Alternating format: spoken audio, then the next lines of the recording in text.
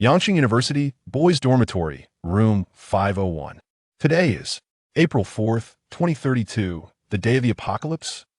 Shun Lian gazing credulously at the date displayed on his phone screen, casting a glance around the familiar surroundings before finally comprehending the gravity of the situation. He had been reborn on the very day the apocalypse commenced. On the evening of April 4th, 2032, at approximately 6 p.m., the world fell into chaos, with over 80 of humanity transformed into mindless zombies driven solely by the instinct to consume. Moreover, spatial rifts appeared across the globe, allowing creatures from other realms to invade Blue Star. Insectoid hordes, bizarre beasts, malevolent spirits, and demons, countless monstrosities turned Blue Star into their slaughterhouse, with defenseless humans becoming their prey. In his previous life, Shun Lian endured a grueling decade of survival amidst the apocalypse, single-handedly establishing a survivor base in the vast city of Yangcheng, home to over 100,000 souls. His efforts were nothing short of monumental, saving countless lives. Yet, what he could never have anticipated was that the girlfriend he had once risked his life to save, along with his closest friend, had conspired behind his back to usurp his position. Ultimately, Shun Lian fell victim to their meticulously laid trap, branded as a traitor to humanity, and cast out from the base, ultimately finding himself ensnared within hordes of zombies and foreign beasts, fighting valiantly until his demise. In his final moments, rage consumed Shun Lian, mingled with boundless regret. Regret for having survived a decade of apocalypse, yet failing to recognize that the true horror lay not in the apocalypse itself, but in the treachery of the human heart. Perhaps the heavens have granted me a second chance at life solely to rectify the tragedies of my previous existence? Shun Lian murmured to himself, a glimmer of sharpness flashing in his gaze. Han Sinan, Lu Yuheng, one was the girlfriend he had pursued for 3 arduous years, while the other was a close brother with whom he had shared a dormitory for 3 years. In his past life, Shun Lian only discovered at the very last moment that Han Sinan and Lu Yuheng had been entangled since their university days. How pitiful it was that he had been blissfully unaware, while the verdant pastures above his head had long been ripe for galloping. Indeed, a devoted admirer ends up with nothing, while his friends benefit at his expense. In this life, Shun Lian resolved that he would not tread the same path again. He would ensure that this pair of deceitful lovers paid a heavy price. As he took out his phone, he noticed a message from his girlfriend Han Sinan that had arrived just moments ago. "Darling, today I'm going out shopping for clothes with my girlfriends, so I won't be joining you for dinner." He chuckled coldly. Shopping for clothes with her girlfriends? In reality, she was clearly out buying cola with that Lu fellow, and in the girls' dormitory no less. Looking back, he realized how utterly foolish he had been, completely oblivious to their affair. It is already past 5:50 p.m., and there are less than 10 minutes until the apocalypse descends. After glancing at the precise time on his phone, Shun Lian's expression turned grave. He must swiftly prepare adequately. Food, water, weapons, medicines, and so forth. Ding! The host has completed reincarnation and is about to be infected by the zombie virus, transforming into a zombie. The Apocalypse Corpse Princess system is fully loaded. Welcome host to utilize it. At that moment, an abrupt electronic synthesized voice echoed in Shun Lian's ears, rendering him momentarily stunned. A system?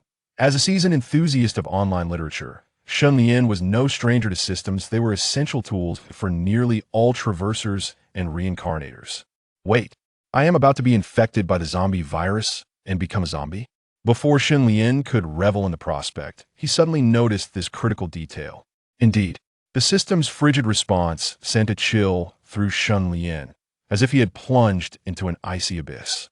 In his previous life, he had been one of the fortunate few on Blue Star, untouched by the zombie virus instead. He awakened a unique ability, becoming a focal point of admiration among ability users. Yet now, in this new life, everything had been reshuffled, and he was to begin as a mindless zombie. After being infected by the zombie virus, the system will preserve the host's original human consciousness and rationality, officially activating the system's functions. To retain my original human consciousness and rationality. That is somewhat reassuring. Shun Lian exhaled a quiet sigh of relief with a zombie's body devoid of pain and with boundless stamina. Combined with human rationality and consciousness, it was a harmonious blend of strengths and compensations. System, what functionalities do you possess? This system is dedicated to cultivating powerful corpse princesses and creating an invincible legion of corpse princesses for the host. Whenever the host encounters a female zombie that meets the criteria, they may spend evolution points to transform her into a corpse princess endowed with supernatural abilities. Evolution points can be acquired by hunting zombies and alien beings. Once the female zombie is transformed, she will gain sentience and remain unwaveringly loyal to her host, incapable of betrayal. Transform the female zombie into a corpse princess. After comprehending the basic functionalities of the system, Shun Lian's expression became somewhat peculiar. I never anticipated such an unconventional system. However, I find it quite appealing. Ding! Only 3 minutes remain until the apocalypse descends. Please prepare yourself, host, and promptly complete the novice task. Novice task. Select a female zombie that meets the criteria and transform her into your first corpse princess. This transformation will not consume evolution points and is limited to a time frame of 3 hours. Task completion reward. Skill book 9, Nether Profound Heaven Technique. White ordinary equipment, 100 cubic meter storage ring, 100 free enhancement points. Only 3 minutes left. Gazing at the dimming sky outside and the oblivious students unaware of the impending danger, Shun Lian's gaze turned steely, his expression emotionless as he awaited the inevitable. Since he was about to become a zombie, much effort would be spared, no need to worry about sustenance, injuries, or infections. In no time, 3 minutes had elapsed, and the clock struck 6 o'clock. Buzz! A resounding roar echoed in Shun Lian's ears, the very harbinger of the apocalypse, as the fabric of space trembled. In an instant, he felt a peculiar energy surging within him, causing his cells to begin to fission, his genes to mutate, ultimately transforming him into a true zombie. His skin turned ghastly pale, nearly devoid of any semblance of color. The muscles had become rigid, and movement was somewhat sluggish. The sensitivity of the nerves had significantly diminished, rendering him impervious to pain even when stabbed. Ultimately, his teeth and nails had transformed into sharp, pointed weapons, tainted with the zombie virus, capable of infecting humans upon contact with their blood. I have truly become a zombie. Yet, I still retain my original reasoning. Shun Lian briefly acquainted himself with his new zombie form, and then engaged in a mental exercise, effortlessly solving elementary arithmetic problems. I am awakened, it is time to hunt. Having made ample preparations, Shun Lian detached a steel pipe from beside his bed, pushed open the dormitory door, and strode out with purpose. Chapter 2. The Halo of the Myriad Corpses, S-Rank Evaluation Objective. Beep. The data panel has been updated. Please check your attributes promptly, host. The system's notification chimed once more. After Shun Lian confirmed, a translucent window materialized before him. Visible solely to his eyes, host, Shun Lian race, zombie level. LV1, 0-100, attributes, strength 13, constitution 12, agility 7. Spirit 15, the average attributes for a normal adult male hover around 10, powers, zombie venom infection, S-Rank ability, your body is infused with zombie virus, which, when introduced into the bloodstream of living beings, will cause them to be infected and assimilated into zombies. Halo of the Myriad Corpses, S-Rank ability. You possess a unique charm that inherently attracts female zombies in your vicinity, elevating their basic affection level beyond 50. Skills, none. Equipment, none. Evolution points, 0. Subjugated corpse princesses, none. Shun Lian glanced briefly at his attributes. His strength, constitution, and spirit far surpassed that of ordinary individuals, while his agility was somewhat lacking. Strength correlates with personal power, muscle density, and bone sturdiness. Constitution pertains to defensive capabilities, regenerative abilities, and immunity. Agility is linked to speed and neural reflexes, while spirit relates to mental fortitude and skill cooldown periods. Indeed, the four-dimensional attributes of zombies surpass those of ordinary humans. Coupled with the combat skills and experiences amassed from his previous life, Shun Lian felt confident in confronting any formidable adversary. Stepping out of his dormitory into the corridor, he chanced upon several zombies ravenously gnawing and tearing at a male student. Despite the boy's desperate struggles and anguished cries, his efforts proved futile, and he could not break free. Before long, the boy, his body a grotesque mass of blood and flesh, succumbed to the zombie virus, unsteadily rising to join the ranks of the undead. Shenlian observed this scene with indifference. His expression unchanging, he had witnessed such brutal carnage countless times in his previous life. His presence evoked no attention from the surrounding zombies, who evidently regarded him as one of their own. Suddenly, however, in the next moment, Shenlian targeted the neck of a male zombie, swinging the steel pipe in his hand with ferocious intent. The force of his blow shattered its cervical vertebrae, causing the grotesque head to tilt precariously to one side, nearly on the verge of collapse. Thick, blackish-red blood gushed forth. It was dead. The neck and head represented the zombie's Achilles heel. Only by striking here could one ensure its complete demise. Ding. You have slain a common zombie, level 1, experience points 5, evolution points 1. In response to Shun Lian's act of killing one of their own, the other zombies exhibited a hint of hostility, releasing furious roars. Yet, Shun Lian paid no heed to their warnings. Undeterred, he continued his assault, each swing of the steel pipe instantaneously claiming another zombie's life. The few zombies in the corridor were utterly insufficient to satisfy his hunger for conflict. In mere moments, they were dispatched with brutal efficiency, their heads battered and bloodied, their demise a pitiful sight. Within the span of just 5 minutes, Shenlian amassed an impressive 30 experience points and 6 evolution points. With unwavering determination, he pressed onward, harboring a singular focus that left no room for delay within the male dormitory. His destination lay firmly in the female dormitory, where he sought to wreak havoc. Encountering zombies along the way, he effortlessly dealt with them. At last, he descended to the first floor, where the dormitory's common area lay in utter disarray. A chaotic scene filled with groups of wandering zombies and students screaming in panic. Yet, Shun Lian remained indifferent, traversing the tumult with a solitary purpose. Suddenly, a shrill female scream pierced the air, drawing his attention. He turned to find a disheveled female zombie, still clad in the dormitory's supervisor's attire. At that moment, a new data panel materialized before him. Name, Wang Feng. Age, 45 years. Appearance, 36-100. Physique, 32-100. Affinity, 58-100. Evaluation level, D grade. The evaluation levels range from E to SSS, with only those female zombies rated S and above possessing the potential to be transformed into a zombie queen. The higher the rating, the greater the potential and strength of the transformed zombie queen. Upon encountering Shenlian, the transformed Wang Feng emitted continuous cries, seemingly striving to capture his attention. When Shenlian turned around and noticed her, Wang Feng inexplicably blushed, her expression radiating excitement as if she had encountered her idol. This was evidently influenced by Shun Lian's captivating aura. Although she could not be transformed into a corpse princess, having her as a subordinate was still advantageous. After a brief contemplation, Shenlian issued a commanding roar towards Wang Feng. Among the zombies, communication occurred through a form of cerebral waves, and at that moment, Shenlian clearly conveyed his intention to Wang Feng. Follow me.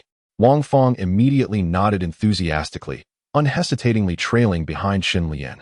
He gave her several straightforward commands, which she executed promptly and obediently. Observing this, Shenlian felt quite satisfied. It seemed that not only could he assemble an elite legion of corpse princesses, but he could also lead a formidable army of female zombies. Subsequently, Shenlian employed the same method to recruit several female zombies, all of whom were former dormitory supervisors. During this period, he also eliminated 20 zombies, successfully leveling up to level 2. Ding! You have reached level 2. Your attributes have increased by 5 in all 4 dimensions. In the next moment, a gentle warmth surged within Shun Lian, enhancing his strength significantly. His muscles no longer felt rigid, and his movements became more fluid. With the upgrade complete, Shun Lian wasted no time and swiftly headed towards the girls' dormitory, accompanied by several female zombies. In contrast to the dilapidated and overcrowded male dormitories, the female dormitories at Yangtze University are housed in newly constructed buildings, featuring 2-person rooms with lofted beds and desks below, adorned with exquisite and luxurious decor. However, no matter how beautiful these dormitories may appear, they have now transformed into a scene reminiscent of a hellish nightmare. Outside the dormitory doors loiter a number of female zombies. Once vibrant and youthful university students, their once charming faces now grotesque and terrifying, evoking a deep sense of sorrow and lamentation. Shenlian's gaze swept across this horde of wandering female zombies, yet he regrettably noted that their evaluation scores were all below S rank, with the highest beauty and physique barely reaching a score of 70, only qualifying for an A rank. It seems the system's standards are exceedingly rigorous. Upon noticing Shenlian's arrival, the female zombie's eyes gleamed with excitement, as if they had discovered a new world, and they surged towards him, causing him to wobble unsteadily. Alas, possessing too much charm can sometimes be a burden. Even seeking a moment of peace proves to be a challenge. With a powerful roar directed skyward, Shenlian's commanding voice finally subdued the throng of female zombies, rendering them silent, much like children scolded into submission. Stay here and wait for me. After delivering this command, Shenlian managed to extricate himself from the crowd of female zombies and dashed through the entrance of the female dormitory. As he traversed the path, every female zombie he encountered was captivated by his allure, willingly submitting to his charm. Ding!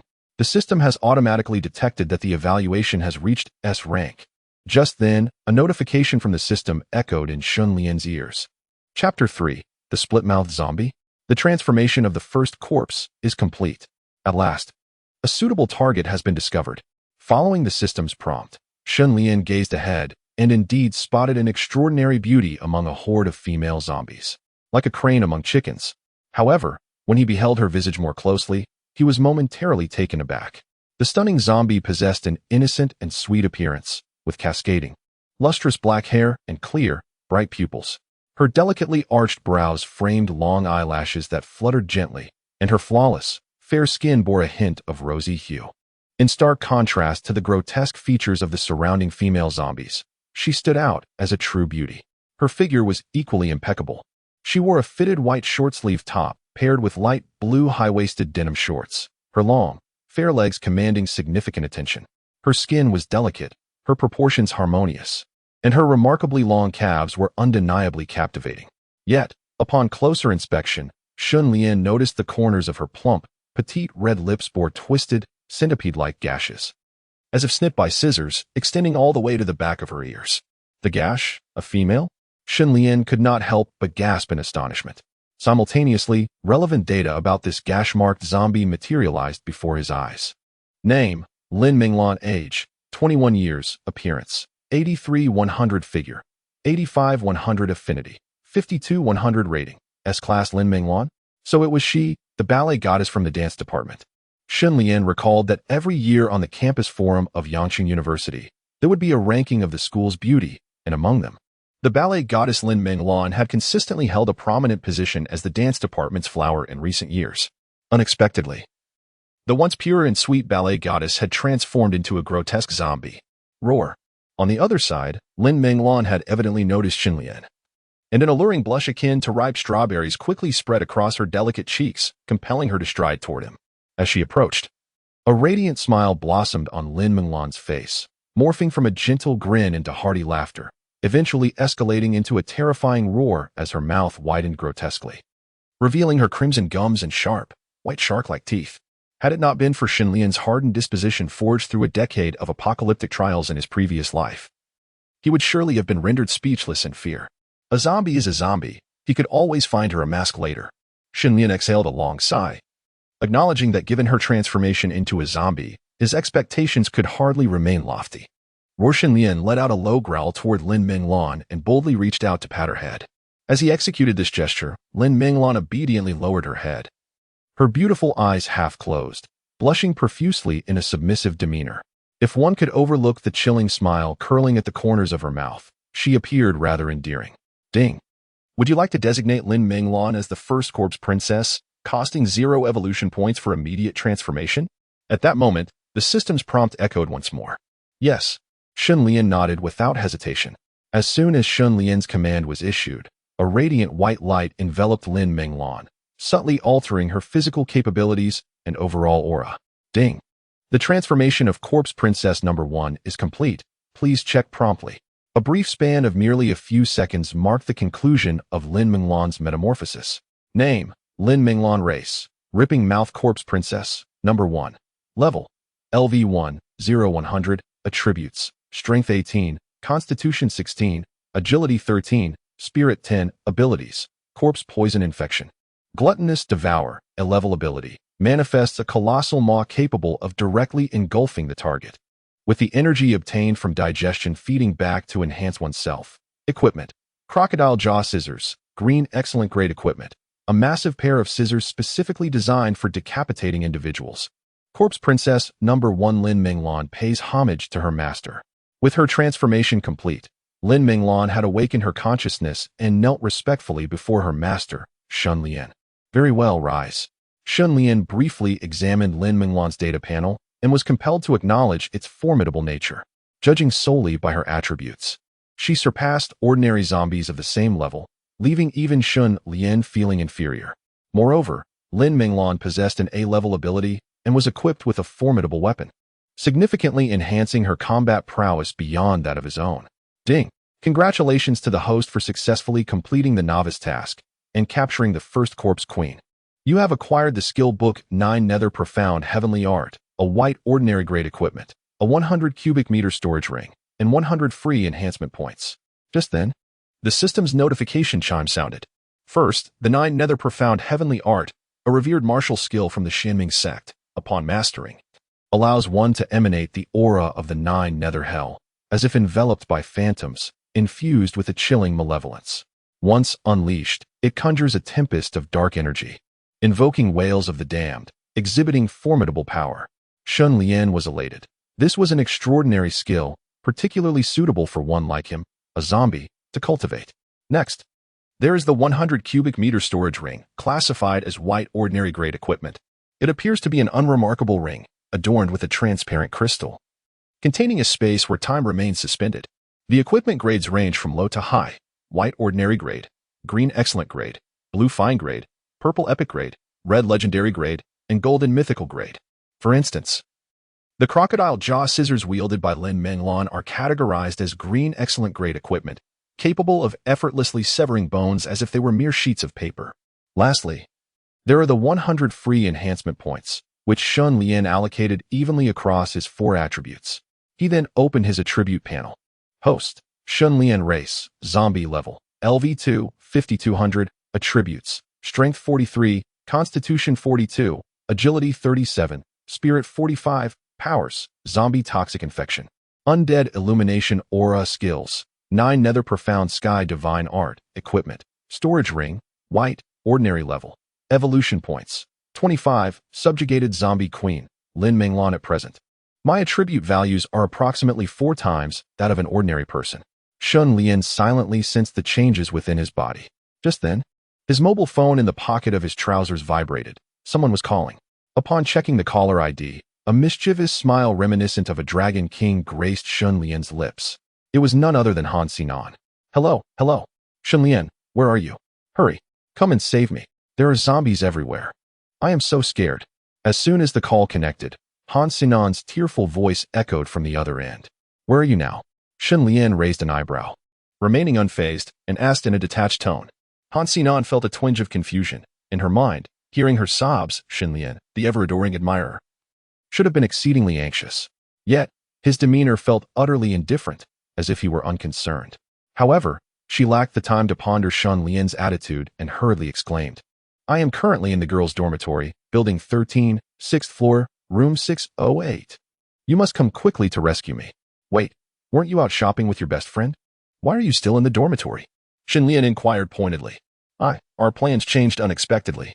I'm sorry for not telling you sooner. I'll apologize later. Please, hurry and come to my rescue.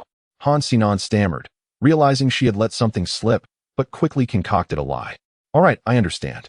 By the way, Lu Yuhang should be with you, right? You both stay put and wait for me. Shun Lian replied with a cold smile, losing interest in further conversation with Han Sinan and promptly ending the call. Chapter 4, The Last Words of Humanity? A Quest for Vengeance. You, how could you possibly know? Han Sinan gasped in astonishment, turning to Lu Yuhang, who was trembling beside her, equally terrified by the sudden apocalypse. Not long ago, they were in their dormitory purchasing cola, oblivious to the harrowing screams emanating from the adjacent room, which nearly sent Lu Yuhang into a state of shock. When they finally donned their clothes and ventured outside to assess the situation, they were met with the horrifying sight of numerous flesh-eating zombies roaming the corridor, paralyzed by fear. They hurriedly retreated into their dormitory, barricading the door and desperately seeking help from friends and family. In a previous life, Shenlian had received Han Xinan's plea for assistance, risking his own life multiple times to save her from the jaws of the undead. Yet, in the end, Han Xinan not only failed to express gratitude but instead reproached him for his slow arrival, claiming it had caused her undue anxiety, and lamented the lack of provisions, leaving her hungry. Thus, she showered him with disdain and contempt. In retrospect, Shun Lian's conviction grew stronger. He was determined to make this pair of treacherous individuals pay in blood for their transgressions. Coincidentally, he felt a pang of hunger, a perfect opportunity to indulge. Let us proceed. He led Lin Menglan directly towards the 13th dormitory building. Upon reaching the 13th dormitory, they encountered no obstacles and ascended to the 6th floor, advancing step by step toward room 608. Inside room 608, Han Xinan trembled in fear, leaning against Lu Yuhang. I am so scared. Do you truly believe someone will come to rescue us? Do not be afraid. I will protect you. Lu Yuhang attempted to put on a brave facade, though his own face had turned pale with fear, his composure shattered. By the way, how did Shen Lian know you were here? Has he discovered our affair? Han Xinan pressed on with her inquiry. So what if he has? What can he do to me? My father is a member of the school board. Lu Yuhang replied disdainfully. Upon hearing this, Han Xinan felt a flicker of safety. In comparison to Shun Lian, the impoverished wretch, she felt more secure beside Lu Yuhang. It wouldn't be long before his father would dispatch someone for their rescue. Suddenly, a series of knocks echoed from the dormitory door. Could it be my father sending someone to save us? Lu Yuhang's expression brightened, and he hurriedly peered through the peephole. However, another familiar countenance met their gazes. Though bearing an unsettling pallor, it was indeed Shun Lian. Sinan, I've arrived. Please open the door. Shun Lian's words were remarkably composed, yet imbued with a sense of detachment. It's him? Han Xinan was taken aback upon hearing Shun Lian's voice. She had scarcely placed any hope in him, yet this impoverished fellow had exerted himself to such an extent for her sake, braving mortal peril to come to her rescue. A modicum of sentiment stirred within her. Shall we permit him entry? Han Xinan, indecisive, consulted Lu Yuhang. Let him in, Lu Yuhang mused. Should unforeseen circumstances arise, he can serve as a bulwark. Consequently, they hastily removed the objects propping the door and opened it. Upon closing the door, 6 eyes converged. Han Xinan's countenance betrayed a hint of awkwardness, while Lu Yuhang's bore an air of overbearing arrogance, as if to say, Indeed, I have cuckolded you. However, they observed that Shun Lian's expression was strikingly serene, as if everything unfolded according to his expectations. Forgive me, Shun Lian. In truth, I have long intended to confide in you. I have chosen to be with Yuhang. It was merely out of concern for your feelings that I refrained from being forthright with you. I beseech you not to resent me. I acted in your best interest. Han Xinan broke the silence, uttering the quintessential words of a manipulative woman. Indeed, Xinan acted thusly to preserve your dignity. However, now that you have caught us, let us speak candidly. Currently, Xinan is my girlfriend, and I urge you to cease your pursuit of her. Otherwise, despite our brotherhood, I shall not show you mercy. Lu Yuhang declared loudly as he pulled Han Xinan into his embrace. I see. Is this your final proclamation as humans?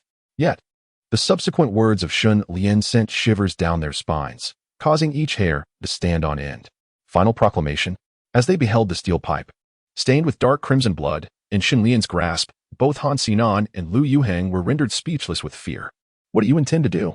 Please, do not act recklessly. My father is Lu Hongkai, a member of the board at Yangqing University. If you dare to harm me, my father will not let you go. Lu Yuhang shouted, trying to wield his father's influence as a shield. However, before he could finish, the steel pipe in Shun Lian's hand was thrust into his throat with a swift and merciless motion, piercing through with a sickening sound. Blood erupted forth like a ruptured pipe. This time, unlike the dark and putrid blood of the zombies, it was the vivid crimson of human blood. Lu Yuhang seemed utterly unprepared for Shun Lian's willingness to act, his eyes wide with disbelief as he clutched his neck, slowly collapsing to the ground. He attempted to utter a sound, but his throat constricted, producing only a hoarse whimper. Han Xinan, cradled in Lu Yuhang's arms, was splattered with blood, and she immediately shrieked, her legs giving way as she collapsed in terror onto the ground. A mysterious liquid began to seep slowly from beneath her, invoking a sense of dread. Shun Lian stepped closer to Han Xinan. towering over her as he gazed down with a chilling tone laced with mockery that rendered her unable to suppress her trembling fear. He casually glanced at Han Sinan's evaluation panel. Name: Han Sinan. Age: 21 years. Attractiveness: 67 100. Figure: 69 100. Favorability: 3 100. Subject is human. Unaffected by the influence of the Wan Shimi aura. Evaluation level: B. The system's appraisal evidently relies on the subject's natural beauty and true physique. On ordinary days, after applying makeup and enhancing her appearance, Han Sinan barely qualifies as an A-grade beauty. However, once stripped of her facade, she is relegated to a mere B-grade. Truly, the art of makeup is indeed one of the 4 great sorceries of Asia. No, please don't kill me, Shun Lian. I was wrong. I will continue to be your girlfriend. I will do anything you ask. Woo-woo. Ah. Han Sinan clung desperately to Shun Lian's leg, weeping and pleading for mercy, only to be forcefully kicked aside by him. Anything you say? Right now? I wish to extract your heart and see if it truly possesses the hue of a green tea. Chapter 5. Having crossed the threshold of danger. Do not casually open the door to strangers. Uft. Within Han Sinan's incredulous gaze, Shun Lian's fingers came together, and with the precision of a blade, he plunged his hand into her chest, ultimately extracting a heart that throbbed desperately. To his astonishment, it was also red. Shun Lian shook his head and raised his gaze once more to Han Sinan, who, with her heart laid bare, had already succumbed to her fate. Her eyes bulged with agony, her features contorted in a grotesque tableau of despair, her death a scene of utter tragedy. He pondered the taste, hesitating momentarily. Yet the instinctual craving of the zombie within him subtly beckoned, compelling him to part his lips and take a bite.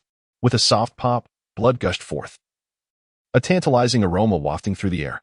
One led to another. This undeniably opened a portal to a new realm for Shun Lian.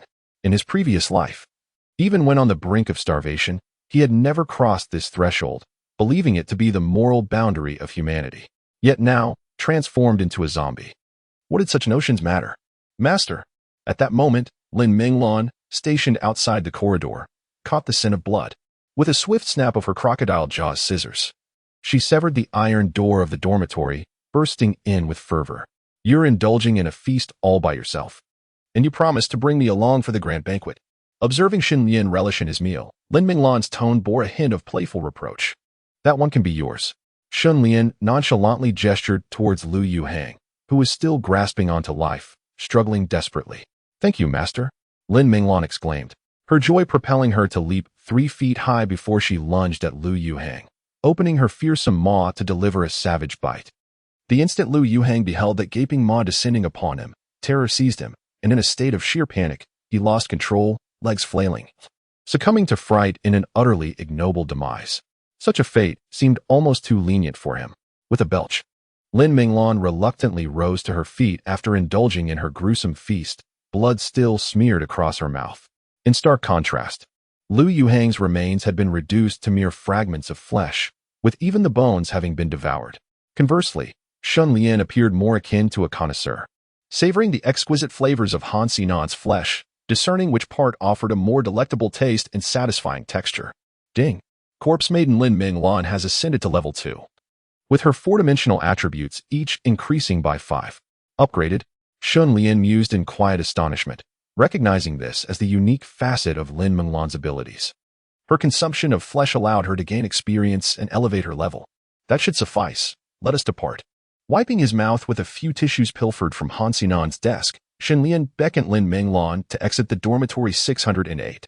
Having avenged the grievances of his past life, it was now time to meticulously devise a plan for the journey ahead.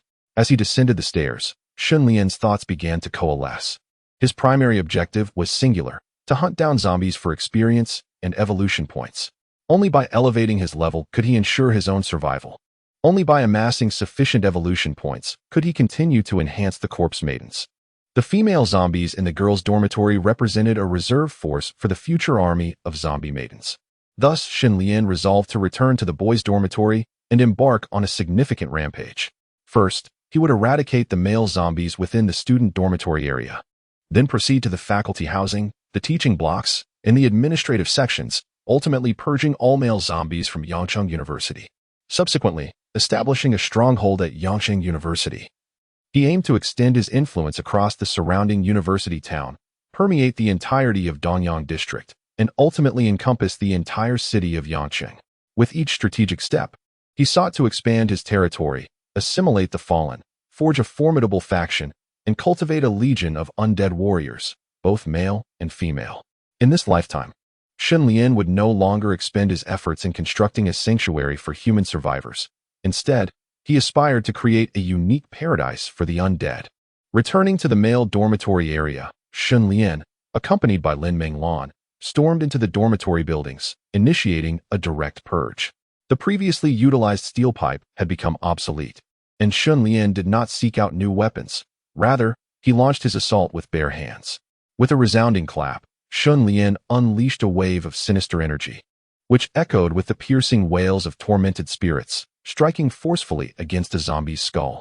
In an instant, the creature's head was obliterated, reduced to a cloud of ash, its headless corpse collapsing lifelessly to the ground. Shen Lian harnessed the power of the Nine Nether mystical technique, surrounded by an aura of malevolence, each strike emanating tremendous force, obliterating ordinary zombies with ease. Ding! You have leveled up to level 3. Your attributes have increased by 5 in each dimension. Before long, Shen Lian advanced once more, accumulating a total of 55 evolution points. Only by amassing 500 evolution points could he proceed to transform a zombie queen of S-rank evaluation. Furthermore, an SS rank evaluation would demand 1,000 evolution points for transformation, while a SSS rank evaluation would require a staggering 5,000 evolution points.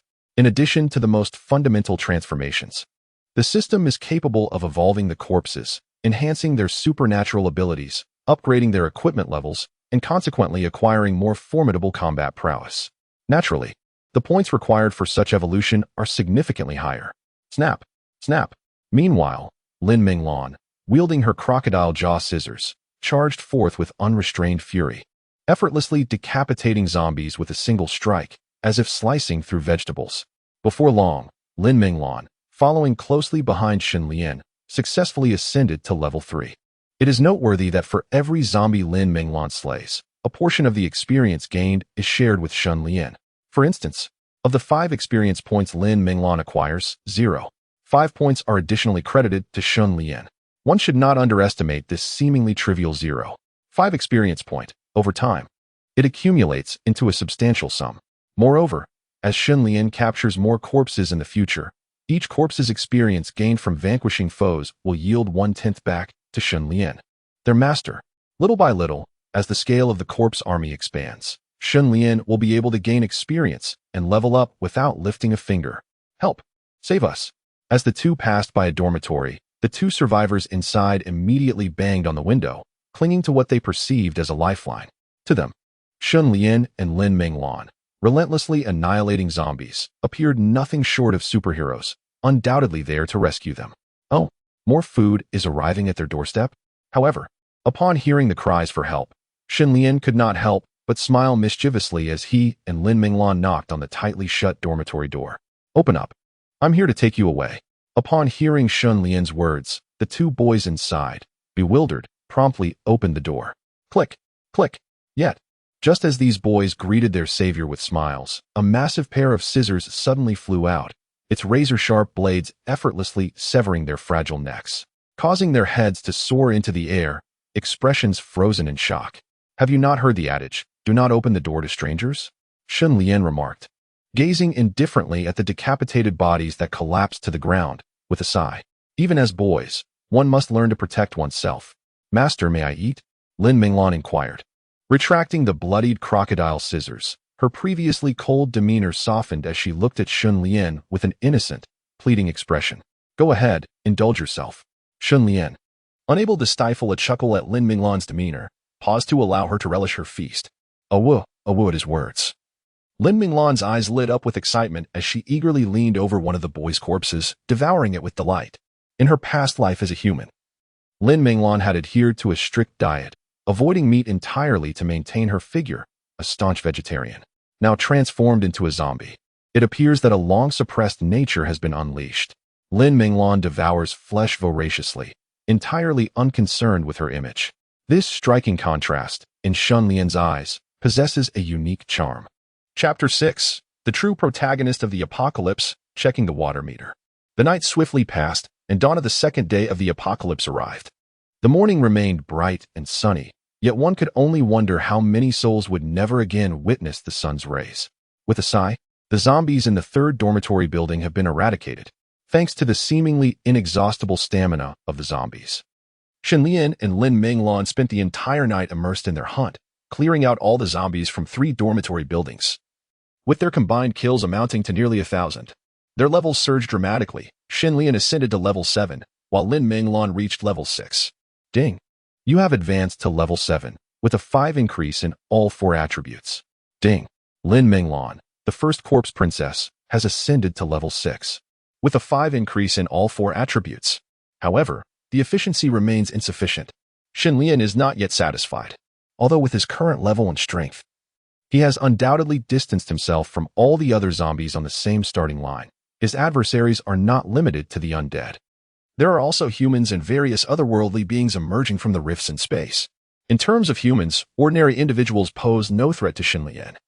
The true danger lies with the human military and the awakened superpowered individuals. The modernized weaponry wielded by human armies continues to prove remarkably effective against lower-tier zombies. A volley of bullets or a barrage from artillery can render even the most numerous of the undead mere cannon fodder. In contrast, the true protagonists of the apocalyptic era are the awakened individuals, whose chances of awakening are akin to finding a needle in a haystack.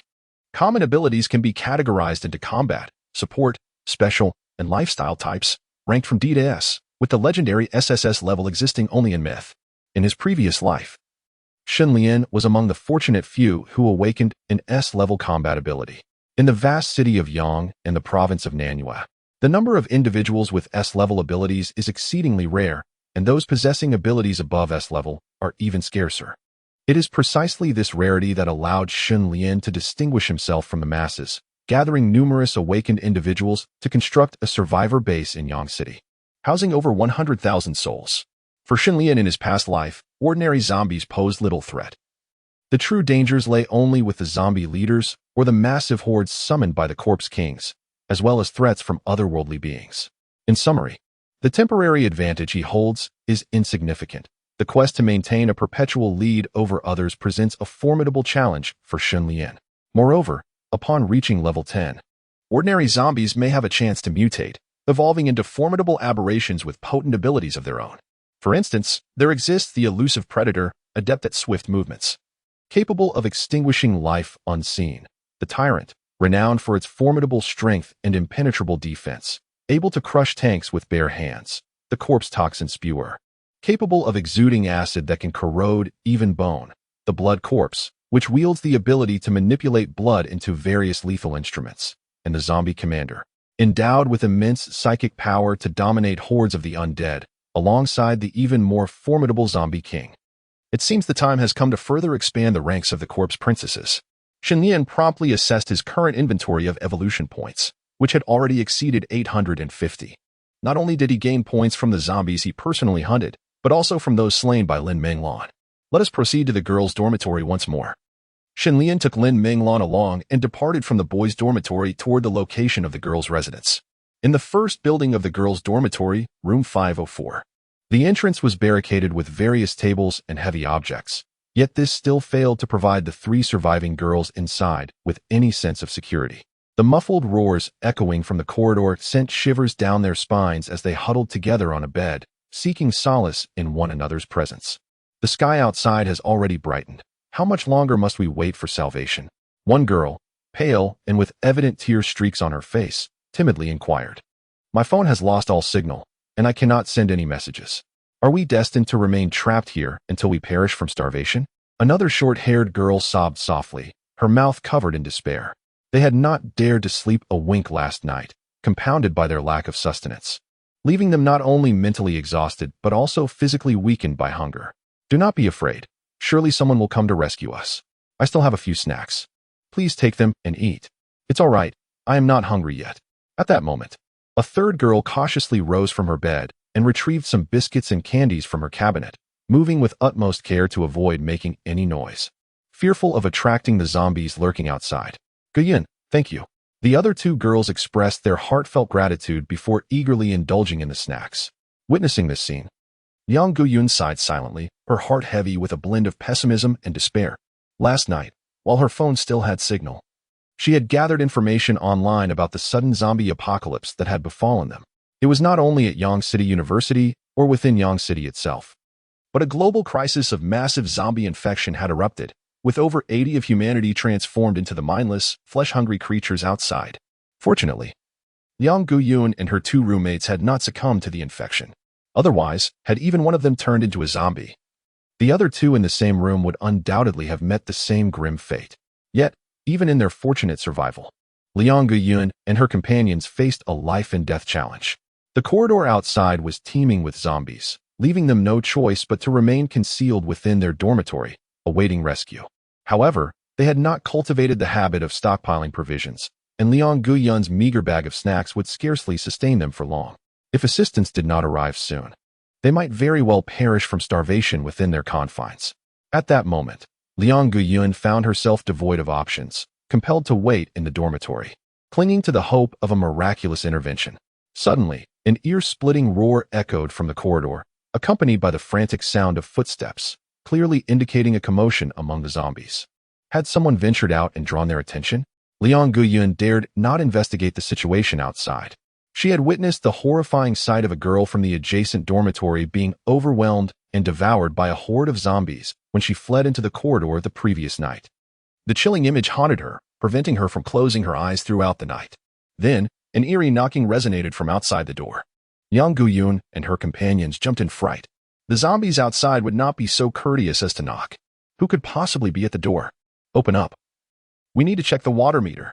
With those words, the iron door of the dormitory was effortlessly severed in two, crumbling into a heap of scrap metal. The furniture and obstacles that had blocked the entrance were rendered insignificant, shattered upon impact. Upon witnessing this scene, the two girls, who had been indulging in snacks, were suddenly startled into screams, their faces etched with despair.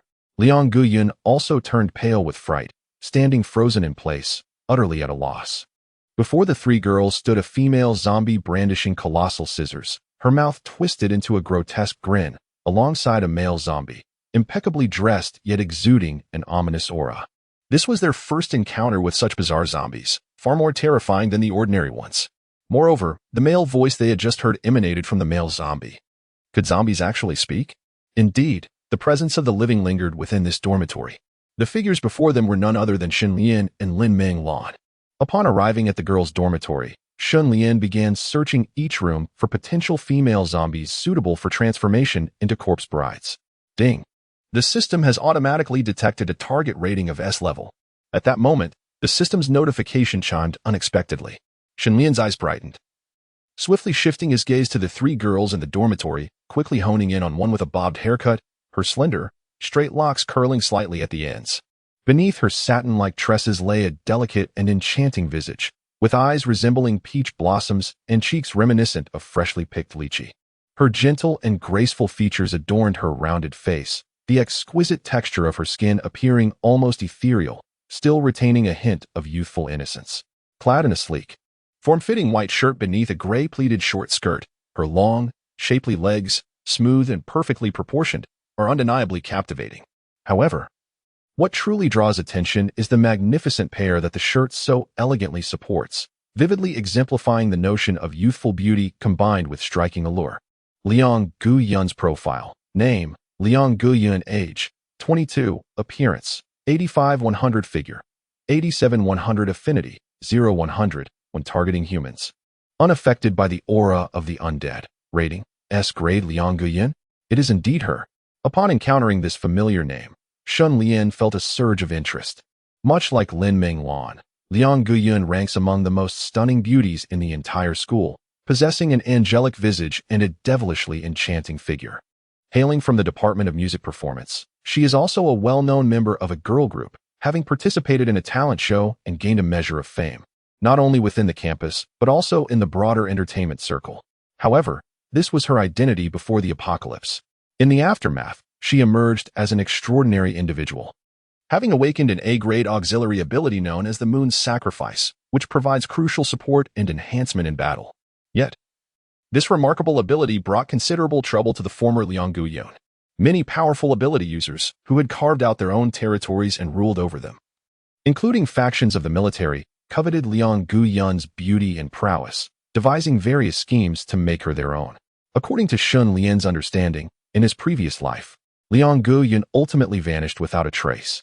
No one could ascertain whether she chose to silently disappear due to her inability to endure the subtle and overt threats, or if she was secretly abducted by some faction.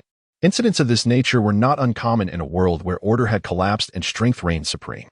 Especially for someone like Liang Guyun, who possessed unique abilities yet lacked any real combat prowess, she was undoubtedly a coveted prize in the eyes of various powers. Moreover, she did not comprehend the art of survival, failing to leverage her extraordinary abilities and beauty to seek the protection of the strong, ultimately leaving her to drift aimlessly, at the mercy of fate. At this moment, she had likely not yet awakened her abilities. Shen Lian's eyes narrowed. The Liang Guyun who had been fought over by numerous factions in his past life was now within his grasp.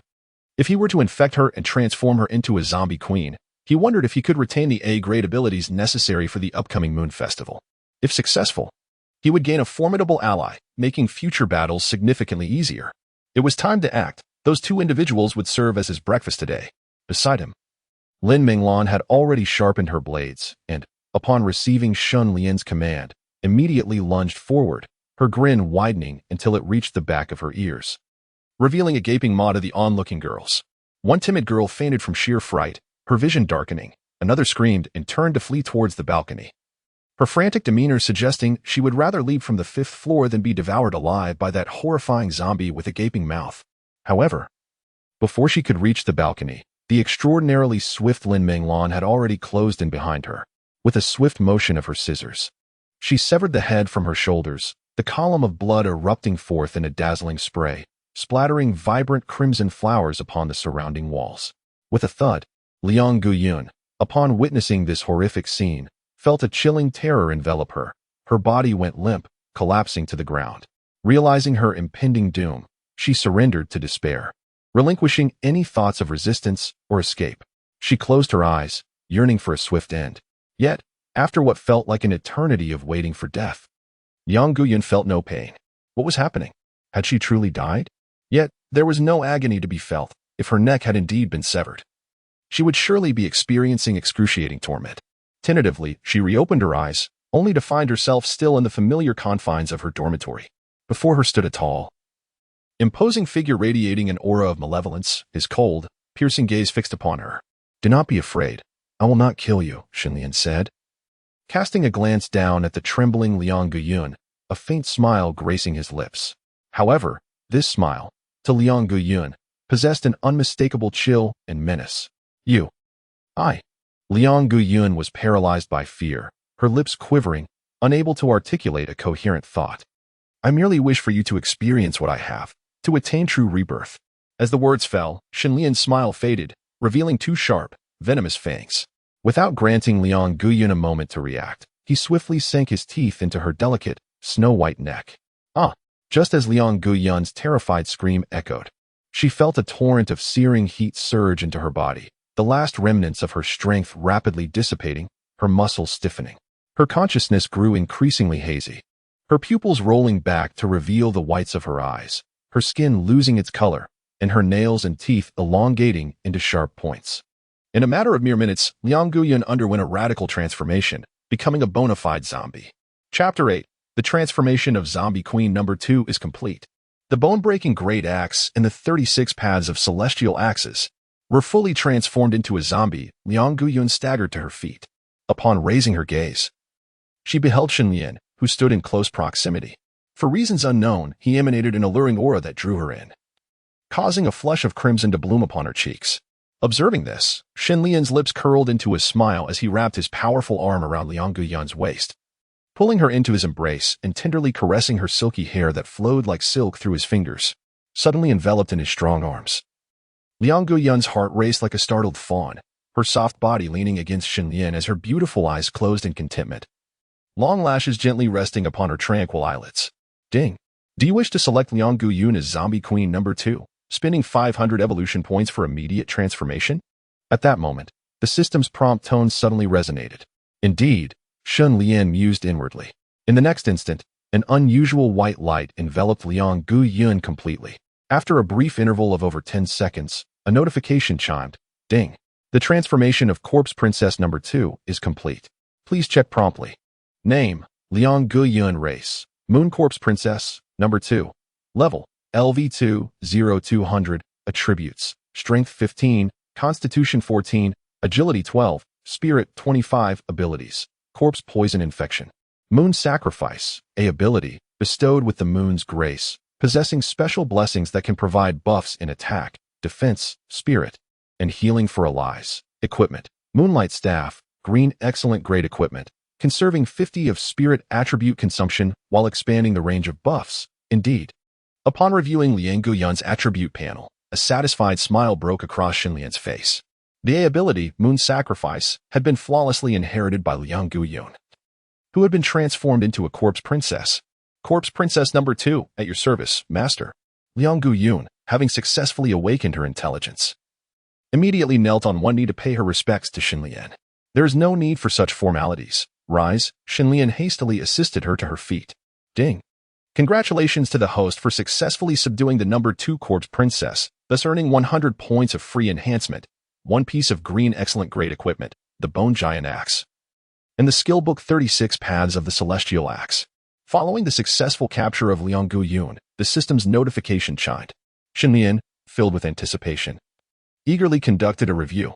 First, regarding the 100 points of free enhancement, Xinlian typically allocated them evenly across his 4 primary attributes. Familiar surges of warmth flowed through Xinlian's body once more, traversing his internal organs, limbs, and ultimately being digested and absorbed, becoming a part of him. He opened his attribute panel. Upon completing the enhancements, Xinlian immediately accessed his rejuvenated data panel. Host, Xinlian Race, Zombie Level, LV7, 35700, 4 primary attributes, Strength 93, Constitution 92, Agility 87, Spirit 95. Abilities, Corpse Poison Infection. 10,000 Corpses Dazzling Aura. Skills, 9 Nether Profound Celestial Art. Equipment, Storage Ring, White Ordinary, Bone Giant Axe, Green Excellent. Evolution Points, 353. Subdued Corpse Princesses. Lin Meng Lan. Liang Guiyun now. Xinlian's 4 primary attributes are on the verge of surpassing double digits, reaching over 9 times the typical values of an ordinary adult male.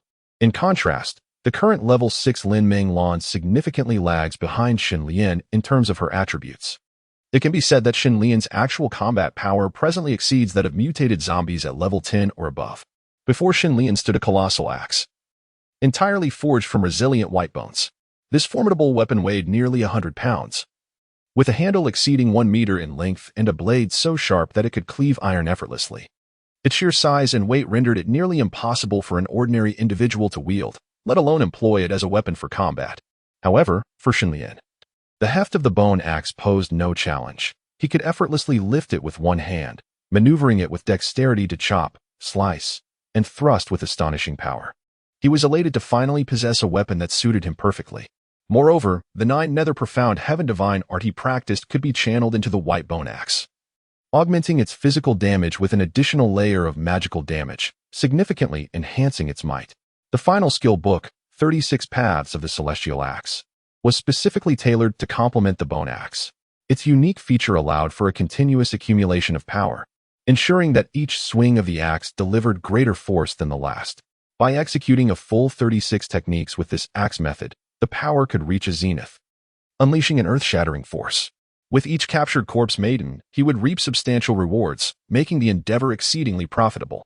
Xinlian reflected on this and solidified his future objective, to relentlessly hunt zombies to amass evolution points, while continuing to seek suitable targets to expand his legion of corpse maidens.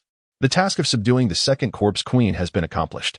For the time being, Xinlian retracted the enormous skeletal axe into his storage ring and proceeded to accompany Liang Guiyun to find Lin Meng Lan, who was indulging herself in a feast. Lin Meng Lan was ravenously tearing into the flesh before her. Suddenly, out of the corner of her eye, she caught sight of Xinlian and Liang Guiyun approaching, instantly triggering her instinct to guard her food.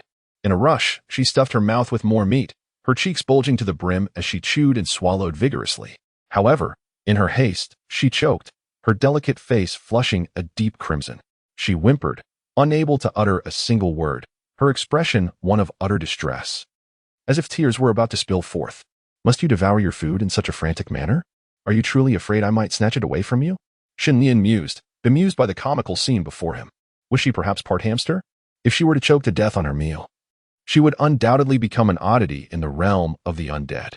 Fortunately, Liang Guyun, standing beside her, acted swiftly.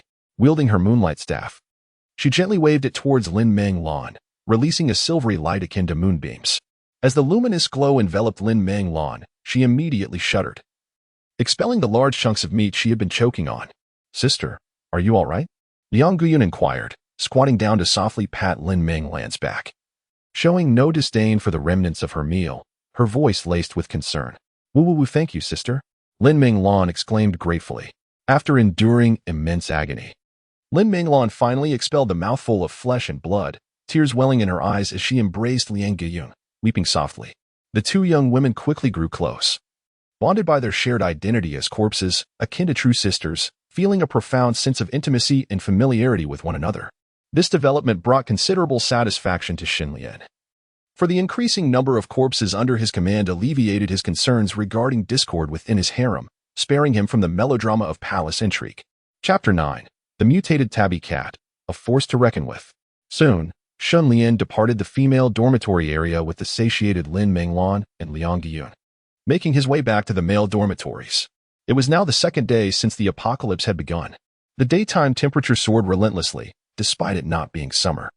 The mercury had already surpassed 40 degrees Celsius, the scorching sun capable of scorching one's skin. Such meteorological anomalies had become commonplace in this new world, where the four seasons had vanished and the climate had turned erratic.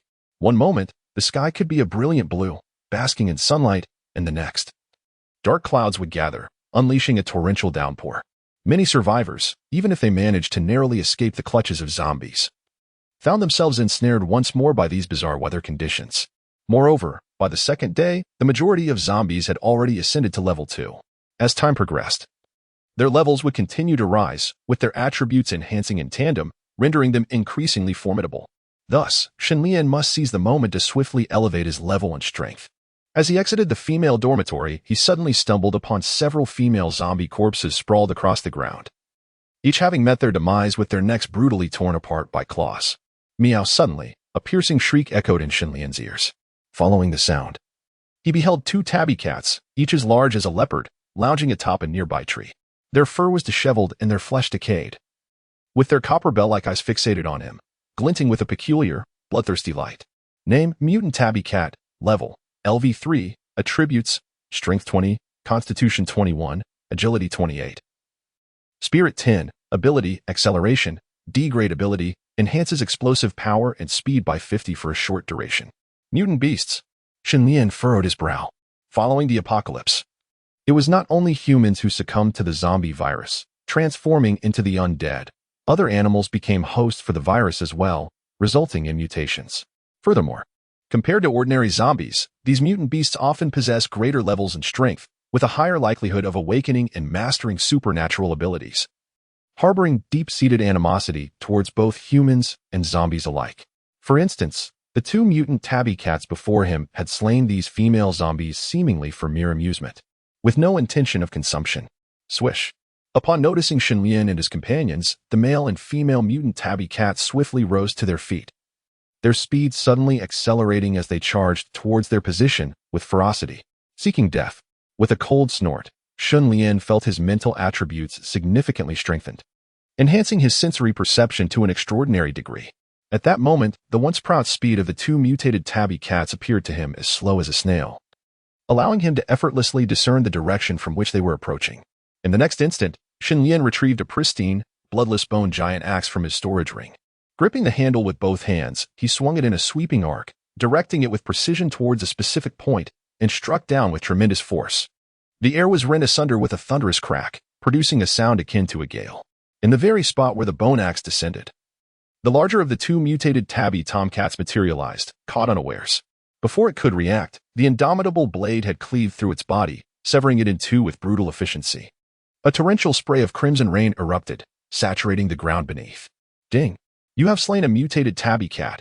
LV3, experience points 5, evolution points 1. Meow. The remaining mutated tabby queen, witnessing this gruesome spectacle, let out a terrified scream, its fur standing on end. In a frantic bid for survival, it turned and fled with great haste. Though its speed was impressive, Shenlian's was even greater. With a single, powerful stride, he propelled himself forward, covering dozens of meters in an instant.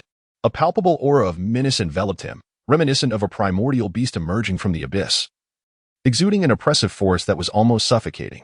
Once again, a colossal axe, imbued with tremendous force, cleaved through the air. The mutated tabby cat barely managed to flee before the massive skeletal axe struck it down, severing it in two, leaving its head as nothing more than a pulpy mess smeared across the ground. Ding. You have slain a mutated tabby cat. Level 3, experience points 5, evolution points 1. It was still too feeble. The encounter was far from satisfying. After effortlessly dispatching the two audacious mutated tabby cats, Shenlian flicked the blood from the surface of the skeletal axe, his expression betraying a lingering desire for more. After all, they were merely tabby cats, creatures that occupied a lower rung on the food chain before the apocalypse. However, if he were to encounter apex predators such as tigers, lions, or grizzly bears, already formidable hunters in the natural order, their combat prowess would have surged dramatically post-mutation. Even at level 1, their attributes would surpass those of ordinary zombies at level 5 and beyond. This is the inherent racial advantage of these top-tier predators. As their levels rise, their attributes would increase exponentially, rendering their combat capabilities ever more formidable. For instance, in the Yong City Wildlife Park, over 20,000 mutated animals escaped into the urban sprawl amidst the chaos of the apocalypse, forming powerful factions of mutated beasts. The Yong City Wildlife Park is also situated in the Nanyang district, not far from the university town, representing a substantial threat that Shenlian would inevitably have to confront. Let us proceed. It is time to continue battling and leveling up. Summoning Lin Menglan and Liang Guiyun, Shenlian hoisted the skeletal axe upon his shoulder and returned to the male dormitory area, embarking once more on a systematic cleansing of the zombies, one building at a time. Before this, he had set a modest goal for himself, to reach level 10 by the end of the day and cleanse the entire male dormitory area of zombies. At present, Shenlian had attained level 7, but the experience gained from slaying these level 1 and level 2 ordinary zombies had significantly diminished. Thus, to reach level 10 within the day, Shenlian needed to vanquish nearly 2,000 zombies, a formidable number indeed. However, Shenlian was indifferent to such calculations and decided to plunge straight into action. With a resounding roar echoing through the corridor, he summoned the entire floor of zombies. He then brandished his colossal bone axe with fervor, charging toward this horde of experience-laden foes. With a single sweeping strike of his axe, several zombies were instantaneously cleaved in twain, their remains scattering violently, painting a gruesome scene. Having satisfied her hunger, Lin Menglan was equally formidable. Wielding her crocodile mouth shears closely behind Shenlian, effortlessly severing heads as if harvesting straw. Liang Guiyun was also not idle, with her moonlight staff raised high. She bestowed upon Shenlian and Lin Menglan a series of enhancements, boosting their attack, defense, and speed, thereby significantly amplifying their efficiency in dispatching zombies. Furthermore, having transformed into a corpse princess, Liang Guiyun was no longer devoid of combat capability as in her previous life. Once any omissions or lingering undead are detected, she will wield the moonlight staff to unleash a sphere of light, roughly the size of a fist. This luminous orb possesses a unique purifying effect on zombies upon contact. Their bodies melt away as if subjected to the scorching heat of a flame, ultimately dissolving into a foul, putrid pool of decomposed matter. Thus, Shenlian and his companions forge ahead, unstoppable, methodically sweeping through layer after layer, building after building, annihilating any zombies they encounter and, on occasion, ruthlessly confronting survivors hiding in dormitories. Chapter 10. The Swordsmanship Prodigy, Su Yingxue. Meanwhile, in the teaching district of Yangqing University, the number of individuals in the area is considerably less than in the zombie-ridden dormitories. The undead are sparsely scattered across various academic buildings, libraries, gyms, athletic fields, and soccer pitches, presenting a diminished density that affords the nearby survivors greater room for survival. Quick, everyone, increase your pace and stay close. Do not lag behind. A robust young man clad in a sports tank top rallies the dozen or so survivors trailing behind him, escorting them swiftly through the narrow corridors of a building. Suddenly, a commotion arises in the hallway as several zombies, alerted by the noise, stagger toward the source, claws outstretched, lunging at the group of survivors. It's a zombie. The sight of the undead sends the crowd into a frenzy, their previously orderly formation descending into chaos as they jostle and shove each other, scrambling desperately to retreat. Damn these corpses, perish. At that moment, the robust young man let out a furious roar, and his entire skin instantaneously transformed into a peculiar shade of deep gray, radiating a striking metallic sheen. With a resounding thud, he unleashed a powerful punch, his iron-like fist crushing the head of an attacking zombie, causing it to burst open like a watermelon, splattering dark crimson ichor across the ground.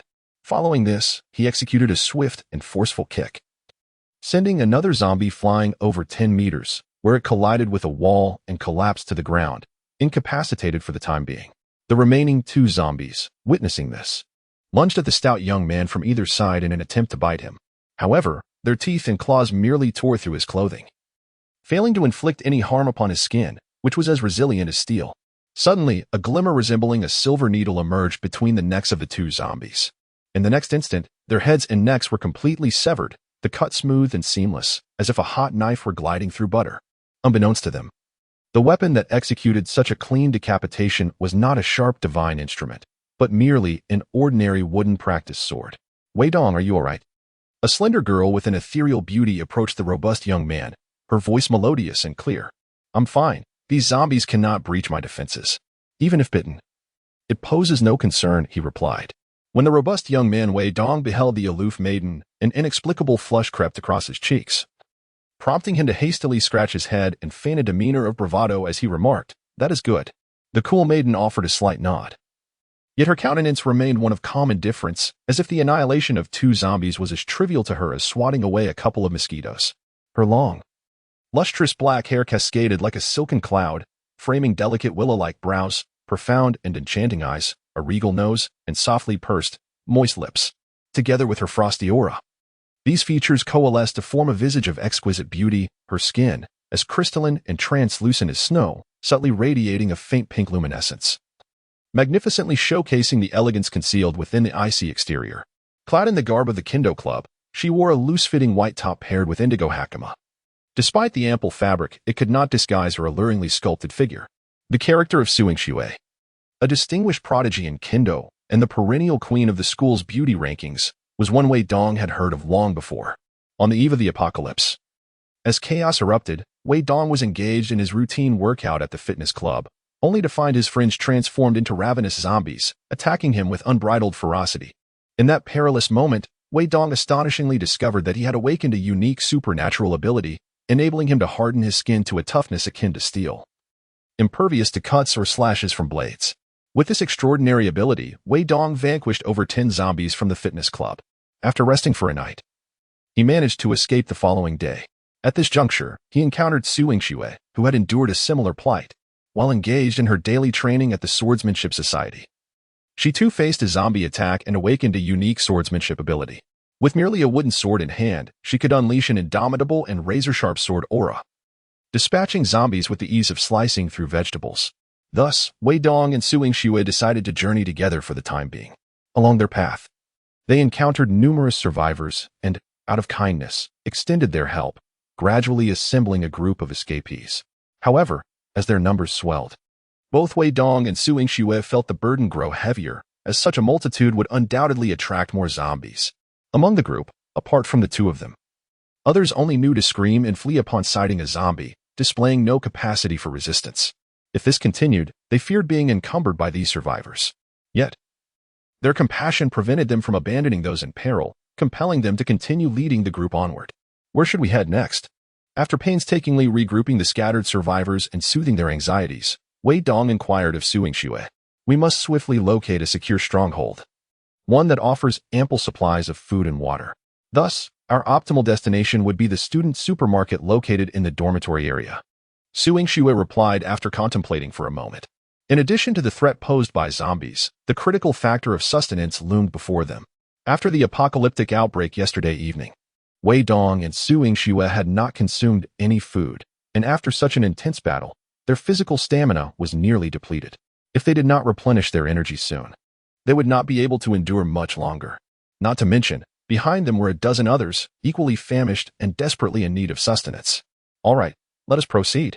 Wei Dong nodded in agreement, taking the initiative to lead the way for the group of survivors, clearing the path of any obstructing zombies. Meanwhile, Su Yingxue remained at the rear, ensuring the safety of the survivors. The group moved cautiously, stopping intermittently, skillfully evading the hordes of zombies. Along the way, they encountered more than 10 additional survivors, further swelling their ranks and making their journey increasingly arduous. Wei Dong and Su Yingxue were also nearing their limits. Yet they pressed on, fueled only by sheer willpower. Finally, as dusk settled, the group managed to traverse the educational district and return to the vicinity of the student dormitories. Wei Dong spotted the sign of the student supermarket from a distance and could not help but exhale in relief. The survivors, already dizzy from hunger, upon seeing the supermarket so close, felt as if they had clutched a lifeline. They disregarded any lurking dangers and hastened toward their goal. Strangely, there were no zombies near the student supermarket. The group approached the entrance without encountering any obstacles. Remarkably, there were also no zombies inside the supermarket. Wei Dong and Su Yingxue were the first to enter the student supermarket, yet they found no trace of any zombies. The entire market was devoid of life, emanating an eerie silence. Chapter 11. The Zombies Trap? Catching Turtles in a Jar? Wei Dong and Su Yingxue were utterly perplexed, unaware of the reasons behind the desolation. However, upon ensuring their safety, they allowed the survivors to enter the supermarket. All were ravenous, flocking to the shelves to scramble for bread, biscuits, canned goods, and beverages, desperately cramming them into their pockets, even resorting to fierce altercations. Where was the decorum of esteemed educators and students from before the apocalypse? Stop. Everyone, calm down. At that moment, a chilling, ethereal voice rang out. Unable to tolerate the chaos any longer, Su Yingxue swiftly drew her wooden sword, pointing it at a middle-aged man who was leading the food theft. This man, clad in a suit, was none other than Fan Guangyao, the vice president of Yangsheng University. In his usual life, he exuded an air of authority, striving to project an image of moral superiority, yet his true nature as a pompous figure was undeniable.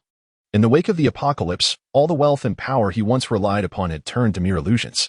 After a day of starvation, his true character was laid bare before the harsh reality. The other faculty and students, confronted with Fan Guangyao's tyranny, could only seethe in silence. Are you attempting to rebel? How dare you point a sword at me? Do you have any idea who I am? Upon witnessing the wooden sword so close at hand, Fan Guangyao could not help but tremble involuntarily, recalling the scene where Su Yingxue effortlessly dispatched zombies with that very weapon. However, being accustomed to wielding authority, he exhibited no inclination to retreat. Instead, he adopted a condescending stance, vehemently berating Su Yingxue. I care not who you are. The provisions in the supermarket are limited. And with so many of us here, if we do not allocate resources judiciously, it won't be long before we are left with nothing. Immediately surrender all the food you have hoarded, or do not blame me for my lack of courtesy. Yet, Su Yingxue remained unfazed, responding with resolute conviction. A few beads of cold sweat trickled down Fan Guangyao's forehead as he stammered, struggling to find words to counter her. Ultimately, under the weight of her threat, he reluctantly relinquished the various food items stuffed in his pockets and arms. Subsequently, Su Yingxue and Wei Dong took charge of the food planning and distribution, ensuring that each individual received merely a bag of bread, a bag of biscuits, and a small bottle of mineral water, barely enough to stave off hunger. And they themselves did not exempt from this meager ration. With such scant provisions, how could anyone possibly feel satiated? Damn it. Why has this world suddenly descended into such chaos? Fan Guangyao seethed with resentment, his teeth clenched in anger. If this were the past, that inexperienced girl would not have dared to offend him in such a manner. He would have possessed 100 ways to ensure she could not remain in this school, ultimately bringing her to her knees, weeping and pleading for mercy. At that moment, a thunderous roar, reminiscent of distant thunder, erupted outside the supermarket, deafening to the ears. Almost immediately, the recently closed iron gate of the supermarket was violently struck, teetering on the brink of collapse. Good heavens, what is that sound? It's a horde of zombies. A multitude of these grotesque beings suddenly emerged outside the supermarket, encircling us. The iron gate is about to be breached. We are doomed. Utterly doomed. There is nowhere to escape. The survivors within the supermarket, upon hearing the cacophony outside, descended into chaos, with screams, cries, and curses echoing incessantly. Peering through the windows, we glimpsed under the dimming sky that hundreds of zombies had gathered around the supermarket, effectively sealing it off. Strikingly, all these zombies were female, with disheveled hair and ghastly faces, exhibiting a disturbing purpose as they relentlessly battered the iron gate. Hey, aren't you two supposed to be resourceful? Think of something quickly. I refuse to perish here. Van Guangyao, who had been brooding in solitude, suddenly sprang into action, shouting at Su Yingxue and Wei Dong.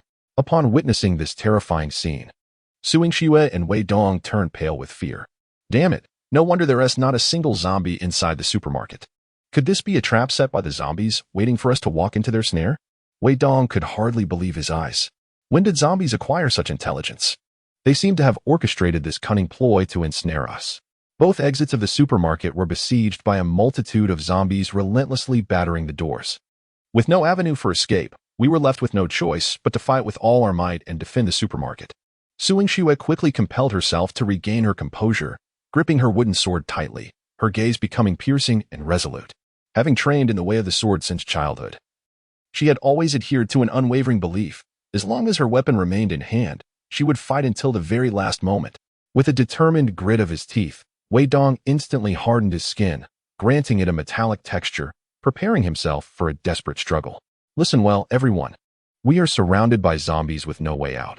We must choose to fight to the death, he urged, as everyone seized their weapons to defend the supermarket. This was our only glimmer of hope for survival. Su Yingxue turned and raised her wooden sword high, rallying the panicked survivors behind her. If death is inevitable, let us face these cursed corpses head on. Count me in. For every zombie slain, we reclaim our worth. For 2, we shall thrive. Among the survivors, many were spirited university students. Impulsively, several young men stepped forward, fetching steel pipes, clubs, and benches from the supermarket as makeshift weapons. Even some young women mustered their courage, arming themselves with brooms and mops. Only a handful of the elderly, weak, and children remained huddled at the back. However, just as everyone braced themselves for the final stand, an audacious and discordant voice broke through the tension. Get away. Don't mind me. If you want to die, go ahead and do it alone. Faced with the rallying cry of Su Yingxue and Wei Dong, Fan Guangyao let out a hysterical scream. Rushing once more to the food shelf to stuff his pockets and chest full of snacks, he then hastily retreated to the warehouse at the back of the supermarket, desperately barricading the door. Su Yingxue looked down on Fan Guangyao's cowardly behavior with disdain, yet at this moment, she could spare no thought for him. With a thunderous roar, the iron gates at the front and back of the supermarket were breached, and a horde of female zombies surged in, shrieking like vengeful spirits, racing towards Su Yingxue and her companions. Kill.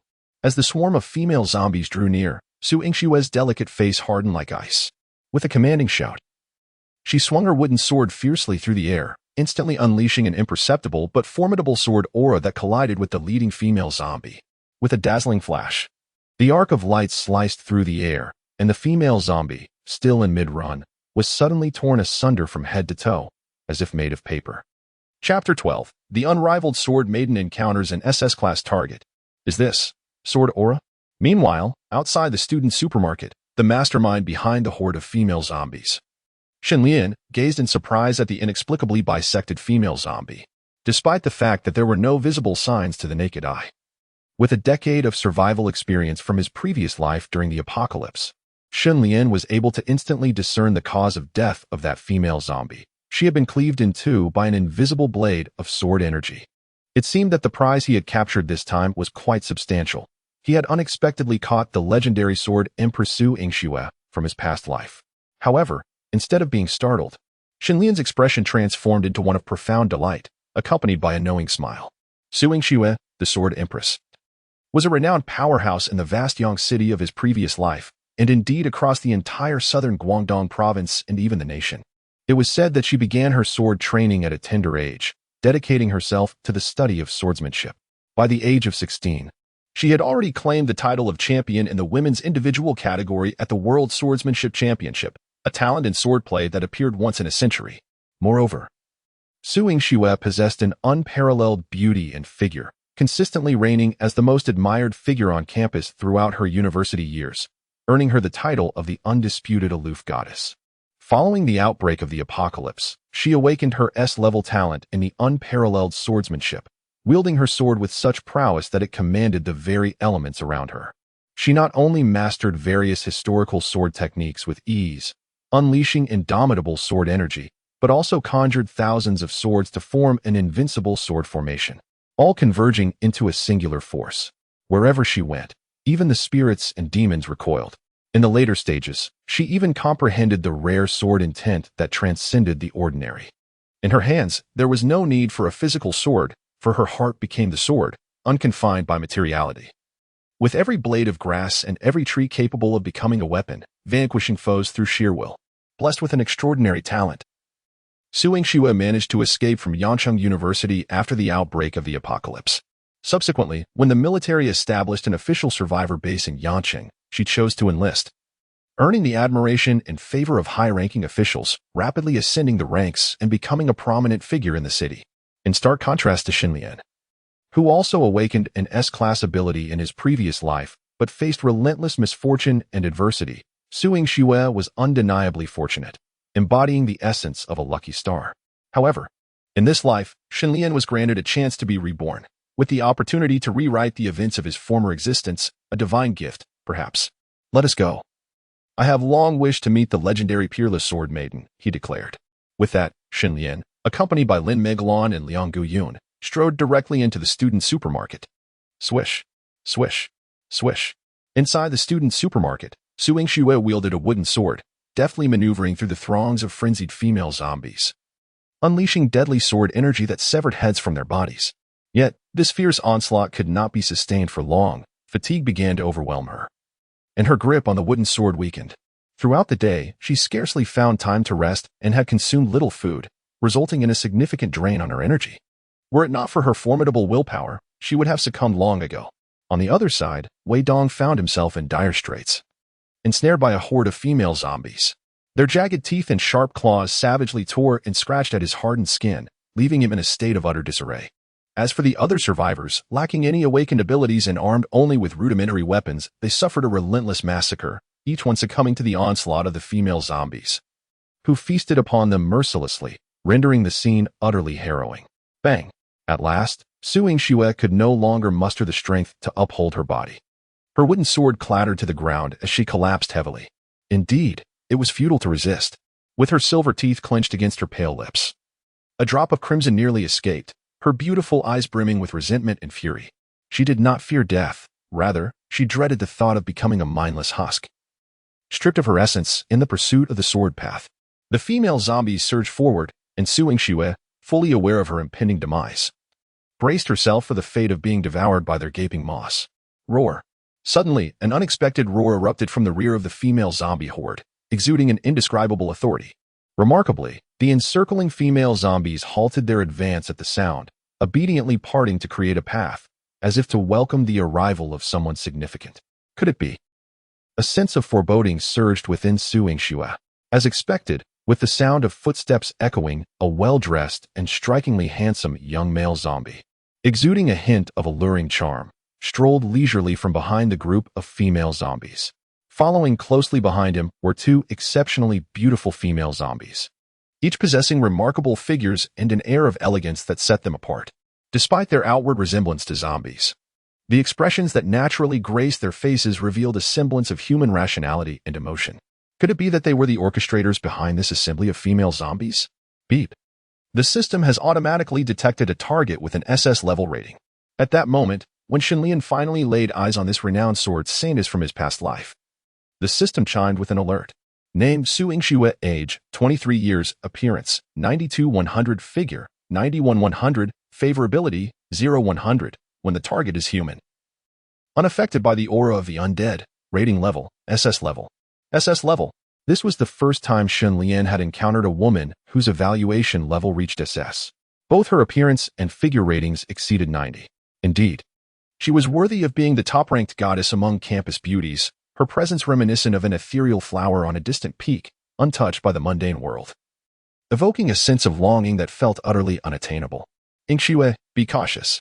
Before Xinlian could utter a word, a furious roar erupted beside him. It was Wei Dong, having exerted every ounce of strength to break free from the encirclement of the female zombies, recklessly charging towards Xinlian in a bid to rescue Su Yingxue. Such audacity was misplaced. Xinlian had long noticed Wei Dong standing nearby, The latter was also an extraordinary individual, albeit one whose abilities were limited to the B-grade power of skin hardening, rendering him hardly a threat. Bang!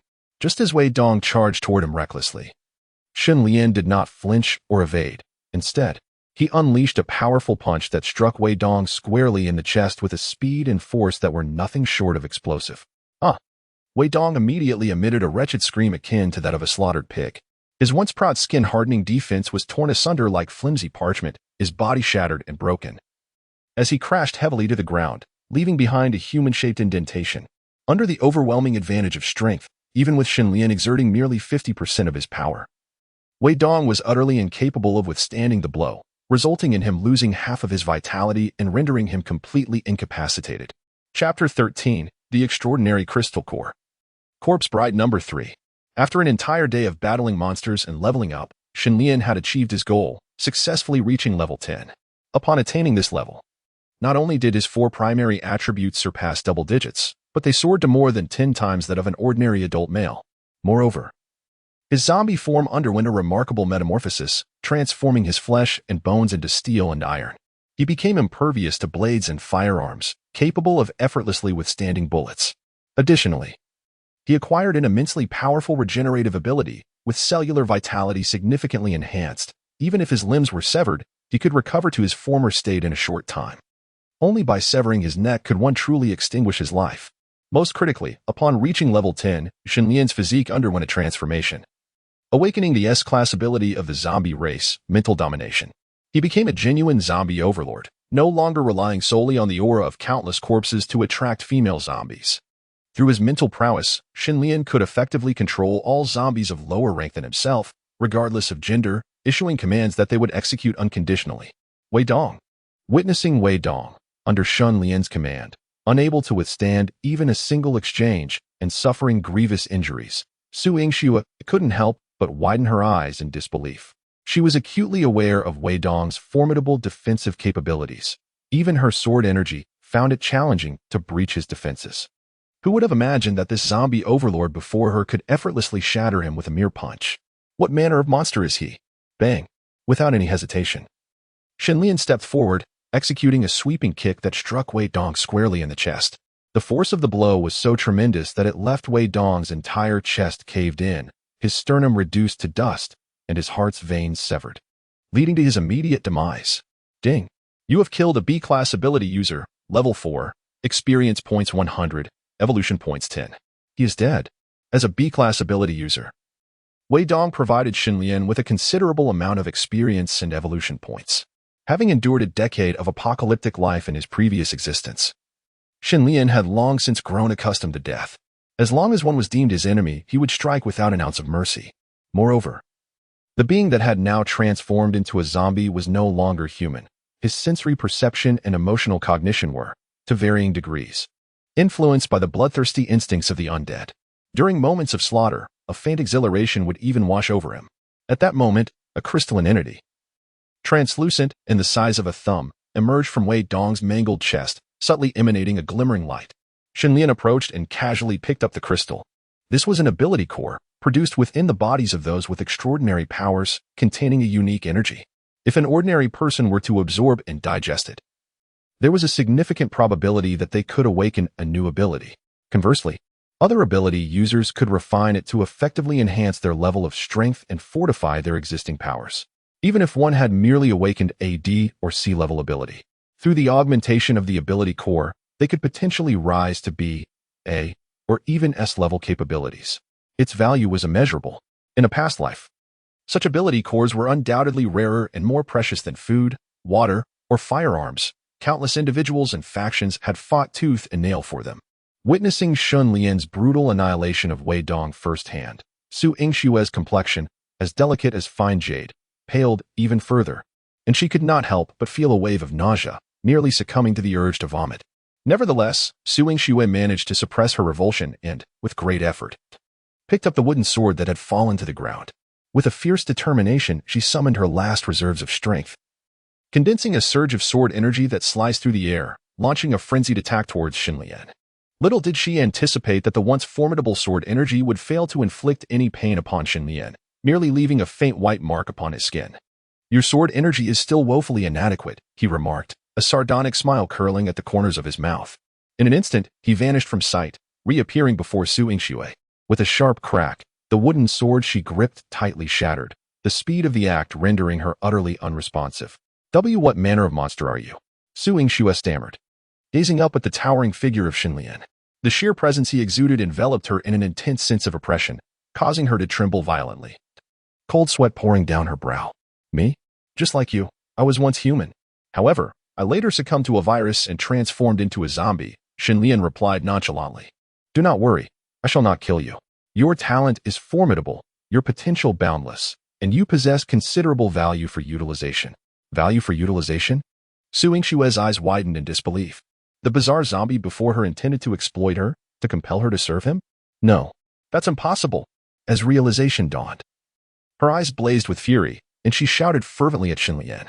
She would rather perish than be manipulated by a zombie, aiding in the massacre of humanity.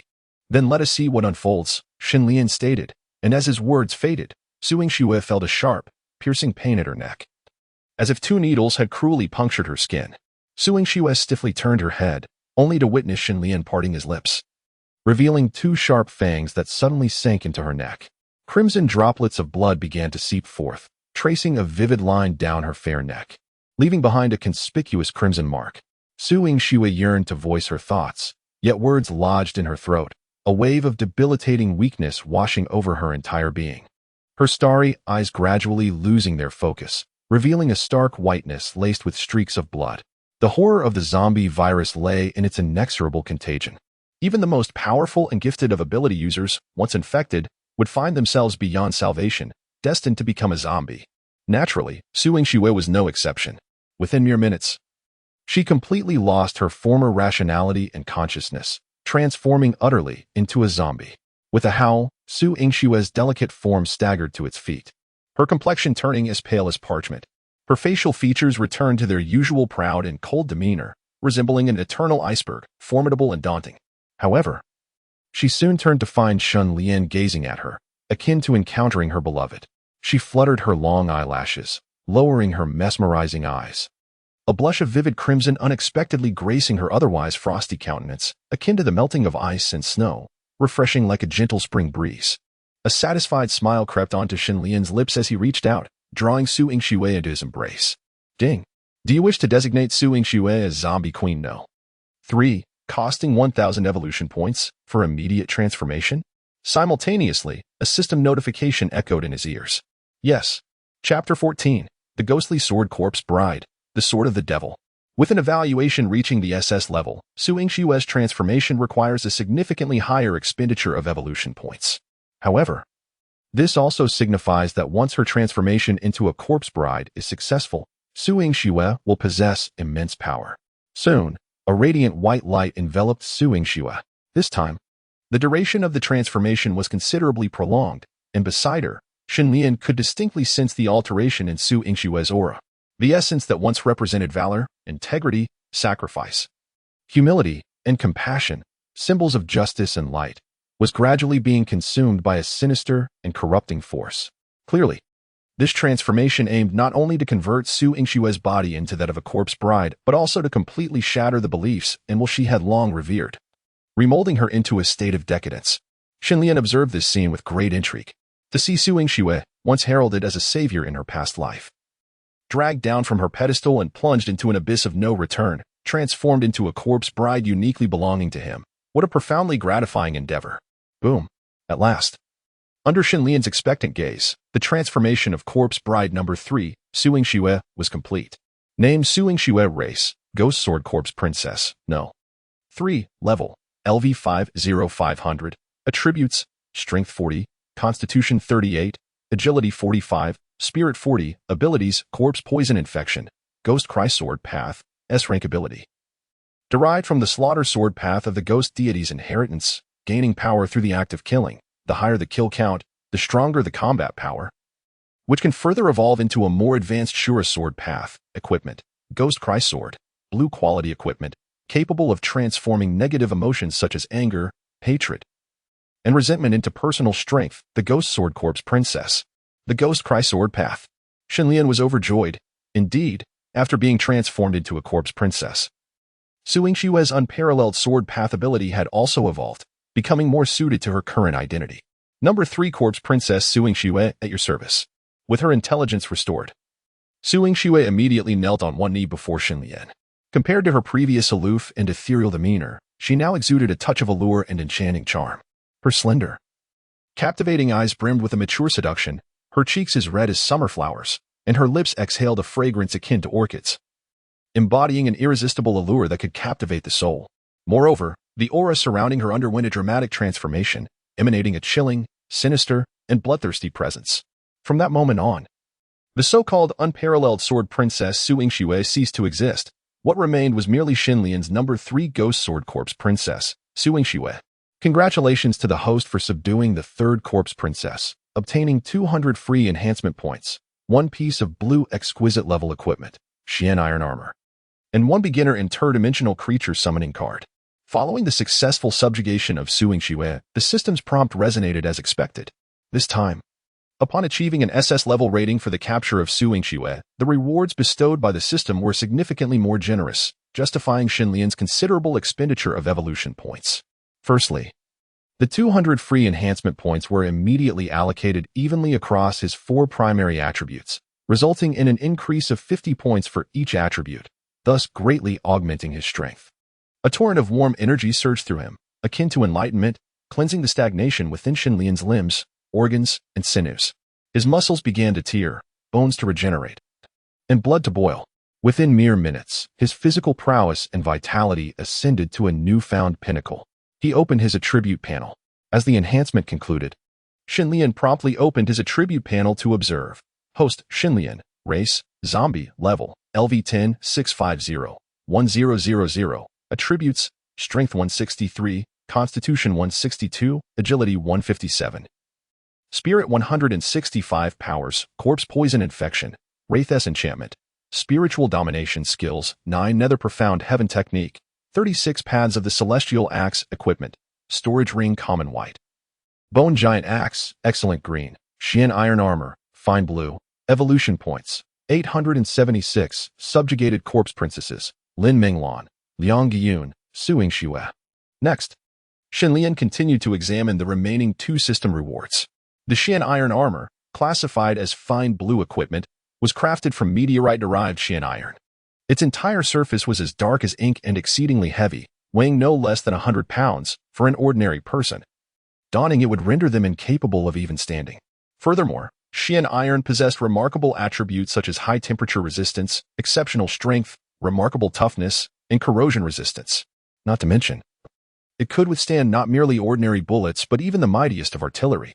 Additionally, it exhibited potent magnetic properties capable of attracting metal, making it undoubtedly a superior piece of armor.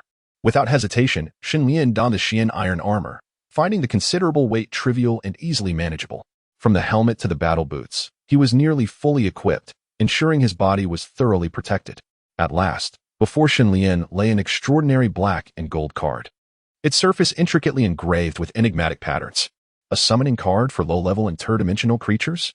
Xinlian furrowed his brow slightly. He was no stranger to interdimensional beings, having endured a decade of apocalyptic horrors in his previous life.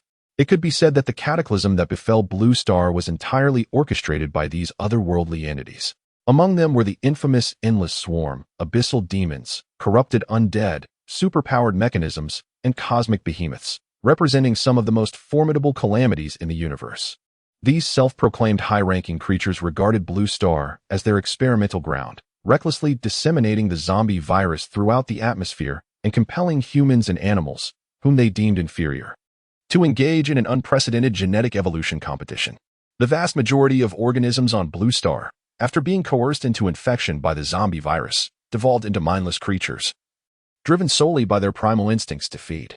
Only a select few would emerge as formal contenders in this genetic evolution contest, awakening a myriad of bizarre and versatile abilities, heralding the dawn of a new era. However, just as these fortunate individuals managed to establish their footing in the apocalyptic new age and sought to gradually restore the former order, the true culprits, the interdimensional beings, emerged once more through spatial rifts, irrevocably transforming the experimental grounds into hunting grounds.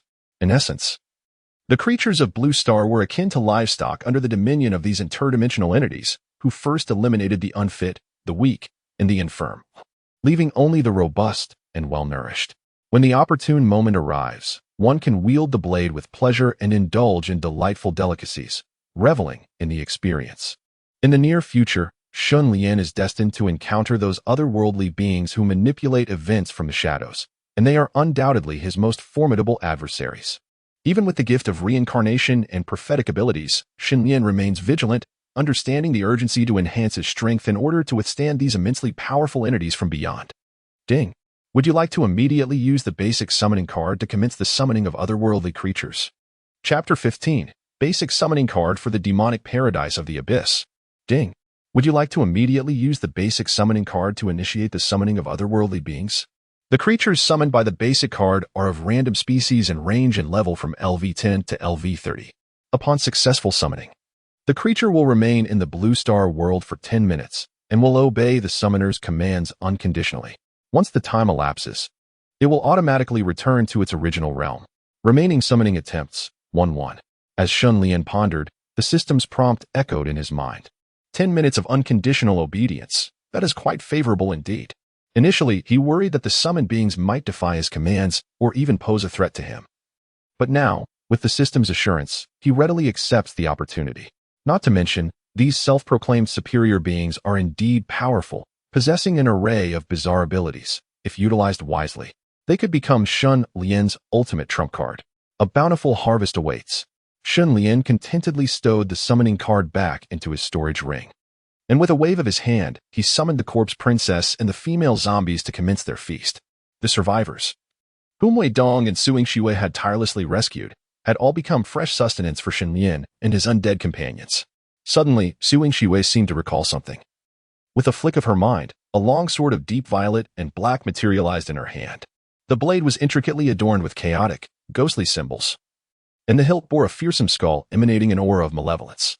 This sword was none other than the Ghost Cry sword, her weapon as the ghostly sword-wielding corpse princess. Brandishing the Ghost Cry sword, Suing Shiwei strode purposefully towards the warehouse at the rear of the supermarket. With a resounding crash, she swung the sword, cleaving the massive warehouse doors as if they were mere blocks of tofu, causing them to collapse with a thunderous roar. The vice principal, Fan Guangyao, who had been hiding within the warehouse, let out a terrified scream. Initially, he believed that the zombies from outside had breached the premises, only to be confronted by a familiar figure. Was it not the very girl who had dared to offend him before? You're still alive. Have the zombies outside been driven away? Damn it. Making such a commotion, do you think you're impressive? You nearly scared me to death. Fan Guangyao, still shaken, patted his chest and struggled to steady his nearly paralyzed body, pointing at Suing Shiwei while berating her. Suing Shiwei chose not to respond to Fan Guangyao's tirade. Instead, she approached him deliberately, step by step, undeterred. What do you want? Get away. Don't come near me. No. Please. Spare me. Just as Fan Guangyao stood up, he was confronted by Suing Shiwei, who approached him menacingly with her sword in hand. Fear gripped him, causing his legs to tremble, nearly causing him to collapse once more. Initially, he attempted to bluster with a show of bravado, but as the situation escalated, he was swiftly reduced to a state of desperation, pleading for mercy. Die. With a swift movement, Suing Shiwei's cold and unyielding gaze fixed upon Fan Guangyao, and she spoke each word with deliberate clarity. In the next moment, the Ghost Cry sword in her hand lunged forward with ruthless precision, its razor-sharp blade mercilessly piercing through Fan Guangyao's chest and puncturing his heart. Fan Guangyao stared in disbelief at Suing Shiwei before him, struggling to comprehend that she had truly intended to kill him. Even as he wished to utter something, no words escaped his lips.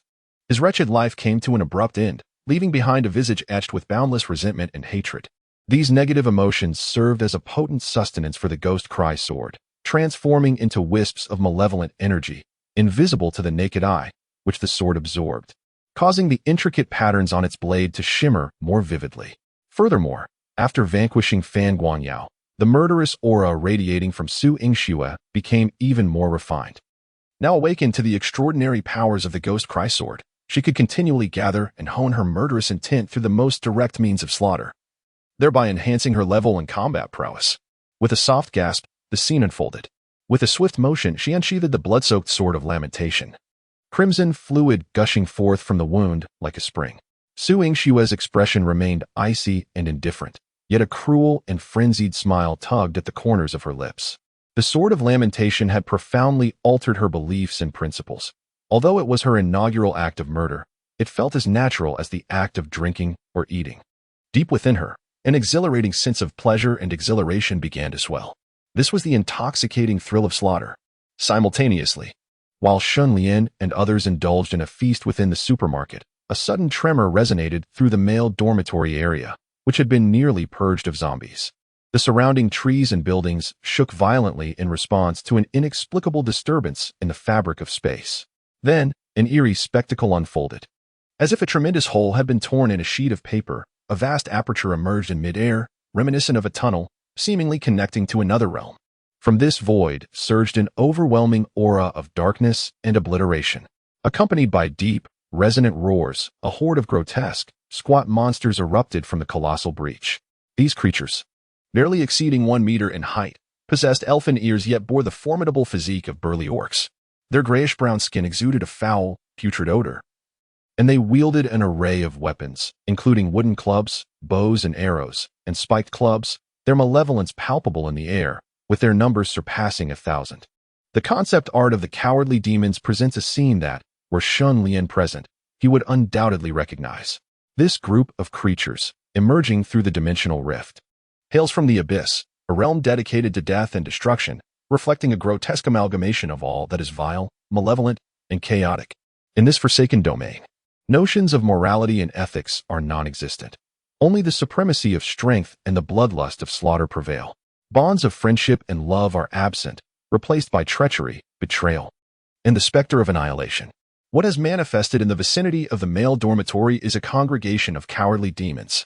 These beings represent the lowest echelon of demons within the abyss, despicable, repugnant, and filthy.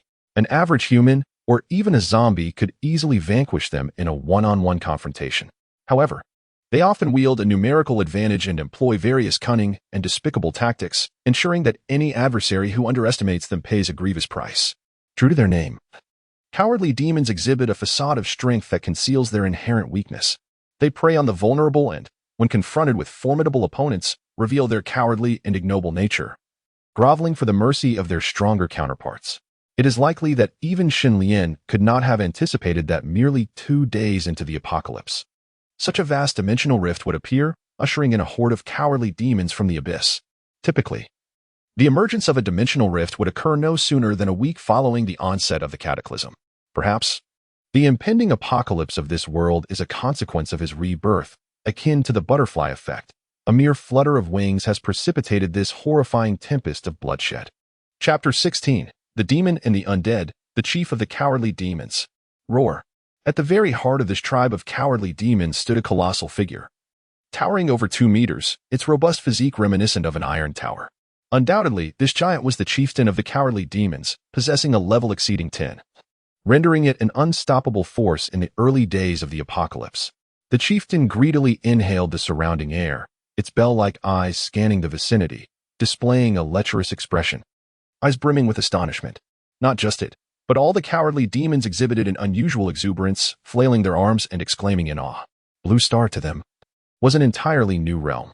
The air was devoid of sulfur and decay, free from haze and toxic fumes. The soil was fertile, adorned with greenery in the form of flowers, grasses, and trees. The sky was a vibrant blue, the gentle breeze warm and soothing. A stark contrast to the bottomless abyss they called home, resembling the fabled paradise. No wonder their lord held this planet in such high regard, expending great effort to forcibly open a dimensional tunnel, allowing them to venture forth for exploration. Should they fulfill the task set forth by their lord, they would undoubtedly be rewarded handsomely upon their return, with the chance to seize the territory of the neighboring tribe of cowardly demons. Roar. Recalling the lord's admonition before his departure, the Chimeo chieftain, overwhelmed with emotion, let out a powerful roar, raising high the massive spiked club in his grasp. He promptly signaled the surrounding Chimeo to commence their individual missions.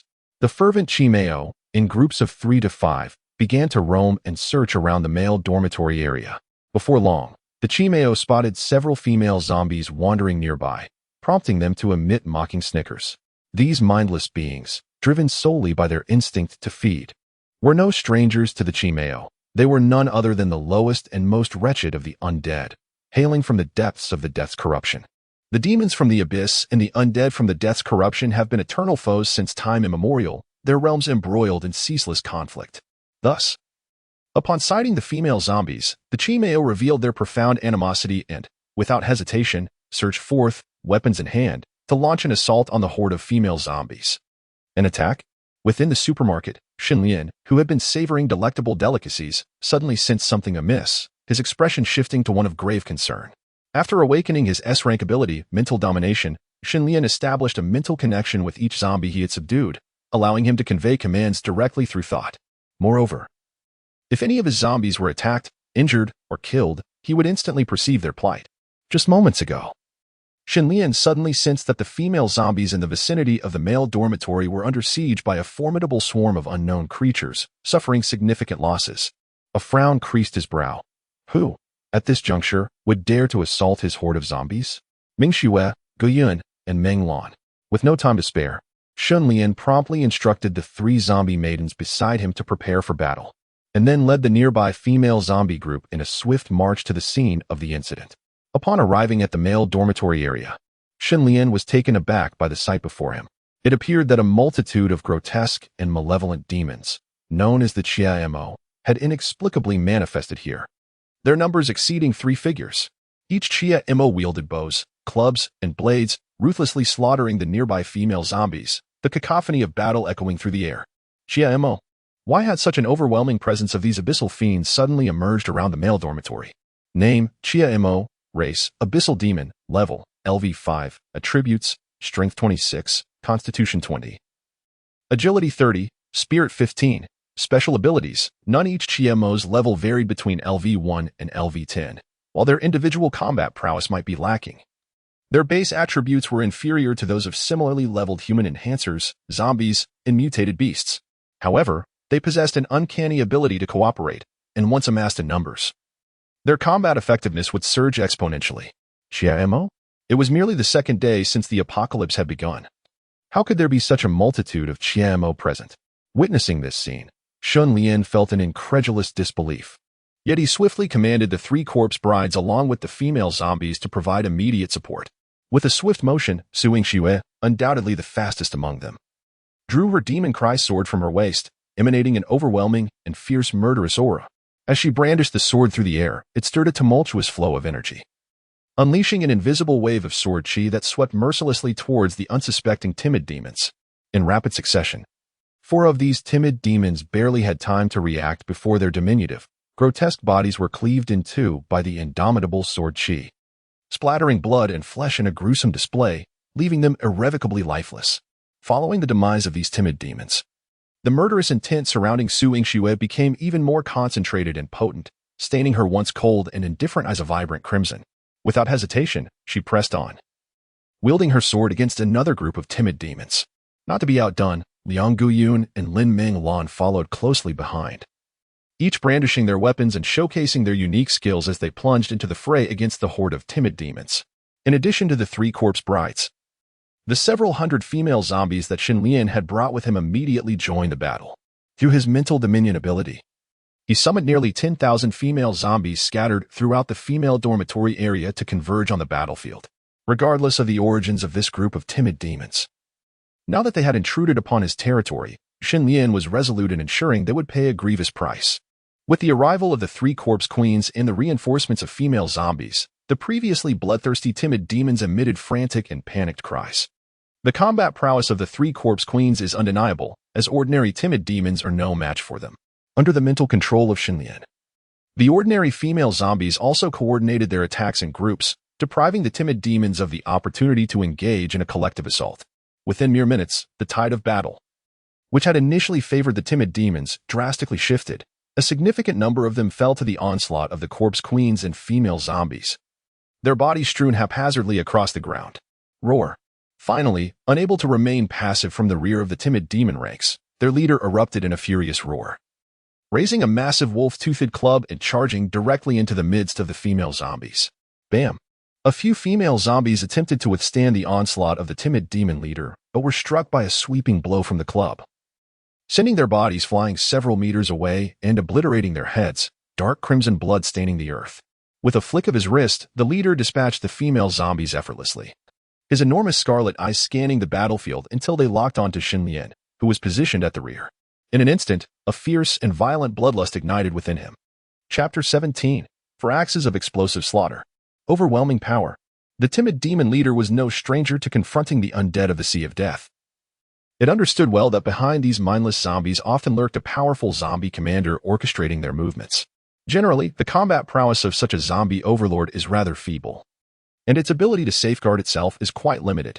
Should one manage to eliminate it, the remaining mindless zombies would merely constitute a horde, posing no significant threat. Master. Upon witnessing the peril facing Xinlian, Su Yingxue, Liang Guyun, and Lin Menglan hastily endeavored to provide assistance from a distance. Do not worry, I shall handle this, Xinlian assured, waving his hand to prevent the zombie maidens from coming to his defense. The arrival of the feared demon chieftain was fortuitous, until now. Xinlian had yet to encounter an opponent capable of exchanging blows with him, and he was eager to engage in a proper duel. Name, Elite Fear Demon. Race, Abyssal Demon. Level, LV12. Attributes, Strength 75, Constitution 70, Agility 65, Spirit 30, Ability, Strength Surge, C-Grade Ability, temporarily double strength. With a thunderous roar, the Fear Demon chieftain charged forward, seemingly bereft of reason, and plunged into a frenzied state, trampling any female zombies and fellow demons that obstructed its path. Ferociously advancing toward Xinlian. At last, drawing near, the chieftain raised its spiked mace high, and with the invocation of its strength surge ability, its already formidable arm, akin in thickness to that of an adult thigh, swelled with muscle, doubling its power as it came crashing down toward Xinlian's head. Observing that the zombie leader was not only devoid of any guards but also remained stationary, the chieftain of the demon clan revealed a cruel smile, as if he had already envisioned Xinlian's skull being shattered, leaving his lifeless body sprawled on the ground. Suddenly, a dull thud resounded. The malevolent grin of the chieftain froze upon his grotesque visage, for his spiked mace had not fulfilled its intended purpose of crushing Xinlian's head. Instead, it was thwarted by an enormous axe that had appeared out of nowhere. No matter how much the chieftain exerted himself, he could not budge the colossal axe, which stood firm like an immovable mountain before him, making him acutely aware of his own feeble strength. Let me indulge in this, Xinlian exclaimed, swiftly raising his arm, causing the bone giant axe to effortlessly swat away the chieftain's mace. The tremendous force propelled the chieftain's massive frame backward, causing him to stumble dangerously close to a fall. Boom. Before the chieftain could regain his balance, Xinlian advanced with a powerful stride, his muscles swelling, bones cracking in anticipation. He lifted the bone giant axe high above his head, reminiscent of a divine being descending from the heavens, and with a ferocious swing, he brought it down. The first strike of the 36 pads of the axe, a forceful cleave. A thunderous roar echoed as an overwhelming gale swept through like a tempest. In that fleeting moment, the chieftain could only raise his mace in defense, but upon the collision with the formidable bone giant axe, the mace was shattered into pieces by the tremendous force. Had it not been for the formidable combat experience of the leader of the fearsome demon clan, who swiftly withdrew his hands, he might have had his very arms severed by Xinlian's colossal bone axe, the power of which was indeed terrifying. Come again, Xinlian scoffed, denying the clan leader a moment's respite as he charged forward once more, akin to a ferocious tiger descending from the mountains, exuding an aura of lethal intent. With another swing of his massive axe, it cleaved through the air, creating a cacophony of piercing wind sounds. Heavenly Axe, 36 roots, second root, sweeping across the armies. Compared to the previous strike, this blow was imbued with even greater force, a flash of crimson erupting in the blink of an eye. Roar. The clan leader howled in agony as one of his arms was brutally severed by the bone axe, blood gushing forth from the stump. The third strike. Without a moment's pause to catch his breath, as the second axe fell, Xinlian's form swayed and the third axe followed in a fluid motion. Heavenly Axe. 36 routes. Third route. Wind sweeping away the clouds. The instant this axe descended, it unleashed a tempest, its might akin to a thunderbolt, leaving the clan leader with no avenue of escape, as if his very throat had been gripped, rendering him breathless. Boom. The clan leader attempted to defend himself with his remaining arm, but the result was catastrophic. Not only was his second arm completely severed, but half of his shoulder was also torn apart, sending him crashing to the ground like a leaf caught in a tempest, blood flowing freely, leaving him unable to rise again. It seemed that the fourth strike would surely bring about his demise. As Xinlian's voice faded, he suddenly leapt high into the air. his colossal shadow, wielding the skeletal great axe, completely enveloping the frightened leader of the demon clan, instilling sheer terror within it, leading to a cacophony of piercing cries. The true nature of the demon was finally revealed. Initially, the leader harbored the arrogance of one who believed Xinlian to be a soft target. However, upon experiencing the terrifying might of Xinlian, its cowardice and vile nature emerged, tears and snot streaming down its face as it desperately sought mercy from him. Death. Yet, Xinlian displayed no hint of hesitation. He swung his axe once more, a heavy strike descending from the heavens, accompanied by a surging wave of force. Aimed directly at the top of the demon leader's head. Heavenly Gang's 36 axes. Fourth strike, meteor chasing the moon. A thunderous crash resounded. With a single swing, Xinlian cleaved the leader's head in two, the momentum unyielding, ripping apart its neck and upper body with dreadful force, showering the area in a rain of blood, resulting in instant demise. Ding. You have slain an elite demon, level 12, gaining 1200 experience points and 12 evolution points. Ding. You have ascended to level 11, with an increase of 10 in all attributes. After vanquishing the demon leader, Xinlian leveled up once more. Upon reaching level 10, each subsequent upgrade doubled his attribute gains. Still, he felt a lingering sense of unfulfillment. With a hint of reluctance, he sheathed the skeletal great axe. Despite his lower level compared to the demon leader, his attributes were more than double that of his foe, and throughout the battle, he had utterly dominated, leaving the demon leader with no opportunity to retaliate. As the death of the leader of the fear demons reverberated through the air, the remaining fear demons, bereft of guidance, were struck with terror and scattered like frightened birds, frantically fleeing for their lives. At that precise moment, the army of female zombies, summoned from the girls' dormitory, had arrived, encircling the boys' dormitory with an impenetrable barrier, effectively severing the escape routes for the fear demons. Caught in a perilous situation, these cornered demons flailed about like headless flies, relentlessly hunted down by the corpse brides and female zombies, each one falling into pools of blood. Despite many of the fear demons abandoning their resistance and kneeling in pleas for mercy, Xinlian remained unmoved, determined to exterminate the entire tribe. After all, these cunning and treacherous fear demons were not akin to ordinary zombies. Even if subdued, they would be challenging to control. To avert unnecessary complications, annihilating them all was the most pragmatic solution, providing valuable experience and delectable sustenance for his corpse brides and female zombies. Thus, after an arduous battle lasting over an hour, this initial clash between demons and zombies finally drew to a close. Chapter 18. A Sleepless Night, Xinlian's arch-nemesis from a past life. As the battle concluded, the female zombies commenced the grim task of clearing the battlefield, feasting upon the carcasses of the fear demons with great enthusiasm. Following this confrontation, many female zombies successfully ascended to levels 3 and even 4. The first corpse bride, Lin Menglan, who has accompanied Xinlian the longest, has ascended to level 9, nearly a step away from level 10. The second corpse bride, Liang Giyun, has reached level 7, while the third corpse bride, Suing Xue, has attained level 6. Unbeknownst to him, night has gradually descended. For Xinlian, this single day has been a tumultuous journey. He not only purged the male dormitory area of zombies but also captured a group of survivors to sustain himself. Ultimately, he even encountered a demon from the abyss, engaging in a fierce battle. Remarkably, this is only the second day since the dawn of the apocalypse. As time progresses, the situation is bound to become increasingly intricate, with various factions beginning to assert themselves, each vying for a share in the chaos of this apocalyptic era.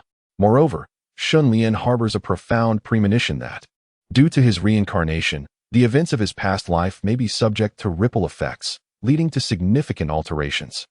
He perceives himself as the butterfly whose inadvertent flapping of wings may incite a series of unforeseen storms in this tumultuous world. It is imperative to be prepared in advance. Leaving the female corpses to continue the cleanup, Xinlian, fatigued from a day of relentless toil, retreated to a thoroughly cleaned female dormitory along with the 3 corpse brides. Once the combat state was lifted, the trio transformed from their previous fierce and menacing demeanor on the battlefield. They each displayed their unique beauty, delicate yet robust, akin to spring orchids and autumn chrysanthemums, each a paragon of elegance, standing out as exquisite beauties in their own right.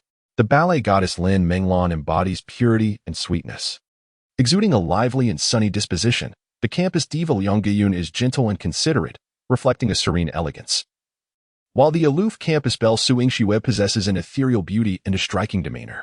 Although Shenlian is not the type to be completely captivated by beauty like a foolish swine, he is also far from being a stoic sage unaffected by allure. After much effort in winning the affection of these three enchanting school flower corpses, it would be inconceivable not to revel in the shared joys of life. For Shenlian, this night is destined to be another sleepless one.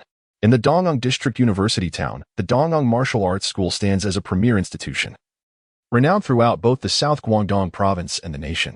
Each year, it admits only a select few, having cultivated numerous masters of the esteemed Dragon Nation martial arts. Supernatural abilities. Could this be the fabled extraordinary power? To my astonishment, the dream I experienced last night was indeed reality. My previous life was that of a black dragon, a descendant of humanity. At this moment, within a tightly locked classroom, a robust and handsome young man, who had been in slumber, suddenly opened his eyes, a flash of lightning illuminating his gaze, rendering it difficult to behold. In the next instant, he released a resounding dragon roar, his muscles and bones undergoing an astonishing and wild growth at an incredible pace. His physique expanded continuously, with massive, rock-like muscles rising, hard as stone and even gleaming with a metallic sheen, far surpassing the dimensions of an ordinary human. His garments, unable to withstand the transformation of his physique, tore asunder, revealing skin that swiftly became encrusted with patches of dark brown scales. A massive tail, as thick as a barrel, sprouted from behind him, exuding an aura of primal ferocity and malevolence. He had become a half-dragon. At that moment, the youth embodied a fusion of human and black dragon lineage, a hybrid of formidable power. Had Shenlian been present, he would have easily recognized this half-dragon youth as Yong Tianhao, one of his past adversaries, who had awakened the S-class half-dragon transformation ability. Previously, Liu Yuhang and Han Sinan were mere petty individuals who later betrayed Shenlian, while Yong Tianhao was a genuine nemesis who inflicted severe blows upon him in the earlier stages, contributing to Shenlian's tumultuous and arduous journey in his previous life. In the annals of web literature, Yong Tianhao's past would undoubtedly exemplify a quintessential protagonist archetype. Before the apocalypse, he was the son of a renowned martial arts master in the Dragon Kingdom, steeped in traditional martial arts from a young age, boasting a profound foundation and an array of accolades, earning the admiration and favor of countless experts. Following the cataclysm, Yong Tianhao awakened his S-class half-dragon transformation ability after a single slumber, granting him immense strength, impenetrable dragon scales, and the ability to unleash torrents of black flames, with temperatures soaring to thousands of degrees Celsius, capable of incinerating all into oblivion.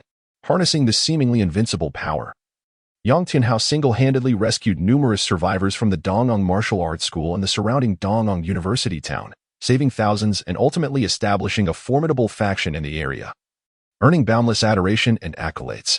Her strength is not at all inferior to that of the unparalleled sword mistress, Suing Shiwei, who also possesses an S-class ability. In his previous life, Shenlian was initially filled with admiration for Yong Tianhao's exceptional talent and formidable power, willingly following him and serving at his side. However, Yong Tianhao was obstinate and self-willed, cunning and suspicious, and he had a notorious penchant for indulging in the acquisition of beautiful women, amassing a harem said to consist of 300 stunning maidens, each one enchanting and radiant, like flowers in full bloom, including many capable female ability users. Consequently, after Shenlian awakened his own S-class ability, he became aware of Yong Tianhao's growing apprehension regarding the challenge to his authority and status, leading to a series of oppressive measures against Shenlian, culminating in a sinister plot to eliminate him. Although Shenlian ultimately managed to escape the relentless pursuit of Yong Tianhao and his forces, he found himself alone in a perilous wasteland overrun by zombies and mutated beasts, fighting for survival amidst countless brushes with death. He eventually sought refuge in the official survivor base established by the military district of Nanyang province, where he was finally able to establish a foothold and develop his own influence. Regrettably, Shenlian never had the opportunity to exact his revenge upon Yong Tianhao. In the classroom, the teachers and students who had sought refuge there became aware of Yong Tianhao's unusual presence. Upon sensing the aura radiating from him, they felt as if a colossal hand were grasping their throats, their expression shifting to one of sheer terror. "Do not be alarmed, it is I, Yong Tianhao. Everyone, follow me, and I shall lead you away from here." Yong Tianhao felt an almost uncontrollable surge of immense power within him, and an expression of triumphant satisfaction immediately appeared on his face. With a decisive wave of his hand, he forcefully flung open the tightly shut classroom door. Roar! The commotion alerted over a dozen zombies congregated in the corridor, who immediately lunged forward with clawing hands and gnashing teeth. Death! With a single, unadorned yet powerful punch, Yong Tianhao shattered the skull of a large, corpulent male zombie, reducing it to countless bloody fragments. Whoosh! Almost instantaneously, he opened his mouth wide, unleashing a searing flame from the depths of his throat that ignited the approaching zombies. The intense heat and explosive speed incinerated them within mere seconds, leaving nothing but a pile of ashes. The slaughter was effortless. Just last night, this horde of ghastly, green-faced zombies had relentlessly pursued their group of fleeing survivors, claiming many lives, forcing them to seek refuge in the classroom. Today, however, the roles of hunter and prey had decisively reversed. These feeble zombies were rendered as fragile as ants before Yong Tianhao, who had awakened his S-rank abilities. Ah, the apocalypse. This is the world I truly desire, where absolute power reigns supreme. Gazing at the gruesome remnants of the fallen zombies scattered across the ground, Yong Tianhao could not suppress a hearty laugh. Clenching his fist tightly, he cast his gaze towards the expansive Nanyang martial arts school. His path to dominion, where he would seize control of everything, would commence here at Nanyang Martial Arts School, then radiate throughout the entire Nanyang University town, ultimately encompassing the whole of Yang City. Chapter 19, The Mutant Bat Swarm, The Vampiric Little Girl. In the deep of night, a blood moon hung high in the sky, casting the sole light upon this apocalyptic world stripped of electricity, its vivid crimson hue incessantly reflecting upon the darkened earth. After enduring a fierce and exhilarating battle, Shun Lian had succumbed to slumber, despite his transformation into a zombie, granting him boundless stamina. The energy required to maintain human consciousness remained finite. Sleep was essential for his swift recovery. Suddenly, amidst the tranquil night, a delicate rustling sound pierced the silence. A mass of dark clouds rapidly swept across the sky, distinct from the other clouds driven by the wind. This ominous formation moved with an alarming autonomy, its astonishing speed evident even to the naked eye. Upon closer inspection, it became clear that this extensive cloud was, in fact, a swarm of mutant bats, each the size of a basketball, with hundreds, if not thousands, congregated together in a formidable assembly. Wherever this swarm passed, the zombies and mutated beasts along their path were instantly overwhelmed, greedily drained of their blood, leaving behind nothing but desiccated corpses, a ghastly sight indeed. What a beautiful world it could be, yet it has been utterly ravaged by these repulsive, mindless zombies, leaving no trace of a living human to be found. After being transported here, one had not consumed anything and found the thought of feasting on the putrid blood of those soulless beings utterly distasteful. Astonishingly, at the heart of this colony of mutated bats, there stood a petite girl, reminiscent of an exquisite doll, surrounded by an adoring throng. The gentle evening breeze caressed her inky tresses, stirring her satin-like black twin tails into graceful arcs. A pair of elongated fangs peeked from her cherubic face, adorned with two rosy blushes. Beneath her long lashes, her blood-red starry eyes blinked with a whimsical charm, reminiscent of a fairy sprung from a storybook. Even her playful pouting, accentuated by soft dimples, contributed to a breathtaking tableau, seemingly enveloped in a radiant aura. However, what was peculiar was her attire. She donned a gothic, off-shoulder dark Lolita dress, accentuating her delicately developing form, which already hinted at the curves of burgeoning womanhood. Small bat wings sprouted from her back, and her chubby little legs were clad in black stockings. In her grasp was an oversized, blood-red scythe, a striking contrast to her dainty figure, evoking a sense of fragility and melancholy tinged with dark beauty. Lilith's persona. Oh, what is that delightful aroma wafting through the air? Suddenly, the gothic Lolita's slightly upturned nose twitched, as if detecting a scent, and a flush of color surged across her enchanting visage, while a spark of exhilaration flickered in her crimson eyes. With a swift flutter of bat-like wings, no larger than a palm, the gothic Lolita accelerated dramatically, soaring towards the alluring scent that wafted through the air. Following closely behind, a swarm of mutated bats pursued her like devoted guardians, unwavering in their loyalty. What commotion is this?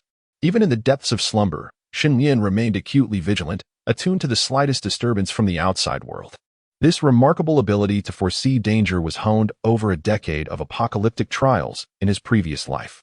Curiosity piqued, he peered out onto the balcony, where a vast horde of mutated bats approached with alarming speed, their intent unmistakably hostile. Witnessing this scene, Shun Lian furrowed his brow. Despite being reborn, he still could not escape his misfortune. Only recently had he encountered a group of timid demons from the abyss, and now he found himself besieged by this formidable flock of mutated bats. Name: Mutated Bat. Level: LV4. Attributes: Strength 18, Constitution 20, Agility 25. Spirit 5, ability, bloodsucking C-class ability. Allowing rapid enhancement of one's own level and power through the consumption of biological blood, these flying adversaries would prove to be no easy challenge, signaling yet another fierce battle ahead. Meanwhile, the slumbering Su Yingxue, Liang Guyun, and Lin Minglan were abruptly roused, swiftly donning their attire and arming themselves in preparation for the impending conflict. "Let us move to a more open area," they declared. In the confined quarters of the girls' dormitory, the battle was decidedly unfavorable for Shun Lian and the other soulless beings, as they lacked any aerial abilities, and the female zombies stationed outside could not provide any reinforcements. Thus, Shun Lian promptly led the 3 female specters away from the dormitory, hastening to an expansive open area where he summoned nearby hordes of female zombies. Suddenly, a cacophony of piercing shrieks erupted above them, heralding the descent of numerous mutated bats that began their relentless assault on the female zombies below. These aberrant creatures possessed a terrifyingly swift vampiric appetite, draining the corrupted blood of each female zombie in mere seconds, transforming them into desiccated husks, their flesh withering away to cling to their bones, resembling mummified remains that had endured countless years of desiccation. However, as the mutated bats gorged themselves, their abdomens swollen and nearly incapable of flight, the 3 specters, along with the other female zombies, launched a counterattack, swiftly dismantling the bats into fragments, causing a gory eruption of blood and corrupted ichor to splatter in all directions, both the blood of the bats and the putrid fluid they had just consumed. Oh, how revolting! Do be cautious, lest you soil the delicate fabric of your skirts. At that moment, a pair of vintage thigh-high boots struck the ground, producing a crisp sound, and a sweet, demure voice resonated, low and clear, reminiscent of a tranquil spring in a secluded valley. Suddenly, a petite Gothic girl, wielding an enormous crimson scythe, gracefully descended to the ground. Illuminated by the moonlight, her ink-black hair, resembling a cascade of stars, swayed enchantingly with her adorable steps, radiating an almost surreal, captivating sheen. With an air of haughty superiority, she slightly tilted her head upwards, surveying the chaotic battleground of mutated bats and female zombies around her with a gaze akin to that of one inspecting refuse. Her crimson eyes, infused with a sense of disdain and pride, darted around with unabashed intensity. A bat demon? No, she is a vampire. Upon witnessing this unexpected Gothic girl, Shun Lian couldn't help but display a hint of astonishment. Were it not for the apocalyptic surroundings, he might have been utterly entranced by the peculiarly attired little girl before him. A vampire. Little did he anticipate that after encountering the timid demon from the abyss, he would swiftly come across the undead bloodkin, the vampires, from the deathly abyss. Within the deathly abyss reside a myriad of undead beings, including the most common zombies, skeletons, ghouls, spirits, gargoyles, mummies, and more. Among the higher-tier undead creatures, one can find familiar specters, corpse witches, liches, vampires, death knights, and even bone dragons. If he had merely encountered skeletons, ghouls, or gargoyles, relatively common and lower-tier undead entities, Shun Lian would not have been so taken aback. Yet the Gothic girl before him was undeniably of noble lineage among the undead, belonging to the esteemed blood kin, commonly known as vampires. It must be said that Shun Lian's misfortune is even more pronounced than in his previous life. Chapter 20. The Vampire Clan, Count Lilith. Name, Vampire, Count. Race, Undead Blood Clan. Level, LV 15. Attributes, Strength 105, Constitution 103, Agility 110, Spirit 80. Ability, Blood Touch, a level ability. Capable of shaping any object through its own blood and even directly extracting an enemy's blood to create weapons. Within the necrotic sea of the undead, there exists a total of 13 vampire clans. The hierarchy within these clans ranges from the lowly bloodline, Baron, Viscount, Count, Marquis, Duke, to the prince who wields the family's supreme authority. The vampire girl before him, surprisingly, is a count within the clan, a pivotal figure in the vast vampire hierarchy. Fortunately, this young vampire appears to be underage and lacking in experience. Otherwise, had a fully fledged adult count, who commands a territory within the clan, appeared, Shun Lian would have had no choice but to hastily retreat with his 3 zombie maidens. The special abilities governed by the vampire clans are both intricate and numerous. For instance, the vampire clan possesses the ability to infect beings, transforming them into vampires, a process known as the embrace. This necessitates the expenditure of a portion of their own blood to facilitate the blood exchange for the target. When considered solely in terms of transmission speed and efficiency, it pales in comparison to that of the zombie virus. The vampire clan also boasts enhancements to their physical form and the gifts of immortality, coupled with formidable regenerative abilities. However, such gifts come at the cost of an aversion to sunlight and flames. Furthermore, the vampire clan has an abundance of minions, including the most common bloodbats and blood servants tamed through the embrace. That individual over there, are you the leader of this horde of zombies? Oh, the scent I just detected emanates from you. How peculiar. Despite being merely a feeble zombie leader, you exude the aroma of high-quality blood, akin to that of exquisite delicacies. The vampire girl, with her crimson eyes, swiftly spotted Xinlian, clad in dark iron armor, positioned behind the female zombie horde. She instantly placed one hand on her hip, disdainfully curling her lips, and imperiously gestured towards him. In the realm of the undead, zombies are the most numerous and lowest tier of detritus and cannon fodder. Even the zombie leaders are regarded as mere refuse and expendable in the eyes of the exalted and noble undead blood clan. Ding! The system has automatically detected a target with an SS level rating. Before Xinlian could respond to the words of the vampire girl, a prompt echoed in his mind. Name, Lilith. Age, 78 years. Appearance, 91-100. Figure, 90-100. Affinity, 0-100. Target is not a zombie, unaffected by the aura of the undead. Evaluation level, SS Lilith. The 78-year-old vampire lowly. Indeed, for the immortal bloodline, although they possess the gift of eternal youth, their physical development is significantly slowed, generally requiring 150 years to truly enter adulthood. Given that the system has provided a rating, does this imply that this vampire lowly could also be transformed into a corpse princess? Xinlian marveled inwardly. To transform a noble vampire count into a mere zombie, and then further into a corpse princess, what a splendid endeavor. Hey, the illustrious countess of the Bruh family, Lilith Bruh, stands here, and you, wretched zombie, dare to disregard my words. As Xinlian was examining the system panel, the overlooked vampire lowly Lilith, infuriated, stamped her foot, raising her blood-colored scythe high. She pointed it at Xinlian in a dramatic display, reminiscent of a character proclaiming, "I shall vanquish you in the name of the moon." The Grand Countess of the Bruh family graces us with her presence.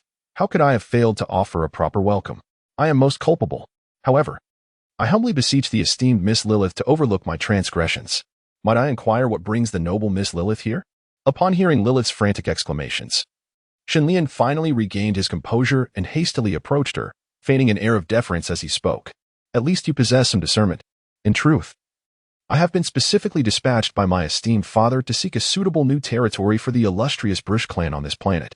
Lilith then sheathed her scythe, proudly puffing out her burgeoning chest, her pure, snow-white complexion graced by a subtle, haughty smile, especially animated when she spoke of the so-called Brush clan, radiating self-satisfaction. I see. May I inquire if I might serve you, Miss Lilith? Prior to my transformation into a zombie, I was a native of this planet and am quite familiar with the geography of the area. I believe I could offer you some assistance. Xinlian continued to wear a disingenuous smile. Is that so? Very well. In light of your apparent understanding, I shall reluctantly allow you to remain by my side to assist me. Should you perform adequately, I would not hesitate to bestow upon you a transformation, allowing you to join our noble, immortal bloodline as my loyal blood servant. Lilith crossed her arms, her delicate lips curving into a condescending smile. For these lowly zombies, the prospect of receiving the initial embrace from a vampire count of noble lineage, thus becoming a vampire and a blood servant, was an unparalleled honor. Indeed, Miss Lilith, I too would not mind granting you a transformation, allowing you to join our beautiful and formidable legion of undead maidens as my devoted maid. Who would have known that the previously obsequious Xinlian would suddenly change his tone, gazing at the haughty Lilith with a sardonic smile, his words striking like thunder. What did you say? You filthy, insignificant ant, dare to dream of making me your servant? Such delusions are laughable. You shall pay the price for offending the illustrious Brute clan.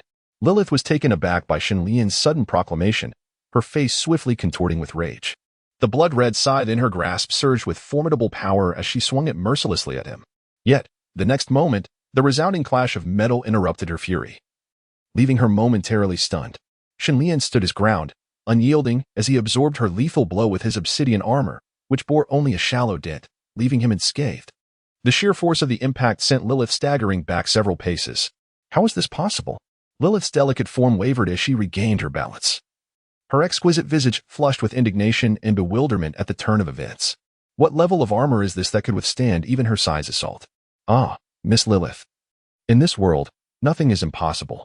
Just as it is conceivable for a noble vampire countess like yourself to become the servant of a lowly, wretched zombie such as I.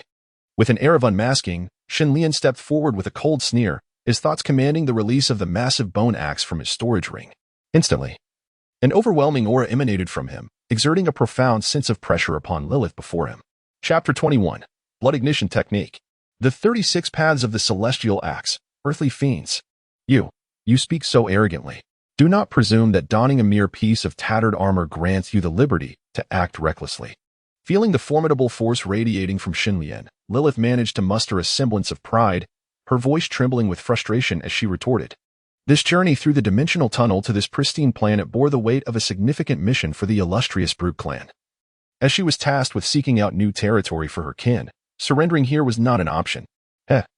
My desire for reckless abandon is not solely reliant on this armor, Shenlian declared, lifting the bone axe in his grasp. The sharp edge scraped against the ground, emitting a shower of brilliant sparks, while his powerful arms bulged with terrifying muscle, showing no mercy as he unleashed a fierce assault upon Lilith. How infuriating. Do not underestimate me. Lilith responded with remarkable swiftness, once again brandishing her blood-red scythe, hurling it toward the advancing Shenlian. Bang! At the moment the blade of the bone axe made contact with the blood-red scythe, the weapon forged from coagulated blood shattered into countless droplets, scattering across the ground. The backlash of its own magical energy, combined with the terrifying force unleashed by the bone giant axe, compelled Lilith to clutch her chest involuntarily, nearly causing her delicate frame to topple over. This is impossible. How could such a feeble zombie possess such formidable strength? Lilith bit her lip tightly, a blush of fury staining her cheeks with an unusual hue. Logically, a zombie overlord is typically a creature enhanced by mental attributes, capable of commanding other ordinary zombies, but lacking significant combat prowess. Yet, how could Shenlian's combat ability be so dreadfully overwhelming? He seemed less like a mere zombie overlord and more akin to a tyrant renowned for his brute strength and physique. No, he was unequivocally the tyrant of tyrants. However, Shenlian offered her no respite, and before Lilith could even gather her thoughts or harness her abilities, he propelled himself off the ground. The bone giant axe, trailing behind him, carved a long, deep groove into the earth as it swung upward, launching a tempestuous assault. The 36 Paths of the Heavenly Axe. Each strike of the axe accumulated and intensified, unleashing an astonishing power with every blow. Lilith struggled intensely, evading the ferocious swings of Shenlian's axe. When her dodges fell short, she could only reluctantly summon her powers to conjure a shield of blood before her, yet in the next moment, Shenlian's colossal bone axe ruthlessly cleaved through it, shattering it into countless droplets of crimson, leaving no room for even the slightest defense. Boom! Another violent collision erupted. This time, Lilith had no means of escape. Amidst the swirling dust from the impact, she was sent hurtling backward, crashing heavily to the ground. Ugh! Damn it! How could the noble-blooded Lilith possibly be defeated by this lowly zombie? Even if she resorted to that technique, she must annihilate this despicable creature. Were she an ordinary human, her bones would likely have been shattered by now. However, as a vampire, Lilith merely sustained minor injuries and quickly rose to her feet once more. With a furious growl escaping her lips, intricate crimson magical patterns inexplicably emerged across her alabaster skin, resembling a tapestry of intertwining blood threads that pulsated with a blinding brilliance. Even her enchanting visage appeared as though shrouded by a blood-red mask, transforming her entirely into a grotesque figure enveloped in sanguine strands. The excess blood threads clung to her back, flickering like flames, while her petite and delicate form was rendered even more perilous against the backdrop of the ghastly red. Is this blood-burn technique? Shenlian murmured, gazing at the blood-soaked figure Lilith had become. The blood-burning technique is regarded as the ultimate forbidden art of vampires. By igniting one's own blood, it allows for a temporary yet substantial enhancement of combat prowess. However, once the blood is fully consumed, the practitioner is plunged into a state of extreme weakness, necessitating the urgent replenishment of their blood through feeding. At present, Lilith, having unleashed the blood-burning technique, has seen her attributes at least double, placing significant pressure on Shenlian. Die! Lilith bellowed, and in an instant, she condensed her blood into a formidable crimson scythe. Her delicate form surged forward like a cannonball, accompanied by a series of sonic booms that ripped through the air, leaving a long scar in its wake as she charged unrelentingly towards Shenlian. Unfazed by her fierce assault, Shenlian once again brandished his colossal bone axe, and amidst the roaring winds, the two weapons clashed violently. Clang, clang, clang, clang, clang, clang. Amidst a dazzling display of blades and flashes, Xinlian and Lilith transformed into two streaks of light, one black and one red, dancing through the air. The bone axe and the blood scythe collided with the ferocity of meteors, sending forth searing sparks that rained down like torrential droplets. The vast expanse around them was littered with scattered debris and explosive shockwaves, leaving no room for any third party to intervene. Indeed, the forbidden art of the vampires proved its worth, amplifying battle capability beyond measure. However, I wonder, can you withstand my final strike? Without realizing it, Xinlian had unleashed 35 mighty blows, now poised to deliver the last and most powerful axe. The 36 paths of the celestial axes, the 36th path. The earthly Shatian gang. The cumulative power of the previous 35 axes surged to an unprecedented zenith, undoubtedly surpassing Xinlian's own strength by threefold, if not more. Bang! A colossal shockwave swept through, scattering debris and cleaving the ground into a profound chasm. Ugh! Even Lilith, having invoked the blood-burning technique, could not withstand this terrifying blow, and was once again hurled away, crashing into the earth and leaving a deep, human-shaped crater. The blood vessels that had enveloped her body just moments ago now resembled scabbed blood cocoons, peeling away from her form, reducing her to her original state. Gulp. Ah, how painful. Pooh. As her blood rapidly drained away. The forced disruption of the blood-burning technique led to a backlash of magical energy, causing Lilith to violently spit blood, her vitality diminished by half, leaving her devoid of the will to resist. Chapter 23. The Blood Clan Corpse Princess. Lilith's self-devolution.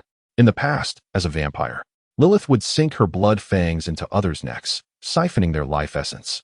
Now, however, the tides have turned, and it is her turn to have her neck bitten. Yet, instead of having her blood drained, a zombie virus is injected into her veins. Lilith, of noble vampire lineage, possesses a remarkable immunity to the common zombie virus. However, the virus harbored within Xinlian's being is extraordinary. Even a vampire prince of higher nobility could not escape the fate of infection after being bitten by him. Nonetheless, in comparison to Su Yingxue and others before her, Lilith withstood the infection of the zombie virus for a considerably longer duration, enduring for over 10 minutes before succumbing entirely and transforming into a zombie. Yet, unlike Su Yingxue and her companions, who lost their former selves upon transformation, Lilith retained her consciousness and rationality. As she sensed the changes within her body, she found it almost impossible to accept her new reality. Ding. Do you wish to designate Lilith as the number 4 Corpse Princess, expending 1,000 evolution points for immediate transformation? In no time, a system prompt resonated in Xinlian's ears. Yes. Much like Su Yingxue, Lilith's comprehensive evaluation rating had reached an SS level, necessitating an astonishing 1,000 evolution points for her transformation. At that moment, Xinlian had just over 1,000 evolution points remaining, primarily acquired from his previous encounters with a group of timid demons. In the next instant, a radiant white light enveloped Lilith. What is this? As she felt the unique energy emanating from the white light, her moist eyes widened in astonishment. This special energy penetrated her very limbs and organs, profoundly altering her bodily functions and bestowing upon her a newfound and formidable power. Even Lilith, possessing the lineage of a vampire count, had never experienced such a potent surge of energy coursing through her veins. Boom. Soon, amidst Lilith's incredulous sensations, the transformation of the 4th Corpse Princess was completed. Name, Lilith Race, Vampire Corpse Princess, Number 4, Level, LV 15, 5000. Attributes, Strength 140, Constitution 142, Agility 146, Spirit 100, Abilities, Corpse Poison Infection. Blood Curse, S-Class Ability. A unique blood magic mastered by noble vampires, wielded through blood as a medium, possessing boundless transformations and formidable power. Equipment, Bloody March Scythe, blue quality equipment. Inflicts a special bleeding effect on enemies, rendering their wounds unable to heal and accelerating the loss of blood, despite being transformed into a corpse princess. Lilith retained a substantial portion of her former vampire abilities, even experiencing a significant enhancement, with her ability level reaching S-Class. Furthermore, the so-called S-Class ability, Blood Curse, is typically reserved for adult vampires of Marquis rank and above, making it inconceivable for Lilith to have access to such prowess, given her status and age. Most crucially, as Lilith transitioned from vampire to zombie, she shed the fatal weaknesses inherent to vampires. No longer did she fear the sunlight, nor did she dread the flames. What she once perceived as a calamity in becoming a zombie, she could hardly fathom that it was, in fact, an astonishing miracle. Who are you truly? This transformation of abilities, even His Highness the Prince could not achieve. Could it be that you are a necromancer? No. Even a necromancer could not accomplish this. You must be the Lich King. Only the Lich King, who wields mastery over dark magic and necromancy, could possibly attain such a feat. Are you perhaps a descendant of the current Lich King? Lilith slowly rose to her feet, her eyes wide with astonishment as she gazed at Shen Lian, her words tumbling forth in a disjointed manner. The Lich King, the unparalleled sovereign of the realm of death corruption, renowned as the mightiest of the undead, the supreme ruler of all that is dead.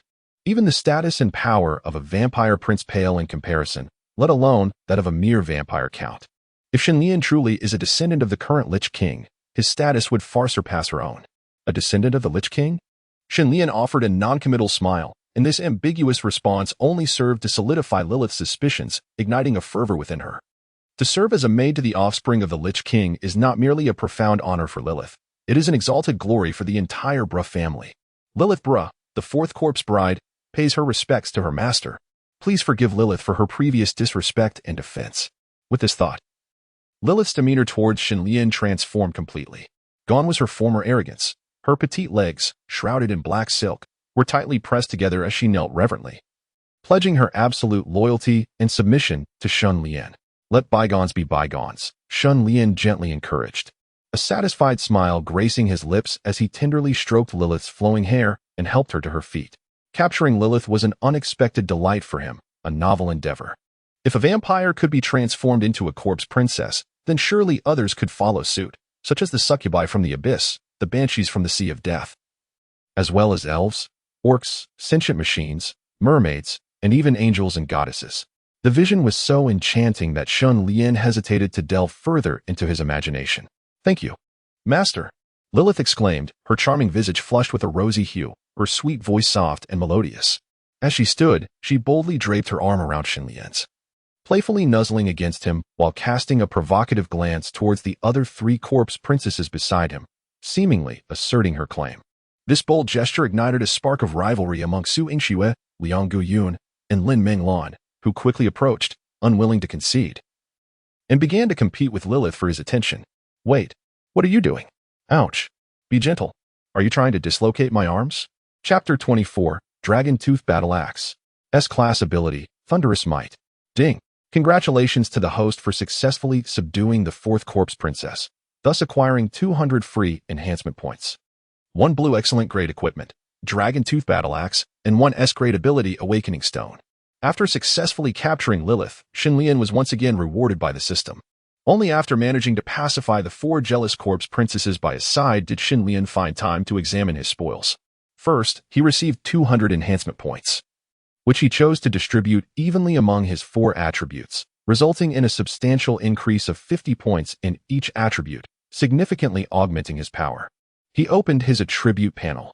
Host, Shen Lian Race, Zombie Level, LV11, 200, 2000, Attributes, Strength 223, Constitution 222, Agility 217, Spirit 225 Abilities, Zombie Toxin Infection, Corpse Light Halo. Mental Domination Skills, 9 Nether Profound Heaven Technique, 36 Paths of Heaven's Halberd Equipment, Storage Ring, White Ordinary Grade, Bone Giant Axe, Green Excellent Grade, Mystical Iron Armor, Blue Excellent Grade, Dragon Tooth Battle Axe, Blue Excellent Grade. Evolution Points, 235 Subdued Corpse Princesses, Lin Menglan, Liang Guyun, Su Yingxue, Lilith. After the enhancements were completed, Shen Lian's attribute values had all surpassed the 200 mark, amounting to more than 20 times that of an average adult male. This level of strength was typically achievable only by other ability users upon breaking through to level 20. Next, Shen Lian continued to explore the subsequent 2 rewards. Firstly, there lies an imposing axe, even more colossal and weighty than a massive bone cleaver, measuring over 2 meters in length and weighing an astonishing 300 to 400 pounds. This dragon tooth battle axe, as described, is forged from the tooth of a colossal dragon, exuding a chilling aura akin to that of ice, sending shivers through one's very core. The blade gleams with a remarkably sharp curvature, and even with Shen Lian's current physical prowess, a mere brush against it would surely draw blood. Furthermore, the dragon-tooth battle axe seems to retain a trace of the dragon's formidable might, instilling a sense of dread in creatures whose levels are inferior to that of its wielder, significantly diminishing their combat effectiveness. This debuff effect is indeed impressive. Shenlian is utterly enamored with this dragon-tooth battle axe, rendering the previous bone cleaver officially retired. The final reward, however, fills Shenlian with unprecedented delight. An S-class ability, Awakening Stone.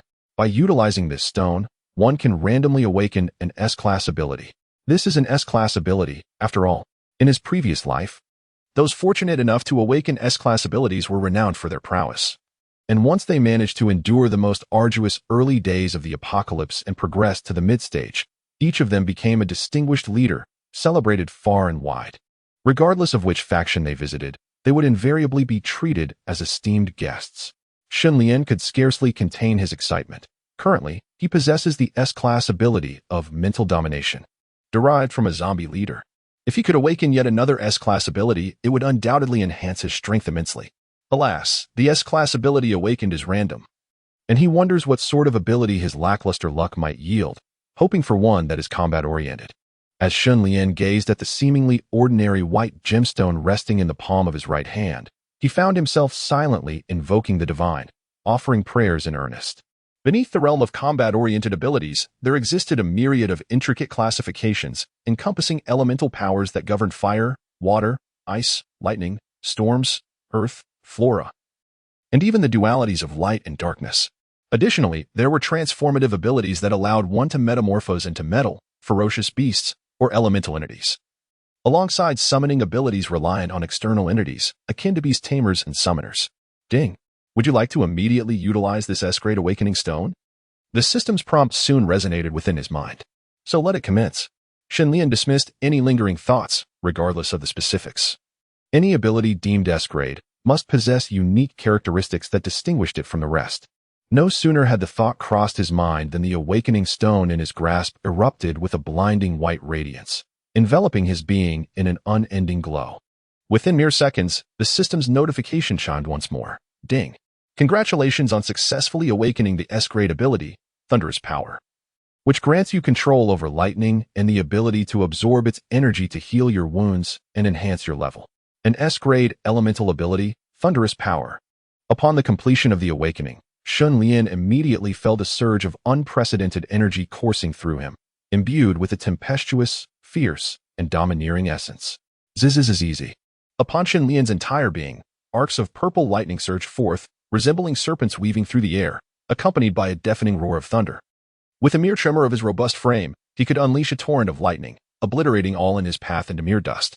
The S-class ability proved undeniably formidable. Shenlian was elated, as it appeared he had exhausted his misfortunes for the day.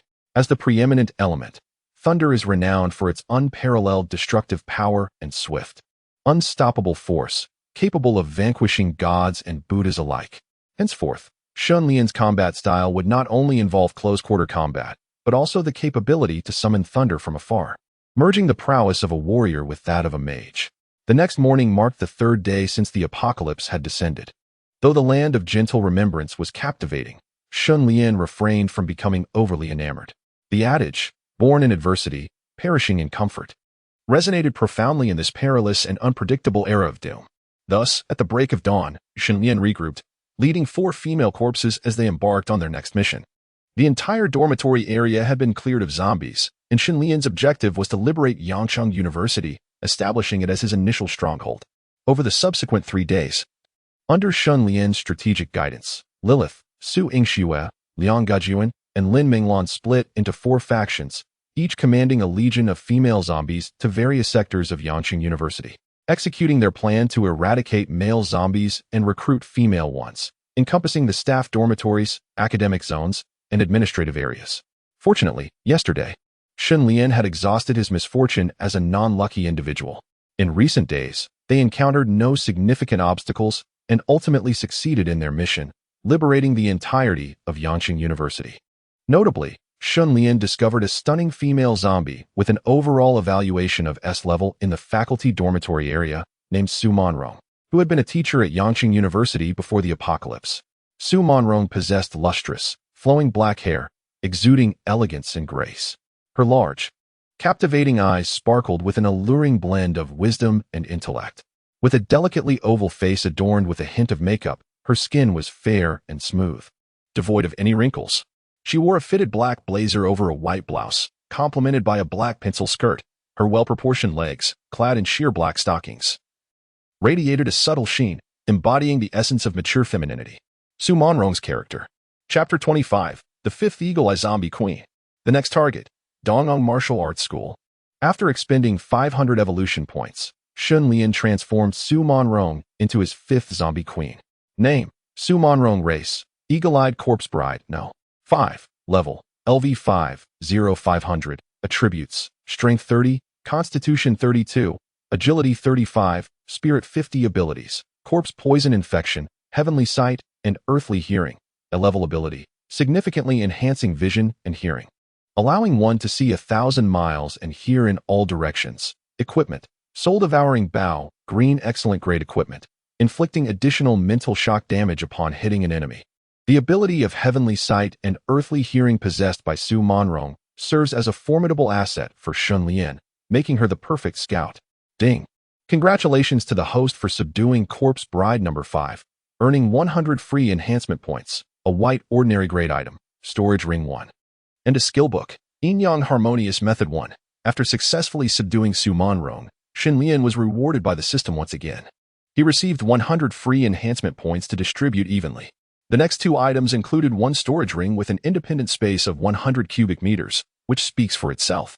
The second was a skill book, Nanyang Harmonious Method. To his astonishment, this turned out to be a dual cultivation technique. After reviewing the introduction to the Nanyang Harmonious Method, Shun Lian displayed a hint of surprise. The Nanyang Harmonious Method, originating from the Harmonious Demon Sect, is a secret dual cultivation technique that enhances both parties' levels and cultivation rapidly when practicing the rites of Zhougong. This presented yet another new avenue for advancement, which Shun Lian found quite satisfactory. Beyond battling monsters and absorbing lightning, it seems that even the most mundane activities can now yield experience points for advancement. The cultivation of the Nanyang Harmony technique imposes no specific targets, allowing for an arbitrary combination of practices. This signifies that Shun Lian can train alongside any of his subordinate undead, enhancing their abilities in unison. Not only do they share familial joys, but they can also upgrade effortlessly, a most delightful situation indeed. However, after scouring the entirety of Yangqing University, he discovered a mere 5 enchanting women, each with an aesthetic and physical rating exceeding 80, and an overall evaluation of S grade. This truly is a disheartening revelation. Wait. Lilith does not belong to Yangqing University either. That reduces the count to 4. After tallying the rewards, Shun Lian could not help but mutter to himself. Such circumstances are unavoidable. After all, once individuals have transformed into zombies, even if they were once stunning beauties, they now appear grotesque and unrecognizable. To discern even the faintest semblance of facial features is a stroke of luck. Indeed, to further expand the legion of undead, the base of operations must continue to grow. Having liberated the entire Yangqing University, Shun Lian regarded it as his stronghold, stationing nearly 20,000 female zombies to guard the area, alongside the mutated bat swarm tamed by Lilith, which patrols various regions vigilantly. To pursue further expansion, the next objective is the entirety of the Nanyang District University town surrounding Yangqing University. Within Nanyang District University town, there are over 10 institutions of higher learning, along with numerous primary and secondary schools, kindergartens, and additionally, a bustling commercial center developed around the schools, featuring museums, art galleries, hospitals, parks, and more. Expanding one's influence to encompass the entirety of the Nanyang District University town is no trivial endeavor. Shun Lian recalls vividly that in his previous life, this feat was accomplished by one of his arch-rivals, Yong Tianhao, who possessed S-class half-dragon transformation abilities. Beginning at the Nanyang Martial School, Yong Tianhao swiftly amassed followers, rescuing countless survivors. Within a mere 3 months, he had established his own faction in the vicinity of the Nanyang District University town, rivaling even the official survivor base constructed by the Southern Guangdong Provincial Military District in Yang City in both scale and strength. In stark contrast, Shun Lian's previous attempts at initiation and development were utterly insignificant, rendering him powerless to seek vengeance against Yong Tianhao in the later stages.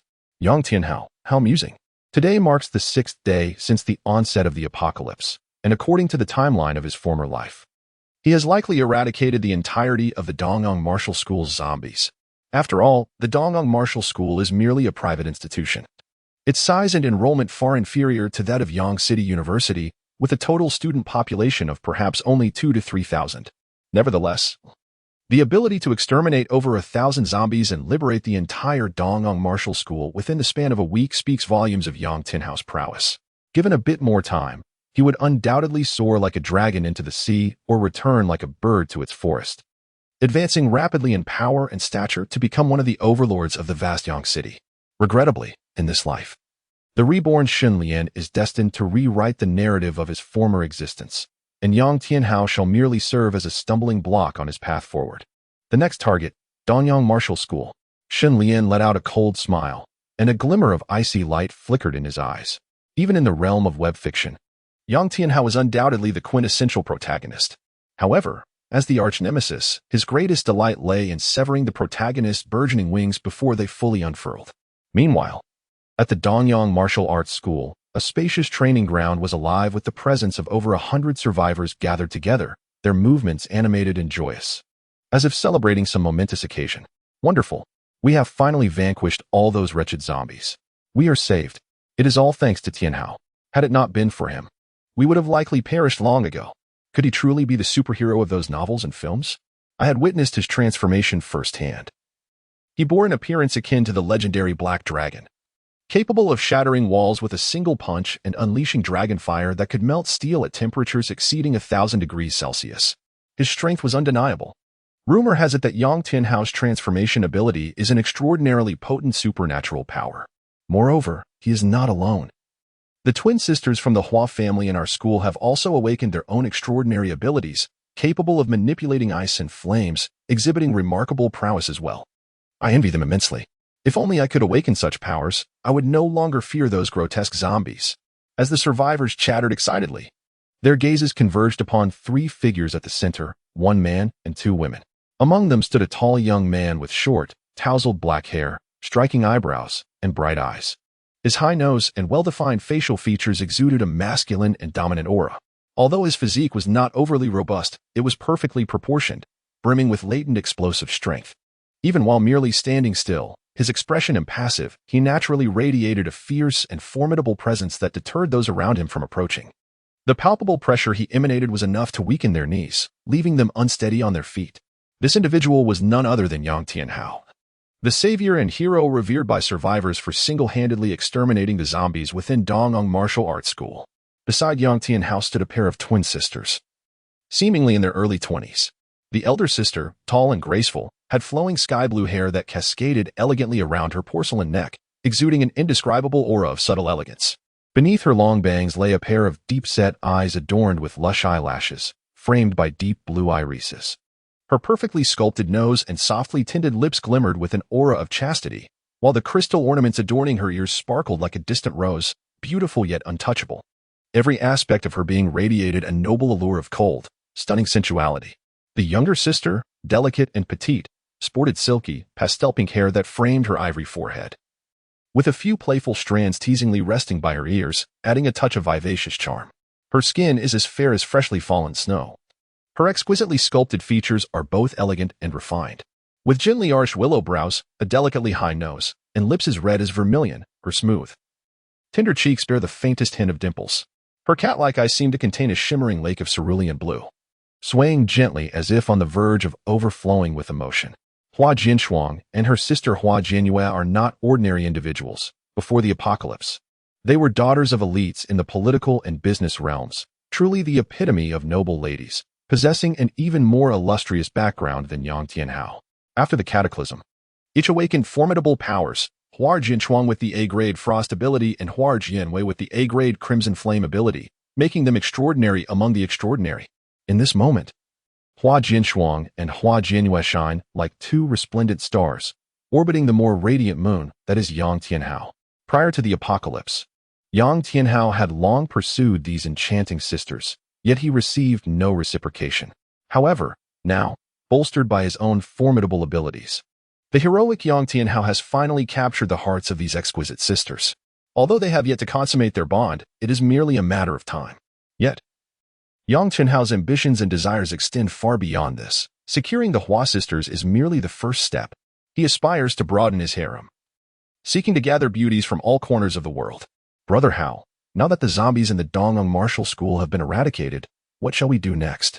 Sister Hua Jinyu seems to hold an immense admiration for Yong Tianhao. When she gazes at him, her lively eyes almost sparkle with twinkling stars. Now, as the entire world finds itself deeply ensnared in this zombie crisis, with countless individuals suffering in dire straits, how can we remain passive observers? It is said that with great power comes great responsibility. Since heaven has bestowed upon us extraordinary abilities, we must shoulder the duty of rescuing others. Not only shall we assist our Nanyang martial arts school, but I also intend to venture into surrounding areas to save more survivors, gather additional resources, and ultimately establish a sanctuary for those who remain, allowing all to live in a secure environment, free from fear. Yong Tianhao's words resonated with authority and righteousness, earning him an outpouring of admiration from the gathered survivors. Truly, he is remarkable. His vision is grand. As fate would have it, we shall rely on Yang's protection from now on. Indeed, as the saying goes, heroes emerge in chaotic times. Now that the apocalypse has descended, it is heroes like Yang who must step forth. Even Hua Jinshuang, usually aloof and indifferent towards men, cast a gentle glance at the spirited Yong Tianhao. Her typically cold demeanor softened by a hint of blush. However, just as the survivors of Nanyang Martial Arts School were celebrating their narrow escape, they were suddenly startled by the sound of flapping wings above, accompanied by piercing shrieks. What could that be? Dark clouds? No. It appears to be a vast swarm of bats. The crowd instinctively lifted their heads, following the sound, only to behold a dense mass of dark clouds that had inexplicably gathered in the sky not far away, swiftly advancing towards their location. As the clouds drew nearer, they soon realized that this ominous formation was composed of mutated bats, each the size of a basketball, numbering no less than 1,000. The mere 100 or so individuals present would scarcely suffice for a single meal for these creatures. Roar! Before the survivors of Nanyang Martial Arts School could fully comprehend their predicament, another thunderous roar echoed around them, as an overwhelming tide of zombies surged forth from all directions, their numbers exceeding 10,000. They crashed through the gates and toppled the walls, madly swarming toward the terrified group. Oh my! Quickly! Run! It was only at this moment that the dazed crowd snapped back to reality, each one screaming in panic and fleeing in disarray. Just a moment ago, they had basked in the joy of survival, yet in the blink of an eye, they found themselves plunged into an abyss of despair and collapse. Where did these mutated bats and zombies come from? What is happening? Why are there so many mutated bats and zombies attacking us at Nanyang Martial Arts School? Even Yong Tianhao, who had previously exuded confidence and vowed to save humanity, was rendered pale with fear upon witnessing this scene. What a joke! How could such a multitude of mutated bats and zombies so purposefully converge here? This is surely not a mere coincidence. Could it be that someone is orchestrating events from behind the scenes? Zhuang Yuer, hurry. We must flee. At this moment, Yong Tianhao had completely forgotten the declaration he had just made, caring little for the survival of the other survivors. His foremost desire was to escape with the Hua sisters. Even he realized that, faced with such a multitude of mutated bats and zombies, choosing to fight would lead to a certain demise. For the enemy could wear him down until he was utterly exhausted. Hua Jinshuang and Hua Jinyue were equally terrified by the sudden assault, their faces paling, until they heard Yong Tianhao's words and promptly nodded in response. Hiss! Hiss! The swarm of mutated bats, flapping their wings, descended upon the survivors, locking onto their targets before swooping down ferociously, toppling one fleeing survivor after another, their sharp fangs tearing flesh and greedily sucking blood. In a matter of moments, numerous survivors were reduced to desiccated corpses by the ravenous bats, their deaths gruesome and unbearable. Yang, Boss Yang, help me. A boy, having been knocked down by the mutated bats, caught sight of Yong Tianhao nearby and urgently called for assistance. However, Yong Tianhao ignored him entirely, fleeing with the Hua sisters in a desperate dash towards the buildings. Kiki, where do you think you're going? Suddenly, a mocking laughter echoed above the heads of Yong Tianhao and his companions. In a moment of haste, Yong Tianhao looked up and was taken aback to see a peculiar figure soaring through the air, a young girl of an exotic race, adorned in an exquisite black Gothic mini dress, with delicate bat-like wings sprouting from her back. Chapter 27, A Reunion. The transformation of the S-class half-dragon. Even for someone as worldly as Yong Tianhao, the sight of this enchanting girl stirred something within him. Her visage, her demeanor, and the blend of pride and cunning in her expression ignited a flicker of mischief and possessiveness in his gaze. However, the formidable aura that emanated from this young creature instilled a sense of caution in him, prompting him to halt his advance. He fixed his gaze upon her and inquired, "Who are you? Did you summon those mutated bats and zombies?" As his thoughts raced, he realized that if this exotic girl was indeed the mastermind behind the hordes of mutated bats and zombies, capturing her would lead him to safety. "You, insignificant human, are unworthy of knowing my name. Moreover, you have provoked my master, and your only fate now is a dead end. Surrender now, while you still can," Lilith proclaimed, her hand resting defiantly on her hip, her tone dripping with condescension. The mention of master caused Yong Tianhao's pupils to constrict, as if sensing an impending danger. He swiftly turned his gaze toward a certain direction, where he could discern multiple figures approaching with astonishing speed. Even from a distance, he felt the overwhelming aura they exuded. Thunder rumbled ominously as a dark cumulonimbus cloud inexplicably manifested above the heads of Yong Tianhao and his companions, accompanied by a deafening roar. A bolt of purple-black lightning, as thick as an adult's arm, descended from the cloud with ferocious intent, piercing the air and aiming directly at Yong Tianhao. "Damn it!" Yong Tianhao bellowed, his skin instantly adorned with scales of black dragon hide. His physique swelled several times, muscles bulging with ferocity, exuding an overwhelming and savage aura, transforming him into a formidable half-dragon warrior. However, Yong Tianhao ultimately underestimated the terrifying power of the purple-black lightning. The invulnerable dragon scales on his body were obliterated in an instant, shattered by the strike. The insidious current penetrated his skin and muscles, incessantly causing paralysis, leaving his massive frame teetering on the brink of collapse. Yong Tianhao cried out in anguish. Unable to withstand the torment, he fell to the ground. His features contorted in pain, a far cry from his once handsome demeanor. "Tianhao, brother Hao," Flower Jianshuang and Flower Jianwei, witnessing Yong Tianhao's plight, were utterly astonished. In their minds, Yong Tianhao was akin to a superhero, invincible in battle, having vanquished countless zombies and saved the entire Nanyang martial arts school. How could he be in such a disheveled state now? "Yong Tianhao, we meet once again." At that moment, a strange and chilling voice echoed in Yong Tianhao's ears, sending a shiver down his spine. Before him stood a tall and imposing young zombie clad in obsidian armor, revealing a sinister smile as he parted his lips. His entire form was enveloped in a series of crackling arcs of lightning, reminiscent of silver serpents in motion.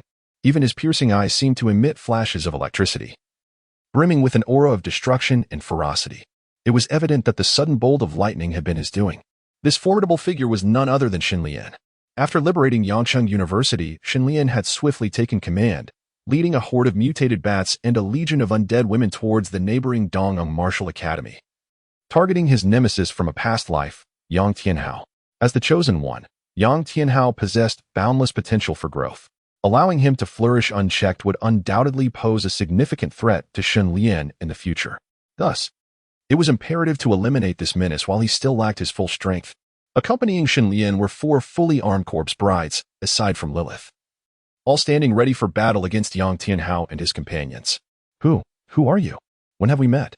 Yong Tianhao struggled to maintain his composure, slowly rising with the support of Hua Jianshuang and Hua Jinyu.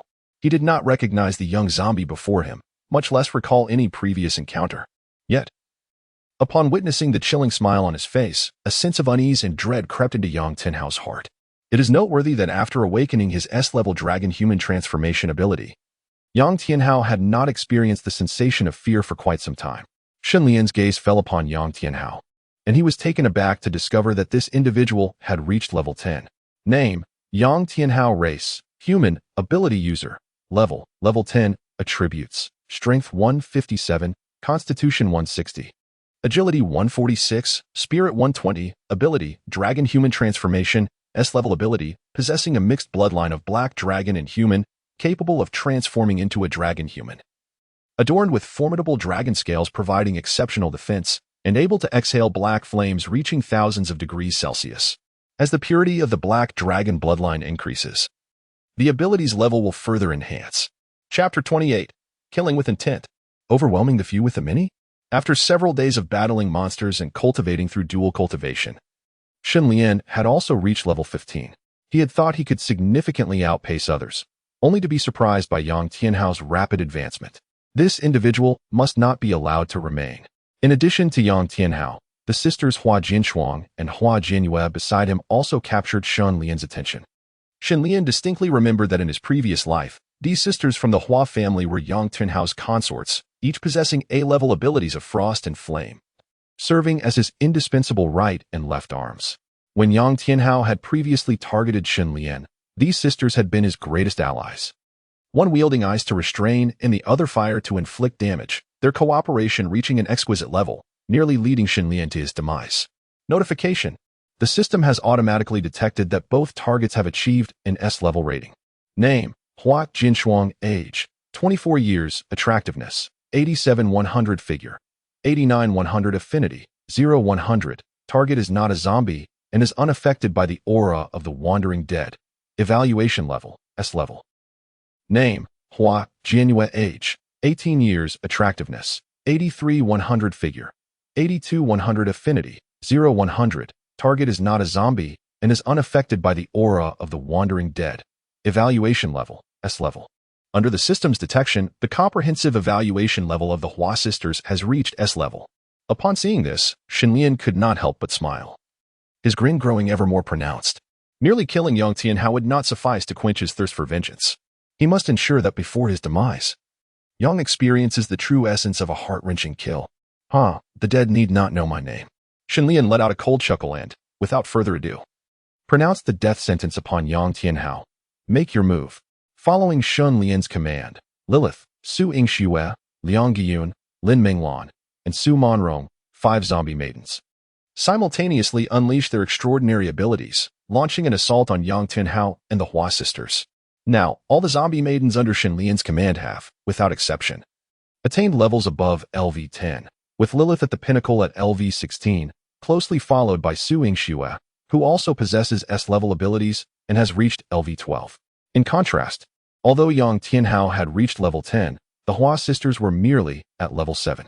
With a swift motion, Su Minyang, wielding the soul-devouring bow, swiftly knocked an arrow and targeted Yong Tianhao's throat, unleashing a trio of arrows.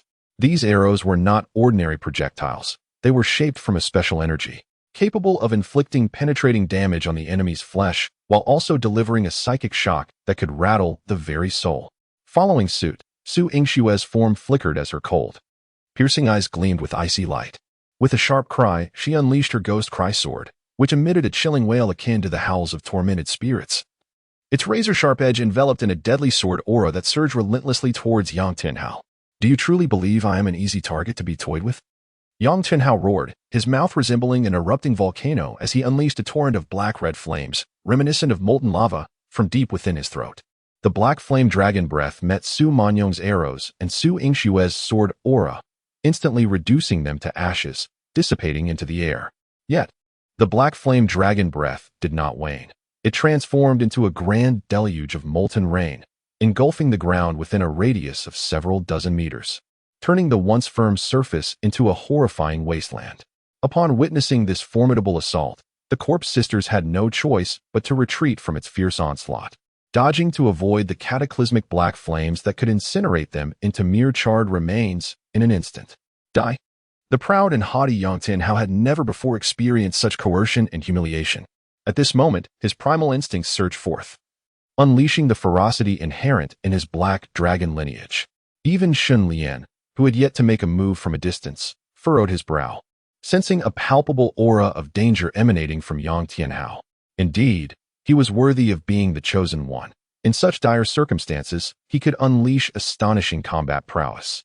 If this opportunity to eliminate him was squandered, allowing him to escape, he would undoubtedly become a significant threat to Shen Lian in the future.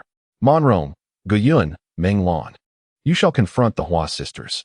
Yong Tianhao will be dealt with by me, Yingxue, and Lilith, Shen Lian swiftly commanded, preparing to take matters into his own hands.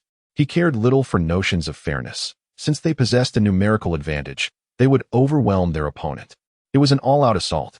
Even a lion exerts its full strength when battling a rabbit, let alone facing Yong Tianhao, who bore the black dragon bloodline. There was no possibility of subduing him without genuine effort. Chapter 29. Shun Lian, kneel before me, Yong Tianhao. The legion of corpse maidens showed no hesitation in obeying Shun Lian's directive. Whoosh, whoosh, whoosh. Su Monrong immediately aimed her soul-biting bow at Hua Jinshuang, unleashing a flurry of 3 arrows in rapid succession. Hua Jinshuang's expression shifted as she swiftly channeled her icy power, summoning an intense cold that coalesced into a shimmering ice shield before her. However, the ice shield merely obstructed the onslaught of the first 2 arrows. The third arrow, with unstoppable momentum, pierced through the ice shield's defense and struck Hua Jinshuang directly in the shoulder. Ah! Hua Jinshuang could not help but grit her teeth and cry out in pain, as the sharp arrow had already drawn blood, causing her crimson essence to instantly stain her clothing. Furthermore, an overwhelming mental shock surged through her mind, leaving her as if struck by lightning. Her thoughts blanked out entirely, cold sweat pouring from her forehead, plunging her into a state of utter daze. Sister. Witnessing her sister's injury, Hua Jianyu appeared anxious and frantic, intending to check on her sister's condition, only to be confronted by a hand wielding enormous scissors. The lips of a grotesque and terrifying female zombie stretching into a chilling grin as she charged towards her. I will eat you. The sinister words of her assailant rendered Hua Jianyu frozen in place, forgetting to unleash her own powers. As the creature drew near, Lin Meglon showed no mercy, delivering a brutal blow with the crocodile jaws of her scissors, knocking Hua Jianyu unconscious, and then, as if lifting a chick, she effortlessly hoisted the petite and delicate Hua Jianyu with one hand. In the span of mere moments, one of the Huajian sisters had lost her combat ability while the other was captured, leaving Yong Tianhao alone on the battlefield. Shuanger, Yuer, not far away, witnessing this scene, Yong Tianhao's eyes widened in fury, losing his rationality as he turned to rescue the Huajian sisters. Your opponent is me. However, a chilling and indifferent figure obstructed Yong Tianhao's path, their eyes radiating intense battle intent. As the words left their lips, strands of dazzling sword light transformed into heavy shadows, completely enveloping Yong Tianhao's half-dragon form. The assailant was none other than Su Yingxue, who, upon witnessing Yong Tianhao's formidable prowess, felt not a tinge of fear or retreat, but rather an exhilarating thrill at having found a worthy opponent. Get out of my way. Yong Tianhao roared like thunder, his demeanor frenzied. He faced the razor-sharp sword Qi, capable of slicing through gold and jade, without flinching or evading, relying solely on his dragon scales to withstand the onslaught. Simultaneously, he brandished his sharp dragon claws, infused with an overwhelming ferocity, charging fiercely towards Su Yingxue. Boom! The two engaged in a fierce battle, with Su Yingxue remaining composed and calm. Her swordplay flowed like water, each strike aimed directly at vital points: Yong Tianhao's eyes, neck, heart, and even his groin. Though her movements appeared unadorned, each was a lethal technique, leaving Yong Tianhao in a state of considerable distress as he found himself thoroughly suppressed by Su Yingxue. Higi, you still have to contend with me. At that moment, a sweet and melodious voice rang out from behind Yong Tianhao. There, hovering in midair, was Lilith, who suddenly waved her hand. Drawing upon the blood of the deceased survivors strewn across the ground, she conjured strands of blood that coalesced in her petite fingers, resembling steel cables. Swish, swish, swish. As Yong Tianhao engaged in battle with Su Yingxue, Lilith suddenly waved her hand, unleashing countless crimson threads that shot forth like arrows released from a bow. Instantly, they ensnared Yong Tianhao's limbs, binding him in place, rendering his explosive half-dragon physique immobile. Roar, roar.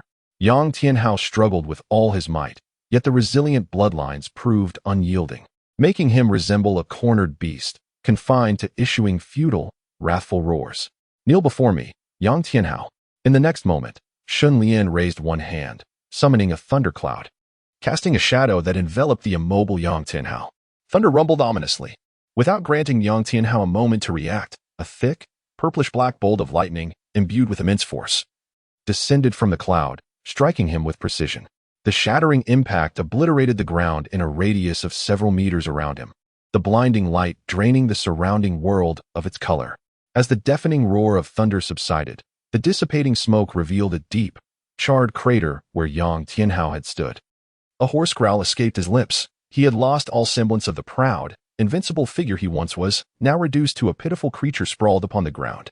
His black dragon scales lay shattered, and blood gushed from the fractures, painting a gruesome picture of his plight.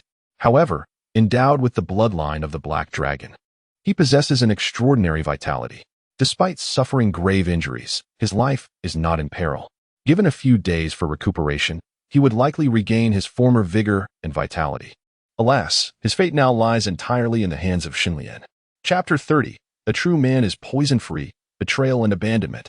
Soon, Su Yingxue and Lilith surrounded him, and should Yong Tianhao dare to resist even slightly, he would be met with the cold steel of swords and scythes.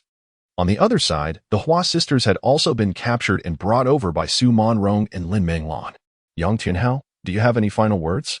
Xinlian arrived at the charred pit, observing the disheveled Yong Tianhao with leisurely curiosity.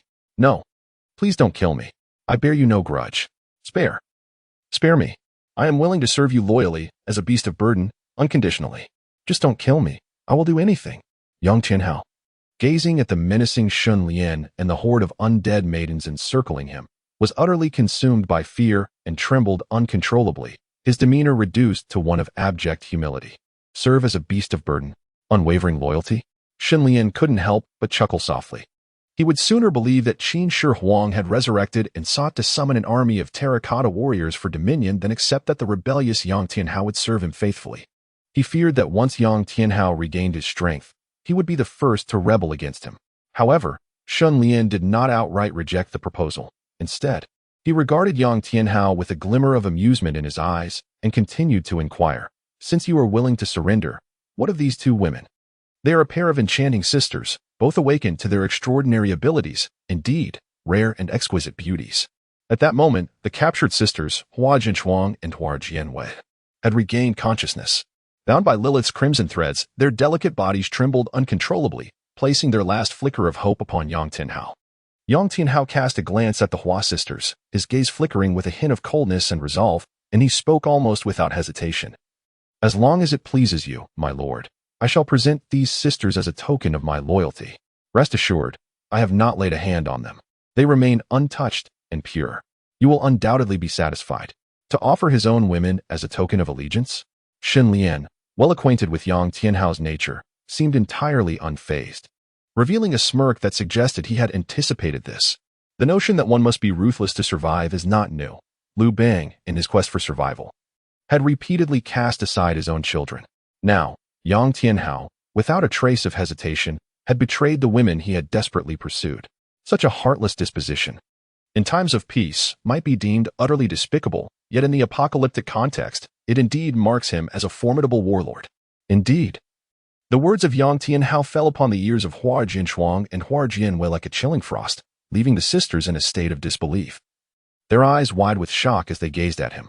They could hardly fathom that he would so readily betray them to preserve his own life. This was the first moment they truly recognized the malevolent visage concealed beneath his feigned benevolence. "Yong Tianhao, you wretched creature, lower than a beast. How blind I was not to see your true nature." Hua Jinshuang and Hua Jianwei seethed, their teeth clenched, unable to restrain their furious tirade against him. "Silence! What are you two to dare insult me?" Yong Tianhao retorted, his voice dripping with disdain. "Do not feign superiority here. Henceforth, you shall serve this esteemed individual diligently. Should he find any dissatisfaction, I shall show you no mercy." With considerable effort, Yong Tianhao extricated himself from the charred pit, adopting the demeanor of a sycophant eagerly aligned with Xinlian. "You." Hua Jinshuang and Hua Jianwei were rendered speechless by his words, their furious gazes fixed upon him. If their stares possessed the power to kill, Yong Tianhao would have surely been subjected to 1,000 tortures by now. "Ha! What a splendid performance!" Xinlian, who had been observing the scene with amusement, suddenly turned his attention to the two sisters, his tone laced with seductive temptation. "I can offer you an opportunity to eliminate Yong Tianhao, claiming his head as a token of allegiance. In return, not only will I spare your lives, but I shall also bestow upon you a true fortune." "What?" Upon hearing Xunlian's words, not only were Hua Jinshuang and Hua Jianwei taken aback, but even Yong Tianhao was rendered utterly flustered, scarcely believing his own ears. "My lord, this is not what we had previously agreed upon. I can offer them to you as my token of loyalty. If you are dissatisfied, I shall not hesitate to slay them myself." Yong Tianhao hastily exclaimed. Not only was he willing to relinquish his own women, but he would also show no mercy even if it came to their demise. This revelation only deepened the disappointment and simmering rage of the sisters toward Yong Tianhao. Not what we agreed upon. When did I ever acquiesce to your demands? It is you who have delved too deeply into this charade, Shun Lian retorted, casting a disdainful glance at Yong Tianhao. To have Yong Tianhao in his orbit was akin to possessing a volatile ticking time bomb, unpredictable and perilous, with the potential to ignite chaos at any moment. Moreover, Yong Tianhao's demise would only augment his value, yielding substantial experience points and evolution opportunities, alongside the rare and potent dragon flesh and blood from his half-dragon physique. This time, it was Yong Tianhao who found himself at a loss for words, feeling as though he had been toyed with. Anger boiling over as he spat a pool of dark blood, exacerbating his already grievous injuries, leaving him increasingly feeble. The essence of psychological torment was encapsulated in this moment. What say you then? Shun Lian continued, directing his inquiry toward the sisters, Hua Jinshuang and Hua Jianwei. Hua Jinshuang and Hua Jianwei exchanged a glance, and almost in unison declared, I shall kill him. The sting of betrayal by a beloved was far more heart-wrenching and infuriating than the defeat and capture by an enemy. Ah, splendid. Yong Tianhao, to be slain by the very women you have betrayed and abandoned. This is the finest conclusion to your existence. Chapter 31. The Death of Yong Tianhao. Elemental Fusion? Ah, splendid. Yong Tianhao, to be slain by the very women you have betrayed and abandoned. This is the finest conclusion to your existence. As Shen Lian's words echoed, he commanded Lilith to release the bindings on Hua Jinshuang and Hua Jianwei, restoring their freedom. Soon, the sisters rose once more, poised to unleash their unique powers against the battered Yong Tianhao, who was now nearly devoid of any means to retaliate. You two harlots dare to kill me. You are utterly delusional. Yong Tianhao's eyes widened in fury, his chest ablaze with wrath, veins throbbing ominously upon his forehead. He raged irrationally at Hua Jinshuang and Hua Jianwei. At last, he tasted the bitter flavor of betrayal and abandonment, his entire being engulfed in panic and impotent rage, akin to a cornered beast emitting its final lament. Yong Tianhao, it was you who acted first without compassion. Do not fault us for our lack of loyalty. Hua Jinshuang let out a cold snort, and a piercing chill instantly emanated from her slender fingers, sweeping towards Yong Tianhao, swiftly encasing his body in a layer of ice that rendered him nearly immobile, transforming him into a frozen statue. Die, beast. Hua Jianyu raised her hand, conjuring a condensed ball of intense heat in her palm. As the sphere spun rapidly, it grew larger, crashing violently into Yong Tianhao, resulting in a tremendous explosion that engulfed him in roaring flames. Indeed, one must never provoke a woman, Shen Lian thought to himself upon witnessing the scene. When a woman unleashes her fury, it is truly terrifying. In the charred pit, Yong Tianhao, who had endured the sisters' relentless assault, was left in a grotesque state. His skin was scorched black, blood pooled around him, and he was barely clinging to life. Spare me. I was wrong. Zhuang'er, Yuer. Yet, before his feeble pleas could fully escape his lips, Shen Lian delivered a final, lethal strike, piercing his heart and extinguishing the last vestige of his breath. He was dead. Once a formidable hero who commanded influence in the vast Yang city and throughout the province of Nanyang, wielding the S-level half-dragon transformation ability. Yong Tianhao met an untimely demise in this life. The face that was once handsome was now unrecognizable, bearing an expression of lingering unwillingness, fear, and profound despair. Forever unable to close his eyes in death. You have slain an S-class ability user, level 10, gaining 10,000 experience points and 1,000 evolution points. Ding! You have ascended to level 17, with a boost of 20 to your 4-dimensional attributes. Having leveled up twice in quick succession, Shen Lian's gaze flickered momentarily with a cold glint as he beheld the charred remains of Yong Tianhao, before returning to its usual composure. The unresolved grievances from his past life had finally come to an end, alleviating the heavy burden that had weighed upon his heart. Meanwhile, it was only after witnessing Yong Tianhao's last breath that the sisters, Hua Jinshuang and Hua Jianwei, emerged from their state of rage-fueled madness, their expressions now betraying a mix of anxiety and fear. With Yong Tianhao gone, their survival now rested solely upon their own capabilities. In short order, Shen Lian instructed Lilith to collect the blood, flesh, fat, and organs from Yong Tianhao's corpse. Though tainted with impurities, the dragon's blood and flesh, as well as its liver, possessed immense nutritional value and latent energy. Additionally, Shen Lian extracted the S-class ability crystal core from within Yong Tianhao, Compared to the B-class crystal core acquired from slaying Wei Dong, this S-class core was not only larger, but also radiated a lustrous sheen, exuding a rich energy that could be felt simply by holding it. Should he successfully refine this S-class ability crystal core, Shenlian's power would undoubtedly undergo a metamorphosis, significantly enhancing the awakening of his abilities. You have performed admirably. As per our agreement, I shall spare your lives and even bestow upon you a stroke of fortune. At this moment, Shenlian finally redirected his gaze towards the sisters, Hua Jinshuang and Hua Jianyue, and spoke in a tone devoid of emotion. Indeed, both sisters nodded hastily, entirely unaware of Shenlian's true identity, uncertain whether he was a zombie or a human. Their sole desire was to preserve their lives, compelling them to heed his commands. At least for the time being. Then let us proceed. Shenlian clapped his hands, and Lin Minglan and Su Minyang, who stood behind the two sisters, suddenly lunged forward, sinking their teeth into their necks. The infection of zombie venom ensued. Caught completely off guard, Hua Jinshuang and Hua Jianyue emitted terrified screams, never having anticipated that what Shenlian referred to as a gift of fate would result in their transformation into zombies. However, the zombie virus had already coursed through their veins, and any thought of resistance was now futile.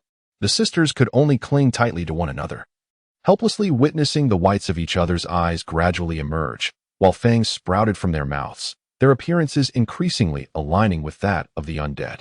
Roar! Roar! In a brief span, Hua Jinshuang and Hua Jianyue were entirely transformed into zombies, yet they retained their intimate embrace, embodying the deep bond of sisterhood, one clad in blue, the other in red, a harmonious contrast of ice and fire. Ding! Do you choose to designate Hua Jinshuang as Zombie Queen number 6, expending 500 evolution points for immediate transformation? Ding! Do you choose to designate Hua Jianyue as Zombie Queen number 7, expending 500 evolution points for immediate transformation? Yes. With a wave of his hand, Shenlian allocated all 1,000 evolution points he had just acquired. As the transformation of Hua Jinshuang and Hua Jianyu into corpse sisters proceeded simultaneously, two distinctly different elemental auras emanated from their bodies. One exuded a chilling, bone-piercing coldness, while the other radiated intense, searing flames. Despite being mutually exclusive elemental properties, they harmoniously converged and fused together, resulting in an even more potent and rich elemental presence. Was this elemental fusion? Witnessing such a miraculous scene, Shenlian could hardly conceal his astonishment. In his previous life, he had encountered a pair of twin brothers in Yang City, each wielding the A-class powers of Crimson Flames and Earth.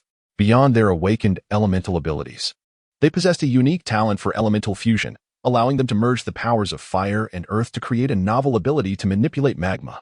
For instance, they could effortlessly melt nearby rocks into scalding lava, even inducing localized earthquakes and volcanic eruptions, exhibiting overwhelming strength akin to S-class abilities.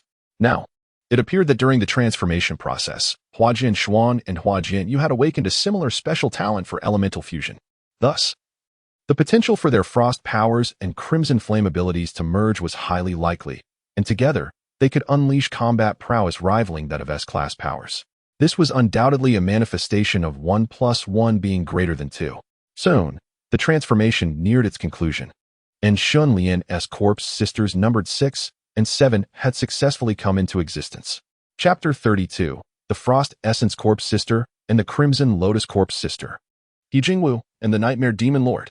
Name, Hua Jinshuang. Race, Ice Essence Corpse Princess number 6, Level, LV7, 0700, Attributes, Strength 45, Constitution 40, Agility 42. Spirit 63, Abilities, Corpse Poison Infection, Frost Power, A-Class Ability, Ice Element Ability, capable of manipulating cold currents and snow, freezing the moisture in the surrounding air into ice, and controlling its form for any desired shaping. Elemental Fusion, A-Class Ability, can merge with specific elements that are compatible with each other. Equipment, Ice Essence Staff, Green Excellent Equipment. Doubles the power of ice skills, reduces spirit consumption. Name, Hua Jianwei. Race, Crimson Lotus Corpse Princess number 6, Level, LV7, 0700, Attributes, Strength 42, Constitution 38. Agility 40, Spirit 60, Abilities, Corpse Poison Infection, Crimson Flame Power, A-Class Ability, Fire Element Ability, capable of manipulating heat and flames, absorbing solar radiation to store heat, and creating thermal explosions. Elemental fusion, A-class ability, can merge with specific elements that are compatible with each other. Equipment, Crimson Lotus Staff, green excellent equipment. Doubles the power of fire skills, reduces spirit consumption. The Ice Essence Corpse Princess and the Crimson Lotus Corpse Princess. Indeed, Shun Lian has discovered that both Hua Jinshuang and Hua Jianyue have simultaneously awakened a new A-class ability, namely Elemental Fusion. Number 6 Corpse Princess Hua Jinshuang salutes the Master. Number 7 Corpse Princess Hua Jianyue salutes the Master. Upon completing their transformation into the Corpse Princess, Hua Jinshuang and Hua Jianyue knelt respectfully before Shun Lian. Addressing him with deference, "Rise," Shun Lian urged, assisting the two sisters to their feet. With a keen interest in assessing their elemental fusion abilities, he commanded them to demonstrate their powers before him. In a swift display, the sisters clasped hands, and the chilling force of frost intertwined seamlessly with the searing heat of flame, creating a breathtaking spectacle of ice and fire. Once the elemental fusion was achieved, their abilities bore the dual attributes of ice and fire. For instance, the cold flame not only ignited and scorched their foes, but also possessed the capacity to freeze them with its frigid touch. Similarly, the blazing ice, with its formidable crystalline structure, not only penetrated deeply but also carried explosive effects, capable of inflicting immense damage. Empowered by their unique elemental fusion, the combat prowess exhibited by Hua Jinshuang and Hua Jianyue rivaled that of typical S-class ability users, which genuinely astonished Shun Lian. After all, S-class ability users are rare treasures, scarcely found. In his past life, the vast city of Yang and even the entire province of Nanyang harbored merely a handful of such individuals. Remarkably, he had encountered two of them, Suing Shue and Yong Tianhao, not to mention himself in his previous existence, totaling 3. Among the remaining S-class ability users, one was a soldier from the Nanyang military district, known as He Jingwu, who had awakened the S-class ability of magnetic manipulation. He Jingwu possesses the extraordinary ability to manipulate metals and magnetic objects through magnetic force, generating formidable electromagnetic pulses.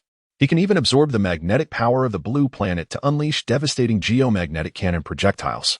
This ability is regarded as the most versatile and formidable among S-class abilities, and it would not be an exaggeration to classify it as SS class. Subsequently, He Jingwu became the de facto ruler of the official survivor base in Yang City, wielding control over the lives and fates of millions of survivors. In stark contrast, another figure lurks like a rat in the shadows, traversing the realms of humanity, zombies, and otherworldly beings. Elusive and enigmatic, this individual remains unseen, with no one having glimpsed their true visage. There is uncertainty regarding their gender or nature, whether human, zombie, or an alien entity. Known only by the codename Nightmare Demon Lord, they possess an S-class ability for interdimensional summoning, enabling communication with otherworldly planes and the summoning of powerful unknown beings for their command in battle. The Nightmare Demon Lord has independently founded a heretical cult named the Nightmare Sect, actively recruiting followers and embodying the very essence of nightmares, bringing forth sin, calamity, suffering, and death into the mortal realm. The Nightmare Sect targets not only zombies and otherworldly beings, but also humanity itself, having perpetrated numerous horrific attacks on human survivor bases. They have even orchestrated zombie and alien assaults against humans, employing insidious, cruel, and ruthless tactics, rendering them an evil presence hunted by various human factions. He Jingwu and the Nightmare Demon Lord are destined to become the principal adversaries of Shun Lian in the near future. Although Shun Lian wished to take advantage of the early days of the apocalypse to eliminate his adversaries, much like he did with Yong Tianhao, while their powers remained undeveloped and their wings unformed, achieving this proved to be exceedingly challenging. As for He Jingwu, there was no need to elaborate. He hailed from the military district of Nanyang province and held a significant rank as a senior officer. Despite the army suffering tremendous losses due to the onset of the apocalypse, the surviving soldiers swiftly reorganized for a counteroffensive. Armed with a variety of formidable firearms, they efficiently eradicated the zombies within the military district and mobilized forces into the cities to rescue more survivors and establish official survivor bases. Given Shun Lian's current zombie forces, it was unrealistic to contend with an organized military equipped with an array of weaponry, including tanks and aircraft. The same applied to the Nightmare Demon Lord. Shun Lian had yet to glimpse his true form, let alone ascertain his whereabouts. Finding him in the vast expanse of Yang City or even Nanyang province was akin to searching for a needle in a haystack, an exceedingly daunting task. Thus, Shen Lian could only proceed with caution, steadily expanding his base, recruiting soldiers, and swiftly enhancing his own power and capabilities. Ding! Congratulations, host, on capturing Zombie Princess number 6, earning 100 free enhancement points and the skill book, Beginner Beast Taming Technique. Ding! Congratulations, host, on capturing Zombie Princess number 7, earning 100 free enhancement points in the skill book, Skeleton Transformation Technique. Soon, the rewards for capturing Hua Jinshuang and Hua Jianwei were also dispensed. First, a total of 200 points of free enhancement were accumulated, allowing Shen Lian's attributes to ascend to a new pinnacle, surpassing the 300 mark. He opened his attribute panel. With a thought, Shen Lian immediately accessed his revitalized data panel. Host, Shen Lian race, zombie, level, LV17, 3,500 7,000. Attributes, strength 353, constitution 352, agility 347. Spirit 355, abilities, corpse poison infection, 1,000 corpses illumination, mental domination, thunderous powers skills, 9 nether profound heaven technique, 36 paths of the celestial axe, yin yang harmony technique. Basic beast mastery, skeleton transformation technique, equipment, storage rings X2, white ordinary, bone giant axe, green excellent, dark iron armor, blue fine. Dragon tooth battle axe, blue fine. Evolution points, 2578, conquered corpse maidens, Lin Menglan, Liang Gejuan, Suing Xue, Lilith, Su Monrong, Hua Jinshuang, Hua Jianwei. Chapter 33, Skeleton Transformation Technique, Golden Skeleton Breakthrough. Additionally, there are 2 skill books. Basic Beast Mastery allows one to tame mutated beasts below level 30 through mental power. With the number of tamed beasts dependent on the user's spirit attribute strength, Skeleton Transformation Technique enables the transformation of the deceased into skeletons, including humans and other races. With the strength level determined by the deceased's level and innate abilities during their lifetime. What a treasure! After perusing the introductions of these 2 skill books, Shen Lian was filled with astonishment. Beast Mastery, a specialized skill, can only be wielded by those awakened with the extraordinary ability to command beasts. Once Shen Lian masters this art, he could attempt to tame mutated beasts, acquiring several mutated tigers and lions as his mounts, which would be quite impressive. Furthermore, the skeleton transformation technique is nothing short of a divine skill. It allows for the reanimation of deceased humans, zombies, and other denizens of different realms, transforming them into soulless skeletons that obey only the commands of the caster. Consequently, Shen Lian would not need to fret over the losses of his zombie allies. Should they fall, he could resurrect them one by one, converting them into skeletons to continue the fight on his behalf. In the realm of the Death Corruption Sea, skeletons are considered among the lowest tier of undead beings, akin to zombies. However, in terms of population, they far surpass zombies. Skeletons require no sustenance and possess a swifter mobility along with an innate talent for wielding weapons and even magic. They have their own unique civilizations and hierarchical systems. Their rank can be distinguished by the color of their bones, ranging from the most common black iron skeletons, bronze skeletons, silver skeletons, golden skeletons, and diamond skeletons, to the sovereign of all skeletons, the Skeleton King. Each category further diversifies into various professions, including skeleton swordsmen, skeleton warriors, skeleton archers, skeleton knights, and skeleton mages. As zombies and skeletons develop over time, I shall ultimately command the 2 most populous undead factions within the Death Corruption Sea.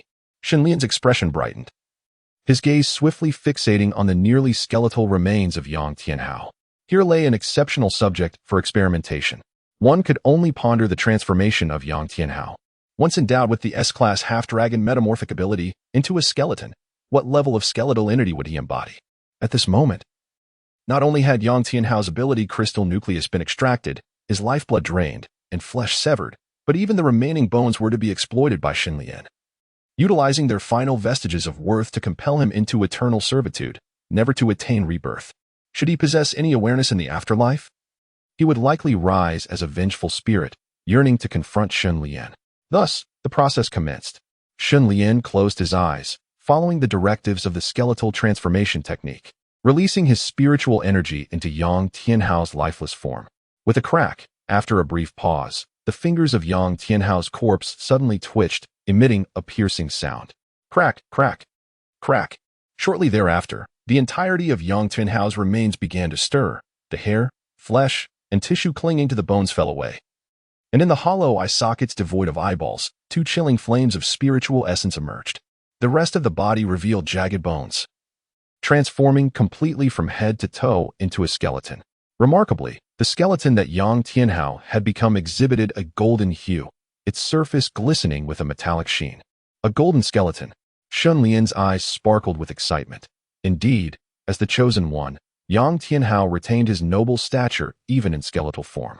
Name: Golden Skeleton Race, Skeleton Level, LV10, 300-1000. Attributes: Strength 157, Constitution 160, Agility 146, Spirit 120, Special Ability. Bone Dragon Transformation, S-Rank Ability. Capable of transforming into a bone dragon, significantly enhancing skeletal hardness, strength, and resilience. With the ability to exhale soul flames from its mouth, upon reviewing Yong Tianhao's current attribute panel, Shen Lian could not help but burst into hearty laughter.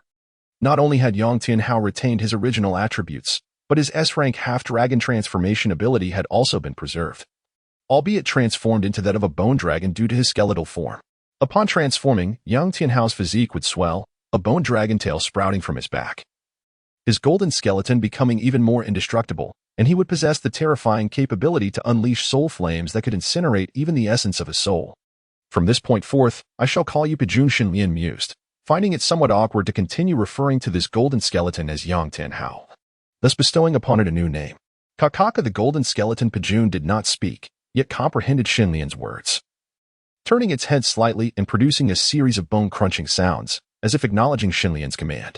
Moreover, Shen Lian imparted his unused green-quality equipment, the Bone Giant Axe, to Pejun's skeleton.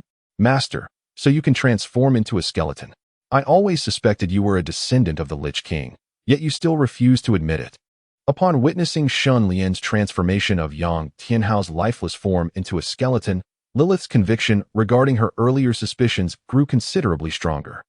The art of skeleton transformation is derived from necromantic magic, typically wielded only by skeletal kings and necromancers. Shen Lian's ability to not only modify zombies but also to transform skeletons signifies a mastery that spans two distinct races, a feat achievable solely through the necromantic and dark magical legacies possessed by the Lich King. Cease your idle speculations. Henceforth, you shall lead the mutated bat swarm and the female zombie horde to scour the entirety of Nanyang Martial School, gathering all human survivors. This evening, we shall indulge in a sumptuous feast. The bounty of this endeavor has brought Shen Lian immense satisfaction, elevating his spirits. He initially commanded his 7 corpse maidens to continue their search of the martial school, and with a grand gesture, he proclaimed rewards for his troops. Acknowledging their orders, the 7 maidens promptly dispersed to carry out Shen Lian's directives. As dusk fell, a bonfire was ignited. Shen Lian and the 7 maidens gathered around the flames, relishing skewers of freshly grilled meat and quenching their thirst with steaming cups of warm blood. The source of this meat and blood is, needless to say, from one of Shen Lian's former adversaries, Yong Tianhao. Even Hua Jinshuang and Hua Jianwen, immersed in their meal, savored the feast with unabashed delight. Of course, having been transformed into corpse maidens, their memories of humanity had faded, leaving them oblivious to the true nature of Yong Tianhao. After consuming the flesh and blood, the corpses could perceive a surge of pure, overwhelming energy diffusing within them, coursing through their limbs and organs, subtly enhancing their dimensional attributes. Delightful. Downing a glass of fresh dragon blood, Shen Lian felt as though he had swallowed a fireball, a searing heat lingering in his mouth, throat, and stomach. After a considerable time, this intense warmth gradually subsided, replaced by an exhilarating sense of comfort, his pores opening wide, and his vitality surging. Both his physical strength and mental attributes were imperceptibly bolstered. In Chapter 34, the emergence of a zombie leader, the 8-foot-tall lady, was noted. Simultaneously, Shen Lian retrieved Yong Tianhao's S-Class ability crystal core and began to refine it while savoring the dragon blood.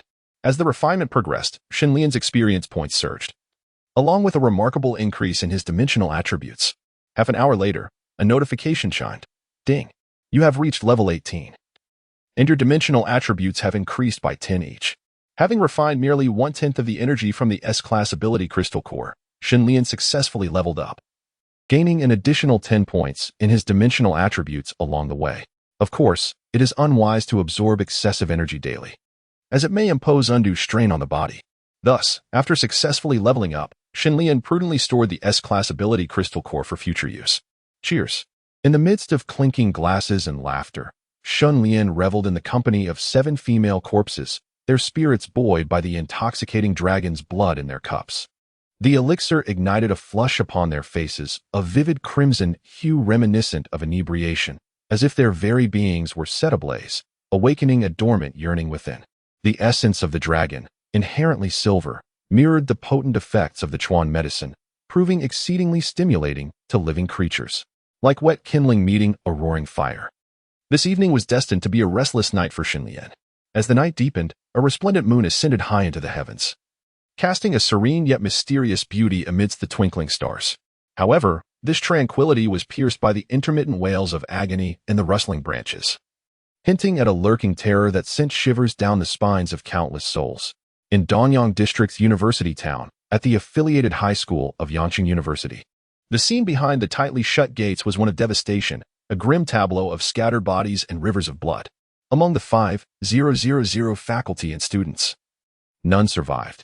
They had either transformed into ghastly creatures with green faces and sharp fangs, or were reduced to mere remnants, scarcely retaining any bones, devoid of even the qualifications to become zombies. At this very moment, on the rooftop of a towering classroom building, stood a statuesque and voluptuous figure, a female zombie. To be precise, her long, flowing hair, reminiscent of a black rose in full bloom, was elegantly swept back, adorned with a wide-brimmed white hat. She wore a delicate, sheer white gown that accentuated her form. Her blood-red eyes, accentuated by dark eyeshadow, exuded a chilling intensity, resembling a fierce predator poised to strike at any moment. Her complexion, pale as parchment, radiated an air of dignified elegance, reminiscent of a blooming poppy, beautiful and proud, yet exuding a feminine allure that captivates the senses. A single glance could ensnare one's spirit. However, what truly commanded attention was her strikingly tall and voluptuous figure, standing nearly 5 meters tall. Her curvaceous silhouette overflowing from her long dress, emanating a mature charm cultivated through the passage of time. If Shenlian were present, he would undoubtedly be astonished to discover that this female zombie bore a striking resemblance to the legendary 8-cubit lady of urban folklore. The 8-cubit lady, renowned for her 8-cubit height and ample physique, adorned in white garments and a matching hat, harbored a particular fondness for her prey, young boys. From the mouth of this statuesque 8-cubit lady zombie emerged a bewitching sound, a haunting melody that, though soft, possessed an enchanting power that resonated throughout the entire school.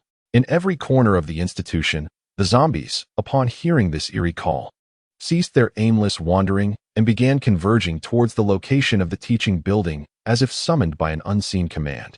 The zombie leader. It was evident that this 8-cubit lady zombie had awakened a psychic dominion, asserting her role as the leader among the undead. After 7 days of apocalyptic existence, most ordinary zombies had reached level 5 or higher, while a select few had further mutated through excessive consumption of flesh, successfully awakening their extraordinary abilities. The first entity to catch the commanding gaze of the 8-foot lady was a grotesque creature, its skin stripped away, exposing a grotesque expanse of crimson muscle tissue. This creature, known as the Licker, possessed a lithe and agile physique, its limbs mutated, with claws as sharp as surgical instruments, capable of effortlessly severing a human's throat. However, the Licker's most formidable and unpredictable weapon lay in its tongue, which could be projected from its mouth like a bullet, delivering such force that even steel could be penetrated with ease. With a thunderous roar, a towering figure, exceeding 3 meters in height, emerged before the 8-foot lady, a muscular zombie tyrant. This behemoth, comparable to an iron tower, exuded immense strength and resilience, its remarkably robust arms terminating in dagger-like claws, capable of shredding through alloy armor as if it were mere paper. Following closely were several emaciated figures, their faces grotesquely distorted, reduced to gaping maws, the toxic sprayers. Although their close combat abilities were lacking, they could unleash a highly corrosive sulfuric toxin from their mouths, capable of reducing a living person to nothing more than bones within a mere minute. Lastly, a staggering number of ordinary zombies congregated below the academic building, gazing upward at the 8-foot lady, who stood regally atop her elevated perch. Was this truly all the zombies that were present? Moreover, the levels are lamentably low, which is indeed quite disheartening. Nevertheless, dear children, let us venture outside together with Mother. Whatever delectable treats you desire, or enjoyable activities you wish to partake in. As long as they are not too excessive, Mother shall fulfill your wishes. The lady of 8 feet gazed imperiously down upon the multitude of zombies below. Her delicate willow-like brows slightly arched, and the corners of her mouth curved with a hint of amusement. Her enchanting, upturned eyes transformed into crescent moons, with faint crow's feet appearing at the corners, exuding an intoxicating charm born of years of experience, imbued with a unique maternal radiance. Roar! In the next moment, all the zombies beneath the teaching building erupted into a frenzied uproar, welcoming their leader with a cacophony reminiscent of a tidal wave. My beloved children, let us set forth. Our current abode is too small. We must swiftly seek a more spacious home. With a gentle wave of her hand, the imposing figure of the lady of 8 feet leaped gracefully from the rooftop of the towering teaching building, standing at over 10 meters high, her garments billowing elegantly as she landed and scathed upon the ground. Expansion. As the leader of the zombies, the lady of 8 feet possesses not only the ability to articulate human speech, but also an intellect that rivals that of humanity. She commands countless zombies and harbors formidable ambitions, understanding the necessity of cultivating power and extending her dominion. A mere modest middle school cannot satiate her burgeoning ambitions. She yearns for more children, vaster territories, and more delectable sustenance. For the commander of the 8-foot lady, this night was destined to be another sleepless one. Chapter 35. Transformed into zombies. Yet why does one still feel a fluttering heart? The following morning, as the sun rose high in the sky, Shun Lian, who had toiled throughout the night, finally opened his eyes to behold the chaotic remnants of the previous night's events. Beside him lay 7 still slumbering corpse maidens. Although Shin Lian possessed boundless stamina, his energy was not inexhaustible. Enduring such nightly escapades left little vigor for daytime endeavors. It seemed prudent to exercise a measure of restraint moving forward, perhaps emulating the ancient emperors by instituting a selection process for consorts. As the maiden stirred, it was time to attend to pressing matters. Shun Lian bellowed, rousing the 7 corpse maidens from their dreams. They exchanged glances, each recalling the events of the previous night, their cheeks flushing in unison. Prompted by Shen Yin, they hastily donned their garments and reclaimed their weapons, restoring their former grace as corpse maidens. The Nanyang martial arts school was relatively modest, and within half a day, Shen Yin and his companions had already cleared it out, establishing it as their second stronghold after Zhejiang University. Thereafter, Shen Yin was resolute in his intention to continue expanding his territory, aiming to encompass the entire Nanyang District University town over the ensuing days. This expansion would better equip him to confront the human army, which was anticipated to emerge imminently. Prepared and poised for action, they set forth on their mission. Before long, Shun Lian set forth, accompanied by 7 female corpses, the Golden Skeleton Warrior, and a swarm of mutated bats surveying from the skies. On the ground, an army of over 20,000 zombie maidens followed suit, departing the Nanyang Martial Arts School in a grand procession, dispersing into the surrounding areas. Master, my bats have detected a substantial congregation of zombies approximately 2 kilometers ahead, exceeding 5,000 in number. There is a strong possibility that a zombie leader may be present there. At that moment, Shun Lian suddenly received a report from Lilith. A zombie leader? Upon hearing Lilith's message, Shun Lian furrowed his brow. In his previous life, he had not heard of any zombie leaders roaming the vicinity of the Nanyang University town. Otherwise, how could Yong Tianhao have established a survivor base here with such ease? Zombie leaders are classified as S-level super beings within the zombie hierarchy, far rarer and more precious than any lick eater, zombie tyrant, corpse toxin spewer, or blood corpse. In his past life, there were at most a handful in the vast Yang city. The emergence of a zombie leader is undoubtedly one of the most formidable bosses in the mid to late apocalyptic era, with a single command. Countless corpses would heed the call. While a few dozen or even a few hundred zombies may not be particularly intimidating, certainly, some battle-hardened super beings could vanquish them single-handedly. The gathering of thousands, tens of thousands, or even hundreds of thousands of zombies heralds a qualitative transformation. Should such a massive horde launch an assault on the survivor base, it would undoubtedly spell a grave disaster. Could it be that my act of slaying Yong Tianhao has altered the course of history from my previous life, thus causing a zombie overlord to inexplicably emerge in the vicinity of Nanyang District's university town? Shen Lian couldn't help but ponder this troubling notion.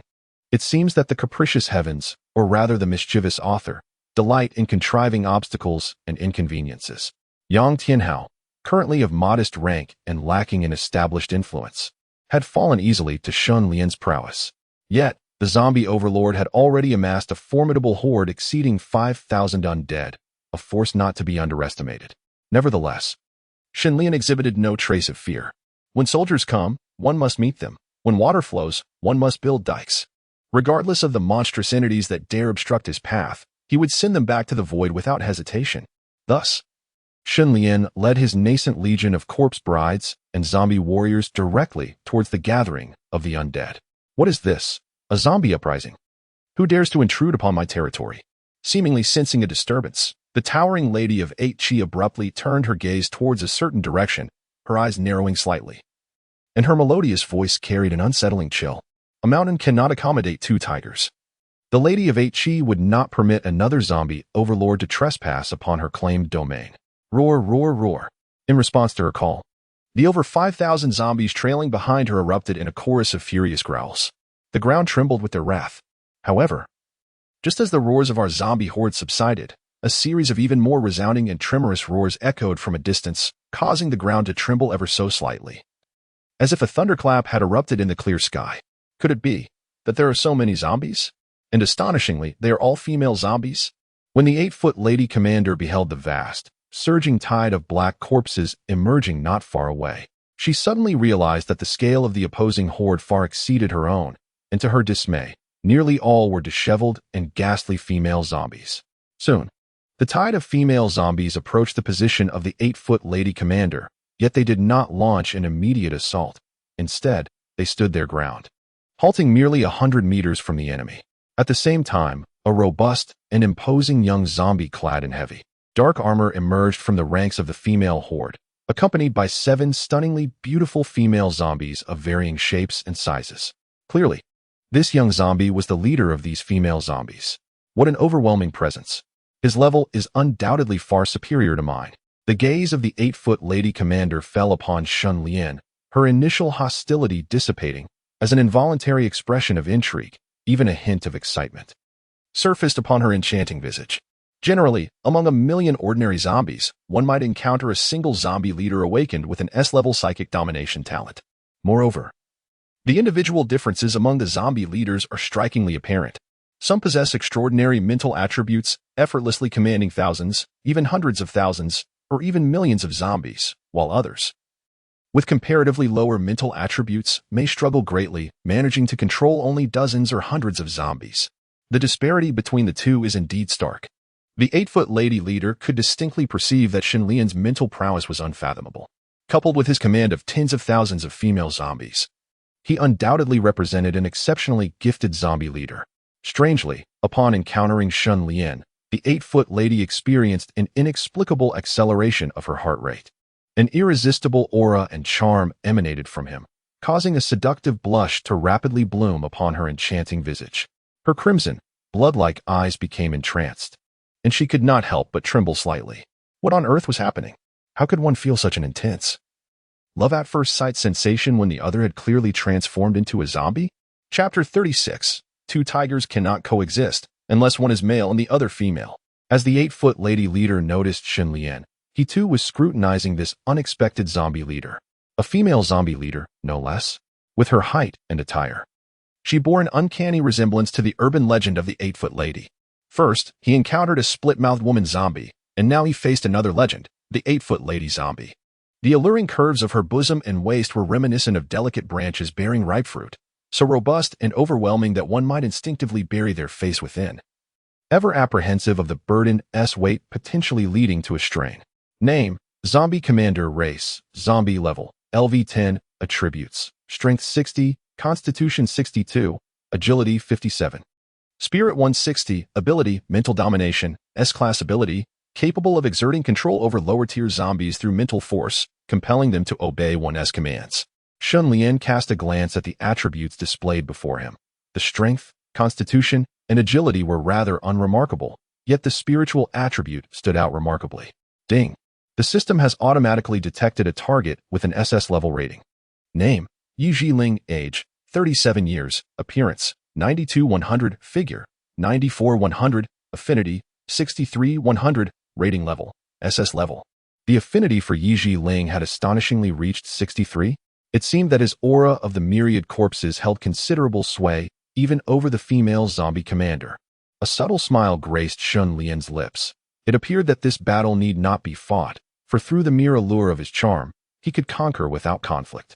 Securing the allegiance of this 8-foot-tall commander was undoubtedly advantageous, as it would not only grant him an SS-level rated corpse bride, but also allow him to recruit the horde she commanded.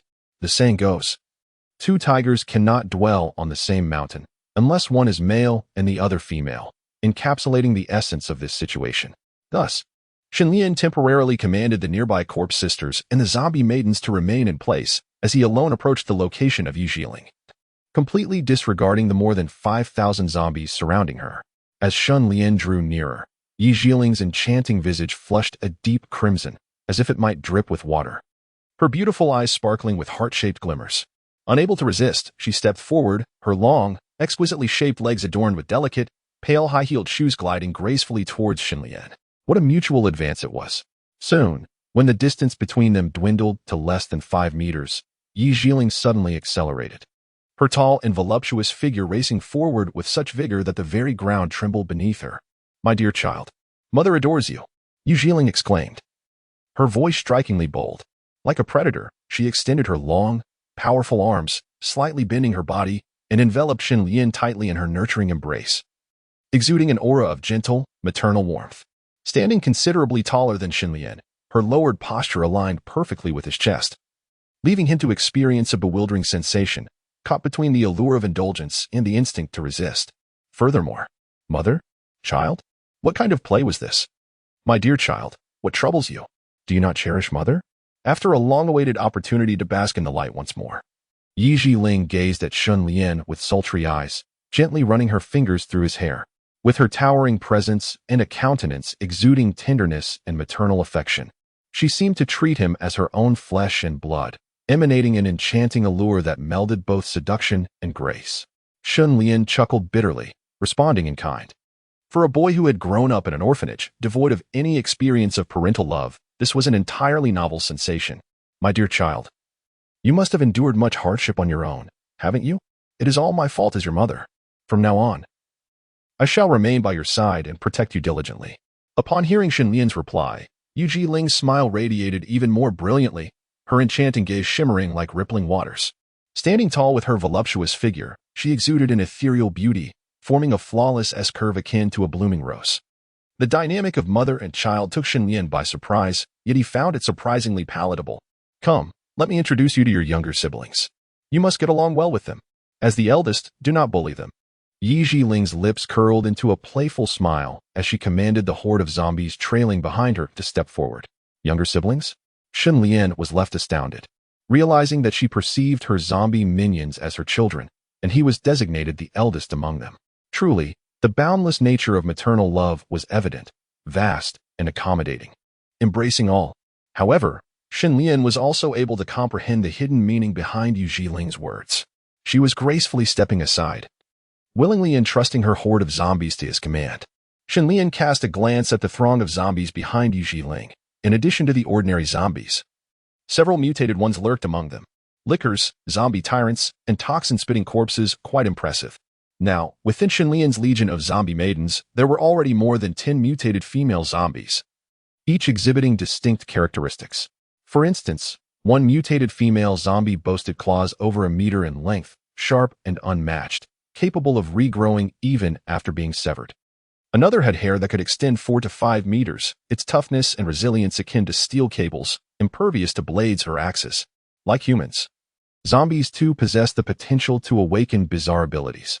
Shun Lian had deliberately gathered these rare mutated zombies, which could emerge from the ranks of thousands of ordinary ones, to form a legion of their own. Humming. Confronted with Yu Jiling's so-called siblings, Shun Lian focused his thoughts and unleashed his formidable mental prowess. His mental attribute now surpassed 370, more than twice that of Yu Jiling's. Even if Yu Jiling was reluctant to submit to him, Shun Lian could, with his overwhelming mental strength, compel her subservient zombies to rebel and join his ranks. With Yu Jiling now more inclined to willingly surrender them, it became even easier for Shun Lian to subjugate this horde, ultimately incorporating them into his own forces. Mission accomplished.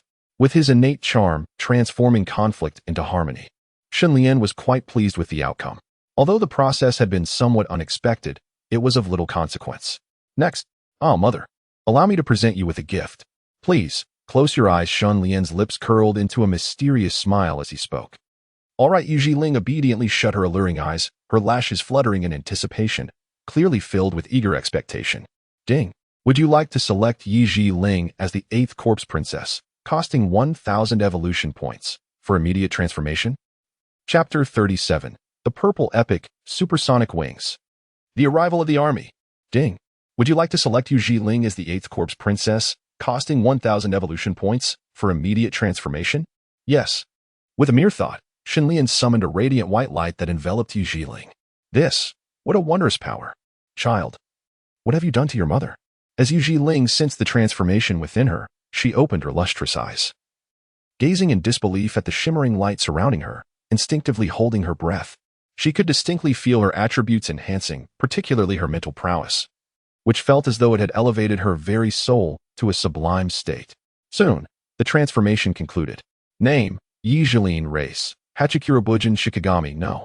8. Level, LV10, 1000. Attributes, Strength 75, Constitution 68, Agility 63, Spirit 180. Powers, Corpse Poison Infection, Telepathy, S-rank ability, capable of reading the target's thoughts and memories, inducing hallucinations through hypnosis, and unleashing spiritual shocks that bypass physical defenses to assault the soul. Equipment, Hachikura Jade, Blue Exquisite Grade Equipment, enhances spiritual attributes by 50 upon wearing, amplifying the effects of psychic skills. Yi Jiling, the Hachikirabujin Shikigami. When Shenlian first observed Yi Jiling's newly transformed abilities, he was taken aback by the rarity of her psychic powers. Her capabilities included reading thoughts and memories, inducing hypnosis to create illusions, and unleashing formidable spiritual attacks that were nearly impossible to defend against. Darling, thank you for your gift. Mother adores it. Upon completion of her transformation and acclimatization to her newfound powers, Yu Jiling's youthful visage radiated with emotion as she once again embraced Shenlian tightly, overwhelming him with an intense sense of pressure akin to towering peaks and raging waves. Fortunately, as a zombie, she did not require oxygen. Otherwise, Shenlian might have succumbed to the suffocating embrace. Such is the overwhelming nature of maternal love. By the way, are all these young ladies your wives? Would that not make them all mother's daughters-in-law? Mother ought to foster a deeper connection with them. Fortunately, Yu Jiling's gaze swiftly shifted to the other 7 corpse maidens behind Shenlian, momentarily sparing him from her attention as she greeted them. Ding. Congratulations, host, for subjugating the 8th corpse maiden, earning 200 free enhancement points, and acquiring the Purple Epic Equipment, Supersonic Wings X1. Soon, the rewards for capturing Yu Jiling were announced. The allocation of 200 free enhancement points allowed Shenlian's 4-dimensional attributes to surpass the significant threshold of 400.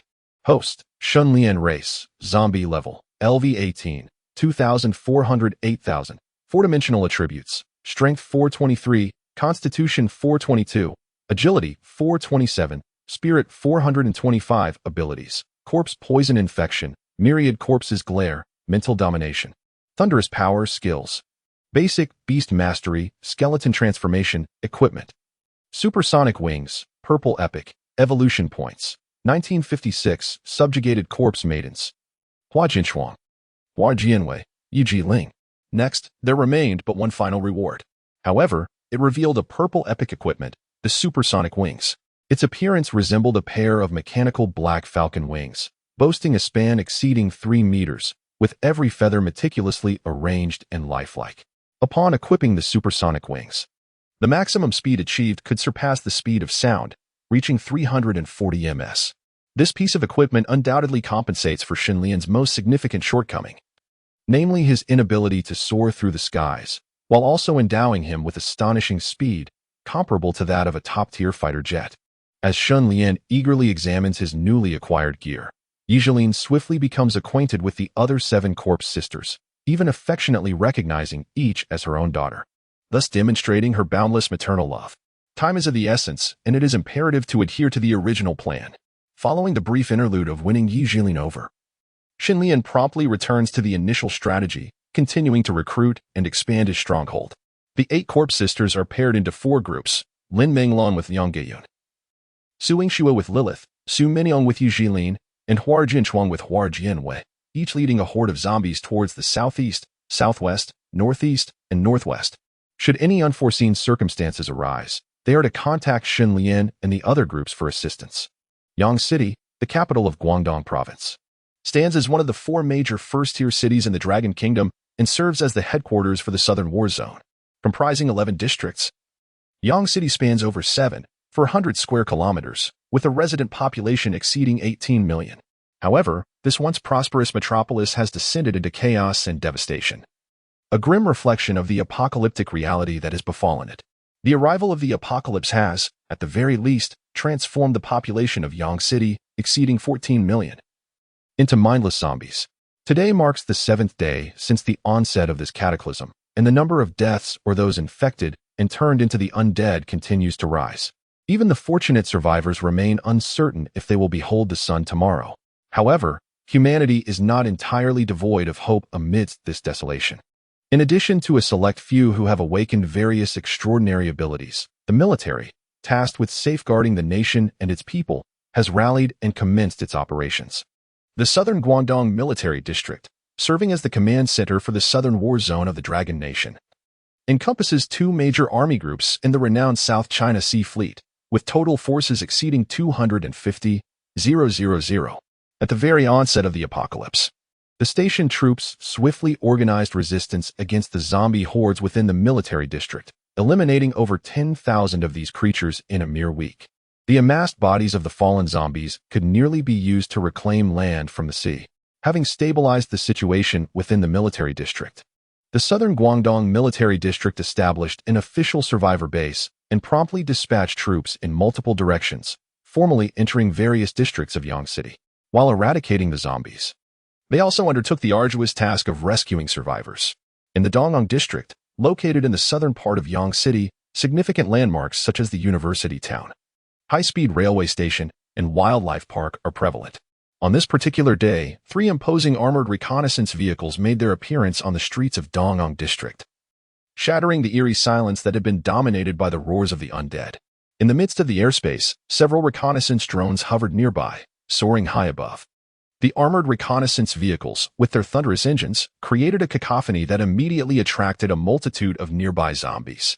These mindless creatures paid no heed to whether their prey was human or a colossal metal beast. One after another, they lunged forward, frantically clawing and gnashing at the armored vehicles. However, with their current strength, they were far from capable of breaching the steel armor of the reconnaissance vehicles, merely managing to scratch the surface. Meanwhile, the 3 armored reconnaissance vehicles disregarded the approaching zombies entirely, charging forward with tremendous power, sending one zombie after another flying or crushing them underfoot. The rhythmic sound of gunfire echoed as soldiers atop the vehicles manned machine guns, unleashing a relentless barrage upon the zombies below.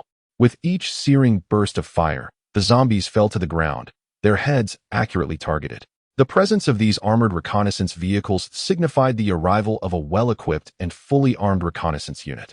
Yet, in the mere span of 7 days since the apocalypse began, this once thriving unit, which had boasted nearly 100 members, was now reduced to a mere 10, a truly tragic fate. Their mission this time was to assess the distribution density of zombies and mutated beasts in the Dongyang District, preparing for the eventual deployment of larger forces to reclaim the area. Confronted with the completely unknown ahead, where they could face a lethal threat at any moment, these soldiers were mentally prepared for whatever challenges lay in wait. Chapter 38. The Mutated Antelope Herd, B-Class Beast Transformation Abilities. The midday sun blazed with an intensity that scorched the earth, rendering the very air a searing cauldron from which wisps of white smoke ascended. In the vicinity of Dongyang Experimental Middle School, a horde of over 100 zombies was discovered. Near Huaxing Commercial Building, a mutated white rhinoceros, estimated to exceed 5 meters in length, posed a significant threat. Along Chaoxing Avenue, a congregation of 15 mutated giraffes was observed, likely capable of inflicting damage upon armored reconnaissance vehicles, necessitating an immediate detour. The imagery relayed by reconnaissance drones revealed a soldier continuously reporting the unfolding situation. 3 armored reconnaissance vehicles, linked in a chain, advanced recklessly, jostling through the chaos. The obstacles obstructing their path included not only zombies and mutated beasts, but also a myriad of abandoned vehicles. In this apocalyptic scenario, the majority of motorists had succumbed to zombification, resulting in numerous traffic accidents and an overwhelming gridlock on the roads. At times, when the way forward became impassable, the soldiers aboard had no choice but to disembark and clear the path, thus exposing themselves to heightened peril. The expressions of the soldiers were grave, beads of sweat trickling down their foreheads. Upon entering Nanyang district, they encountered an unimaginable number of zombies and mutated creatures, particularly due to the nearby wildlife park, from which feral mutants had escaped and were now rampant, posing an acute threat and rendering their progress exceedingly arduous. This is alarming. A herd of mutated antelopes has been detected at the 10 o'clock position, numbering over 20, and they are rapidly approaching our location with astounding speed. Just then, the anxious voice of the scout echoed. On the screen of the reconnaissance drone, more than 20 creatures, each comparable in size to a camel and adorned with a pair of enormous horns, were seen galloping forward with tremendous fervor. The lead male antelope was even as colossal as an Asian elephant, boasting a pair of curved antlers exceeding 1 meter in length, shimmering with a unique metallic sheen, appearing utterly indomitable. The zombies in their path were mercilessly tossed aside, propelled several meters away, with some impaled by the antelope's horns and subsequently flung away, resembling a battalion of biological tanks. As the herd of mutated antelopes spotted the 3 armored reconnaissance vehicles, they did not veer off. Instead, they accelerated, crashing into them with even greater ferocity. The relentless sound of gunfire rang out, yet no amount of machine gunfire could impede their advance. The bullets merely grazed the surface of these formidable creatures, failing to inflict any genuine harm. When the mutated antelopes collided with the armored reconnaissance vehicles, the soldiers within experienced a violent jolt, the force so immense that it nearly overturned the several-ton vehicle. The hard horns of the mutated antelopes pierced through the steel armor, creating gaping holes with each ferocious impact. If this continues, it won't be long before these 3 armored reconnaissance vehicles are dismantled by this horde of beasts. Brothers, follow me down. Let us confront these savages. At that moment, the newly appointed commander of the reconnaissance unit, a robust man with a dark complexion, was the first to step forward, leaping from the armored vehicle that was on the brink of being overturned. With a fierce cry, Commander Li Gang hit the ground, and his body rapidly expanded, tearing his clothing as thick, black fur sprouted from his skin. He ultimately transformed into a giant gorilla, towering at 3 meters in length, with limbs as stout as barrels. Clearly, Li Gang was also an extraordinary individual, possessing a commonly seen B-grade beast transformation ability, enabling him to morph into a specific mutated creature, thus acquiring superhuman strength, physique, and agility. Yong Tianhao's half-dragon transformation ability also falls within this category. Yet owing to his inherent black dragon lineage, his power is distinguished as S-grade. With a thunderous roar, Li Gang, now a colossal gorilla, was consumed by rage. His eyes, as large as copper bells, burned crimson. With a powerful leap, he pounced upon a mutated waterbuck, delivering savage blows with fists the size of sandbags, reducing the creature's head to a pulpy mass. Subsequently, he turned his fury towards the leading mutated male waterbuck, leaping onto its back, wrapping his arms around its neck, and unleashing a flurry of punches and kicks upon its skull. Witnessing the valiant display of their commander, Li Gang, the other soldiers swiftly seized their weapons and emerged from the armored reconnaissance vehicle, engaging fiercely with the group of mutated wildebeests. With a resounding thud, the leading mutated bull fell to the ground as Li Gang decisively snapped its neck, bringing a definitive end to its life. The remaining mutated wildebeests, witnessing the demise of their leader, either perished or sustained injuries. They dared not linger any longer and hurriedly fled, tails tucked in fear. "Commander, are you unscathed?" One reconnaissance soldier inquired with admiration in his gaze, concerned for Li Gang. "I am fine. What of the others?" Li Gang responded, having just reverted from his beastly transformation, his physique rapidly returning to its normal state.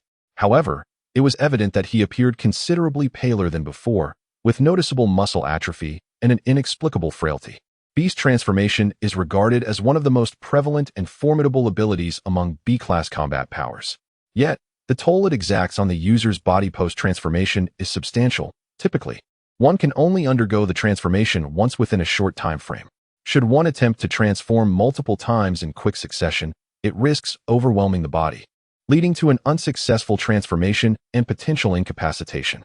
Old Lu was gored in the leg by a mutated wildebeest's horn, and Old Zhang and Old Lin sustained minor injuries, but nothing severe. The reconnaissance soldier replied, "Very well, tend to Old Lu first." We shall rest here for a while before resuming our journey, Li Gang instructed. Fortunately, there were no fatalities. Li Gang let out a slight sigh of relief and hurriedly returned to the armored reconnaissance vehicle with his soldiers. However, fortune is seldom solitary, and calamity does not strike alone. Just moments after they settled in, an inexplicable tremor coursed through the entire armored reconnaissance vehicle. No, it was not merely the vehicle that shook, but the very earth beneath them quaked. Oh heavens, this is dire, Commander. A horde of zombies is rapidly approaching our position, with their numbers exceeding 10,000. In the next moment, the soldier in charge of operating the reconnaissance drone let out a terrified scream. Over 10,000 zombies. The mass of corpses converging together resembled an overwhelming tidal wave, crashing relentlessly towards their fragile vessel. Chapter 39. The terrifying zombie tide approaches, not a single one left behind. Report, Master. We have detected traces of a human army in the vicinity of East Ring Road. They possess 3 armored reconnaissance vehicles and a total of 10 personnel. One of them exhibits energy fluctuations, likely indicating the presence of a superhuman. Simultaneously, at the rear of the zombie horde, Su Minyang, endowed with the unique ability of heightened perception, promptly relayed the detailed information to Shun Lian. This particular swarm of zombies was led by Su Minyang and Yi Jiling. And through their relentless recruitment efforts, the scale and number of the horde had surpassed 10,000. A human army? Today marks the 7th day since the apocalypse began. Indeed, the time is ripe. Upon hearing Su Minyang's report, Shun Lian fell into a deep contemplation. In the early days of the apocalypse, well-trained and well-equipped military forces still played a pivotal role among the human survivors. For those low-level zombies that had yet to mutate, firearms, ammunition, tanks, and aircraft retained formidable lethality. Moreover, soldiers within the military exhibited a higher probability of awakening extraordinary abilities compared to the average populace, finding it considerably easier to adapt to and master these powers. As the apocalypse progressed, however, a plethora of powerful ability users emerged. Coupled with the upgrading and mutation of zombies, the advent of zombie overlords, and the incessant appearance of otherworldly monsters, leading to the gradual relegation of conventional weaponry to the annals of history. Presently, Shun Lian harbored no intention of engaging in direct conflict with the human military. The soldiers encountered were evidently reconnaissance troops dispatched to assess the conditions across various zones. Should they be permitted to return unimpeded? There was a significant risk of prematurely exposing his presence, which would undoubtedly spell endless calamity. Thus, the most prudent course of action was to ensure their complete disappearance, thus affording himself more time for development. Intercept them, leave no one behind. Shun Lian commanded with a chilling demeanor. Understood. How? How could there be so many zombies gathered in one place? Li Gang exclaimed, lifting his binoculars, his expression turning pale at the sight of such a terrifying horde. In the past 7 days, the zombie swarms Li Gang had encountered rarely exceeded a couple of hundred, aimlessly wandering together, at times, in their desperation. They would even turn on one another in violent frays. Whether it is the rare encounter with a living being or a mutated beast, a frenzy ensues. And after indulging in the exquisite feast, they naturally disperse, each returning to their respective homes. This leads to the speculation that zombies lack the capacity for autonomous large-scale collective behavior, unless there exists a leader among the horde capable of summoning and commanding them. The thought is chilling, sending shivers down Li Gang's spine. Should such a zombie leader, endowed with the ability to rally and direct the undead, truly exist, it would spell utter catastrophe for humanity. It is unimaginable that when thousands, or even hundreds of thousands, of zombies are summoned together, forming a formidable undead army, what could possibly withstand their onslaught? Quick! Retreat! Retreat! Without a moment to ponder further, Li Gang shouted urgently to the driver. The driver, aware of the gravity of the situation, swiftly turned the vehicle around, pushing it to its limits, racing against the tide of the approaching horde. Yet, the speed of the armored reconnaissance vehicle paled in comparison to the frenzied advance of the zombies. The distance between them gradually diminished, and before long, the soldiers aboard could discern the grotesque faces of the zombies, with their greenish skin and jagged teeth, as well as their decaying, putrid forms. Roar! Soon, the relentless zombies launched themselves at the armored reconnaissance vehicle, clawing and battering the steel armor with wild abandon. Although their efforts yielded little result, they significantly impeded the vehicle's progress, greatly slowing its speed. This is bad, really bad. We are completely surrounded by the horde of zombies. Zombies surged from all directions, completely encircling the three armored reconnaissance vehicles, rendering them nearly immobile. The driver felt as though he were navigating a turbulent river, with waves composed of countless zombies relentlessly battering the armored vehicle. A gruesome mixture of decayed blood and severed limbs coated the steel armor and windows, creating a harrowing scene. "Commander, what should we do now?" The driver, pale and on the verge of retching, implored Li Gang. "Continue the retreat. If we disembark now, we will face certain death. These ordinary zombies are not like mutated beasts. They struggle to breach the armor. Only by breaking through their encirclement do we stand a chance of survival." Despite feeling equally helpless against the horde outside, Li Gang managed to maintain his composure, opting for the safest and most prudent course of action. "Can we still establish contact with the command center?" He then turned to inquire of a communications soldier equipped with a transmission device. "No, we still cannot connect. Communication has been entirely severed," the soldier replied, drenched in sweat as he fiddled with the equipment, ultimately shaking his head in despair.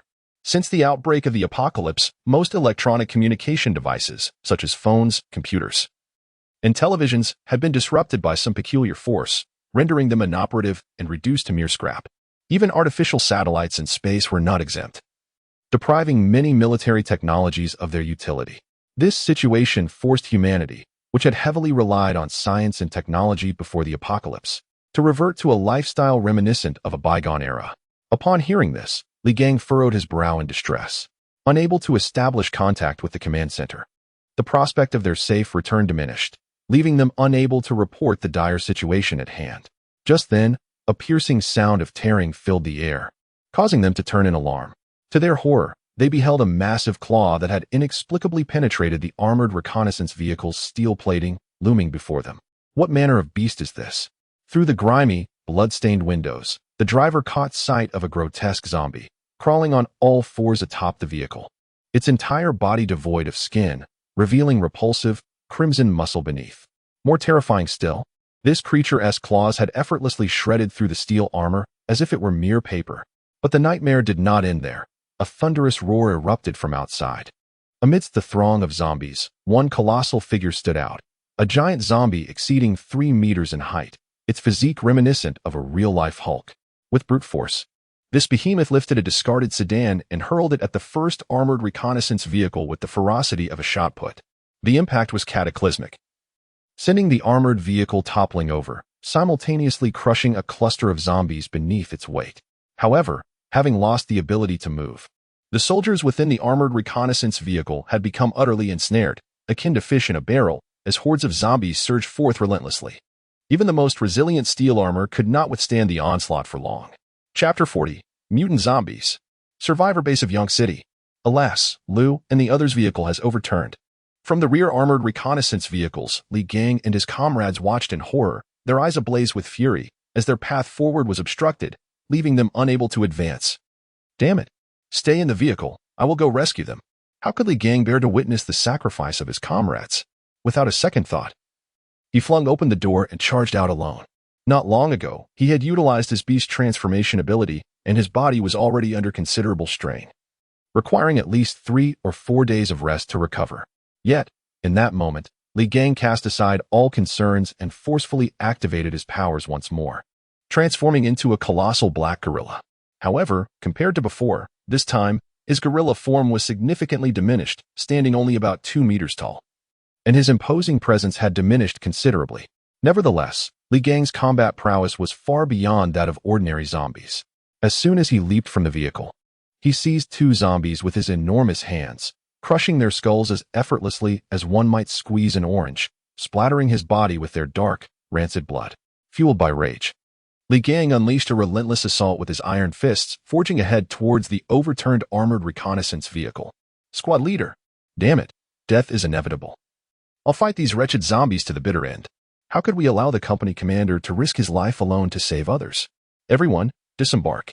Witnessing Li Gang bravely risking his life to rescue his comrades, the soldiers in the 2 armored reconnaissance vehicles, compelled to halt, gritted their teeth, grasped their weapons, and leaped from their vehicles. They banded together, charging into the seemingly endless horde of zombies in a desperate struggle for survival. The gunfire erupted, rat-a-tat-tat. The machine gun spat fire with fervor, grenades were incessantly hurled, and with each explosion and gunshot, more zombies fell. Yet, in the next instant, an even greater wave of zombies surged forth, filling the gaps and relentlessly lunging at the soldiers. One valiant soldier after another was overwhelmed by the zombies. Torn apart in a frenzy, their sacrifices heroic. Ultimately, only Li Gang, transformed into a colossal gorilla, remained, valiantly holding his ground. Suddenly, a diminutive, emaciated, and grotesque zombie appeared before Li Gang. Its face was a grotesque mask, with discernible features entirely obscured, leaving only a cavernous maw. In a startling moment, the diminutive zombie spewed forth a glob of dark crimson liquid, which landed squarely on Li Gang's chest. Li Gang felt as though his chest were ablaze. The thick mat of fur and skin began to erode and decay within mere seconds, releasing a putrid, foul discharge that contaminated his entire being, causing him excruciating pain, rendering his body weak and his legs utterly incapable of supporting him any longer. The diminutive and repugnant zombie astonishingly possesses the ability to expel venom. Suddenly, a searing wave of agony pierced through Li Gang's back. With great effort, he turned his head, just in time to catch a glimpse of a scarlet figure darting past. Halting 3 meters away, from its cavernous maw emerged an extraordinarily long and thick tongue, swaying like a serpent's flickering fork. In but a fleeting moment, a deep gash had been torn into Li Gang's back, blood gushing forth like a ruptured pipe, causing his strength to wane gradually. Bang, bang, bang. What filled Li Gang with despair was the approach of the colossal zombie, towering over 3 meters, as it trudged forward with heavy steps. These 3 zombies were evidently no ordinary undead. They resembled mutated beings among humans, akin to supernatural entities among zombies. Zombies not only evolve over time, but can also give rise to unique aberrations. Li Gang could not help but close his eyes in despair, pondering whether humanity stood any chance of survival against such monstrosities. Regrettably, the only answer to his question resided in the 3 mutated zombies surrounding him. Splurt. The venomous zombie unleashed a deadly spray of toxin, striking Li Gang's legs, eroding the flesh to the bone, leaving behind a ghastly white skeleton as he collapsed under the unbearable burden. Swish. The liquor surged forth with alarming speed, its tongue shooting out from its mouth like a bullet emerging from a chamber, precisely piercing through Li Gang's neck, causing the last remnants of his vitality to rapidly ebb away. With a sickening crunch, the final zombie tyrant brutally twisted off Li Gang's chimpanzee-like head, its gaping maw devouring the flesh within, its formidable dental structure and biting force rendering even the toughest skull into a mere brittle shell. Thus, the soldiers aboard the 3 armored reconnaissance vehicles were entirely massacred by the horde of zombies, leaving no trace behind, completely consumed by the relentless undead. In the Nanyang district of Yong City, the heart of the urban area lies, a strategic hub for the Nanyang military region and the official survivor base of Yong City. Built upon the remnants of the former military base, a towering wall exceeding 10 meters in height encircles the perimeter, adorned with watchtowers and fortified bunkers. Heavy and light machine guns, as well as artillery, are strategically positioned at the openings. Above the wall, fully armed soldiers patrol diligently, maintaining a vigilant watch. Beyond the fortifications, in preparation for potential assaults from zombies, mutated beasts, and other threats, the ground within a radius of several hundred meters has been meticulously excavated, creating a labyrinth of pits and trenches. Viewed from above, it resembles a disordered spider's web. While aesthetically unpleasing, it effectively hinders enemy advances. After a week of thorough internal cleansing, the zombie threat within the military base has been entirely eradicated. Currently, the stationed military force has dwindled to less than 50,000. While the number of rescued survivors continues to rise daily, surpassing 50,000. Consequently, the leadership of the base faces not only the peril posed by the undead and mutated beasts, but also the pressing issue of sustenance.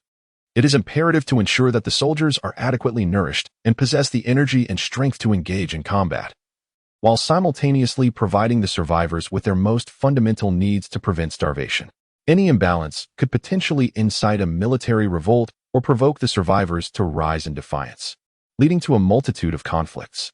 Unbeknownst to them, the sun has completely descended beyond the horizon, and nightfall has once again quietly enveloped the base, casting it into darkness and silence. Within the vast expanse of the base, the sole structure still illuminated and powered by electricity is an unremarkable building located at the center of the compound. This is the command post of the military district commander. Chapter 41. Commander Chu Xingbong of the Military District, Special Operations Team, Nanyang District, Yang City, official survivor base. The command post stands with its doors ajar, with a faint light emanating from within. The interior furnishings bear little distinction from those of an ordinary household, devoid of any expensive antiques or curiosities.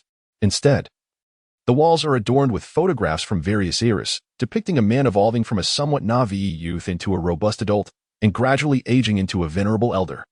The individual captured in these images is none other than Commander Chu Xingbang of the Nanwei Provincial Military District.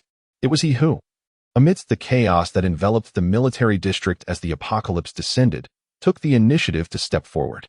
He swiftly organized the resistance forces, rectifying the remnants of the army with a decisive and vigorous approach. Within mere days, he eradicated all the zombies within the military zone, establishing the first survivor base in Yang City and indeed the entire South Guangdong province, thus saving the lives of tens of thousands of citizens. At this moment, the venerable commander, having surpassed his 60th year, sat with his eyes gently closed, a rare tranquility gracing his countenance. An antiquated chandelier above cast a soft, yellowish light upon him, seemingly lulling him into slumber within its serene glow.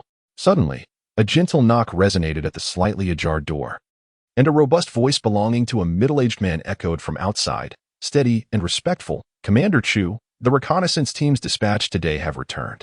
Within the room, Chu Xingbang's eyes, previously shut, abruptly opened, revealing a vitality that belied his years, a spark of brilliance flashing within. His presence surged with an intangible authority. After a fleeting moment, he reined in his aura and spoke slowly, "Come in." His voice, calm yet resonant, bore an unmistakable air of dignity befitting one accustomed to high office. "Understood," the man outside replied, pushing the door open and entering, gently closing it behind him. He appeared to be around 40 years of age, with a square face, a tall and upright figure, and a commanding presence that radiated a unique energy, causing the metallic objects in the room to tremble subtly. If Shunlian were present, he would undoubtedly recognize the middle-aged man with a square face before him, none other than He Jingwu, who was revered as the foremost master of Yangcheng in his previous life and possessed an S-level magnetic sensing ability. Prior to the apocalypse, he was the right-hand man of Chu Xingbang. After the calamity, he became Chu's successor, using his formidable powers to safeguard the entire survivor base in Nanyang district, vanquishing countless foes. "How is the reconnaissance proceeding?" Chu Xingbang inquired, his gaze calm. "The situation is dire," He Jingwu reported, his brow furrowed and voice heavy. "Of the more than 10 reconnaissance teams dispatched today, less than half have returned, and we have suffered significant casualties. The teams from the 3 major central districts, Dongong, Xi'an, and Beiyang, have not returned, indicating they may have encountered misfortune." The 3 central districts. It appeared that Chu Xingbang had anticipated this, letting out a silent sigh. The 4 major central districts of Yangcheng, including Nanyang district, account for over 70% of the city's population. The greater the population, the more numerous the zombies become after the apocalypse, and the level of danger is self-evident. Furthermore, according to reports from the returning reconnaissance teams, there has been a noticeable emergence of large-scale zombie hordes in various districts, numbering from hundreds to potentially thousands, with the possibility of encountering zombie leaders capable of rallying and commanding the undead. Additionally, the mutated beasts, born from animal transformations, harbor intense hostility towards both humans and zombies, often possessing higher levels of power and posing an even greater threat. Finally, as reported by several reconnaissance teams, they discovered the existence of otherworldly beings beyond zombies and mutated beasts, such as skeletons devoid of flesh, incorporeal spirits, orcs wielding clubs, and colossal insects, among others. There are photographs to corroborate these findings. He Jingwu continued to report, handing over the peerless images captured by the reconnaissance teams to Chu Xingbang. The more he listened, the more alarmed and astonished Chu Xingbang became. Upon receiving the photographs, he felt a chilling sensation run down his spine. In addition to zombies and mutated creatures, other alien beings had emerged: skeletons, ghosts, orcs, and gigantic insects. These fantastical entities that previously existed solely in various fantasy novels and films were now manifesting in reality. This world is indeed growing increasingly bizarre. Coughing violently, Chu Xingbang shuddered and then slowly articulated, "There will be no need to dispatch reconnaissance teams tomorrow. Let our soldiers rest for a while. The plan to reclaim the urban area will also be postponed.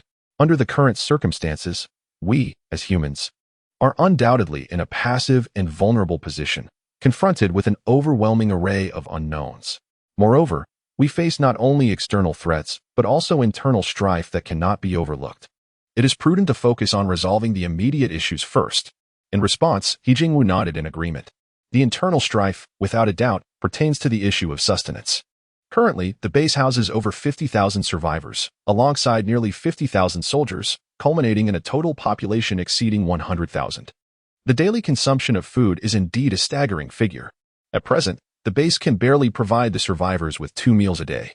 And the offerings are so meager that even a few grains of rice are absent from the thin porridge, rendering it inadequate for sustenance.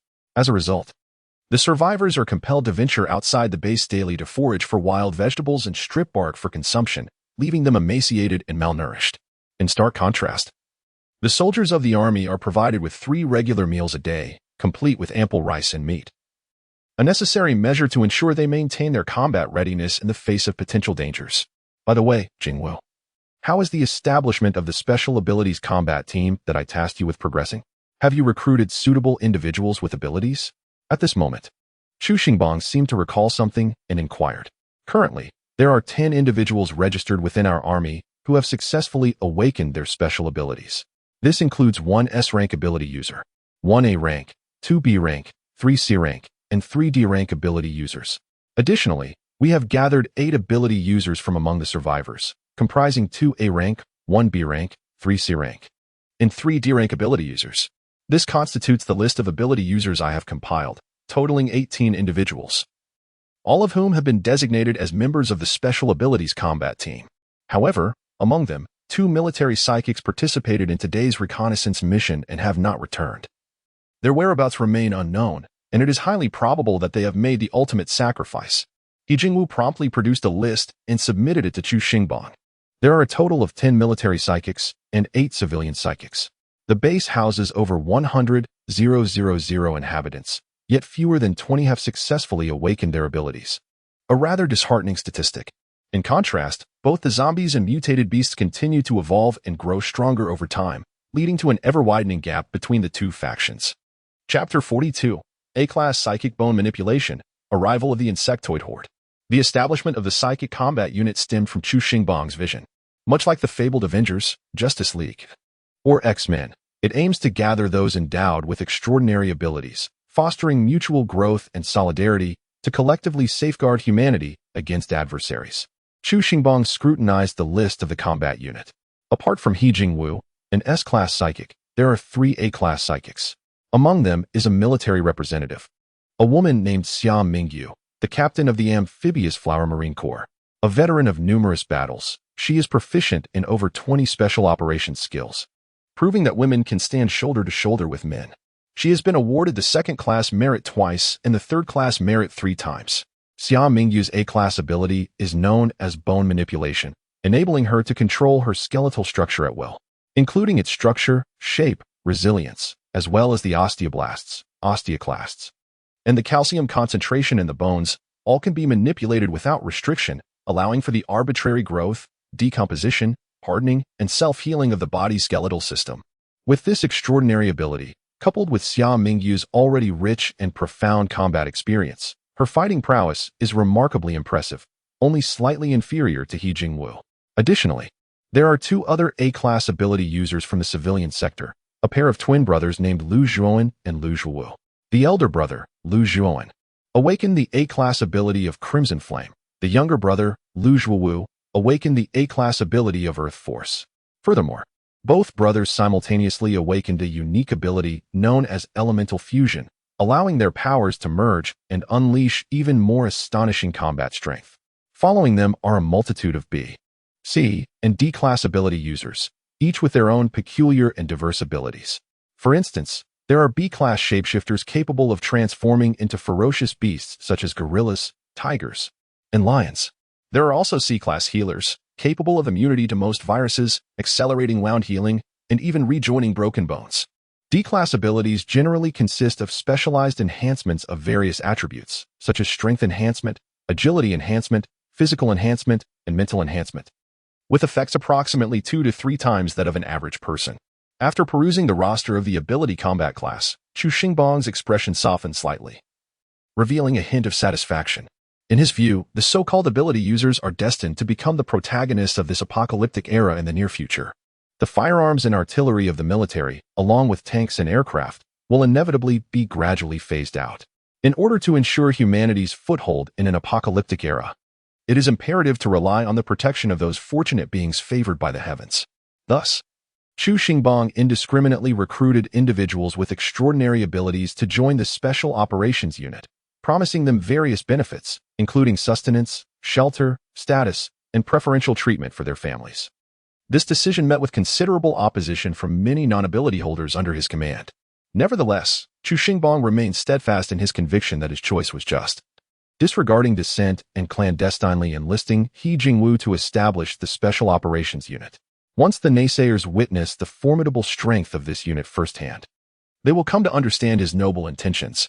Meanwhile, in the university town of Dongyang District, after a full day of efforts, the 8 corps generals under Xin Lian divided into 4 groups, scouring the university town to recruit soldiers and expand their territory. In the span of just one day, the number of zombies commanded by Xin Lian surpassed 100,000, and this figure continued to rise exponentially. Yangqing Normal University, a prestigious institution ranked only after Yangsheng University, stood in stark contrast to its neighboring Yangqing University of Technology, which was colloquially referred to as a nunnery, while the latter was dubbed a monastery. However, after 7 days of the apocalypse, this place had transformed beyond recognition, with the once vibrant throngs of youth and beauty now withered and decayed. As night fell, Suing Xue and Lilith, leading a horde of mutated bats and zombies, arrived at the teaching area of Yangqing Normal University.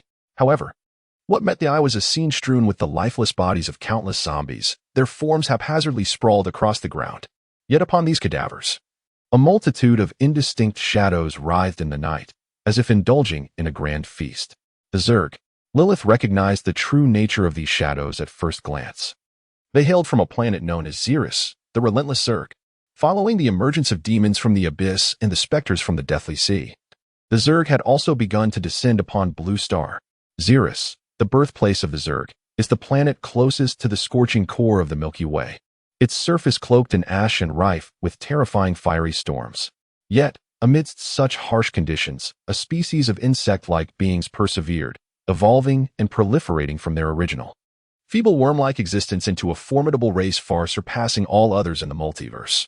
This race is known as the Zerg. Renowned throughout the interstellar realm for their signature tactic of overwhelming swarms, the Zerg possess extraordinary vitality and reproductive capabilities, thriving even in the most inhospitable environments, growing at an astonishing rate, and swiftly assembling into an unstoppable army. While individual Zerg units may not stand out in combat prowess, the sheer magnitude of their swarms instills fear in even the mightiest factions of the interstellar world. At this moment, it was the most diligent resource-gathering caste of the Zerg, the worker bees that feasted upon the flesh of the fallen zombies. The worker bee measures approximately 1 meter in length, its entire body cloaked in a deep brown hue. Its triangular form exudes a certain clumsiness, while a pair of forelimbs has evolved into claw-like appendages, adorned with a mouthful of sharp teeth. Despite its fearsome appearance, the worker bee's combat prowess is rather feeble, easily dispatched by an average adult human. Naturally, the worker bee's primary duty is not to engage in battle, but to gather resources, and it possesses the remarkable ability to transform into various insectoid structures, serving diverse purposes. Quickly inform the master. There are at least 1,000 worker bees in the vicinity, indicating the likely presence of a queen or even a nest.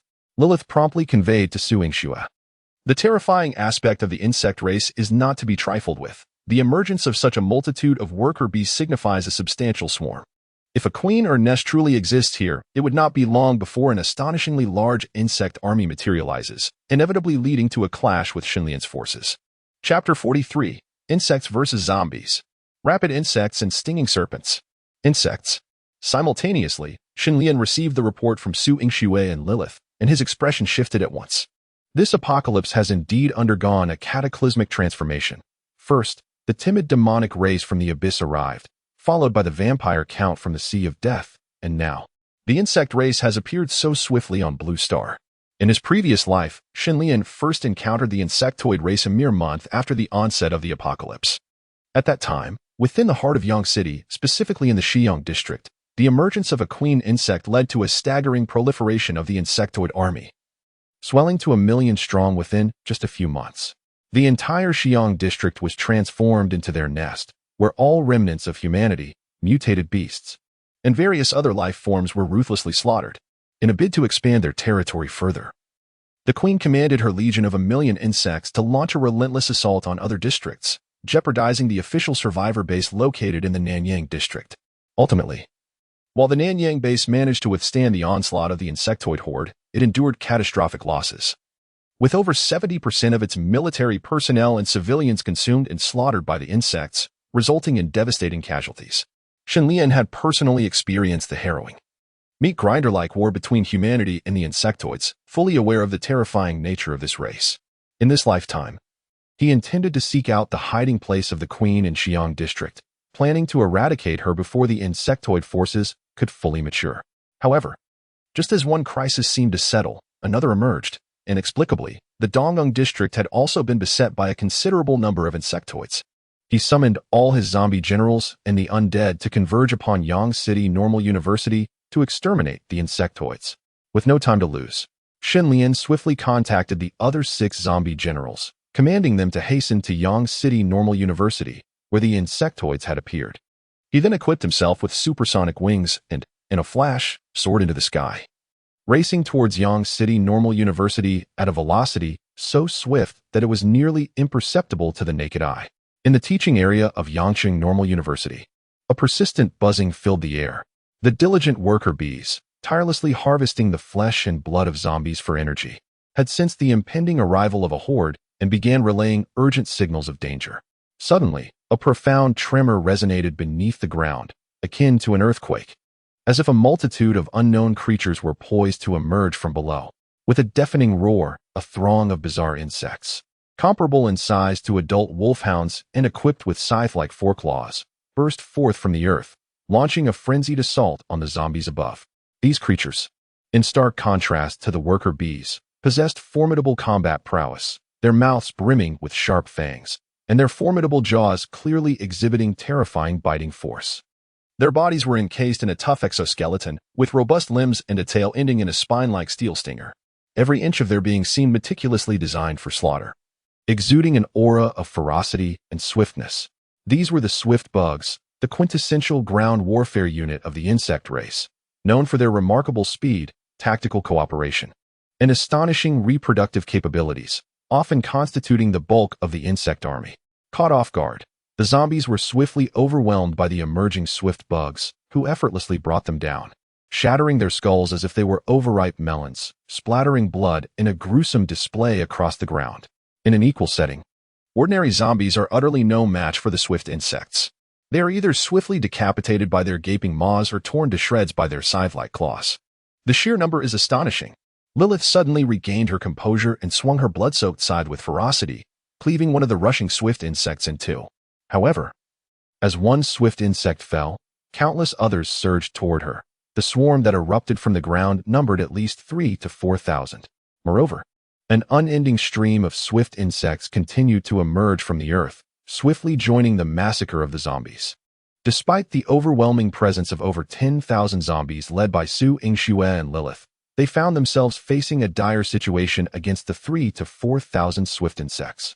Although they possessed a numerical advantage, the ordinary zombies' attacks could hardly penetrate the swift insects' hardened exoskeletons, while the insects' sharp fangs and claws could effortlessly dispatch the zombies. In a matter of moments, swathes of zombies were felled by the swift insects as if they were mere straw.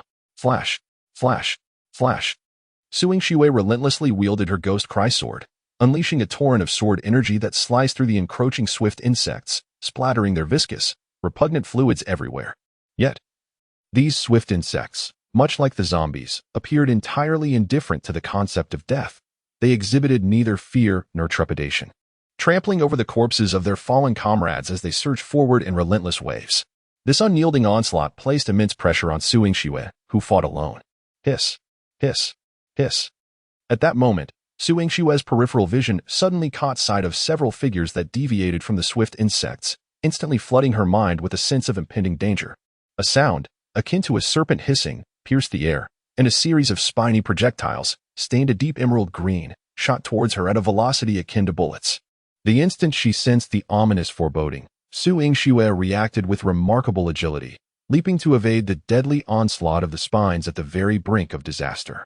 It was evident that upon missing their target, the spines plunged into the ground, creating a gaping hole the size of a bowl in the hardened surface. With the viscous green venom oozing forth and causing the concrete to hiss and emit wisps of white smoke. Such a terrifying assault. Su Yingxue couldn't help but break into a cold sweat, had it not been for her exceptional ability to foresee danger.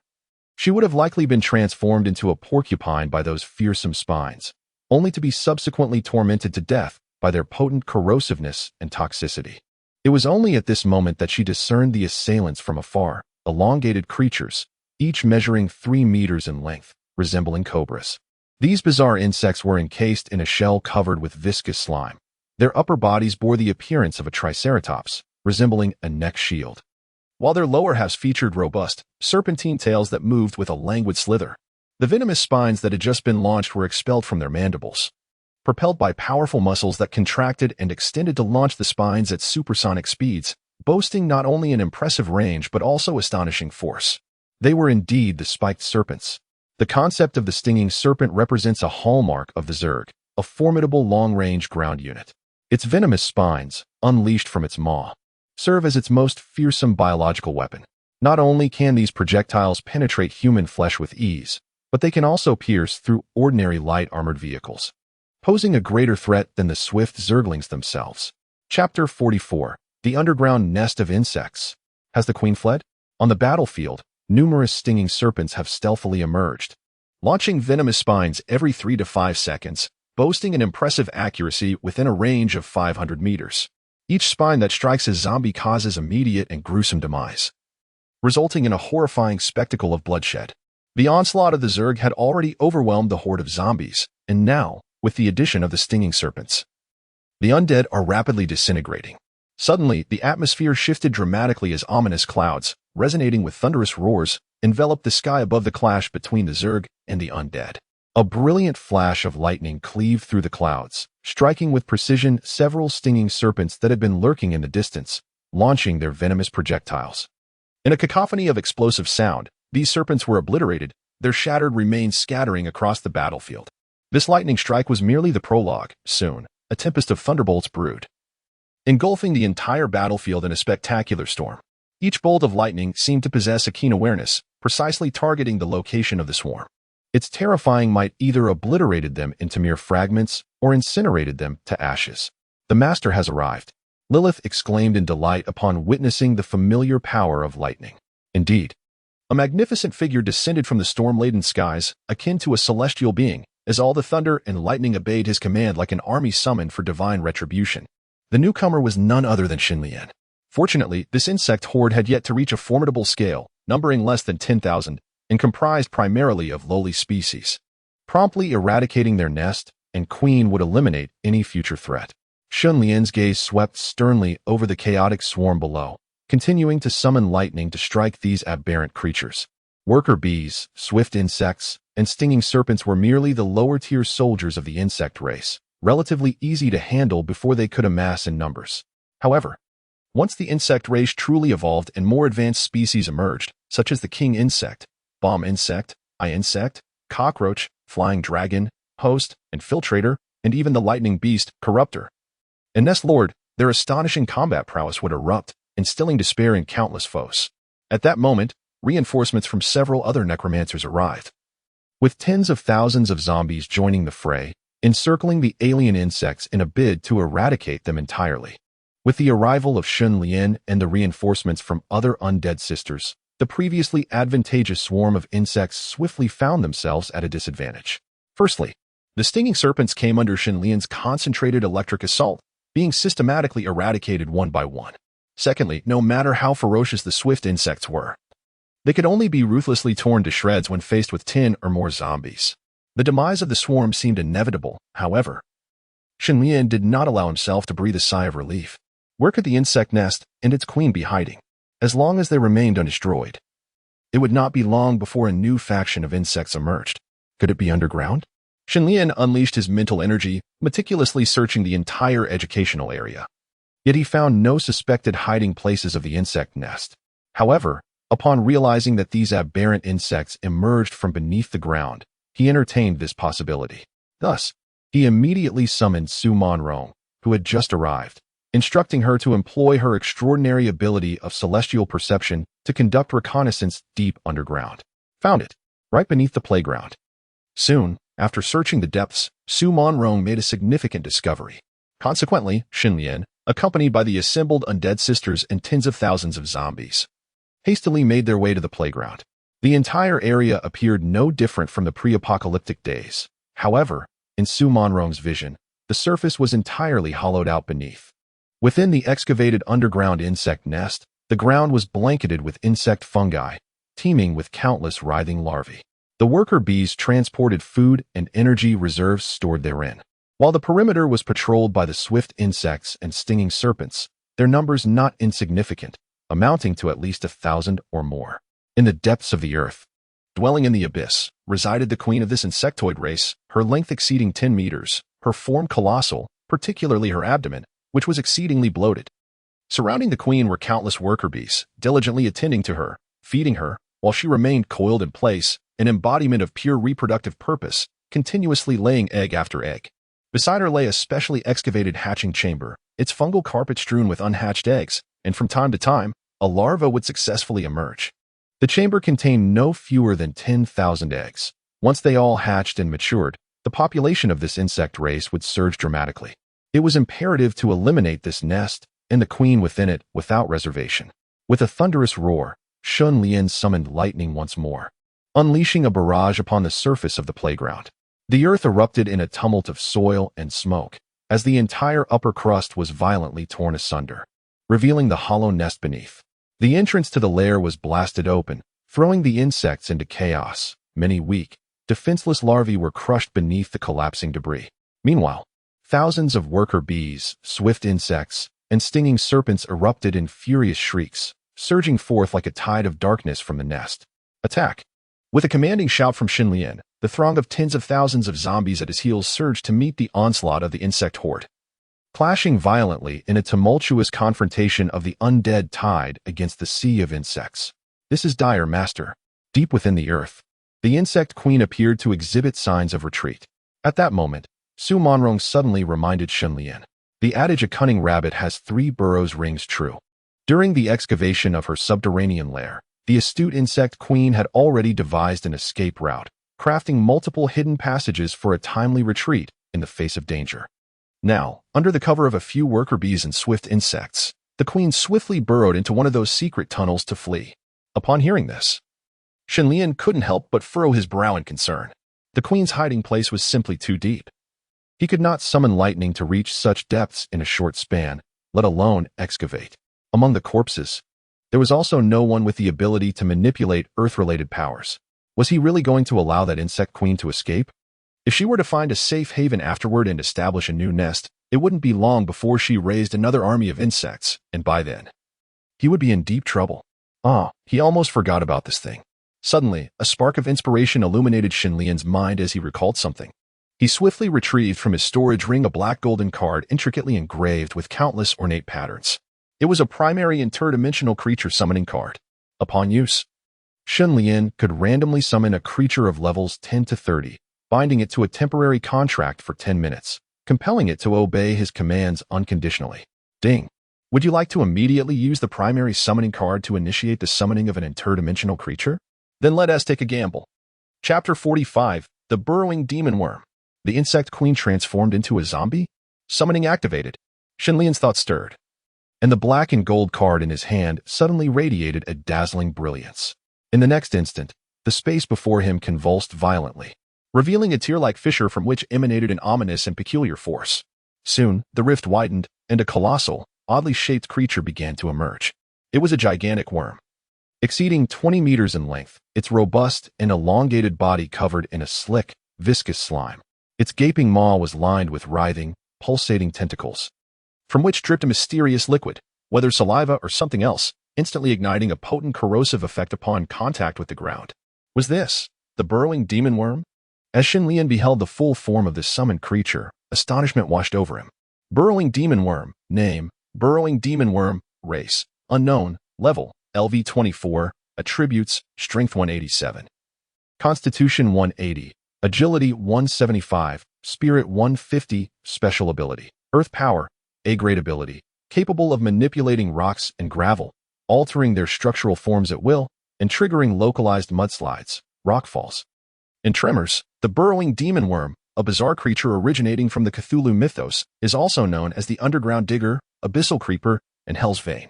As the name suggests, the burrowing demon worm resides beneath the earth, capable of wandering perilously close to the core. It possesses formidable subterranean excavation abilities, with its mouth secreting a high-temperature acidic saliva potent enough to liquefy even the hardest rocks, akin to a colossal earthworm that devours soil and mud while tunneling through the ground. The leader of the burrowing demon worms, known as Shoda is one of the ancient deities from the Cthulhu mythos. To one's astonishment, this random summoning has brought it forth, a stroke of remarkable luck, akin to receiving a pillow when one is drowsy. The subterranean realm is a veritable paradise for the burrowing demon worm. Even if the worm queen retreats to the deepest recesses of the earth, she cannot escape its grasp. Burrowing demon worm, retrieve that worm queen lurking below. Shun Lian commanded without delay. Boom. Responding to Shun Lian's command, influenced by the temporary contract, the burrowing demon worm hesitated not an instant, writhing its immense yet agile form to rupture the surface, burrowing with astonishing speed into the depths. Neither the soft silt nor the hard rock posed any hindrance to its relentless advance. As the burrowing demon worm drew near, the worm queen and her guardians sensed the impending peril and hastened their escape, yet they could not shake off their pursuer. Suddenly, the tunnel housing the worm queen and her guardians trembled violently, leading to a catastrophic collapse, completely sealing the passage. The weaker worker bee guardians were crushed to a pulp under the weight of the debris. Immediately, before the surviving queen insect and the dozen or so swift insect sentinels could react, a colossal shadow abruptly burst forth from the earth. A multitude of writhing tendrils surged toward the unsuspecting swift insect guardians, engulfing them whole into its gaping maw, where they were chewed into mere fragments. Utterly defenseless against such an onslaught, in the end, only the powerless queen insect remained, trembling like a lamb awaiting slaughter beneath the rubble of collapsed gravel and stone. As the ground quaked violently, the burrowing demon insect emerged once more from the depths, opening its maw to expel the queen insect, now drenched in viscous saliva.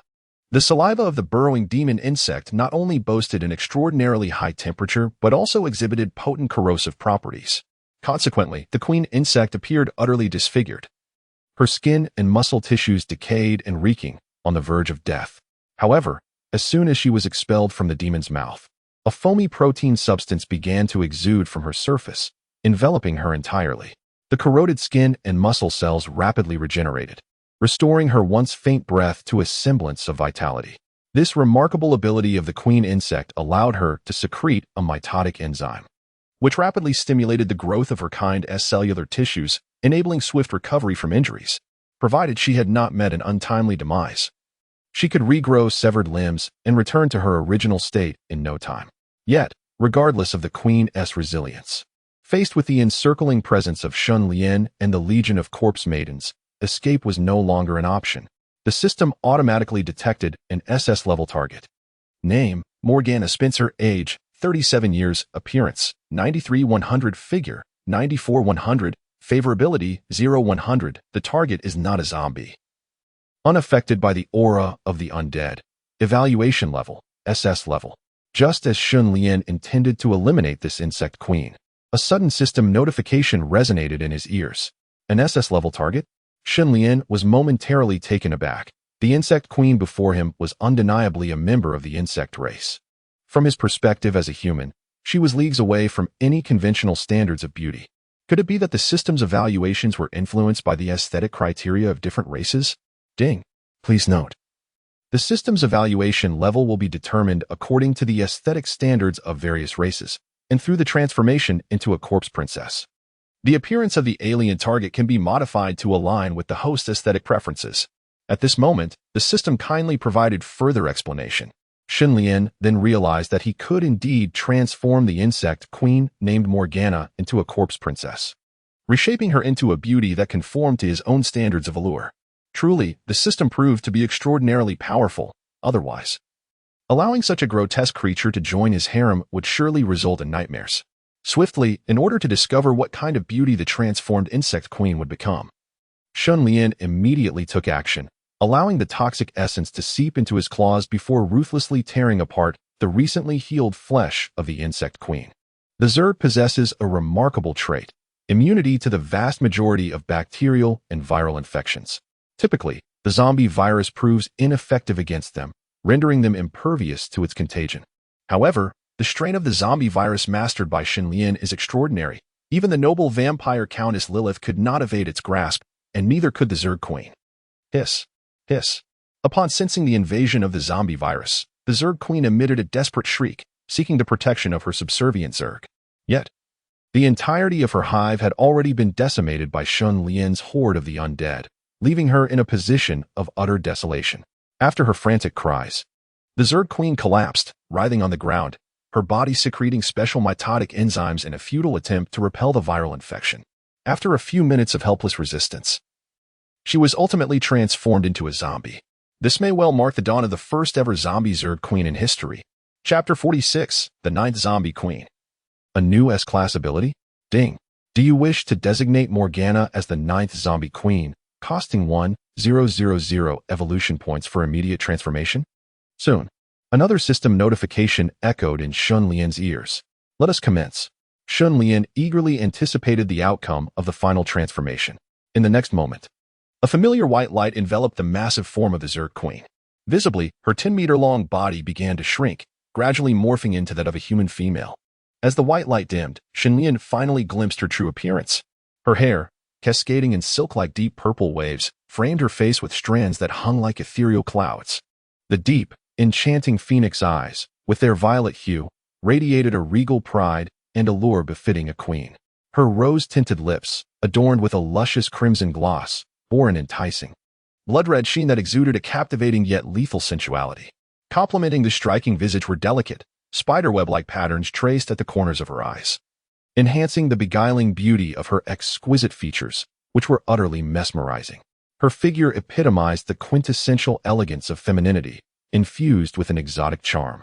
Recently transformed and unclothed, she presented a flawless silhouette to Shen Lian, showcasing a perfect balance of voluptuousness and delicate curves, exuding an irresistible, deadly allure. Character profile. Name: Morgana Spencer. Race: Insect Queen. Corpse Bride. Number 9. Level: LV 15, 5000. Attributes: Strength 115, Constitution 120, Agility 110, Spirit 250. Powers: Corpse Venom Infection.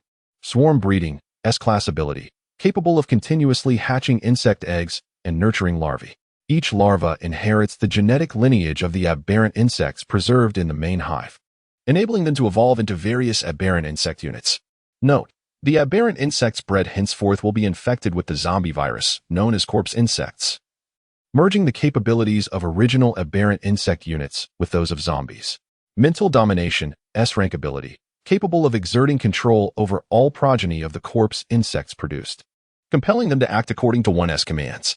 Healing Excretion, A-Rank ability, the surface of the body can secrete a unique mitotic enzyme, which possesses an extraordinarily powerful healing effect on the corpse insects. Equipment: Personal Insect Nest, epic-grade purple equipment, existing in an independent spatial realm, connected to the spiritual essence of the insect queen.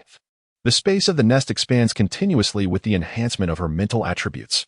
Upon witnessing the transformation of the insect queen Morgana into a corpse maiden, Shen Lian was initially skeptical about the system's modifications, fearing the final outcome might be less than satisfactory. However, his doubts were swiftly dispelled as he beheld the results, leaving him in profound admiration for the system. Not only had her appearance been exquisitely transformed into that of an unparalleled beauty, but her abilities were also formidable. In terms of supernatural powers, she possessed 3 distinct abilities, 2 S-Rank and 1 A-Rank. Morgana retained her former capability as the insect queen to breed swarms, yet now, as a true zombie, all subsequent offspring would manifest as zombie variants of the insects. Zombie worker bees, zombie swift insects, zombie venomous serpents. They maintained the original forms and abilities of their insect counterparts while also gaining the infinite stamina and infectious qualities of the undead. The emergence of these corpse insects undeniably enhances her prowess, fortifying her strength manifold. Subsequently, The S-class ability, Psychic Domination, bears resemblance to the powers of the zombie commander. Yet it specifically pertains to the offspring of the corpse insects that one has spawned. Offspring derived from other insect matriarchs remain beyond one's control. Furthermore, the A-class ability, Healing Exudate, had been witnessed by Shun Lian, who recognized its efficacy. Regrettably, it proves ineffective against any species other than corpse insects. Moreover, Morgana's equipment astonished Shun Lian entirely. The purple epic-grade artifact, the portable insect nest, eliminates the necessity of constructing a suitable nest in reality, for this equipment itself establishes an independent space. Unlike the storage space of a storage ring, the interior of the portable insect nest is specifically designed for the creation of insect nests, adorned with a sprawling carpet of fungi. Within this sanctuary, Morgana can propagate her progeny undisturbed, thereby expanding the ranks of the corpse insects. Thus, in addition to the zombies and skeletons, another lineage has emerged under Shun Lian's command, a novel species previously uncharted in the interstellar realm. A fusion of zombies and insectoids, the corpse insect. Number 9. The corpse princess Morgana Spencer pays homage to her master. Upon her transformation, Morgana not only acquired a human form, but also mastered human language, now kneeling before Shun Lian in a gesture of loyalty and submission. Rise, and first, don some garments. Shun Lian extended his hand to assist Morgana to her feet, retrieving a piece of clothing from his storage ring for her to wear. Morgana, with a beguiling smile, received the garment from Shun Lian's hands but did not hastily don it.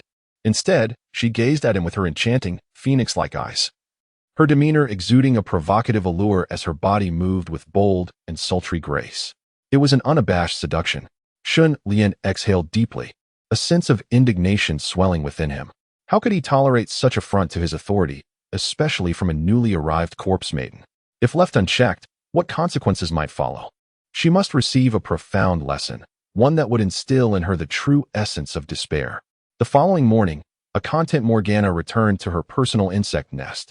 After enduring Shun Lian's reprimand, it would not be long before she birthed her first generation of corpse insects. Meanwhile, having disciplined Morgana, Shun Lian commanded his horde of zombies to commence the battlefield cleanup. The corpses that remained intact after death, along with the aberrant insects, were all transformed into skeletons through Shun Lian's skeletal conversion technique. Consequently, his forces did not wane due to the recent conflict. Rather, they expanded significantly. Finally, in a moment of leisure, Shun Lian seized the opportunity to review the system rewards acquired after subjugating the 9th corpse maiden, Morgana. Ding! Congratulations, host. On subjugating the 9th corpse maiden, you have gained 200 free enhancement points, 1 low-level interdimensional creature summoning card, and 1 S-grade psychic awakening stone. As customary, the 200 enhancement points were evenly distributed to bolster his 4 core attributes. Following that, he obtained a low-level interdimensional creature summoning card.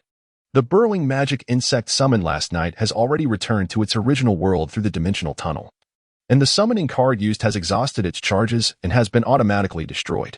Shun Lian has witnessed the formidable and unique nature of these otherworldly creatures, and it must be said that they can indeed prove unexpectedly useful at times. In the end, Shun Lian surprisingly obtained an S-rank ability Awakening Stone. He is curious to see what kind of ability he can awaken this time. This time, Shun Lian has adopted a more relaxed mindset, devoid of the previous fervor for divine intervention, and unhesitatingly used the Awakening Stone. Ding! Congratulations, you have successfully awakened the S-rank ability, Hormone Manipulation, which allows you to control the hormones of living organisms, thereby altering their metabolism, growth, development, reproduction, emotions, and even gender. Chapter 47. A Peculiar Ability. A Surprising Fatherhood. Upon hearing the system notification, Shun Lian was utterly bewildered. What sort of bizarre ability is this? Having endured a decade of apocalypse in his previous life, he had never encountered such an eccentric ability. Manipulative abilities are not uncommon, such as those that govern various forces like magnetism, gravity, and telekinesis, or those that manipulate various substances within the body, such as bones, skin, and muscles. There exist certain extraordinary abilities capable of manipulating unique substances, such as dark matter, antimatter, solar energy, photonic energy, chemical thermal energy, and sonic energy. However, the manipulation of hormones is indeed a novel concept for Shun Lian. According to the descriptions associated with the system's supernatural powers, this ability does not appear to be combative.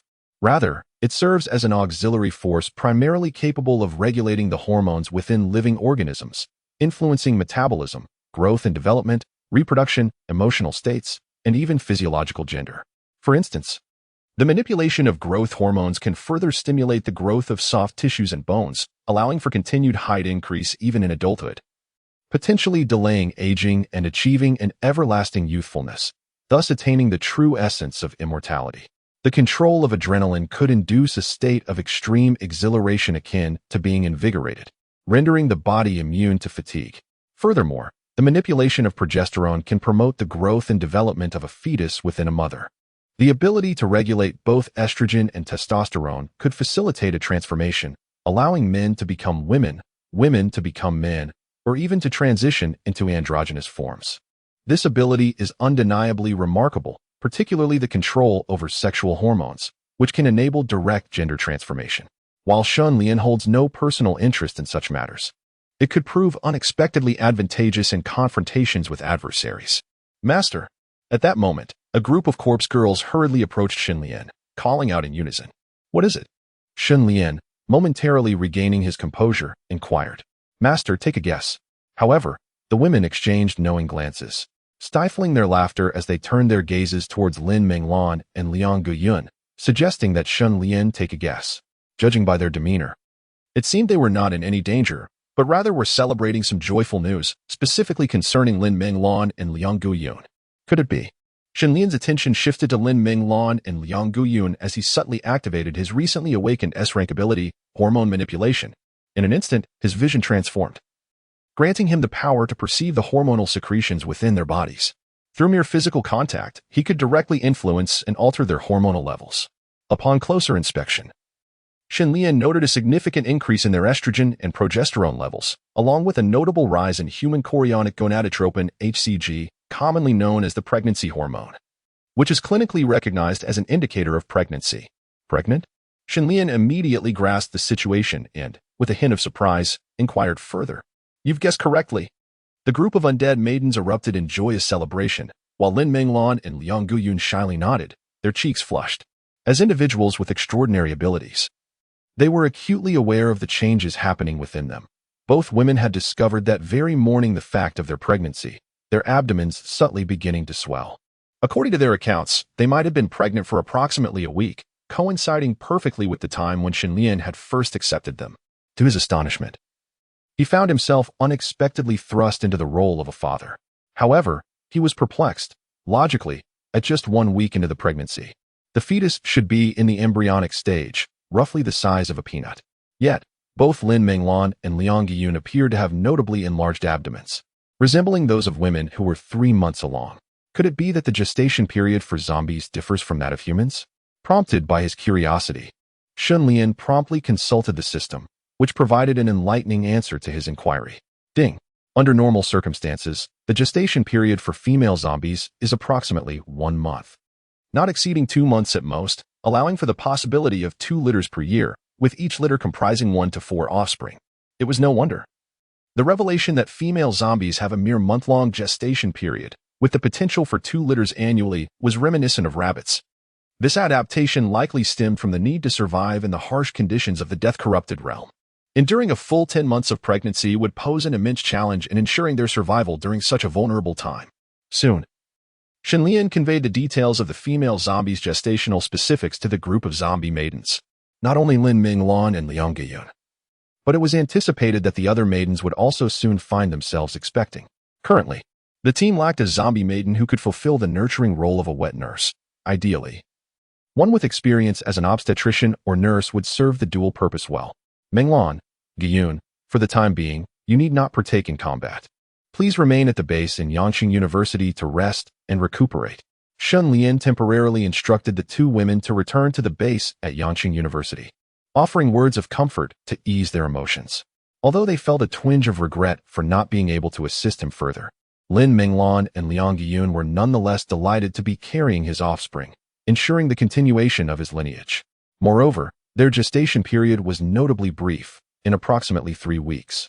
They would give birth, allowing them to once again lend their support to Shun Lian. In the Nanyang district, at the official survivor base, the ability combat team was called to assemble.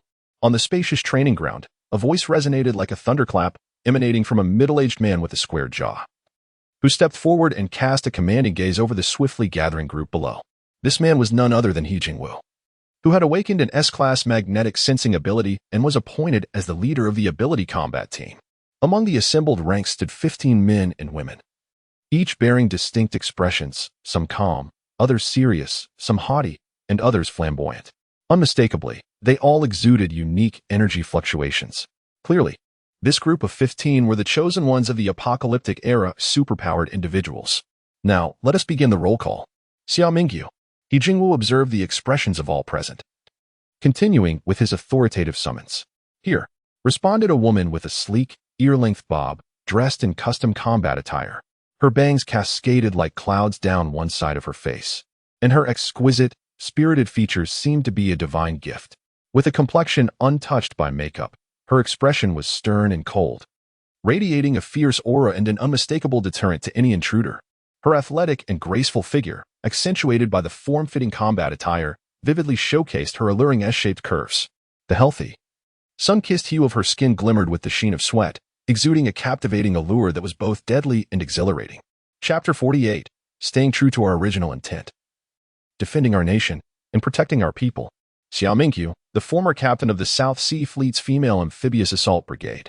According to assessments, her awakened ability was classified as an A-level power of skeletal manipulation, enabling her to control her bones at will, transforming them into formidable weapons with immense combat prowess and potential.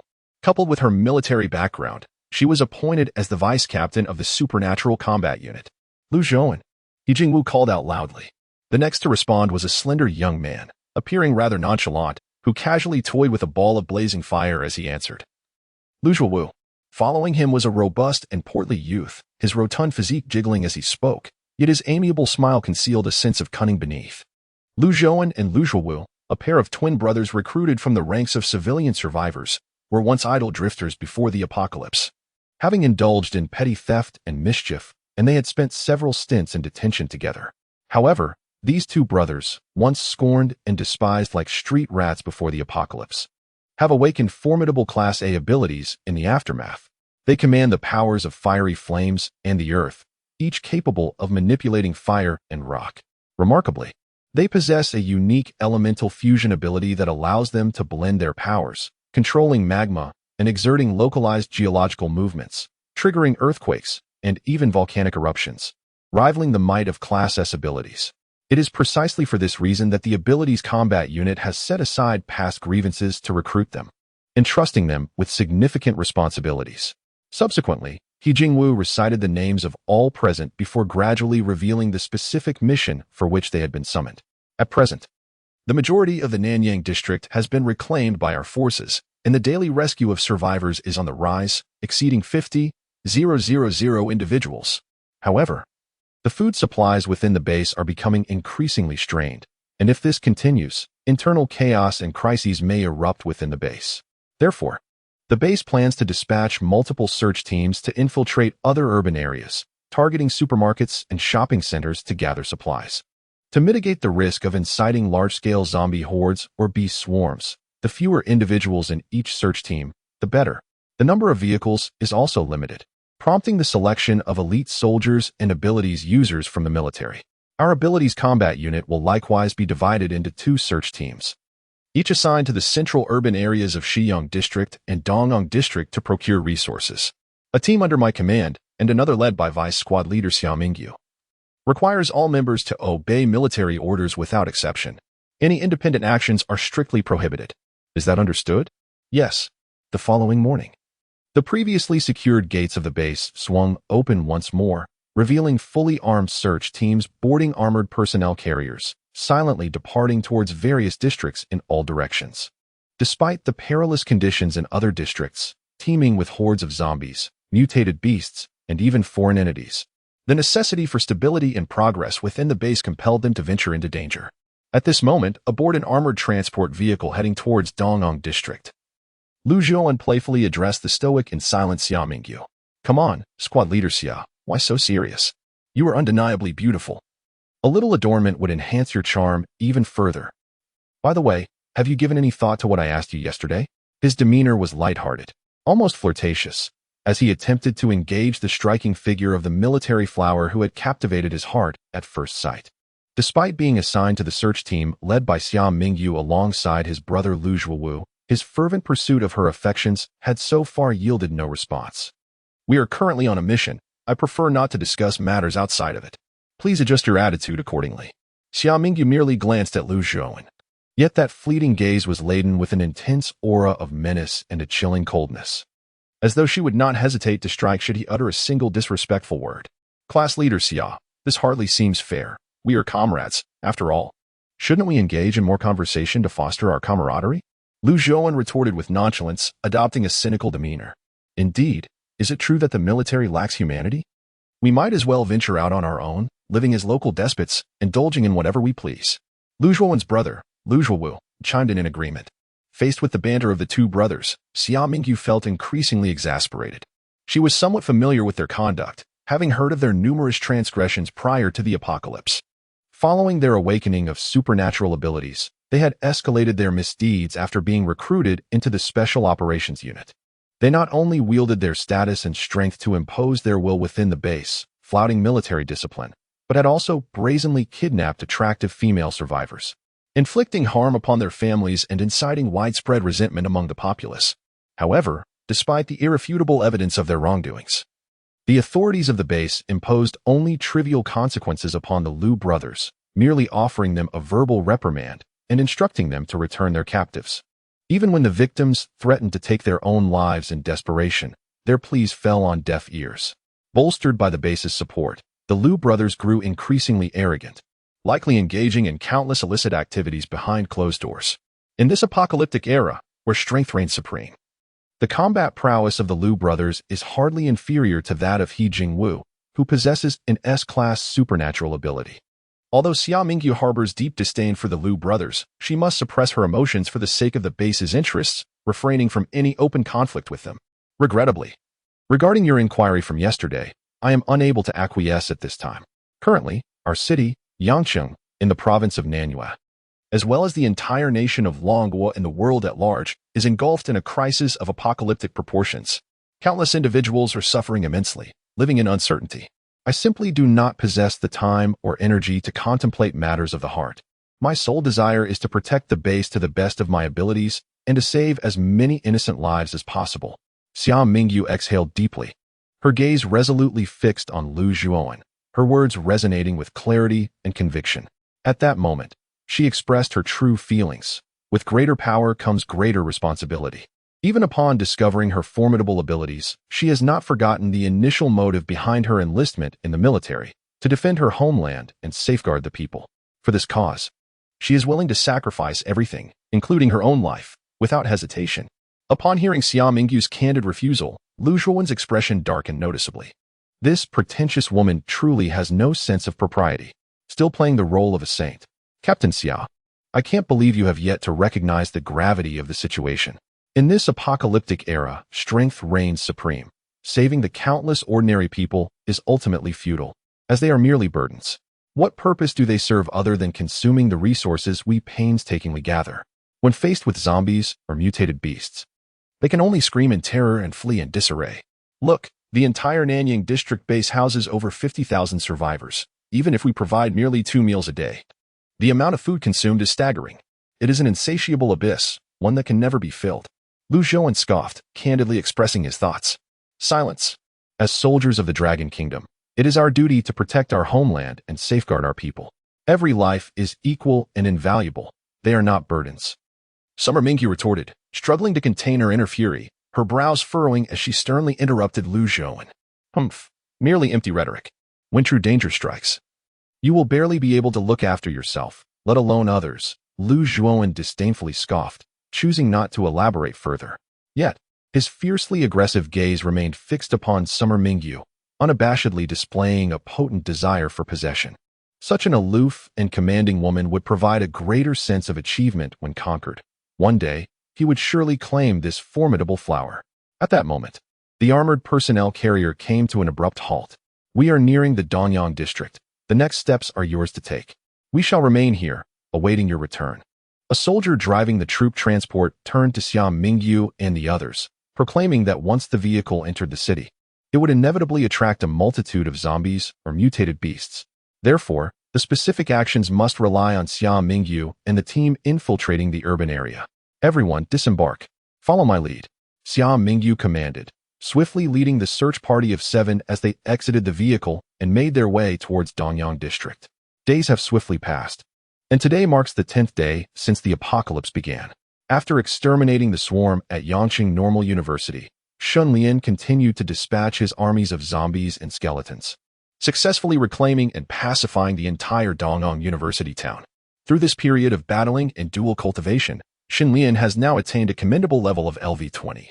Host, Shun Lian race, zombie level, LV20, 1510,000, attributes, strength 513, constitution 512, agility 517, spirit 535, abilities, zombie venom infection, undying legion aura, mental domination, thunderous might, hormonal manipulation skills, beginner beast mastery, skeleton transformation equipment, dragon tooth battle axe, blue quality, supersonic wings, purple epic quality, evolution points, 5690, conquered zombie queens, Hua Jinshuang, Hua Jianyue, Yi Xiling, Morgana. After surpassing level 20, Shun Lian experienced a remarkable enhancement in combat prowess, with his 4-dimensional attributes exceeding 500. His strength, surpassing that of an ordinary individual by 50-fold, enables him to unleash a force equivalent to several tons effortlessly, capable of overturning a tank with bare hands. Moreover, the strength and density of Shun Lian's muscles have significantly increased, rendering standard bullets nearly ineffective against him. Even large-caliber shells can be easily withstood. It is estimated that only strategic-level missiles could pose a genuine threat to him. In recent days, after careful selection, Shun Lian successfully subdued his 10th zombie queen, named Xiao Yuling, who was previously an obstetric nurse before the apocalypse. Following her transformation into a zombie queen, Xiao Yuling has awakened an A-grade healing ability. Xiao Yuling character profile name, Xiao Yuling race, Rainy Corpse Princess, number 10, level, LV8, 0800, attributes, strength 45, constitution 43, agility 36, spirit 80 abilities, corpse poison infection, divine rainfall, A-grade ability. The rainfall disseminated can swiftly heal ailments and injuries, as well as eliminate poisons, curses, and other adverse effects. It also provides beneficial healing effects for the spirit and soul. Equipment, Rainy Necklace, green quality equipment. Wearing it expands the range of healing and enhances the healing effect. At this point, Shun Lian has assembled a total of 10 corpse princesses, establishing a formidable corpse princess legion. Each member possesses unique strengths and characteristics. The combat-oriented corpse princesses include number 1, the ripped mouth corpse princess Lin Menglan, and number 3, the ghost sword corpse princess Suing Xue. The magic-oriented corpse princesses consist of number 4, the blood clan corpse princess Lilith, number 6, the ice essence corpse princess Hua Jinshuang, and number 7, the red lotus corpse princess Hua Jinyu. The support-oriented corpse princesses encompass number 2, the moon corpse princess Liang Guyun, number 5, the eagle-eye corpse princess Su Monrong, and number 10, the rainy corpse princess Xiao Yuling. The special-type corpse princesses include number 8, the 8-footed lady corpse princess Yi Zhiling, and number 9, the insect queen corpse princess Morgana. With a legion of corpse princesses and an army of nearly 200,000 zombies and skeletons, Shun Lian's base encompasses the entire Nanyang District University town. He is quite satisfied with the current growth of his forces, as he can firmly establish a foothold during this tumultuous pre-apocalyptic period. Even when confronted by human armies or other alien factions, he possesses sufficient strength to engage in direct confrontation. Master, please come quickly. I am about to give birth. At that moment, a voice as sweet as honey suddenly resonated in Shun Lian's ears, and it was immediately clear who it belonged to. Over the past few days, Morgana had been diligently preparing her surroundings within the insect nest she carried with her, meticulously arranging the environment for her impending delivery. In contrast to Lin Menglan and Liang Guyun, who had conceived earlier, Morgana, as the insect queen and corpse maiden, retained the formidable reproductive power of her original insect queen lineage. Not only was her gestation period shorter, but her offspring were not ordinary zombies. They were a unique hybrid of zombie and insect characteristics known as corpse insects. Though reluctant to admit it, These corpse insects could indeed be considered Shun Lian's first generation of progeny. As a zombie, it seemed entirely reasonable for his offspring to manifest as a swarm of insects, didn't it? In the future, when Lilith becomes pregnant, she might also give birth to a hybrid offspring of zombie and vampire. Furthermore, once they manage to subdue succubi, fae, beastmen, elves, mermaids, and even angels, the possibilities would be astonishing. Here she comes. Shenlian swiftly entered the independent insect nest space where Morgana resided. The entire nest was as vast as a football field, and all around him lay a dense carpet of fungi. At the center of this space, Morgana had transformed into her original queen form and was now in a state of labor. Chapter 50. The Birth of the Corpse Insects. Zombie worker bees and zombie raging insects. My lord, please do not gaze so intently, for it leaves me feeling somewhat bashful. As Shenlian approached, Morgana seemed to shyly sway her grand form, her voice imbued with a delicate sense of grievance and alluring charm, captivating the man's very soul. Akin to a lover's playful coquetry. However, facing Morgana in her insect queen form, Shenlian found it increasingly difficult to maintain his composure. It is about to emerge. At that moment, Morgana emitted sounds that could easily be misinterpreted. Her entire insect queen body began to tremble violently, with her distended abdomen rhythmically rising and falling. One by one, grayish-white eggs appeared beneath her, and in a mere short span, she laid down hundreds of these eggs. At her current level, Morgana's daily production of eggs could reach into the thousands, and this output would only increase with her ascension in rank. Each of Morgana's grayish-white eggs was about the size of a palm, arranged neatly upon the fungal blanket, automatically entering a state of incubation, where the larvae would hatch within less than an hour. Shenlian did not hasten to depart. Instead, he patiently awaited the birth of his first-generation offspring. For this nascent swarm of corpse insects, Morgana was their mother, their insect queen. Meanwhile, Shenlian stood as their sovereign, the true ruler of all the corpse insects. An hour later, the hundreds of larvae laid by Morgana began to tremble in succession, the shells cracking open, and one by one, palm-sized, grayish-white caterpillar-like larvae emerged, writhing their bodies as they crawled upon the slick fungal mat.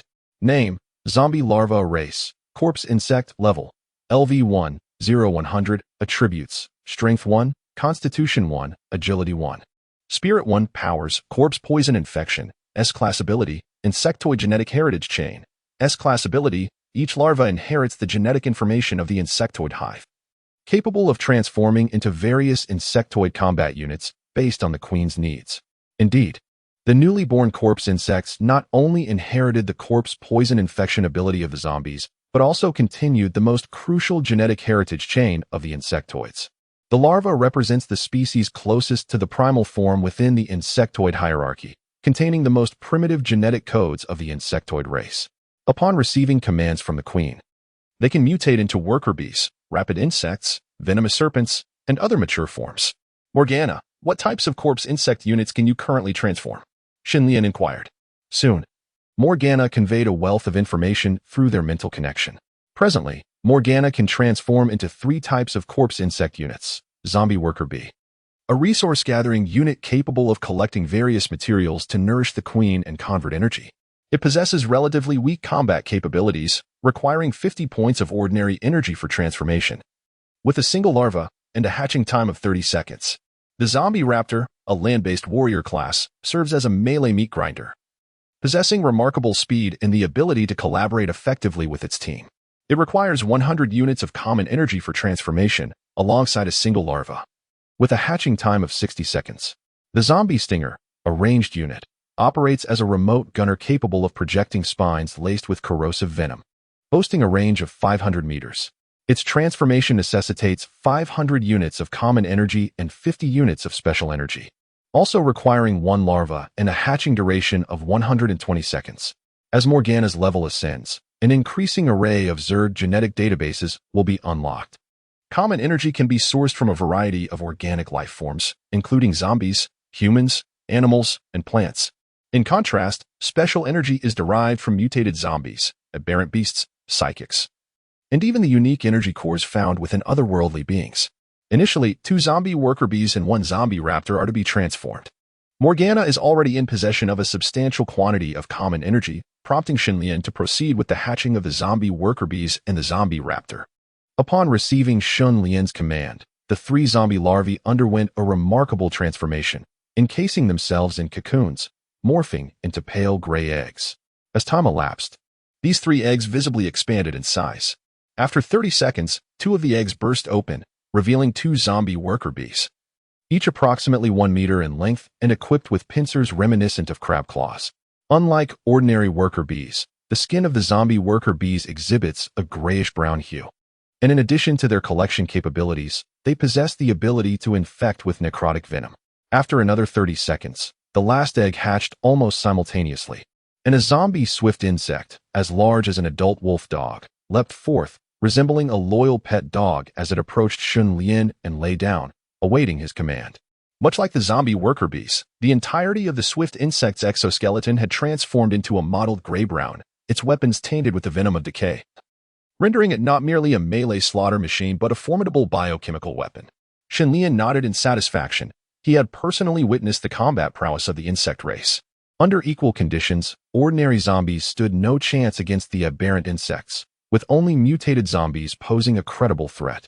Previously, he had triumphed over them solely due to the sheer numerical superiority of his zombie army, outnumbering them several times over. Had their forces been equal, defeat would have been highly probable for his side. Currently, the count of his zombie army approached 200,000. Having nearly subjugated all the zombies in the Nanyang District University town. While the quantity of zombies was substantial, their quality was rather mediocre, with mutated zombies comprising less than 1,000th of the total, totaling fewer than 200. Therefore, Shun Lian chose not to indiscriminately expand his zombie army further. Instead, he began to cultivate mid to high-end combatants gradually, preparing for future challenges and threats. The emergence of the corpse insects provided an excellent channel for this endeavor. Morgana continued to convert the zombie worker bees and zombie swift insects at a ratio of 2:1. Dispatched the converted zombie worker bees to collect ordinary energy, ensuring the zombie swift insects safeguard their safety. Regarding the collection of special energy, I shall devise a method. After a moment of contemplation, Shun Lian promptly issued instructions to Morgana. However, my master, do visit me often, for it can be quite tedious to remain here all alone. Morgana's alluring and melodious voice soon echoed. Indeed, I appreciate your efforts, and I shall make it a point to visit frequently. If you find yourself with nothing to do, feel free to step outside for some fresh air and seek companionship among your fellow sisters. There is no need for you to remain here continually. Shun Lian approached, gently caressing the large, insect-like head of Morgana, offering words of comfort. Unlike other undead, Morgana's expertise did not lie in combat or support, but rather in the propagation of her swarm. Yet, Shun Lian did not regard her merely as a breeding instrument. After all, Morgana, transformed into an undead, possessed her own thoughts, emotions, and sentiments, no longer the simple insect queen who sacrificed herself solely for the proliferation of her kind. Chapter 51. Xia Mingyu. Encounter with survivors. Nanyang District. Zhongying, what is the situation ahead? With each step forward, Xia Mingyu would inquire of the slender man in military attire beside him. This man, named Zhang Ying, was once a scout who awakened an ability known as Eagle Eye in the aftermath of the apocalypse, granting him vision comparable to that of an eagle, with a range extending over 30 kilometers. 200 meters ahead, there is a small horde of zombies, approximately 80 in number. Zhang Ying's sharp, eagle-like eyes flickered with a glint of coldness as he surveyed the distance for a moment, then reported the conditions ahead to Xia Mingyu. We shall take a detour. Upon hearing this, Xia Mingyu made a swift decision and issued new orders. Xia, why complicate matters? Why go around in circles? Our team is filled with so many extraordinary individuals. Are we truly afraid of those mindless zombies? Lu Zhouwen, who was following Xia Mingyu, could not help but voice his dissent. Indeed, even if you choose not to act, I alone could eradicate those mere dozens of mindless zombies. Lu Zhouwen, with his robust physique, chimed in, rolling up his sleeves in readiness. We must obey military orders.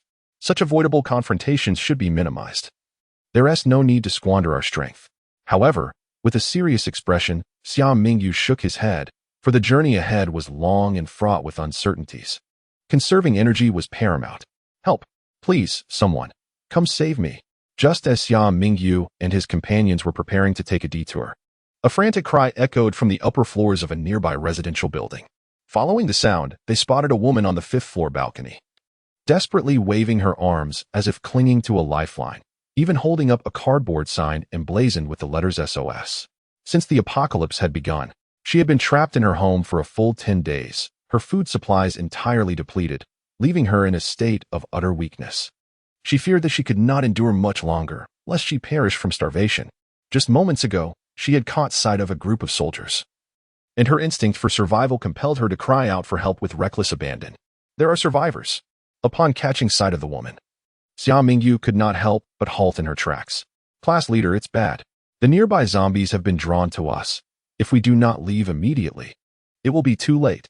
At that moment, Zhang Ying, noticing something, urgently addressed the visibly hesitant Xia Mingyu. Indeed, upon hearing the woman's cries, not only did the small horde of zombies ahead react, but those lurking in the nearby streets and buildings were also roused, akin to sharks detecting blood, howling and converging upon them. It then dawned on everyone just how many hidden zombies surrounded them, at least 4,000 or 5,000. Despite being capable individuals, they appeared utterly feeble in the face of such an overwhelming tide of the undead. You all go ahead. I will go save her and catch up with you shortly, Xia Mingyu declared with unwavering resolve, her expression grave, before she boldly charged towards the gathering of zombies in the residential building, unarmed and alone. That madwoman. Lu Zhuowen's expression changed upon witnessing her audacity. Facing thousands of zombies alone was tantamount to courting death. Truly, she was an unwavering savior. Previously advocating for the avoidance of unnecessary battles, now she was heedlessly rushing to rescue a survivor. Zhuo Wu, we must leave now. Lu Zhuowen, valuing his own life above all, called to his brother as they hastily retreated in the opposite direction. As the other extraordinary beings witnessed Xia Mingyu's departure, they had no choice but to follow the Lu brothers, hastily vacating the premises. Meanwhile, a sudden burst of sounds pierced the air. Pft, pft, pft. Taking aim at several zombies obstructing his path, Xia Mingyu abruptly extended his elongated fingers. The 5 phalanges, akin to bullets discharged from a chamber, were launched from his palm with a force comparable to that of sniper rounds, precisely obliterating the skulls of the undead. Even after losing 5 fingers, Xia Mingyu appeared utterly unfazed. With a casual flick of his arm, 5 brand new phalanges regenerated from the openings in his fingertips, accompanied by the swift restoration of tendons, skin, fascia, and nails, all visibly rejuvenating before the eye. As he relentlessly annihilated the zombies in his way, Xia Mingyu swiftly approached the residential building where the female survivor was located. Roar. Upon entering the corridor, Xia Mingyu suddenly perceived a flash before his eyes. A scarlet figure sprang forth from a shadowy corner, lunging directly at him. It was a mutated zombie. Previously, Xia Mingyu had encountered such a swift aberration, known for its indomitable claws and remarkable long tongue, making it a formidable adversary. At that moment, the ambushing licker was perilously close, leaving Xia Mingyu no time to evade. Yet, he remained perfectly composed, slightly bending forward to confront the licker's assault head-on. Crack, crackle, crackle, crackle. In the next instant, an eerie occurrence unfolded. Suddenly, from every inch of Xia Mingyu's body, sharp and menacing bones protruded, piercing through muscle, skin, and clothing, dripping with fresh blood, creating a chilling spectacle. In a swift moment, the devourer that had lunged at her could not react in time, becoming impaled by the jagged bones that emerged from her body, suspended in the air. Struggling violently, yet utterly unable to break free. With a swift motion, Xia Mingyu, seemingly impervious to pain, extracted an entire arm bone from her left shoulder. Grasping the blood-seeping bone sword tightly in her right hand, she swiftly cleaved towards the devourer's head. Blood sprayed in a dark crimson arc as the grotesque head was severed and sent flying, the headless body collapsing lifelessly to the ground. After vanquishing the devourer, Xia Mingyu remained unperturbed. With a mere shudder of her body, the exposed, jutting bones swiftly retracted beneath her skin, the flowing blood ceased instantly, and even the deep wounds that had reached her bones rapidly healed, as if nothing had transpired. This was her Class A ability, bone manipulation, allowing her to freely control the bones throughout her body for both offense and defense, coupled with an extraordinary self-healing capability. The potency of this ability was vividly displayed in battle, versatile in both close combat and ranged assaults. With her rich combat experience, Xia Mingyu wielded it with remarkable finesse. At last, after a fierce onslaught, Xia Mingyu successfully reached the 5th floor, rescuing the female survivor. Are you all right? Hurry, follow me, and leave this place. The gathering of zombies nearby grows ever more alarming. Xia Mingyu recognized the increasingly dire situation. Remaining here would inevitably lead to being completely encircled by the horde. Thank you. However, I haven't eaten in several days and may not have the strength to walk. Yet, the female survivor appeared utterly frail, barely possessing the energy to take a few steps. Chapter 52. A sudden mutation. Mental shock. Roar. Downstairs, an ever-growing tide of zombies amassed, forming a relentless wave that crashed against the precarious residential building. I will carry you out of here. With a resolute bite of her lip, Xia Mingyu swiftly hoisted the female survivor onto her back and dashed down the stairs. Upon reaching the stairwell, she encountered a throng of zombies surging towards her, completely blocking the narrow passage. Many stumbled and fell, subsequently trampled to death by those behind them. The female survivor, witnessing such a horrific scene, nearly fainted from terror. Nevertheless, Xia Mingyu remained composed, although her hands were occupied with the burden of carrying another. Her long, powerful legs and delicately exquisite feet became lethal weapons. Her sharpened leg bones protruded sharply from her knees, and her toes, piercing through her military boots like 5 daggers, accurately severed the heads of the approaching zombies with each calculated kick. However, no matter how valiant Xia Mingyu may be, when faced with an endless tide of zombies, she finds herself powerless, her strength rapidly depleting, and the battle increasingly arduous. Gasping for breath, Xia Mingyu is drenched in sweat. Her movements no longer as swift and fierce as before. On her back, she carries a female survivor who has succumbed to fear and weakness, fainting in her grip. Yet, Xia Mingyu clings tightly to the survivor's legs, fearful that she might fall and unwilling to relax her hold for even a moment. Confronted by the relentless surge of zombies, Xia Mingyu realizes that she may not escape this ordeal. In this moment, she cannot help but ponder that had she not taken the risk to rescue others, she might not have found herself ensnared in the midst of the undead. Not only did she fail to save anyone, but she also endangered her own life. Nevertheless, Xia Mingyu does not harbor regrets. Even if time were to rewind and grant her a second chance, she would resolutely choose to save others without hesitation. Just then, Xia Mingyu suddenly notices that the horde of zombies has inexplicably descended into chaos, accompanied by sounds of struggle and unfamiliar roars. Out of the corner of her eye, she catches sight of grotesque, monstrous creatures, each the size of a full-grown wolf, emerging from an unknown source and charging into the throng of zombies like wolves among sheep. One by one, the zombies are tackled to the ground, their necks savagely bitten through by the creatures with jaws wide as basins, their bodies torn apart as if made of mere paper. The enraged zombies sought to retaliate, yet their sluggish movements could not keep pace with the swift, monstrous insects.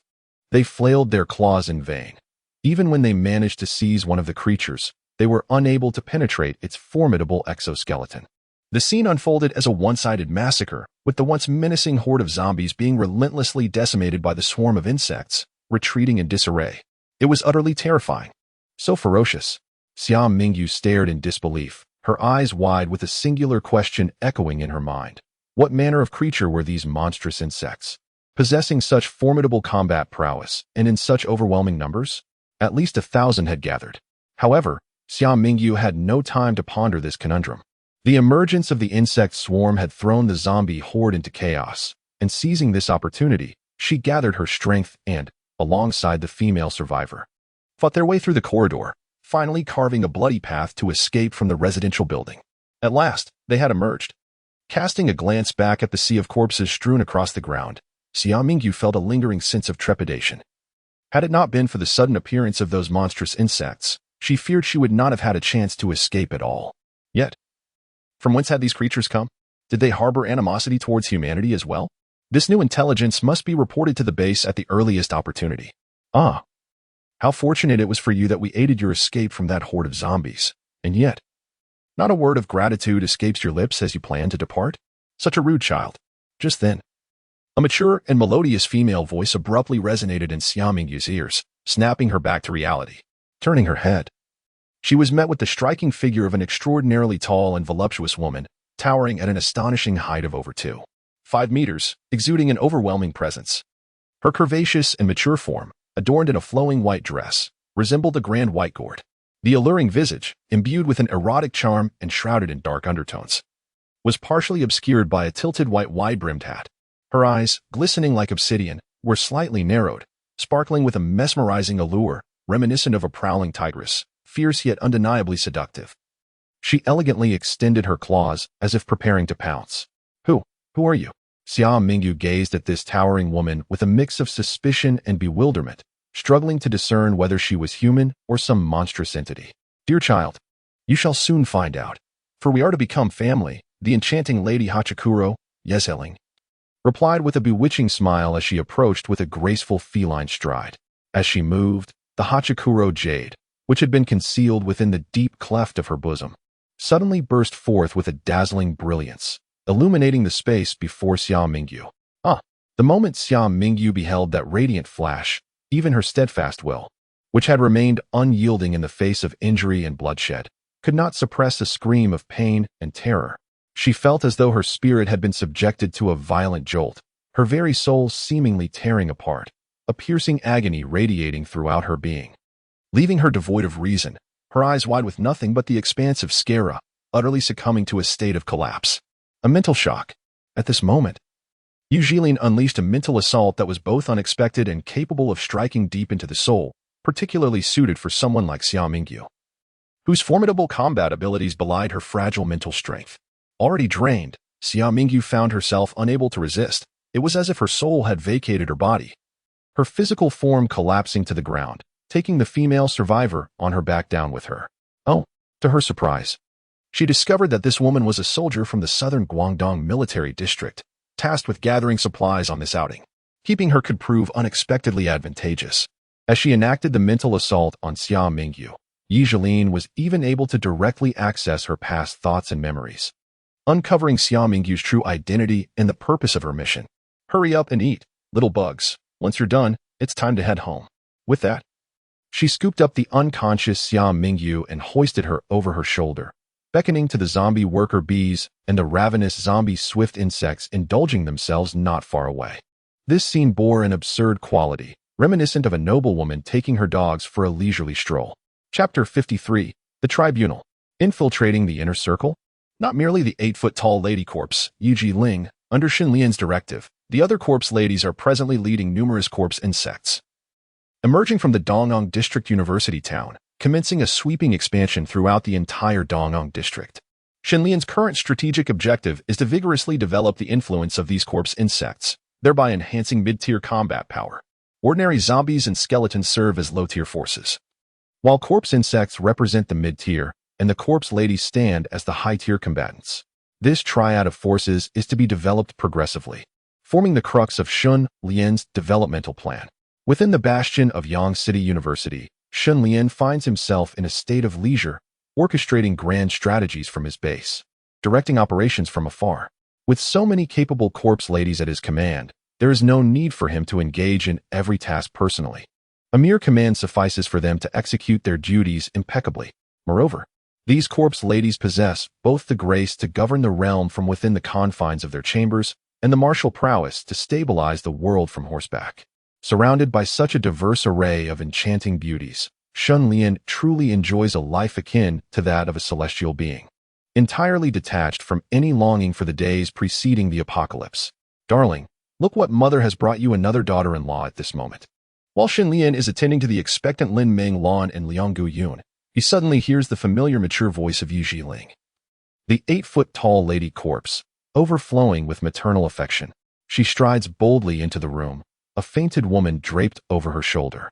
The commanding and wild demeanor she exhibits bears a striking resemblance to that of a bandit forcibly claiming a woman as a captive bride. Another daughter-in-law brought back. Xin Lian cannot help but rub his temples. Why does that phrase sound so peculiarly awkward? However, at that moment, he noticed that the woman brought back by Yu Jilin was clad in a tattered and ragged combat suit, which appeared to bear wounds inflicted from within rather than from external damage. The glorious spring was almost fully exposed, revealing a physique that could only be described as exquisite, etched with distinctly defined muscular contours, emanating an overwhelming sense of strength.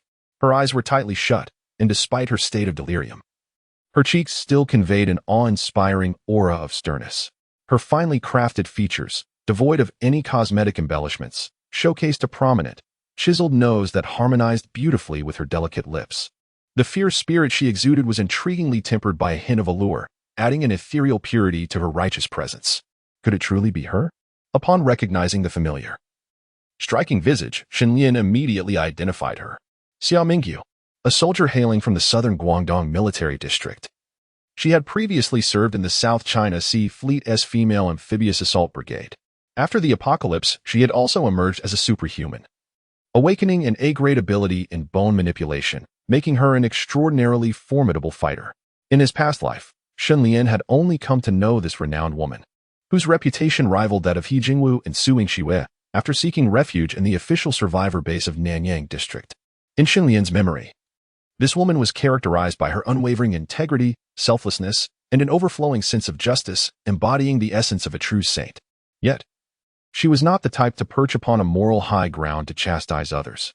Rather, she possessed a genuine, childlike heart and the courage to make sacrifices for the greater good, a true hero.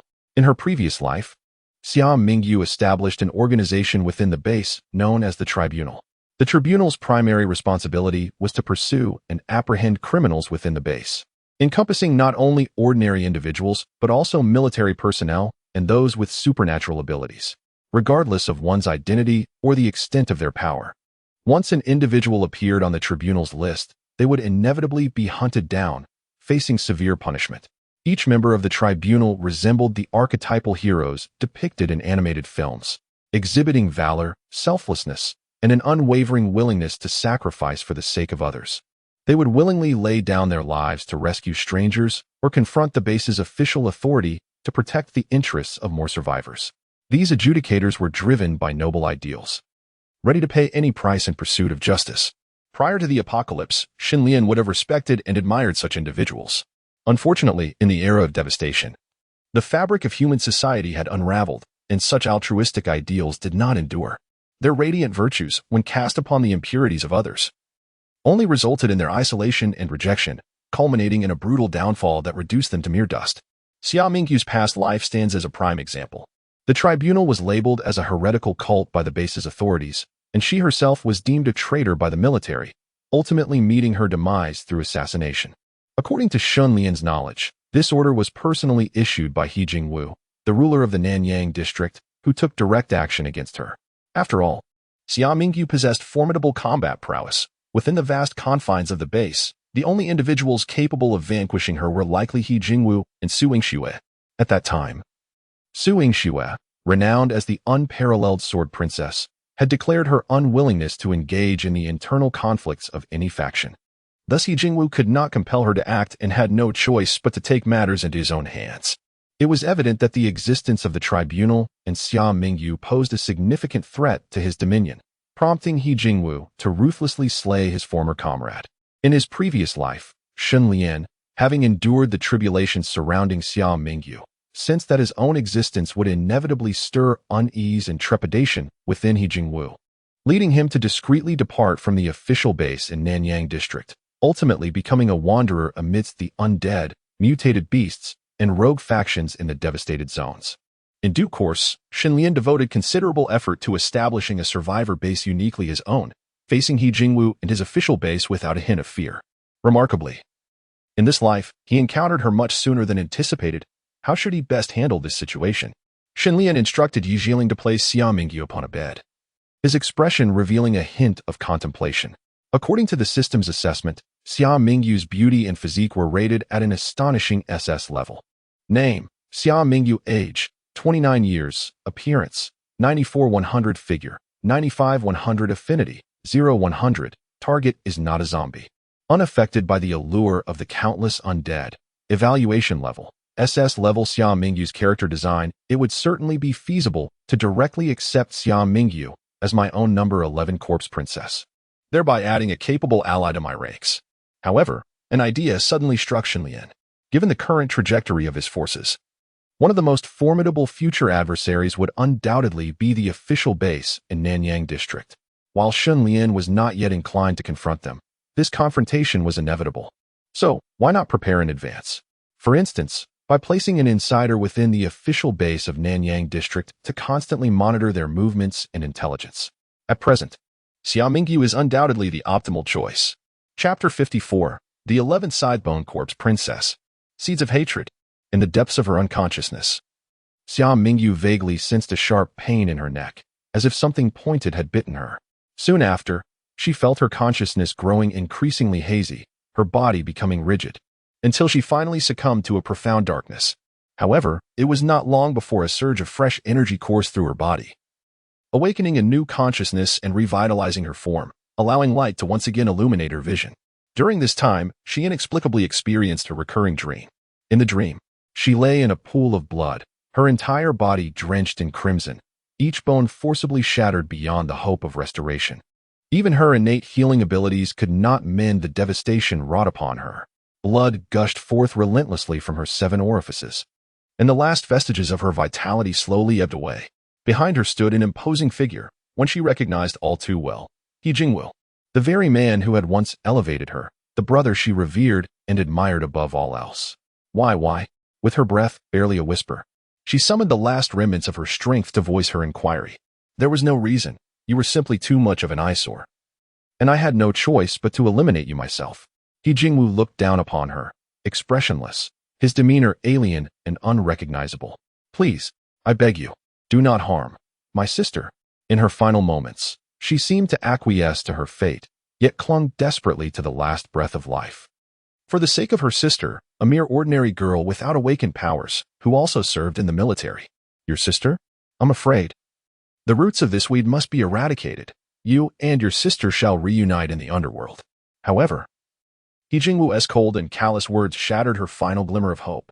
With eyes wide and nearly bulging from their sockets, they burned with unquenchable fury and hatred. Ever since their father had perished in the line of duty and their mother succumbed to illness, she and her sister had relied on each other, growing together in mutual support, ultimately both gaining admission to the military academy, following in their father's footsteps to become soldiers of the Dragon Nation. Before the apocalypse, the two sisters endured countless hardships and accomplished numerous arduous tasks to gradually emerge from the shadows. After the cataclysm, they toiled relentlessly, sacrificing their lives and well-being for the army, the base, and the populace. Yet ultimately, did they meet such a fate? Was it all in vain? Was everything merely the fearless justice and ideals harbored within their hearts?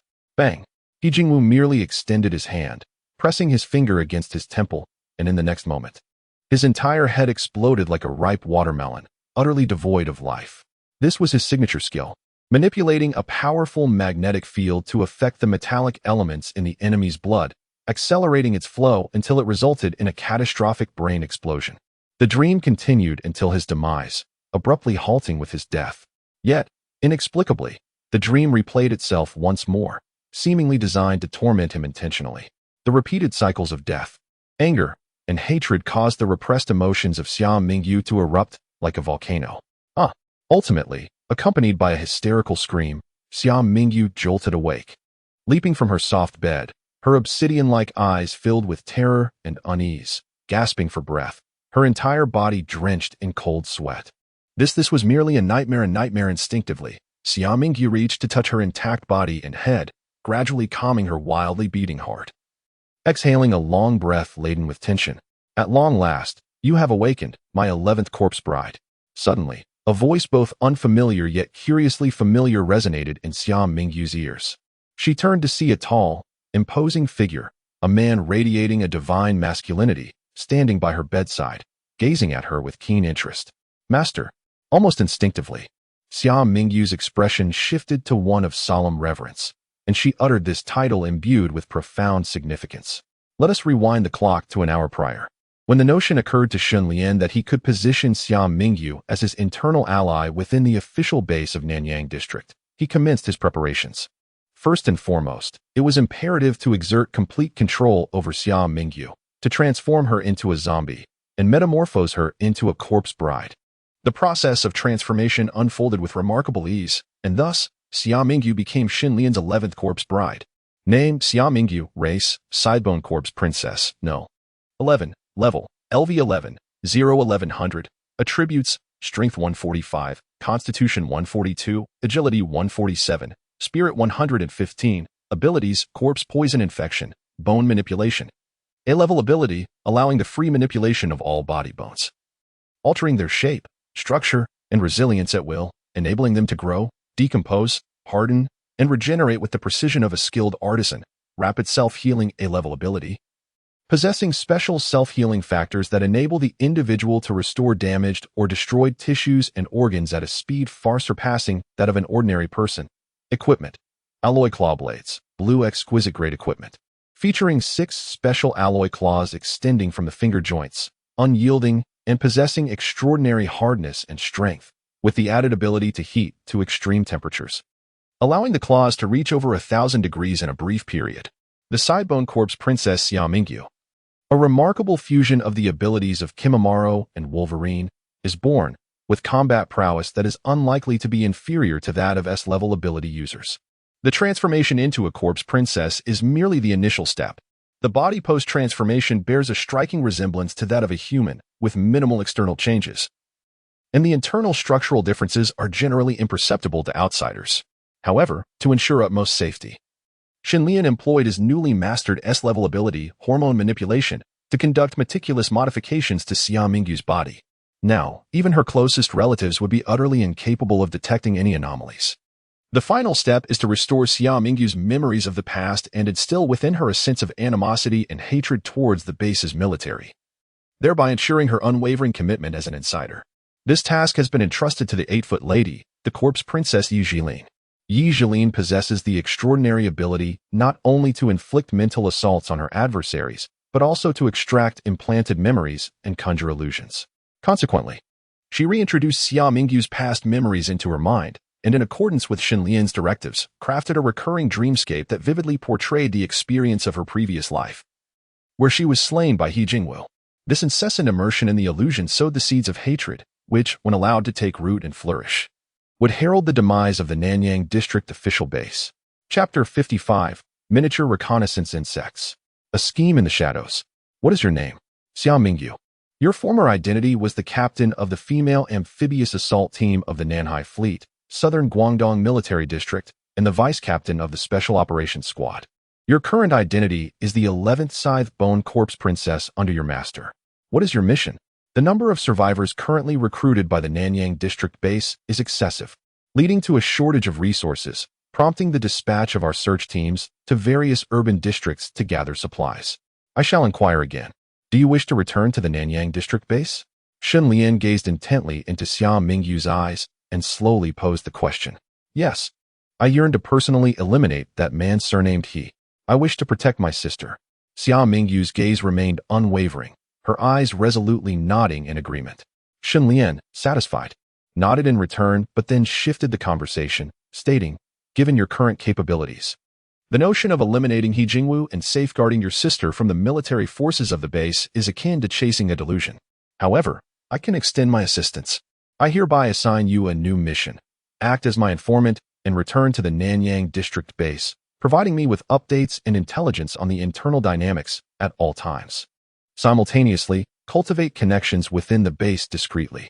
When the opportune moment arises, I will undoubtedly aid you in fulfilling your aspirations to vanquish He Jingwu and rescue your sister, while the entire Nanyang district base will fall under our control.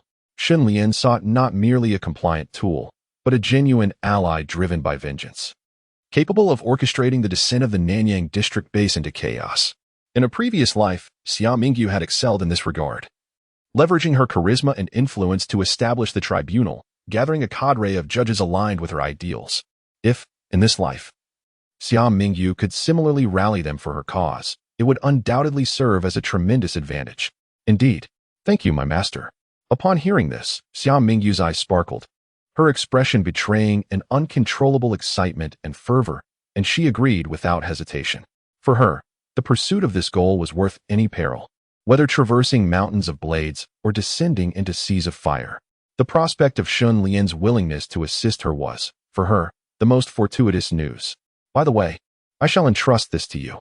Shenlian suddenly recalled something and handed a few minuscule grayish-white insect eggs, no larger than half a fingernail, to Xia Mingyu. After a brief moment of silence, these tiny eggs began to crack open, and several diminutive beetles, roughly the size of mosquitoes and with a dark hue, emerged. These beetles were a newly cultivated breed of corpse bug, known as the micro-reconnaissance insect, developed by the corpse Queen Morgana. The micro-reconnaissance insect can be likened to a biological surveillance device, possessing 2 spherical compound eyes, akin to those of a fly, which housed thousands of tiny lenses, enabling it to observe everything within 100 meters from all angles without blind spots. As long as there is a single micro-reconnaissance insect on Shenlian's side, he can connect to any other micro-reconnaissance insect from miles away, relaying images and sounds in real time or even storing them in the cloud. Furthermore, the micro-reconnaissance insect possesses a unique ability, cloaking. Not only the naked eye, but even those with enhanced vision or heightened psychic sensitivity would be unable to detect it in its concealed state. By entrusting the micro-reconnaissance insect to Xia Mingyu, Shenlian ensured that he could monitor her movements at any time and from any place, serving as his final layer of security. Now, it is up to you. Feel free to reach out to me with any needs. Time is of the essence. And Shenlian intended to send Xia Mingyu back. Any further delay might raise suspicions. Ah, by the way, my master, among the search team I led today, there are a pair of twin brothers who are both Class A ability users. Our relationship is strained, and they often come to harass me, which I fear may hinder our plans. Xia Mingyu nodded thoughtfully, and suddenly a realization struck her. Twin brothers? Both A-level ability users? Are they Lu Zhuowen and Lu Zhuowu? Shenlian immediately recalled. The existence of these two brothers should not be underestimated. Not only do they possess A-level powers, but they can also merge elements. In a previous life, they were recruited by He Jingwu, becoming his most capable subordinates, posing a significant threat. Are they among the search team you lead? Perfect. Then let us eliminate these two brothers first. Shenlian's mind raced. Since the adversary had taken the initiative to approach, it would be wiser to take this opportunity to discreetly remove the Lu brothers, thus diminishing a major threat. You cannot intervene in this matter. Henceforth, I will instruct my subordinates, the corpse brides, to coordinate with your actions. You merely need to lure them to the designated location, and the rest will be handled by them. Shenlian advised. Understood. In a secluded alley in Nanyang district, a female ability user with C-level medical powers expressed her concern.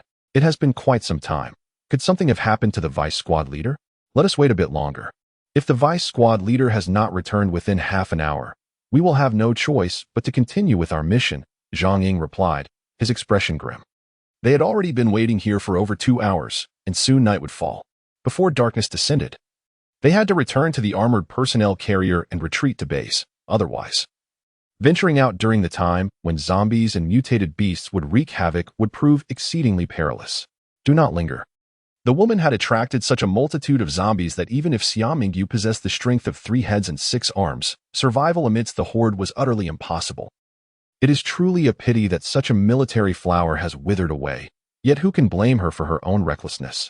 At that moment, a voice laced with scorn rang out, belonging to Lu Zhuowen, who stood with his arms crossed, seemingly reveling in the chaos. Silence. The squad leader went to save lives. What right do you, a coward, have to speak of her? Zhang Ying, incensed by these words, erupted in fury, pointing a finger at Lu Zhuowen as he scolded him vehemently. Zhang Ying had long admired the senior Xia Mingyu. He could not tolerate Lu Zhuowen's derision. Coward? How dare you insult me? Are you seeking death? Lu Zhuowen's expression darkened instantly, and with a sharp motion, flames ignited in his palms, the intense heat causing everyone to feel a sharp sting of burning. Lu Zhuowen's younger brother, Lu Zhuowu, also stepped forward, his body rapidly enveloped in a layer of rocky armor.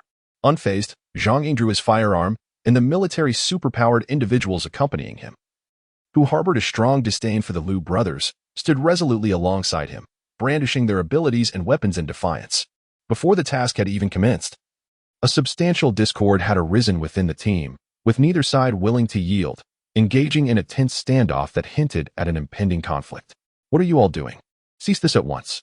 Just then, a remarkably familiar and magnetic voice resonated through the air as a graceful and agile figure leaped over the alleyway wall, effortlessly capturing the attention of the onlookers. The newcomer was none other than Xia Mingyu. Chapter 56, A Heart-Wrenching Sight? A Preordained Trap. Class Leader Xia, you have finally returned. Upon witnessing Xia Mingyu's safe return, Zhang Ying and the others expressed genuine astonishment and delight. Apologies for my tardiness. I was delayed for quite some time. I managed to shake off those zombies and have rescued the survivors. At this moment, Xia Mingyu was carrying a female survivor who remained unconscious on her back, promptly handing her over to the awakened healer within the team. Seeing this, the group regarded Xia Mingyu with admiration, while only the Lu brothers appeared somewhat awkward. Let us disregard what just transpired. Everyone, settle down. We have a mission at hand. On her way back, Xia Mingyu had confirmed a safe route for their progression. Everyone, follow my lead. Without further ado, she cast a stern gaze across the group, deliberately lingering on the Liu brothers for a moment before issuing a command. Understood. Zhang Ying and the others responded enthusiastically. The Liu brothers exchanged glances, ultimately conceding to follow Xia Mingyu and the rest of the team. Remarkably, the zombies that were once ubiquitous on the streets have significantly thinned out, allowing the search team to reach their destination, a large supermarket, without obstruction. Inside the supermarket, dozens of zombies still lingered, yet they posed no challenge to the well-prepared search team, who swiftly eradicated them with ease. Having ensured their safety, the group split up to gather supplies, intending to reconvene at the supermarket entrance.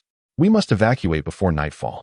Xia Mingyu instructed everyone to grab a backpack and commence the collection of provisions from the various shelves within the supermarket. Brother, there are so many delicious items here. Lu Zhuowu exclaimed excitedly, stuffing bags of previously unaffordable imported snacks and beverages into his backpack. Eat, eat, eat. That's all you think about. Have you forgotten what just happened? Zhang Ying and his crew have long viewed us with disdain. If Xia Mingyu hadn't returned in time, we might have been embroiled in a conflict, retorted Lu Zhuowen, his brow furrowed with displeasure and rage. One day, I will burn that gang alive. And as for Xia Mingyu, what is she trying to prove? Have you noticed the way she looks at us, as if we were mere prey? Just then, as the Liu brothers conversed, they were suddenly interrupted by a suffocating sound of crying that reached their ears. Who is it? Lu Zhuowen suddenly realized that not only his hands, but his entire body was engulfed in a fierce blaze, as if he had transformed into a being of flames. Lu Zhuowu's exterior was once again enveloped in a thick layer of rocky armor, and coupled with his stout and round physique, he resembled a massive mound of earth. Oh, I am so frightened. Please, don't harm me. At that moment, a delicate and pitiful sobbing sound emanated from a corner. The Liu brothers followed the sound and discovered a young girl with short pink hair curled up in the corner, her face hidden behind her hands as she wept like a weeping willow, tears cascading down her lovely cheeks, moistening her rosy complexion, evoking deep sympathy. Upon witnessing this scene, the Liu brothers instinctively lowered their guard, exchanged glances, and revealed a sinister smile. Little sister, how is it that you find yourself all alone here? Where are your family? Lu Zhuowen crouched down, adopting an innocuous demeanor. They're gone. My mother, father, and sister are all dead. I am all alone now. I am so scared. The pink-haired girl slowly lifted her head, revealing a finely sculpted face, with large tears streaming down. Do not fear. We are not villains. We are soldiers of the Dragon Kingdom. We happen to be here on a mission, and it is far too dangerous for you to remain here alone. Come with us. Lu Zhuowen gently coaxed. All right. The girl nodded cautiously, as if pecking like a chick, and timidly extended a frail little hand. Lu Zhuowen smiled and reached out his hand in return. However, just as Lu Zhuowen was about to grasp the delicate hand of the pink-haired girl, he suddenly witnessed her fingers transforming into claws, the nails elongating sharply, and without warning, she viciously slashed across his arm. Ah! Lu Zhuowen cried out in pain, startled by this unforeseen turn of events, and fell to the ground in disbelief, staring at the 5 deep, bloody gashes on his arm that revealed the bone beneath. While the pink-haired girl wore a sly smile at the corner of her lips. You are not human. You are a zombie.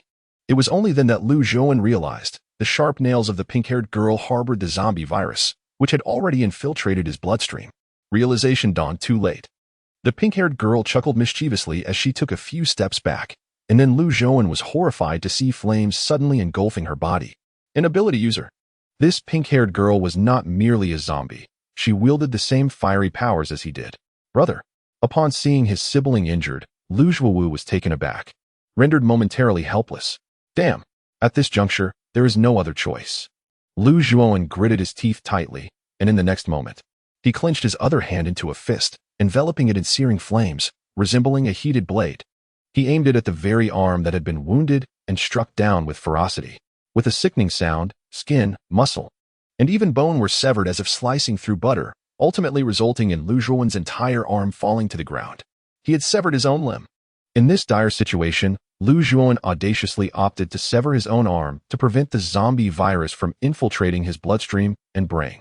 Blood gushed uncontrollably from the severed limb, while Lu Zhuowen concentrated flames with his remaining left hand, forcefully cauterizing the wound in a desperate bid to staunch the bleeding.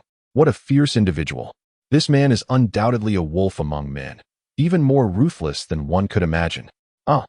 The agony of both self-mutilation and the searing pain of the burn was nearly unbearable for Lu Zhuowen, causing him to collapse to the ground, his muscles convulsing violently as he teetered on the brink of unconsciousness. Zhuowu, quickly, seize her, Lu Zhuowen shouted hoarsely from the ground, jolting the previously stunned Zhuowu into action, his face contorting into a fierce glare as he lunged at the petite, pink-haired girl. Oh dear, I'm so scared. Sister, please save me, Yuer. The pink-haired girl turned and fled, leaving behind a trail of melodious laughter that chimed like silver bells. Just as Zhuowu reached the corner, he suddenly caught sight of a tall woman with ice-blue cascading hair, her visage frosty, exuding an aura of chilling intensity. At that moment, the pink-haired girl nestled into the embrace of the blue-haired woman, glancing back to stick out her tongue and make a silly face at him. At that very moment, the entire supermarket began to tremble violently, as fissures of enormous proportions split the ground apart. Countless zombies and bizarre insects emerged from these gaping cracks, emitting deafening roars.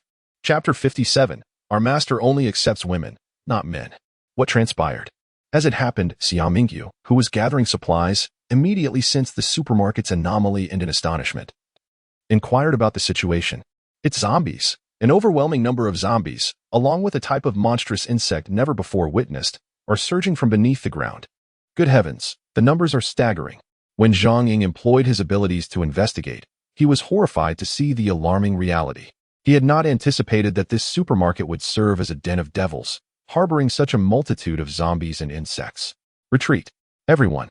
Abandon the supplies and evacuate this place immediately. Recognizing the gravity of the situation, Xia Mingyu shouted, disregarding the collection of supplies, and hastily fled towards the supermarket entrance. Fortunately, no zombies or insects had appeared near the entrance, and most of the alert search team members managed to escape promptly. Is everyone all right? Let us account for our numbers and ensure no one is left behind, Xia Mingyu said, surveying the panicked expressions of the crowd. The others exchanged anxious glances. Lu Zhuowen and Lu Zhuowu don't seem to have made it out yet. I thought I heard Lu Zhuowen's voice crying out. They might be in danger. Someone spoke up. Even in the face of peril, the formidable strength of the two brothers would undoubtedly allow them to break free without concern for others. Zhang Ying, who harbored a deep-seated grudge against the Lu brothers, mockingly remarked, No, as the captain, I cannot abandon my teammates. He insisted, You all go to a safe place and wait for me. I will rescue them. Yet, at that moment, it was still Xia Mingyu who stepped forward, once again unhesitatingly sacrificing herself to charge into the supermarket teeming with zombies and monstrous insects, leaving the others with only the resolute silhouette of her back. Although Zhang Ying and the others wished to utter something, they were rendered speechless by the sight of her unwavering determination, and they could only obey Xia Mingyu's command to flee to safety. One must admit, this was the very essence of the valiant heroine they revered. Despite the Lu brothers' repeated insults, she still disregarded past grievances and braved danger to rescue them. Damn it, who on earth are you? Lu Zhuowen and Lu Zhuowu gazed at the countless zombies and corpse insects encroaching from all directions, their earlier arrogance evaporating, replaced by intense trembling. They were not fools. The duo wielding ice and fire abilities, alongside the swarm of zombies and corpse insects, could not have appeared here by mere coincidence. It felt more like a trap laid specifically for them, luring them into a precarious situation, akin to catching turtles in a jar. Attack. Hua Jinshuang's expression remained unperturbed, showing no interest in responding to the Lu brothers' inquiries. With a single command, she ordered the surrounding zombies and corpse insects to launch their assault. It was time to fight. Lu Zhuowen and Lu Zhuowu exhibited an expression of wild fervor. One reclined on the ground while the other stood upright, their hands clasped together, unleashing a torrent of formidable energy that surged forth from their very beings. The searing heat of the crimson flames intertwined with the profound and weighty force of the earth, enveloping their forms in an armor that resembled molten lava. With a resounding roar, fissures in the cracked earth erupted, giving rise to torrents of fiery magma, akin to freshly poured molten steel, which cascaded violently upon the encroaching zombies and corpse insects. The temperatures soared to thousands of degrees Celsius. Not only the zombies but the very flesh of the corpse insects were incinerated, rendering them into charred remains in a gruesome spectacle. Sister, you are. In response, the sisters Hua Jinshuang and Hua Jinyue, in near unison, clasped hands, unleashing a similar blend of energy that ignited a tempest of ice and fire in the air. What descended was not mere hail or flames, but sharp, burning ice crystals that completely enveloped the ground where the Liu brothers stood. Boom, boom, boom. As the burning ice crystals struck the earth, they detonated with the ferocity of grenades, shattering the molten armor that encased the Liu brothers, leaving them grievously wounded in an instant. As the dazzling spectacle of burning ice crystals descended to a close, the two brothers, Liu Zhuowen and Liu Zhuowu, lay sprawled on the ground like defeated dogs. Not only had their lava armor shattered, but their skin and muscles also exhibited varying degrees of decay. You actually. Liu Zhuowen and Liu Zhuowu could hardly believe their eyes as they lifted their gazes towards the pair of sisters with striking blue and pink hair.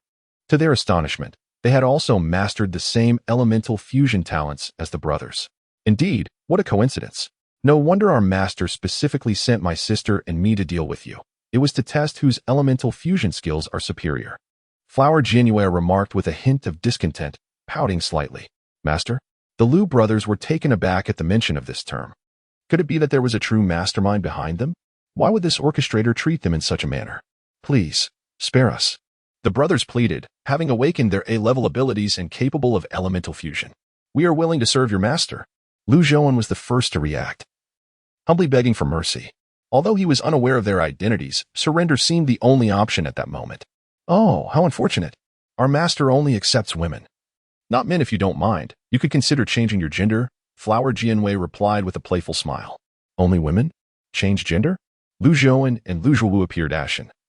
Their extraordinary talents and formidable abilities should have allowed them to thrive in this chaotic world, basking in wealth and glory. How could they meet such an unclear demise here? Just as despair engulfed the Liu brothers, an unexpectedly familiar voice echoed in the air. With great effort, they turned towards the sound, only to discover that Xia Mingyu was rapidly approaching their position. Could she be here to rescue us? The brothers clung to this glimmer of hope, crying out in desperation, Captain Xia, we are here. Please save us. I am coming. Xia Mingyu's voice grew nearer. She walked towards them slowly and astonishingly. The zombies and corpse insects surrounding them did not attack. Instead, they parted, creating a path. Thus, step by step, Xia Mingyu approached the Liu brothers, gazing down upon their contorted, worm-like bodies sprawled on the ground. Liu Zhuowen, Liu Zhuowu, your time of death has come. Chapter 58, The Hour of Doom. Liu Zhuowen, Liu Zhuowu, your time of death has come. Upon hearing these words, the brothers' faces blanched, plummeting from the heights of hope into the depths of despair. You, traitor! You have colluded with the zombies. Liu Zhuowen gazed in disbelief at Xia Mingyu, who was similarly surrounded by a multitude of zombies and corpse insects. He never imagined that Xia Mingyu would conspire with these undead creatures. Furthermore, the very reason she had led the search party to this location was likely to confront the two brothers. With a subtle twist of her wrist, Xia Mingyu uttered no further words. Instead, 6 indomitable, gleaming alloy steel claws abruptly extended from her fingertips, exuding a lethal glint. Xia Mingyu, you shall not die a peaceful death. Even if we become ghosts, we will not spare you. At that moment, Liu Zhuowen and Liu Zhuowu fixed their unwavering stares upon the advancing Xia Mingyu, simultaneously unleashing a frantic curse filled with rage. In an instant, the alloy steel claws descended with brutal swiftness, severing the brothers' necks before their final words could fully escape their lips. Despite the tumultuous anger and resentment that surged within them, they were met with an irrevocable fate, life extinguished and hope vanished. However, succumbing so easily was far too lenient for them. With a mere wave of her hand, 2 zombies approached, each biting into the corpses of the Liu brothers. Before long, their lifeless bodies staggered to their feet once more, eyes rolled back to reveal bloodshot scara, emitting guttural growls as they transformed into mindless zombies. Yet, a portion of their extraordinary abilities from life remained intact. One was engulfed in roaring flames, while the other donned a heavy rock-like armor, their combat prowess significantly surpassing that of ordinary zombies. The task is accomplished. Our master is still waiting for us to bring them back so he can use them as his little guinea pigs. Hua Jinyu stretched lazily. Guinea pigs? Xia Mingyu asked, somewhat perplexed. It means conducting gender transformation experiments. However, given their unfortunate appearances, even after the transformation, they might still be quite unappealing. Hua Jinyu explained with a chuckle. Gender transformation experiments? Xia Mingyu was taken aback. The Liu brothers transforming into the Liu sisters? The thought was so surreal that it was almost beyond imagination. Look, it's class leader Xia. She's back. Finally, after waiting for over half an hour. Zhang Ying and the others saw Xia Mingyu return, drenched in blood. However, this time, she returned alone. I apologize. By the time I arrived on the scene, the Liu brothers had already met their demise. I had hoped to retrieve their bodies, but alas, my efforts were in vain, Xia Mingyu said. Her face etched with guilt and self-reproach. Class leader Xia, you cannot blame yourself for this. Others chimed in to comfort her. Indeed, if the Liu brothers, with their strength, could not escape, it indicates how formidable the enemy is. It is a blessing that you returned safely. Upon hearing this, the other team members offered their reassurances to Xia Mingyu. However, had they known the truth that Xia Mingyu herself had orchestrated and executed the demise of the Liu brothers, it would undoubtedly shatter the noble image they held of her. Well, it is not wise to linger here any longer. The night is drawing near. We should make haste to evacuate the Nanyang district. Xia Mingyu, with a grave expression, nodded slightly and continued, the peril in Nanyang district surpasses our imagination. Upon my return, I shall petition the commander to designate Nanyang district as a no-go zone, restricting personnel entry. This directive aligns with Xinlian's intentions. In doing so, he can continue to expand his influence within Nanyang district without the incessant disturbances from the Nanyang district base. The assembly nodded in trepidation. Even the Liu brothers had met their untimely demise under such ambiguous circumstances, making their own survival seem all the more precarious. They had narrowly escaped this time by sheer luck, yet who could guarantee that fortune would favor them again in the future? Soon, under Xia Mingyu's guidance, the group hastily evacuated Nanyang district with their limited supplies, converging with the military unit designated for their extraction. They finally returned safely to the official base in Nanyang district just as darkness enveloped the sky. As night descended upon the command post of the commander, he coughed lightly and inquired, "What is the status of the search team's dispatch today?" General Chu Xingbang surveyed the solemn faces of those gathered in his office before speaking. "Commander, the statistics are in. The 12 search teams have all returned, with a total of 10 casualties, including 4 ability users and 6 ordinary soldiers." At that moment, a woman with cascading hair that flowed like a waterfall and clad in a crisp, white naval uniform stepped forward, her voice as gentle as a breeze through willows, mature and melodious.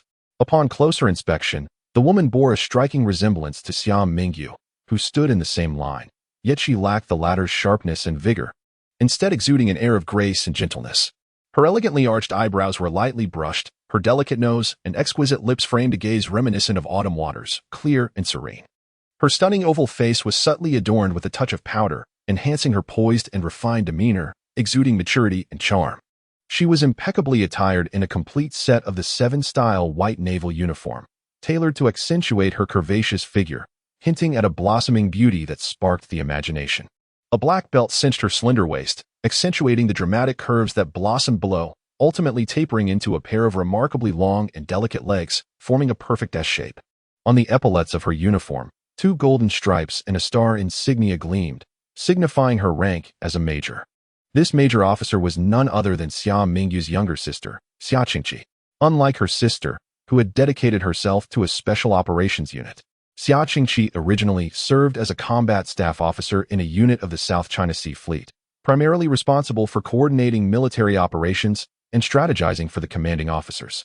However, due to the escalating dangers of the ocean, where the mutated sea beasts proved to be far more formidable than their land counterparts, the once formidable South China Sea Fleet, one of the 3 main fleets of the Dragon Kingdom Navy, no longer dared to venture into the seas.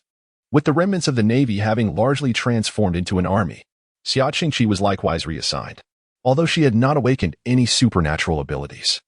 Her managerial experience and keen intellect garnered the admiration of Commander Chu Xingbang, leading to her elevation as one of his combat advisors, a status vastly superior to her previous position. Chapter 59, designated as a forbidden zone, gender reassignment experiment.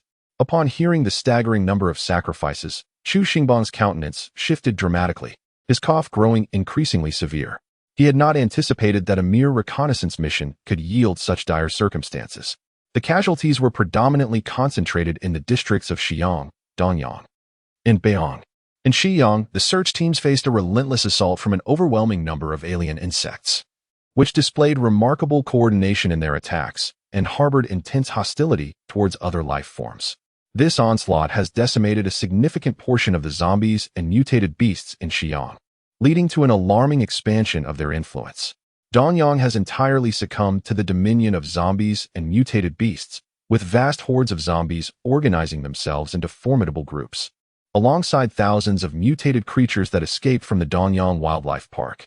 Meanwhile, Beiyang has witnessed an emergence of various bizarre extraterrestrial entities, encompassing not only zombies and mutated beasts but also skeletons, ghosts, beastmen, and demons. Frequent skirmishes erupt among these diverse alien life forms. The peril level in these 3 central districts has escalated to a 5-star rating. Even the supernatural combat teams suffer grievous losses in these areas, with casualties including 4 supernatural practitioners, such as Lu Zhouwen and Lu Zhuwu, inflicting substantial losses upon our base. Xia Qingqi continued to report, elucidating the circumstances of the 3 central districts with remarkable clarity. In the Xi'an district, the insect tribe reigns supreme. In the Dongyang district, zombie mutants run rampant. In the Beiyang district, various factions clash. The peril of these 3 central districts far exceeds the imaginations of the populace. To enter recklessly would likely be a futile endeavor. Ahem. Henceforth, the Xi'an district, Dongyang district, and Beiyang district shall be designated as forbidden zones, with entry prohibited for all. Simultaneously, we shall maintain vigilant surveillance of these areas. Should any changes occur, the command center must be notified immediately. Chu Xingbang pondered for a moment before slowly issuing the order. To avert senseless sacrifices, the decision was made to abandon these 3 central districts, redirecting efforts towards other areas of comparatively lower danger. Agreed. The assembly responded in unison. Ahem. My dear confidants, there are matters I need not conceal from you. With a shift in tone, Chu Xingbang's gaze swept over He Jingwu, Xia Mingyu, Xia Qingqi, and several other high-ranking officers, his expression tinged with melancholy as he remarked, "My health declines with each passing day, and my remaining lifespan is but a mere handful of moments. It would come as no surprise should I suddenly depart from this world. Yet, I find it difficult to relinquish the Nanyang district base, to abandon the tens of thousands of survivors therein, and to forsake this tumultuous, apocalyptic reality that humanity faces." In that moment, Chu Xingbang appeared to age over a decade, his previously upright posture now hunched, and the once piercing gaze akin to that of a hawk had dulled. Yet, there was no remedy for the harshness of life. He expressed, "After I depart, this place will be entrusted to you." Upon hearing these heartfelt words, tears welled up in the eyes of all present. The elder commander had never been in robust health, but the trials of the apocalypse had drained his spirit. Worsening his condition, the doctors had indicated that his remaining days were few. For the Nanyang district base and its military, Commander Chu represented their emblem. With the fall of their flag, how could they possibly navigate the path ahead? As the meeting concluded, the attendees paid their respects with a military salute before turning to leave the office. "Sister, you've worked hard on this mission. I hope you weren't injured?" Just as they exited, Xia Qingqi sought out her sister, Xia Mingyu, whom she had not seen for several days, embracing her warmly. The juxtaposition of the scholarly and the martial, one a winter plum blossom and the other a resplendent rose, made the Xia sisters a striking presence within the military base, unbeknownst to them inciting the affections of numerous admirers. "Qingqi, I'm fine, and you?" Reflecting on the tragic events that awaited them, Xia Mingyu instinctively held her sister tightly, tears cascading down her cheeks. "I'm perfectly well. Yet, sister, why do I feel that you seem somewhat different upon your return from this mission?" Xia Qingqi managed to free herself from Xia Mingyu's embrace, glancing at her with a hint of surprise. "It's nothing, perhaps just a bit weary. In any case, with my sister not by your side, you must take good care of yourself. I will do my utmost to protect you," Xia Mingyu said. Shaking her head and wiping away the tears at the corners of her eyes, her expression earnest and heartfelt. "Of course. Then, sister, let us dine together another day when time permits. I still have tasks to complete, so I must take my leave now." Xia Qingqi nodded, waved goodbye to Xia Mingyu, and smiled as she turned to depart. Watching her sister's retreating figure, Xia Mingyu silently sighed, her gaze suddenly sharpening with a newfound resolve and coldness. It appeared that the old commander, Chu Xingbang, was nearing his end, and it would not be long before he departed from this world. When that time came, the vast official base of Nanyang district would fall entirely into the hands of He Jingwu. Unlike Chu Xingbang, He Jingwu not only possessed S-level abilities but also harbored immense ambition, consolidating power entirely for himself transforming the base's military into his private army, and exercising life-and-death authority over everyone within the base. To contend with him would not be a simple endeavor. She must tread carefully and deliberately, for a single misstep could lead to eternal regret. In this life, she would not repeat past mistakes. She would not only save herself and her sister, but also seek vengeance against He Jingwu and the entire Nanyang district base. Meanwhile, in the university town of Nanyang district, Shen Lian had specifically sought out a laboratory, setting up an operating table and donning a white coat, mask, and gloves, resembling someone on the verge of conducting a grand experiment. As the subjects of experimentation, the Liu brothers, brought back by Hua Jinshuang and Hua Jinhua, had now transformed into zombies, their limbs restrained and positioned upon the operating table. The first gender reassignment experiment commenced with fervor. Soon, as Shen Lian began to manipulate the feminine hormones within the Liu brothers, their bodies underwent a transformation observable to the naked eye. The secondary sexual characteristics that had once defined their masculinity began to rapidly diminish. Their skin became smooth, facial hair receded, Adam's apple shrank, voices softened, breasts emerged, and male genitalia atrophied. Ultimately, their bodies exhibited a plethora of feminized responses. With the injection of estrogen completed, surgical intervention was the final touch, executed swiftly with precision. Regrettably, the appearance of these two subjects remained rather unappealing, thus they were relegated to the ranks of the mutated zombie legion. Upon the experiment's conclusion, Shen Lian gazed upon his creation with a blend of satisfaction and dissatisfaction. The experiment had undoubtedly succeeded, yet the specimens themselves left much to be desired. Chapter 60. The Evolution Panel of the Corpse Princess, the White Tiger King of Baihu Mountain. The matter had reached a temporary resolution. The Liu brothers had been transformed into mutated female zombies, while Xia Mingyu, acting as an insider, returned to the Nanyang district base to report that all 3 central urban areas, including Dongyong district, had been designated as forbidden zones. Consequently, Shen Lian could now focus on further expansion, planning to incorporate the entirety of Dongyong district into his domain before gradually contemplating strategies to confront the Nanyang district base and the other 2 central urban areas. At this moment, Shen Lian also took the opportunity to review the system rewards obtained after subduing the 11th Scythebone Corpse Princess, Xia Mingyu. Ding! Congratulations to the host for subduing the 11th Corpse Princess, receiving 200 free enhancement points, skill book, Conqueror's Hockey X1, and purple epic grade equipment, Dragon Scale Armor X1. The 200 free enhancement points would be allocated as per the usual average distribution. The subsequent 2 rewards brought considerable delight to Shen Lian. Conqueror's Hockey. One of the 3 great hockey types from One Piece, allows one to exert overwhelming presence without physical confrontation, instilling intense intimidation and suppression effects on beings of lower levels. Dragon Scale Armor, a purple epic grade defense, surpasses Shen Lian's original Dark Iron Armor by an entire tier. As its name suggests, this armor is crafted from the scales of a colossal dragon, retaining a unique draconic aura. Its formidable defensive capabilities are unquestionable, and it possesses a special buff that reflects 50 of incoming damage. Host, Shen Lian, race, zombie, level, LV21, 3,500 20,000, attributes, Strength 583, Constitution 582, Agility 587.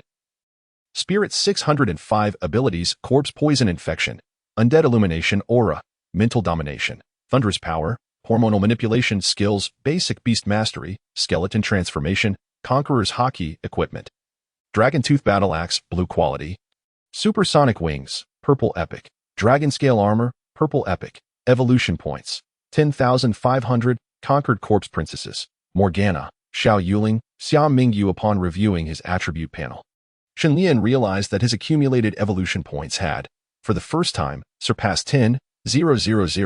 Ding! Detected that the host's accumulated evolution points have exceeded 10,000. The Corpse Princess evolution panel is now open. By spending evolution points, Shen Lian could conduct secondary modifications on the conquered Corpse Princesses, enabling their evolution, enhancing their attribute values, strengthening their abilities, and upgrading their associated equipment, thus augmenting their combat prowess. At that moment, a system notification echoed in Shen Lian's ears. Corpse Princess Evolution? Shen Lian felt an overwhelming sense of joy.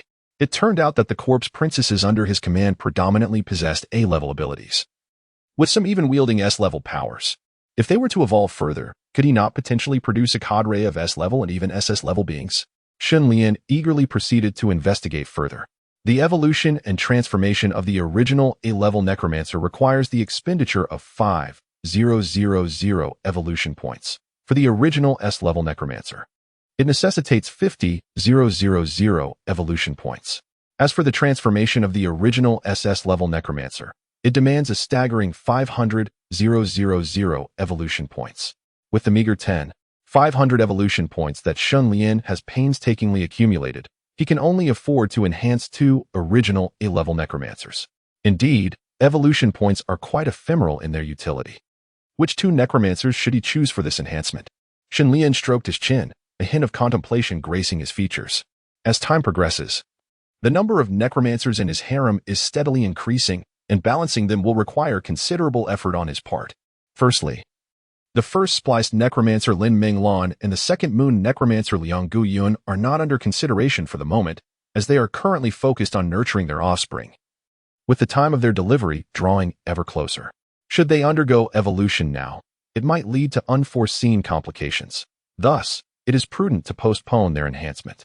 The other A-level necromancers include the 5th eagle-eyed necromancer Su Monrong, the 6th frosty necromancer Hua Jianshuang, the 7th crimson lotus necromancer Hua Jianwei, and the 10th rainy necromancer Xiao Yuling. Naturally, the 11th scythe-bone necromancer Xia Mingyu, who is currently absent, is not counted. Therefore, the most suitable candidates for evolution are undoubtedly the sisters Hua Jianshuang and Hua Jianwei, when they originally wielded A-level abilities. Their combat prowess was already comparable to that of S-level abilities. Now that they have both acquired S-level powers, their combat capabilities will undoubtedly ascend to new heights. This enhancement will serve as a fitting reward for their recent triumph over the Liu brothers. Zhuang'er, Yuer, through a mental connection with the corpses, Shen Lian immediately summoned the sisters, Hua Jianshuang and Hua Jianwei. Master. Soon, the sisters stood before Shen Lian, one exuding an icy demeanor while the other radiated warmth. Their contrasting personalities complemented each other beautifully. You have both performed admirably in this mission, and I happen to have a reward for you. Shen Lian smiled as he tenderly caressed the sisters' silky hair, one a striking blue and the other a vibrant red, reminiscent of anime aesthetics. Without hesitation, he expended 10,000 evolution points to initiate simultaneous enhancements for Hua Jianshuang and Hua Jianwei. Meanwhile, at the Nanyang District Wildlife Park, before the apocalypse, this locale was a renowned 5A rated tourist attraction in Longhua, sprawling over more than 2,000 acres, housing the largest subtropical rainforest ecological park in South China, with a wild animal population exceeding 20,000. When Hua Jianshuang and Hua Jianwei were dispatched by Shen Lian to confront the Liu brothers, another squad of zombie leaders and a horde of corpse worms had already arrived in this perilous territory, rife with mutated beasts. This area represented one of the toughest challenges in the Nanyang district. For several days, the horde of zombies and corpse worms under Shen Lian's command had faced various degrees of assault from these mutated creatures, suffering significant losses. At last, Shen Lian issued a command to mobilize the Corpse Girl Legion alongside the zombies and corpse worms to launch a vigorous offensive. Monrong, what is the status of reconnaissance? As the most formidable leader among the Corpse Girl Legion, the ghostly sword corpse girl, Su Yingxue, served as the overall commander for this operation. Within the confines of the park, an astonishing number of over 10,000 mutated beasts congregate, each species delineating its own territory. The most formidable among them are the more than 300 mutated tigers residing on 100 Tiger Mountain. The eagle-eyed corpse queen, Su Monrong, swiftly responded. Over 300 mutated tigers. Prior to the apocalypse, the Nanyang District Wildlife Park was renowned for its collection of over 150 white tigers on 100 Tiger Mountain. Indeed, globally, the recorded white tiger population barely exceeds 300, and here, more than half of them find their sanctuary, underscoring their rarity. Following the outbreak of the apocalypse, these national treasures, alongside other tigers, underwent mutations. Once perched atop the food chain, their newfound power rendered them exceedingly formidable, not only commanding other mutated beasts with absolute strength, but also transforming their former human caretakers into mere sustenance. In a previous life, the one-eyed white tiger king, endowed with S-class laser vision abilities, led a legion of over 10,000 mutated beasts to launch an assault against the forces of Yong Tianhao in the Nanyang district, inflicting significant damage and losses upon him. During that battle, Shen Lian was merely a subordinate of Yong Tianhao. Yet even Yong Tianhao himself suffered severe injuries at the hands of the one-eyed white tiger. Had it not been for Shen Lian's timely intervention, risking his life to save Yong Tianhao, the latter might have perished on the spot. Chapter 61. The battle determining the sovereignty and ownership of the Nanyang district. Nanyang District Wildlife Park, 100 Tiger Mountain. As the once most renowned and frequently visited attraction within the park, Mount Baihu now lies shrouded in a grim accumulation of countless bloody corpses, including humans, zombies, and other mutated beasts. Suddenly, a thunderous roar akin to a bolt from the blue reverberates from the summit of Mount Baihu, accompanied by a chilling aura of murderous intent and a bloodthirsty presence, causing the surrounding hundreds of tigers, all kings of beasts, to tremble in fear and submit by prostrating themselves on the ground. Then, a colossal white tiger, measuring over 5 meters in length and comparable in size to a bus, leaps down from the peak of Mount Baihu. Its remaining eye, a vivid crimson laced with blood, fixed intently on a distant target. In the distance, a massive horde of zombies and corpse insects congregates, their numbers exceeding a staggering 100,000, advancing relentlessly.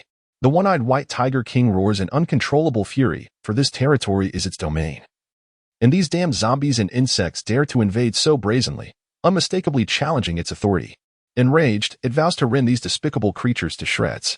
With a resounding roar, the White Tiger King's call ignites the fury of over 300 assembled mutated tigers on Mount Baihu, their furious roars echoing throughout the entire park.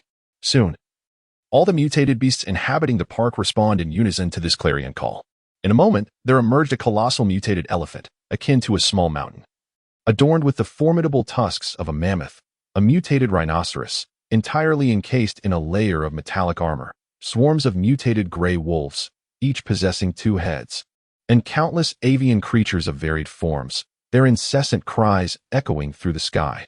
Thousands of these aberrant beasts, under the command of the one-eyed white tiger king, swiftly mobilized, surging forth from their domain to confront the unwelcome intruders. They had arrived, poised for battle, feeling the ground tremble with increasing intensity. Su Yingxue needed no further indication to discern that the mutated beasts within the park were approaching, and she promptly unsheathed the Ghost Cry sword at her waist. Beside her stood Lin Menglan, who was with child, Liang Giyun, Morgana, and the 2 sisters, Hua Jianchuang and Hua Jianwei, who were also on a mission, while the other numerous corpse maidens participated in this endeavor. Hovering in the air, Lilith raised her bloody scythe, accompanied by a multitude of mutated bats. Su Monrong readied her soul-eating bow, knocking an arrow, prepared for confrontation. Yu Zhiling took charge of commanding the zombies and corpse insects, while the final member, Xiao Yuling, remained on standby to provide healing support. On the other side, a skeletal army led by the Golden Skeleton, breaking the silence with their sharpened blades, was poised for action. This was a decisive battle for the dominion and allegiance of the Nanyang district. Should they succeed in vanquishing the horde of mutated beasts commanded by the one-eyed white tiger king, the forces of Shen Lian would face no further opposition in the Nanyang district, and it would not be long before complete conquest was achieved. Soon, Su Yingxue and her companions beheld the vast swarms of mutated beasts surging forth from the hills, as the iron gates that once imprisoned them had long since vanished. Attack! Without a moment's hesitation, Su Yingxue's gaze turned steely as she issued the command for assault. The clattering of bones echoed as the Golden Skeleton Breaker, leading the Skeletal Legion, charged forward valiantly. Each skeleton was armed with various cold weapons such as swords, shields, and axes. Although they lacked mastery in intricate combat techniques, they were adept in the fundamental motions of wielding and striking, rendering them considerably more lethal than unarmed combatants. The Golden Skeleton Breaker wielded a massive bone axe, a relic discarded by Shen Lian, and donned the obsidian armor also left behind by him, riding a skeletal steed as it transformed into a fearsome skeletal knight, gallantly charging into the throng of mutated beasts. Following closely behind the Skeletal Legion was Shen Lian's burgeoning army of corpse insects, now numbering over 10,000. Predominantly comprising zombie worker bees and rapid zombies, with 100 or so zombie stingers among them. Finally, there came the mutated zombie legion and the ordinary zombie horde, their numbers surpassing 100,000, enveloping the vast area like a relentless tide of darkness. Thunderous crashes resounded as the 2 sides collided fiercely. The cacophony of flesh meeting bone, intermingled with the roars of beasts and the wails of the undead, echoing throughout the entirety of Nanyang district. With a resounding thud, The valiant skeletal legion found themselves initially overwhelmed by the onslaught of the mutated beasts. Towering figures of monstrous elephants, formidable rhinoceroses, and colossal bears crashed into them with devastating force, shattering their ranks and scattering bones across the battlefield. However, as long as their skeletal structures remained intact and were not reduced to mere fragments, these skeletons possessed the remarkable ability to reassemble and revive endlessly. Once the mutated giants paused in their relentless charge, the skeletons would surge forward, fervently wielding their weapons with fervor. Undeterred by the brutal blows that rendered them into disarray once more, they fought valiantly to carve out a piece of flesh from their formidable adversaries. At this juncture, the illustrious golden skeleton, known as Breakthrough, unleashed its S-class ability, Bone Dragon Transformation. In an instant, its form expanded dramatically, soaring to a height of over 3 meters, while a long, jagged tail emerged behind it, resembling a mere fragment of its former self. With a thunderous roar, Breakthrough mounted its skeletal steed and charged directly at a mutated rhinoceros. As it drew near, it opened its maw wide and unleashed a torrent of searing flames. Akin to the breath of a dragon, this infernal blaze not only reached temperatures comparable to molten lava, but also penetrated the very depths of the enemy's soul, incinerating it with malevolent intensity. Even the robust mutated rhinoceros, fortified by its B-class skin-hardening ability, struggled to withstand the agonizing assault of the soul-burning flames, emitting a heart-wrenching wail as it collapsed in torment. In the next moment, the formidable warlord, riding fiercely towards the fray, swung his colossal bone axe with great fervor.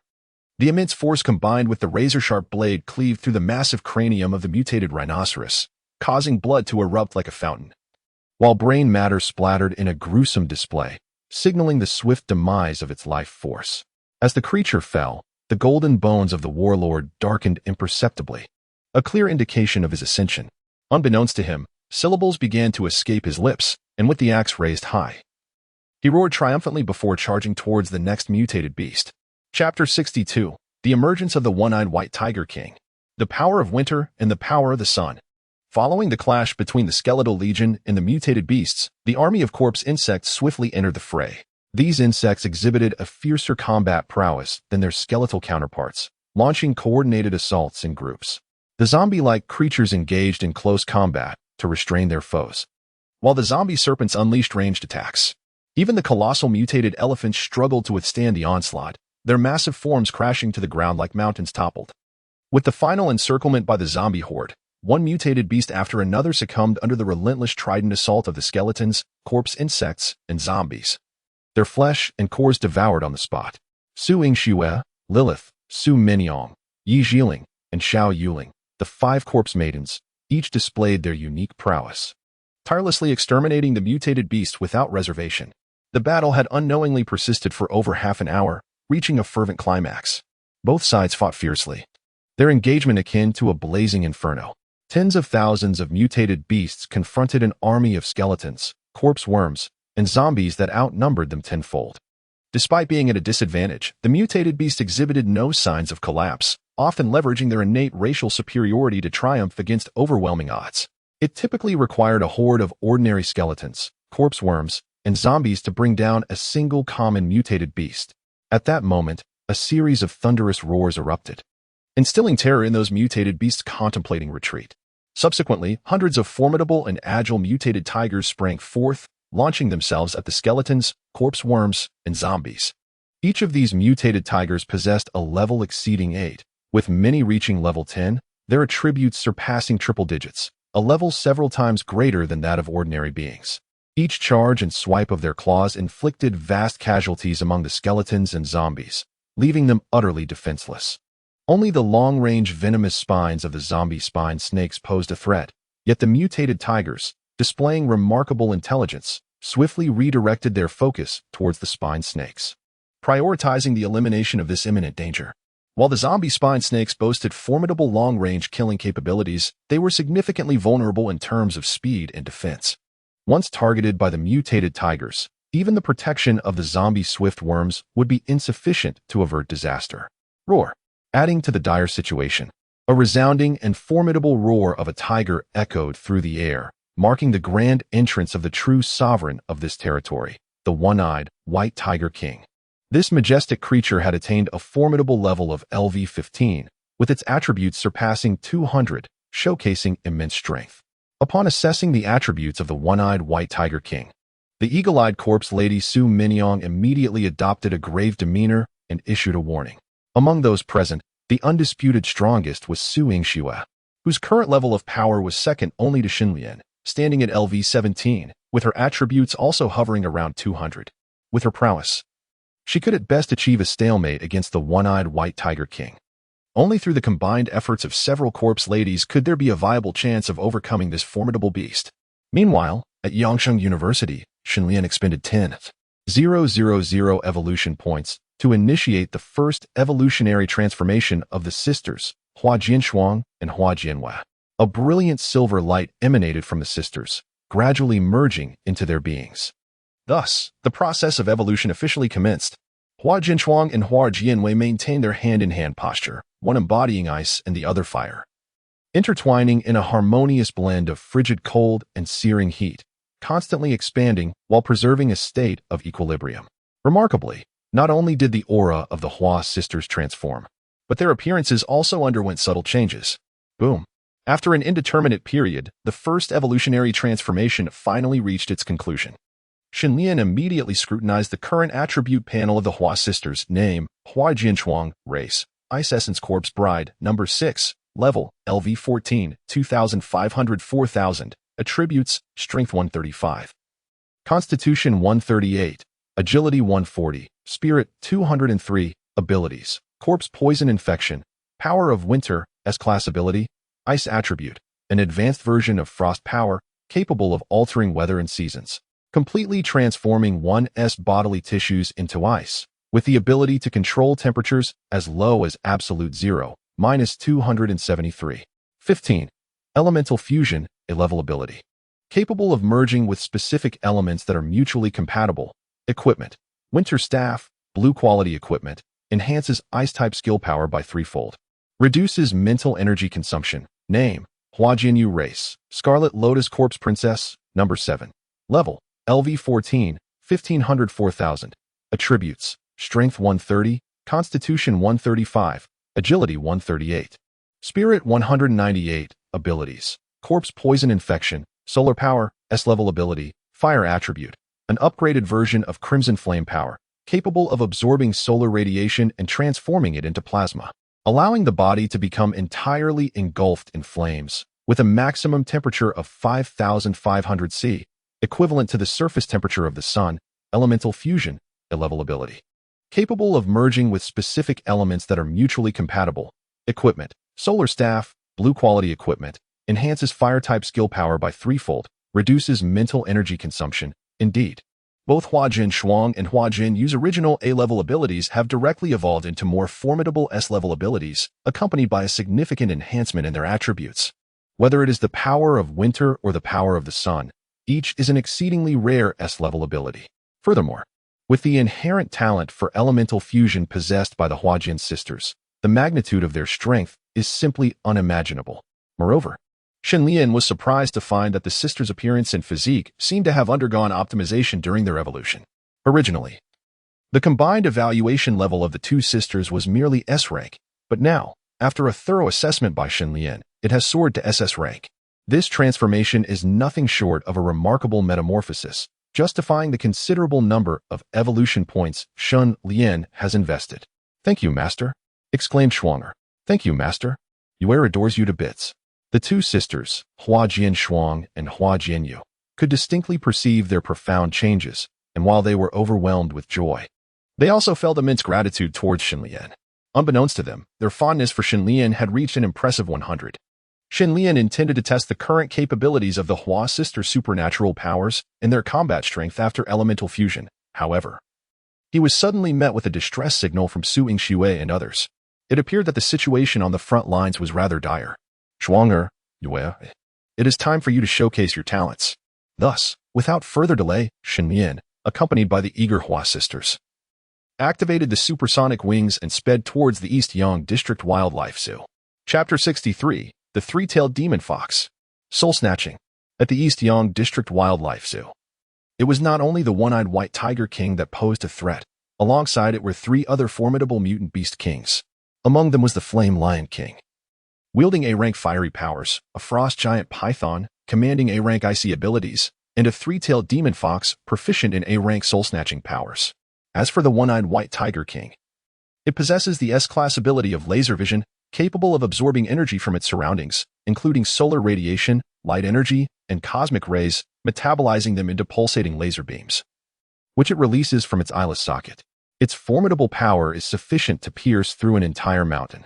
It is said that the one-eyed white tiger king was once a normal white tiger before the apocalypse. However, after the cataclysm erupted, its right eyeball inexplicably burst, granting it this immensely powerful S-class laser vision ability. At the command of the one-eyed white tiger king, the three great mutated beast kings that followed immediately joined the fray. Roar! The Crimson Flame Lion King, its fur ablaze with a fiery red hue, surged forward first, its colossal paw wielding the force of 1,000 pounds, smashing through the ranks of skeletal foes with ease, reducing them to a cascade of shattered bones. Subsequently, confronted by the oncoming tide of skeletons, zombies, and corpse insects, the Crimson Flame Lion King opened its cavernous maw, unleashing a torrent of flames that engulfed the area in a sea of fire. Countless skeletons, zombies, and corpse insects writhed in agony within the inferno, ultimately reduced to ashes that could never rise again. Hiss! Following closely behind was the frost giant python, measuring over 15 meters in length and adorned with icy blue scales, its girth surpassing that of a water barrel. The assault of the frost giant python mirrored that of the Crimson Flame Lion King. Upon encountering its foes, it wielded its massive tail with unyielding force, sweeping away the lesser adversaries in a devastating display of power. Meanwhile, the frost giant python continuously exhaled a piercing white chill from its maw, transforming all skeletons, zombies, and corpse bugs in its wake into lifelike ice sculptures, which subsequently shattered into countless fragments of ice. The elusive Sanwei-Yahu, who ultimately took action, wielded a more sinister and terrifying ability to seize souls. With a mere flutter of its bright yellow eyes, an immensely powerful psychic wave emanated from it. In an astonishing turn of events, the surrounding hundreds of skeletons, zombies, and corpse bugs suddenly turned against their allies, their eyes tinged with a shade of purple, launching a counterattack upon their own kind. They moved as if manipulated by strings, entirely under the control of the Sanwei-Yahu. This was the A-level ability of the three-tailed fox, Soul Seizure, capable of commandeering the minds and actions of its targets through formidable mental prowess. With the arrival of the mutated tiger pack and the three mutated beast kings, the tide of battle shifted dramatically. The previously disadvantaged faction of mutated beasts rallied their spirits, turning the tables on the Shiji faction, which suffered severe losses. Witnessing this scene, the commander Suing Shue found herself compelled to request reinforcements from Xinlian, who was stationed far away at the base. While continuing to issue commands to stabilize the situation, the mutated zombie legion and corpse bug legion should concentrate their efforts against the mutated tiger pack. Sisters, you shall engage these three beast kings. I shall take it upon myself to restrain the one-eyed white tiger king. Understood. Despite the awareness that the one-eyed white tiger king was far beyond Su Ingshua's solitary capability to withstand, the assembled Shiji chose to place their faith in her, promptly dispersing to carry out their respective tasks. The little kitten, remember that your adversary is the formidable bloodline of the noble lich, Lilith Brooke. Under the command of the illustrious Prince Xinlian, with a flutter of her miniature bat wings, Lilith soared above the blazing inferno, casting her gaze upon the Flame Lion King below. Since aligning herself with Xinlian, her self-introduction had transformed. No longer did she refer to herself as the so-called vampire count of the Brooke clan, but rather with immense pride as the bloodline lich serving under the noble offspring of the Lich King, Prince Xinlian. Crimson Blood Pool. The moment the words left her lips, Lilith unleashed a unique blood magic wielded by the vampire aristocracy. In an instant, the ground beneath the Flame Lion King morphed into a blood-filled scarlet pool, catching the mighty beast off guard and causing it to tumble into the depths, thrashing desperately. Yet, in the next heartbeat, bloodied hands emerged from the depths of the pool, seizing the Lion King's head, limbs, and tail with a vice-like grip, pulling it deeper into the sanguine abyss, rendering escape utterly impossible. Sharp claws tore through the Lion King's fur, allowing its lifeblood to flow profusely from the wounds, merging with the pool below. Savor this feast of blood. Meanwhile, as Lilith contended with the Flame Lion King, Suman Rong and Xiao Yuling approached the frost giant python, which was several times larger than themselves. From a safe distance, Su Monrong, armed with her soul-eating bow, drew the bowstring, conjuring two energy arrows that locked onto the colossal eyes of the frost giant python. Whoosh! The energy arrows flew with a swiftness akin to light, penetrating the frost giant python's eyes before it even had a moment to react, plunging it into an abyss of darkness and rendering it completely blind. Hiss! Not only that, but a series of intense mental shockwaves reverberated within the creature's mind, provoking a furious and frenzied scream. Its massive tail thrashed wildly, while icy breath erupted chaotically from its mouth, all indications that it had succumbed to uncontrollable, indiscriminate aggression. Whoosh! Whoosh! Whoosh! Observing this, Su Monrong was compelled to maneuver alongside Xiao Yuling, continuously drawing her bow and unleashing a barrage of energy arrows. Each arrow pierced the frost giant python's body, staining its icy blue scales a deep crimson and subjecting its psyche to relentless assault. Little fox, you seem to be enjoying yourself quite thoroughly on the other side. It was not until the sultry voice wafted into her ears that the three-tailed fox became aware of the tall and voluptuous figure in white that had appeared beside her. Reacting swiftly, the fox's enchanting eyes locked onto Yi Zhilin, intent on ensnaring her as well. However, as the three-tailed fox attempted to invade Yi Zhilin's mind with its spiritual force, it was met with a sudden and powerful backlash that caused it to spit out a mouthful of foul blood. Hey, little fox, do you truly believe your level of spiritual power is sufficient to control me? Perhaps you should return and hone your skills for a few more years. Yi Zhiling scoffed disdainfully, unleashing her even more refined and powerful mental force, which transformed into countless invisible mental blades that ruthlessly pierced into the cranium of the three-tailed demon fox. In an instant, the three-tailed demon fox was overwhelmed by excruciating pain, rolling on the ground in agony and howling. Truly pitiable, let mother come and shower you with affection. Chapter 64, S-Class Laser Eye Ability. Damage Reflection. As the other four corpse brides advanced to confront the three mutated beast kings, Su Yingxue brandished her ghost cry sword, charging directly towards the one-eyed white tiger king. With a roar, the one-eyed white tiger king sensed the murderous intent emanating from Su Yingxue, perceiving a hint of threat within it, and let out a furious roar. With a single strike, Su Yingxue unleashed a cataclysmic sword energy that surged toward the one-eyed white tiger king, as if the vast expanse of space itself had been instantaneously sealed and suppressed by her sword's might, rendering it nearly suffocating. The one-eyed white tiger king chose not to withstand the attack head-on. Instead, it maneuvered its colossal body, exhibiting astonishing agility and speed, deftly dodging Su Yingxue's sword energy, escaping without sustaining a single hair's worth of injury. Meanwhile, during its evasive maneuvers, the vacant eye socket of the one-eyed white tiger king began to gather surrounding energy, shimmering with a dazzling red glow. This foreboding sign was not lost on Su Yingxue, who swiftly sensed the impending danger and reacted immediately. Boom! In the very next moment, accompanied by a deafening and piercing roar, a straight beam of ruby-red laser erupted suddenly from the right eye of the one-eyed white tiger king, aimed directly at Su Yingxue, who was not far away. At that instant, Su Yingxue leaped deftly, evading the laser beam just in time. Yet, in the following second, the ground where she had just stood was instantly transformed into a deep, charred fissure upon being struck by the laser, a sight both shocking and horrifying. It is unimaginable what dreadful injuries would have been inflicted had the beam struck her body. Infuriated by the failure of his attack, the one-eyed white tiger king continued to fixate on Su Yingxue's position, relentlessly unleashing a barrage of laser beams from his right eye. Whenever these beams inadvertently struck other creatures, be they skeletal zombies, corpse insects, or mutated beasts, they were instantly obliterated, leaving no trace behind, not even a remnant. As Su Yingxue dodged, she also attempted to counter the lasers with her sword energy. Bang! In midair, a clash between a sword energy and a laser erupted into a spectacular explosion. Both forces dissipated into nothingness almost simultaneously. Realizing that her efforts bore fruit, Su Yingxue continued to wield her sword energy against the onslaught of lasers, transforming the air into a vibrant display akin to a fireworks celebration, with collisions and explosions occurring at every moment, sparks flying and colors shimmering. However, should this stalemate persist, it would ultimately be detrimental to Su Yingxue, for each strike of her sword energy drained her own vitality.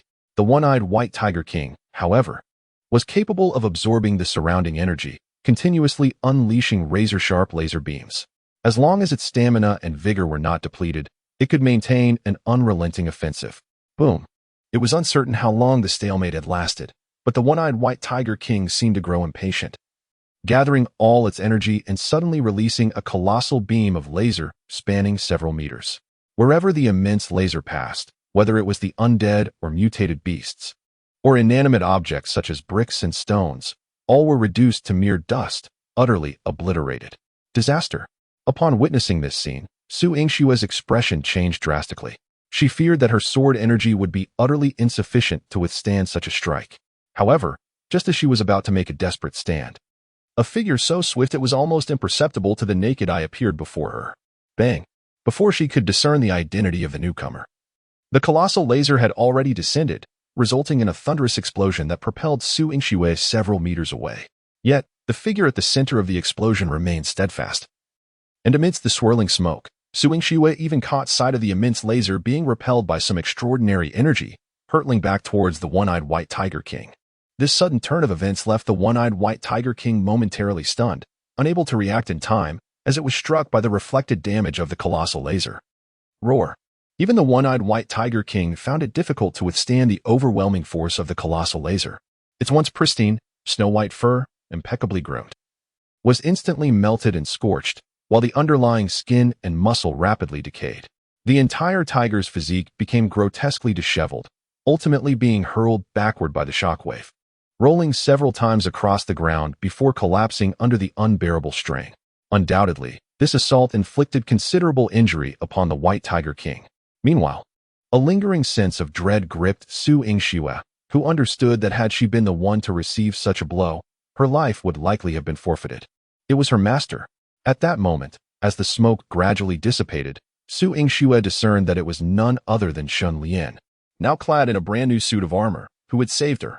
He was adorned in the newly acquired purple epic rate equipment, the dragon scale armor. Its formidable defensive capabilities allowed it to withstand the damage from typical S-class combat type abilities. Furthermore, while absorbing damage, the dragon scale armor could reflect 50 of that damage back upon the enemy, making it a superb piece of equipment that embodied both offense and defense. However, should the damage exceed the armor's defensive capacity, it would shatter into worthless scrap, losing any ability to reflect damage. Following Xinlian were the sisters Hua Jianshuang and Hua Jianwei. For reasons unknown, Su Yingxue sensed that their aura had significantly strengthened, and their overall demeanor had undergone a remarkable transformation. Yingxue, are you all right? Xinlian inquired, turning to her through their mental connection. I am unharmed. Thanks to your timely arrival, she replied. Su Yingxue quickly struggled to her feet and spoke. Very well. You go assist the other corpse sisters. This one-eyed White Tiger King shall be dealt with by Shuang'er and Yuer. Xinlian nodded in response. Shuang'er Yuer? Are you not going to intervene personally? Even if the two sisters confuse their elements, they may still not match the prowess of this one-eyed White Tiger King, despite its injuries. Although Su Yingxue sensed the transformation of the Hua sisters, she remained skeptical of their combat capabilities against the formidable beast. Rest assured, they are no longer merely A-level power wielders. They have ascended to genuine S-level abilities, Xinlian assured her. No sooner had he spoken than the Hua sisters, Hua Jianshuan and Hua Jianyu, sprang into action, transforming into two swift figures, one blue and one red, advancing rapidly towards the one-eyed White Tiger King, their powerful elemental auras radiating with undeniable intensity. Chapter 65, Survival or Destruction, Beast Taming Art. Roar. In no time, the one-eyed White Tiger King struggled to rise once more, glaring furiously at the approaching sisters, unleashing several lethal laser beams from its right eye. However, to everyone's astonishment, Hua Jianshuang and Hua Jianyu did not evade. Instead, they swiftly transformed their bodies into elemental forms. One became ice and vapor, while the other ignited into flames. Boom. Even though the laser beam struck them with precision, it was as if they had collided with mere air, inflicting no harm whatsoever. Winter has descended. Before the one-eyed White Tiger King could react, Hua Jianshuang let out a delicate shout, and the world transformed. Snowflakes danced and frost enveloped the air, as the sweltering summer day instantaneously morphed into a frigid winter akin to the polar realms. The entire battlefield, encompassing the flora, soil, and the mutated beasts, as well as the clouds drifting in the sky, was instantly frozen in that moment. The one-eyed White Tiger King, situated at the heart of this chaos, was no exception. Despite its desperate struggles, it could not withstand the biting cold that assailed it, rendering its majestic form into a lifelike ice sculpture. Meteoric fire rain. Following suit, Hua Jianwei summoned a cascade of fiercely burning meteoric flames from the heavens, each carrying immense power as they descended. The once frozen ground shattered under the impact of these fiery meteors, transforming the battlefield into a sea of flames. The area surrounding the one-eyed white tiger king became the epicenter of this fiery onslaught, as meteorites comparable in size to automobiles rained down, causing the earth to sink beneath their weight. Such strength. Not far away, Su Yingxue, witnessing the extraordinary prowess of Hua Jinshuang and Hua Jinyue's newly unleashed abilities, could not help but marvel in awe. This was undoubtedly a premier display of S-rank power. Yet, how could the Hua sisters, who were previously mere A-rank ability users, suddenly ascend to S-rank? Could it be that their master had bestowed upon them special training? Roar. Amidst the swirling clouds of dust, the one-eyed white tiger king lay utterly defeated in a vast pit, its once mighty form now battered and gravely injured. Streams of scorching blood gushed forth, nearly extinguishing its very life force as it lay on the ground, barely clinging to existence. The combined assault of the sisters, Hua Jinshuang and Hua Jinyu, had proven insurmountable, rendering even this formidable beast incapable of resistance. With its downfall, the tide of battle turned, and the remaining 3 mutated beast kings fell to the onslaught of 4 other death maidens. The remaining horde of mutated beasts posed no further threat.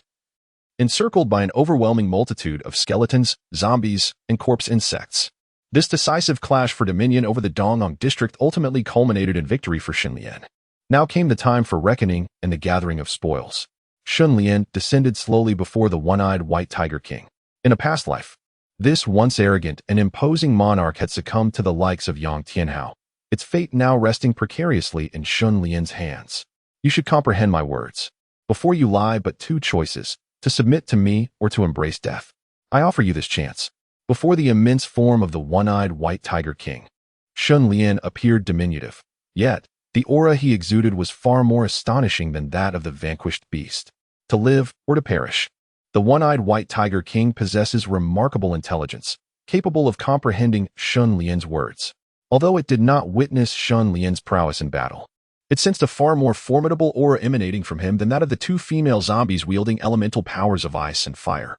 With a mighty roar, the one-eyed white tiger king lowered its proud head, humbly submitting to Xunlian. In comparison to the ethereal notion of dignity, it chose to prioritize its own life. Pleased, Xunlian nodded in approval and discreetly unleashed his mental energy, forcefully penetrating the one-eyed white tiger king's spiritual realm. Mere verbal submission, of course, could not instill confidence in Xunlian. Fortunately, he had previously acquired a skill book, Basic Beast Mastery, enabling him to tame mutated beasts of level 30 or below through his mental prowess. By imprinting his unique spiritual mark upon these creatures, he could entirely dominate them, free from concerns of betrayal. The one-eyed white tiger king instinctively attempted to resist, but it was powerless against Xunlian's formidable mental force. Before long, the spiritual imprint was deeply etched within its very soul, an indelible mark that could never be erased. It was only at this moment that the one-eyed white tiger king relinquished all hope. With the presence of this spiritual imprint, it could no longer defy Xunlian's commands. Otherwise, with a mere thought, Xunlian could obliterate it. From this day forth, you shall continue to lead this pack of mutated beasts in my stead. Oh, and let me bestow upon you a name. Henceforth, you shall be called Tianhen. After a moment of contemplation, Xunlian bestowed a name upon the one-eyed white tiger king. Upon realizing that the mutated beast horde was under his command, the white tiger king, Tianhen, felt a surge of elation. He lifted his head and let out a tremendous roar, his voice reverberating with the authority and majesty of yore. The resonant tiger's roar compelled not only the 3 mutated beast kings, but all other mutated beasts to lower their heads in unison, signifying their submission. Observing this scene, a subtle smile graced Xunlian's lips. It appeared that this creature possessed a certain understanding. Yuling, come over and assist in healing him. Xunlian called for Xiao Yuling to help tend to Tianhen's injuries. Capturing this mutated beast horde was undoubtedly a fortuitous development, and Xunlian recognized their formidable combat prowess, marking them as a significant force to be reckoned with. Nevertheless, to ensure comprehensive control, Xunlian intended to subjugate the remaining 3 mutated beast kings to jointly oversee the horde. The Flame Lion King was under Lilith's dominion. The Frost Giant Python had been turned into a pincushion by Su Monrong's arrows, and the 3-tailed fox had been captured directly by Yi Jiling. Swiftly, Xinlian employed his basic beast-taming technique to similarly subdue the Flame Lion King and the Frost Giant Python, implanting a spiritual mark deep within their souls. Finally, as he approached the three-tailed fox, an unexpected system notification chimed. Ding. The system has automatically detected a target with an SS level rating. Title: The Three-Tailed Fox Appearance. 91-100 Physique. 92-100 Affection Level. 0-100. Target is not a zombie. Unaffected by the allure of myriad corpses. Rating: SS Level. Chapter 66. The 12th Corpse Princess of the Fox. The first month of the apocalypse. Mother Fox? Xinlian was momentarily taken aback, but his interest quickly peaked. Given the precedent of the insect queen being transformed into a corpse princess, Xinlian was no longer surprised. It appeared that this three-tailed fox could also be converted into a corpse princess. After this battle, a significant number of evolution points were acquired, replenishing Xinlian's previously depleted reserves due to the modifications of the sisters Hua Jianshuang and Hua Jianwei. Thus, without further ado, Xinlian instructed Yu Jiling to infect the three-tailed fox and proceeded with the transformation. Beep. Do you wish to select the three-tailed fox as the 12th corpse princess, costing 1,000 evolution points, and commence the transformation immediately? Commence. The familiar white light enveloped the three-tailed fox's form like a cocoon, pulsating gently. Before long, as the layers of this white cocoon were peeled away, it became evident that the fox's body was gradually morphing into that of a human girl. The first sight to behold was a pair of long, adorable red fox ears, playfully perched atop a cascade of peach-pink hair. Beneath the silky bangs, a pair of enchanting crimson eyes sparkled with vitality, their lush emerald lashes fluttering softly. Her delicate nose was elegantly shaped, and her tender lips glowed with a soft pink hue. The exquisite features seemed to be a special gift from the heavens, intertwined with the fair, delicate skin resembling that of a snow-white flower, exuding an aura of purity akin to an unfurling lotus bud, accompanied by a refreshing, soul-soothing fragrance. Most striking are the three long, fluffy foxtails cascading behind the maiden, resembling a vibrant bouquet of blossoms as they gracefully spread out. Each soft strand sways gently in the breeze, invigorated, before settling back behind her. Character profile, name, NA race, Fox Demon Corpse Bride, no. 12, level, LV 13, 3000, attributes, strength 89, constitution 86, agility 100, spirit 170, abilities, 1, corpse poison infection, 2, soul capture, A-level ability, allowing the direct manipulation of a target's mind and actions through powerful spiritual force, 3, enchantment technique, A-level ability, enchanting a target through illusion, with double effectiveness on the opposite sex. Equipment, deceptive orb, blue quality equipment. Upon claiming a life, it automatically collects the soul, with the contained soul energy significantly enhancing the user's spiritual attributes. The transformation has been successfully completed. The true beast-eared maiden has been born. No. 12 Fox Demon Corpse Bride pays her respects to her master. Soon, the nude fox girl knelt before Xinlian, her rosy, elongated fox ears quivering slightly. Her skin smooth as warm mutton-fat jade, radiating a honey-like sheen, embodying an enchanting and exquisite beauty. Ahem. Now, let us first put on some clothing. As a gentleman, Xinlian naturally kept his gaze steady, taking in the splendid scenery before him. However, considering the public setting and the light of day, he quickly retrieved a garment from his storage ring to drape over the enchanting fox girl. Thank you, master, the fox girl said, her eyes shimmering with tender affection, reflecting the tranquility of a spring pool. Her exquisite beauty was as radiant as the petals of spring flowers. She accepted the garment from his hands and donned it gracefully. At this moment, Xinlian began to ponder what name would be befitting for this captivating beast-eared maiden. He recalled the ancient legends of the Dragon Kingdom, which classified fox spirits into 4 categories, corresponding to the cardinal directions in their respective colors: the eastern Qing fox of the Qitian clan, the southern Qi fox of the Tushan clan, the western Bai fox of the Su clan, and the northern He fox of the Chuanhu clan. The fox girl before him was originally a red fox. Thus her surname would be Tushan. As for her name, upon seeing the fox girl's peach-pink hair, Xinlian was reminded of the line from a poem. The peach blossoms bloom in splendor. Henceforth, your name shall be Tushan Yao Yao. Do you remember? Xinlian reached out to gently stroke the fox girl's fluffy ears and spoke. Yao Yao remembers. Thank you for bestowing a name, master. Tushan Yao Yao blinked her dewy eyes, her lips curling into a captivatingly sweet smile. Suddenly, she leapt into Xinlian's embrace. nestling against his broad chest like a little bird. "It is time. Let us return." Shun Lian gently twirled a strand of peach-pink hair at Tu Shan Yao Yao's ear, feeling an inferno ignite within his chest. He then spoke. Subsequently, Shun Lian instructed the one-eyed white tiger, Yong Tianhao, along with the mutated beast horde, to remain in the park while he returned to the base with a legion of corpse brides and his army. At this juncture, Shun Lian had successfully assembled 4 formidable factions under his command: zombies, skeletons, corpse insects, and mutant beasts, vastly outmatching his previous strength.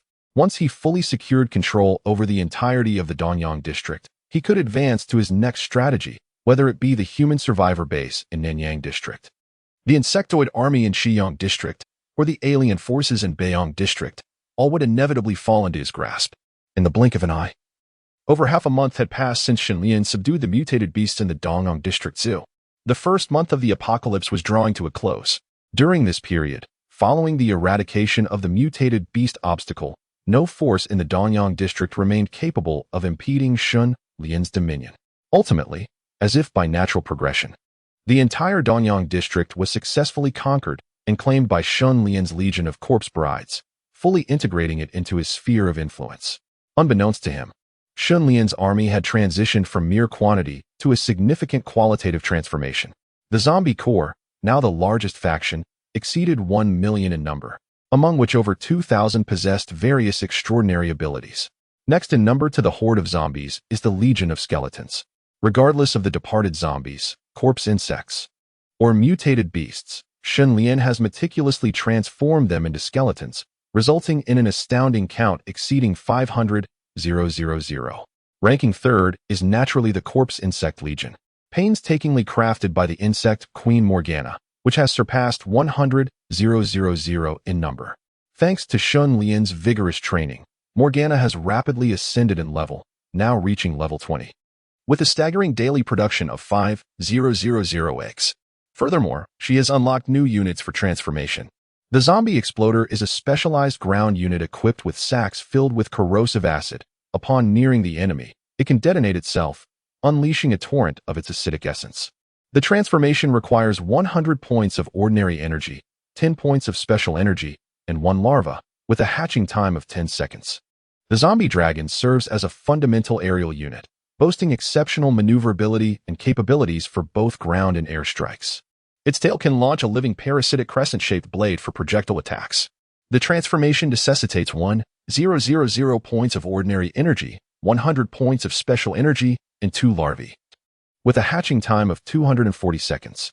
The zombie cockroach is a heavy ground unit, its body enveloped in a robust exoskeleton, featuring scythe-like claws on its back and the ability to expel a highly corrosive acidic slime from its mouth, thus combining melee and ranged characteristics. The transformation requires 3,000 points of ordinary energy, 300 points of special energy, and 4 larvae, with a hatching time of 480 seconds.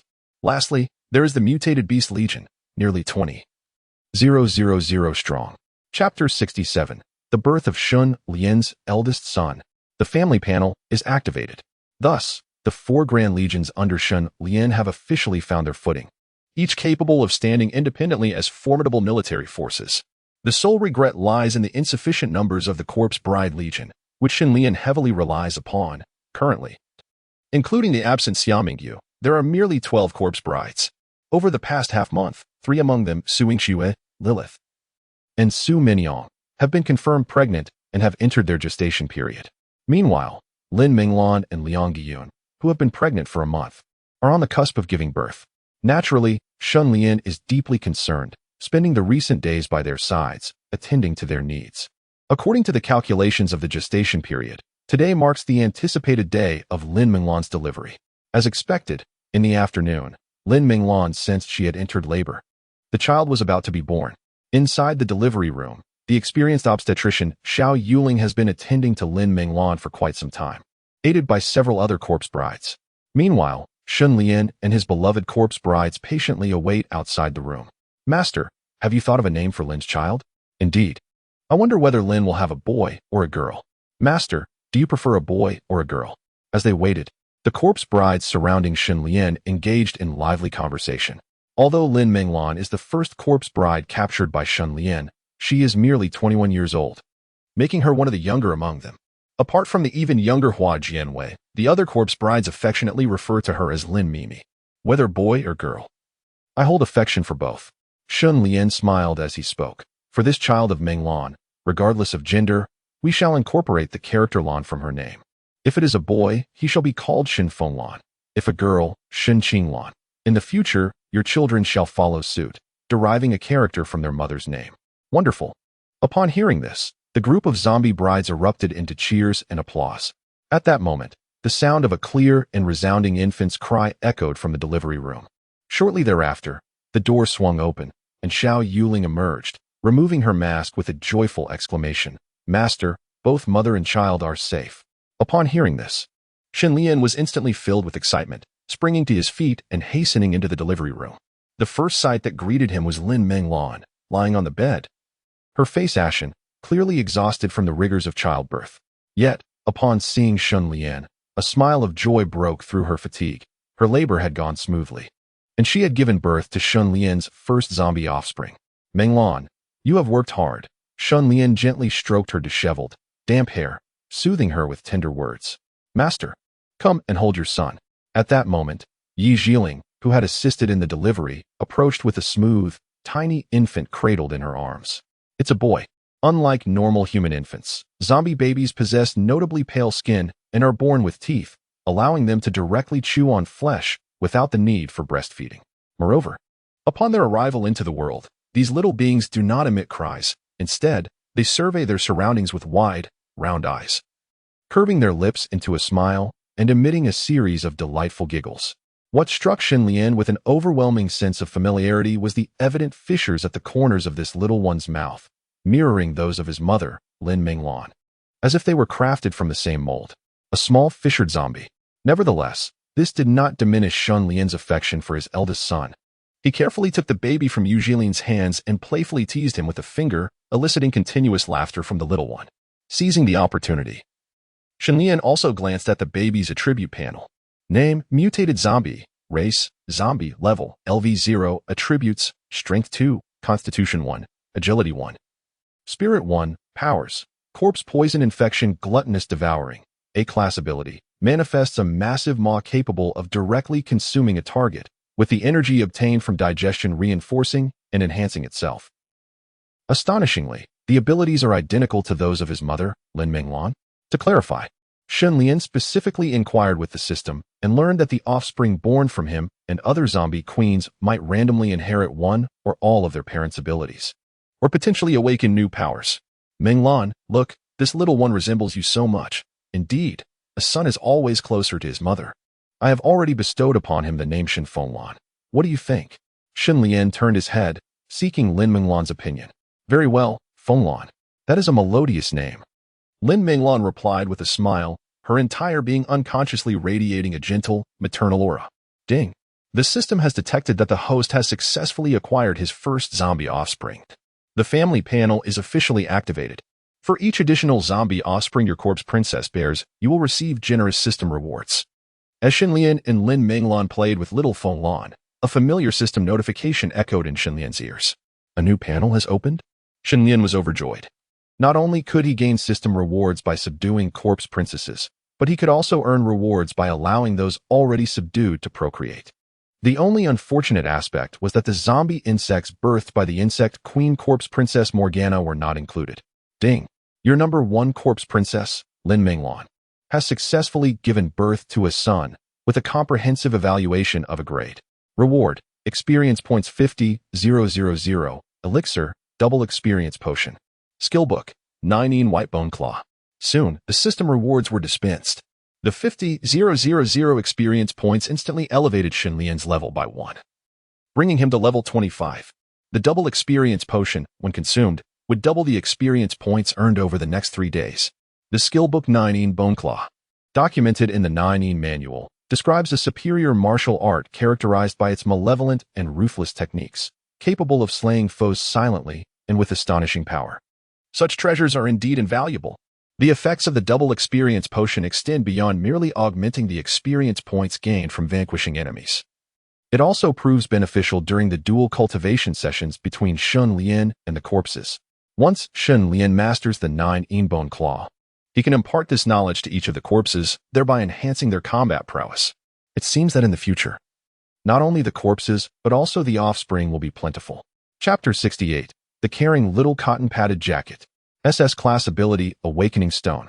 It is noteworthy that, according to the system, zombies develop and mature at a rate significantly faster than humans. Typically, the maturation period for a zombie is around 18 months. If they are provided with adequate meat and blood daily, their growth can accelerate even further. Little Feng Lan, are you hungry?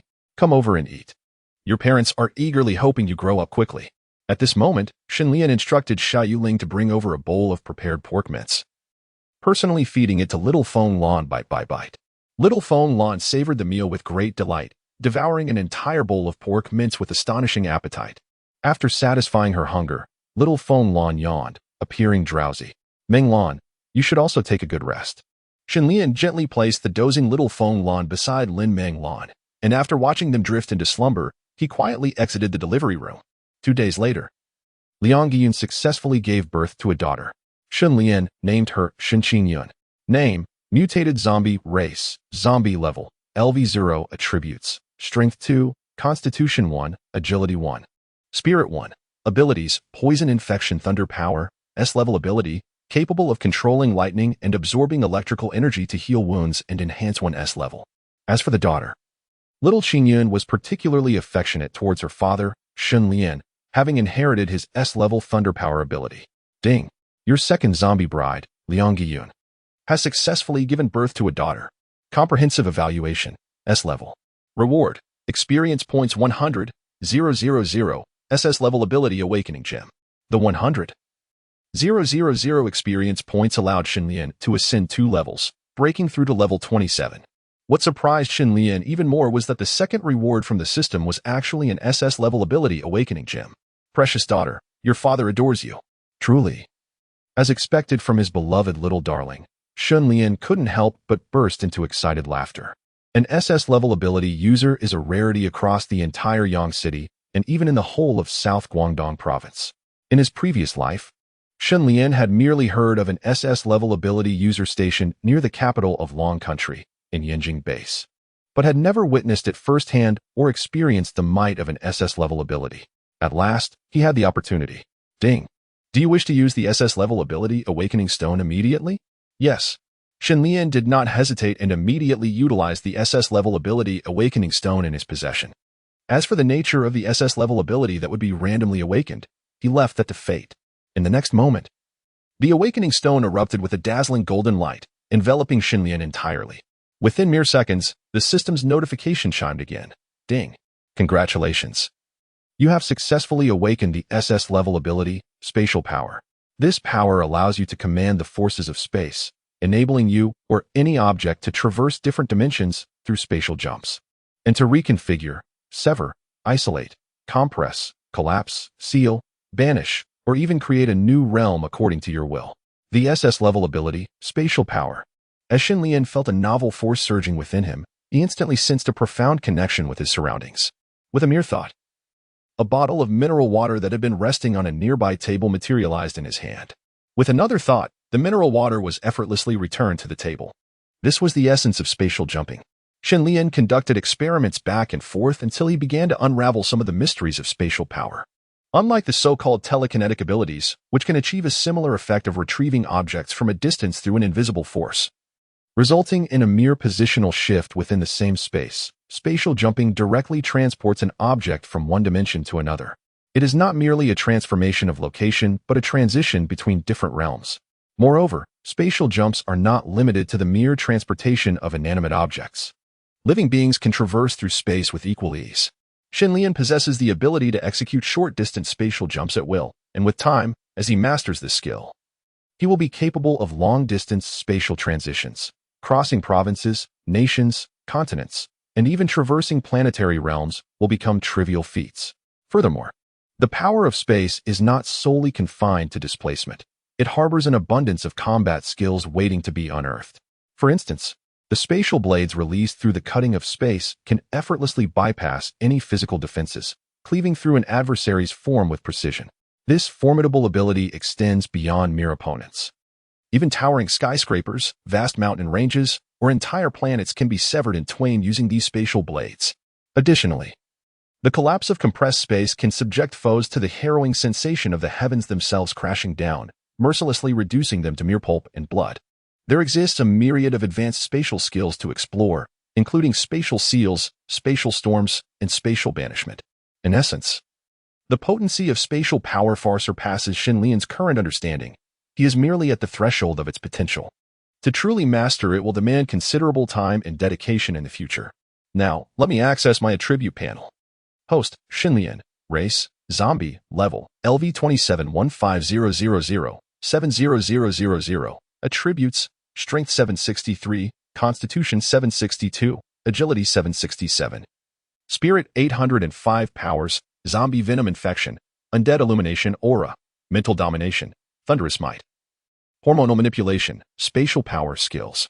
Basic Beast Mastery, Skeleton Transformation, Conqueror's Hockey, 9 Whitebone Claw, Equipment. Dragon Tooth Battle Axe, Blue Excellent Grade, Supersonic Wings, Purple Epic Grade, Dragon Scale Armor, Purple Epic Grade. Evolution Points, 25,800, Subjugated Corpse Maidens. Xiao Yuling.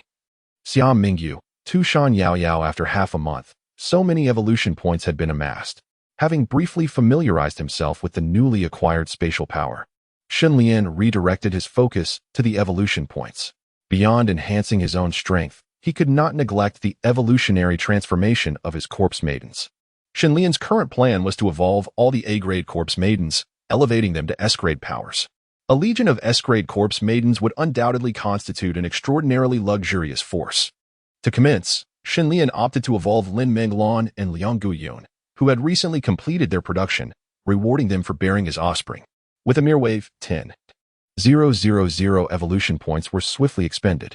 Not long after, Lin Menglan and Liang Guyun, their entire aura revitalized, reappeared before Xin Lian. Chapter 69, The S-Class Necromancer Core. A journey through time to visit you. Name, Lin Menglan. Race, Ripping Mouth Necromancer, Type 1. Level, LV18, 1000, 8000. Attributes, Strength 245, Constitution 248, Agility 240. Spirit 208. Abilities, Corpse Poison Infection, Devourer of the Glutton, S-Class ability, an advanced version of the Gluttonous Devourer. Unleashing a gravitational pull akin to a black hole from its mouth, engulfing the target and refining it to nourish itself. Capable of consuming and refining all things. Equipment, Gluttonous Scissors, Blue Excellent Grade Equipment. An indestructible giant scissor. Name, Liang Guyun. Race, Moon Necromancer, Type 2. Level, LV18, 500, 8000. Attributes, Strength 189, Constitution 180, Agility 195, Spirit 350. Abilities, Corpse Poison Infection. Moonlit Priestess, S-Class ability, an advanced version of the Lunar Rite, wielding the power of blessings and curses. Capable of providing buffs to allies while inflicting debuffs on foes. Equipment, Moonlit Scepter, Blue Excellent Grade Equipment. Capable of conserving 70 of spiritual energy consumption and expanding the range of blessings and curses. Evolution and transformation have been completed.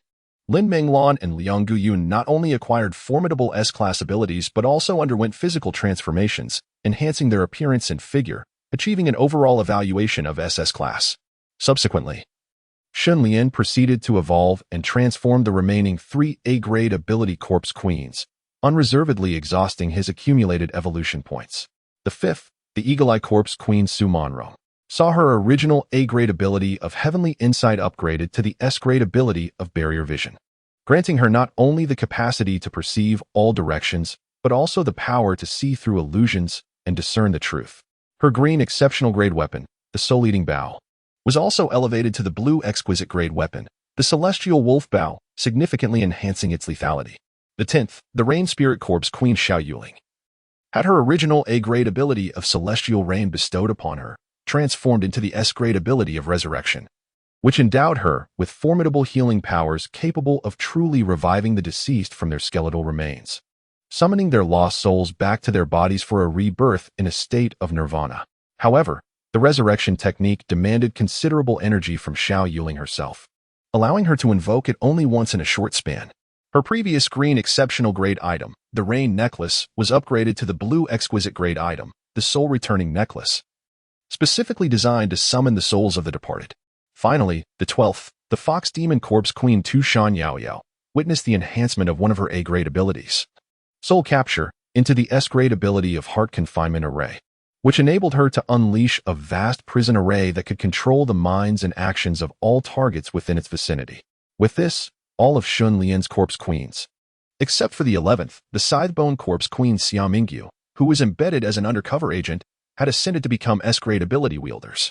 Such a formidable lineup, within the expansive Blue Star, could only be matched by an entire nation's assembly of S-grade ability users. While Shen Lian's influence quietly gathered strength and developed, a significant event has transpired within the official base of Nanyang District, as an obituary reverberated throughout the entire facility. In the year of the apocalypse, 2032, on May 2nd, Major General Chu Xingbang, the commander of the Nanwei Provincial Military District, succumbed to illness and passed away around 11 p.m. at the age of 73. His successor is He Jingwu. Upon assuming office, He Jingwu embarked on a series of sweeping reforms, consolidating power within the military and the supernatural combat units into his own hands, marginalizing all of Chu Xingbang's confidants, eliminating dissenters, and nurturing his own influence. In contrast to the conservative Chu Xingbang, the radical He Jingwu is diligently striving to bolster the ranks of the base, actively recruiting survivors and supernatural beings alike. His ambition is to one day challenge the external threats posed by zombies, mutated beasts, and foreign races, with the aim of reclaiming the entirety of Yang City. Currently, the population of the Nanyang District base has reached nearly 300,000, comprising 200,000 ordinary survivors and 100,000 military personnel. Among these soldiers, nearly half were gathered from the ranks of ordinary survivors, many of whom are unarmed and equipped only with rudimentary cold weapons, lacking in uniform training and primarily tasked with maintaining daily security and order within the base. To ensure the military's daily sustenance, He Jingwu has drastically reduced the food supply for ordinary survivors to a single meal per day, and at times, even this meager provision is withheld. Ordinary survivors have repeatedly gathered in defiance, only to be ruthlessly suppressed by him with an iron fist, resulting in the deaths of no fewer than 1,000 individuals as a warning to others. This brutal enforcement has compelled these common folk to take desperate risks and leave the base in search of sustenance, leading to a situation where many venture forth, but few return. Furthermore, the Special Operations Unit established by He Jingwu has significantly expanded, incorporating numerous new abilities users, who have been coerced and seduced to become part of his faction. Since I declined his invitation, I have been stripped of my position as deputy leader, and my role within the military has been thoroughly marginalized. As night falls, Xia Mingyu continues to discreetly report to Shen Lian about the recent circumstances of the Nanyang District base. Shen Lian nods silently. According to the trajectory of events in my previous life, the official base in Nanyang District, under He Jingwu's rule, has indeed been steadily growing and thriving. In the face of numerous assaults from zombies, mutated beasts, and foreign entities, it has managed to withstand the onslaught, making it one of the few large official survivor bases in the entirety of Longhua. By the way, Master, regarding the nightmare cult that you previously instructed me to keep an eye on, I seem to have uncovered a few clues during my recent investigations. Due to He Jingwu's iron-fisted regime, dissatisfaction among ordinary survivors has been mounting, with many succumbing to the allure of this nightmare cult and choosing to join its ranks.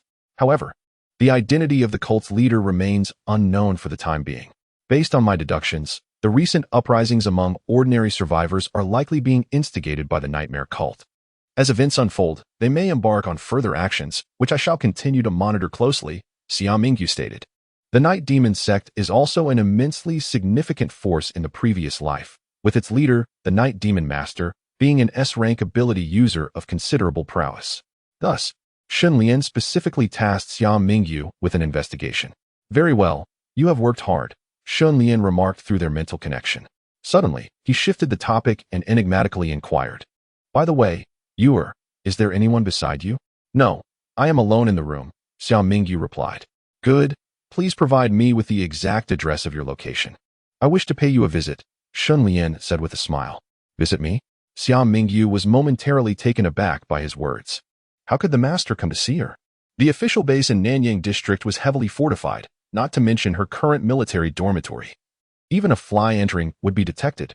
Nevertheless, Xia Mingyu complied with Shun Lian's request, providing him her precise location down to the building, floor, and room number. However, just as Xia Mingyu felt bewildered, she suddenly sensed a strange ripple in the surrounding space. In the next moment, a living person abruptly appeared before her. Not descending from the ceiling nor emerging from the ground, but simply stepping forward to stand directly in front of her. The visitor was none other than Xin Lian. Chapter 70, The Military Flower Sisters, Together Embracing a New Life. Master, is that you? Upon witnessing this scene, Xia Mingyu could hardly believe her eyes. What kind of ability is this? Just moments ago, Xin Lian had mentioned visiting her. In the next instant, he appeared before her after traversing dozens of kilometers. Was it a surprise? An unexpected turn of events? Xin Lian approached with a smile and enveloped the still-dazed Xia Mingyu in a warm embrace. What he had just demonstrated was the power of spatial manipulation, specifically spatial leap. As long as he knew the precise location or coordinates, he could instantaneously transport himself there. Unfortunately, he had yet to master long-distance spatial transitions. Currently, he could only manage short leaps within a 100-mile radius. Nonetheless, with this ability, there was scarcely a place in the vast Yang city that he could not reach in the blink of an eye. Upon learning of Xin Lian's newfound power, Xia Mingyu finally grasped the reality but remained profoundly astonished. To manipulate space was akin to the legendary miracles of yore. Would you like me to stay with you tonight? Xin Lian gently caressed Xia Mingyu's fragrant, silky hair and her exquisitely delicate face, revealing a smile imbued with deeper meaning. After transforming Xia Mingyu into a corpse bride, he had been pressed for time and had no opportunity to nurture their bond before sending her away. Now, with their long-distance relationship spanning over half a month, it was time to make amends. As the air of her usual elegance and solemnity faded away, Xia Mingyu momentarily revealed a charming and bashful demeanor akin to that of a young girl. Her exquisite face was adorned with a rosy blush, her enchanting eyes shimmering like spring water, and her pristine white teeth gently nibbled at her lower lip as she slowly began to articulate her desires.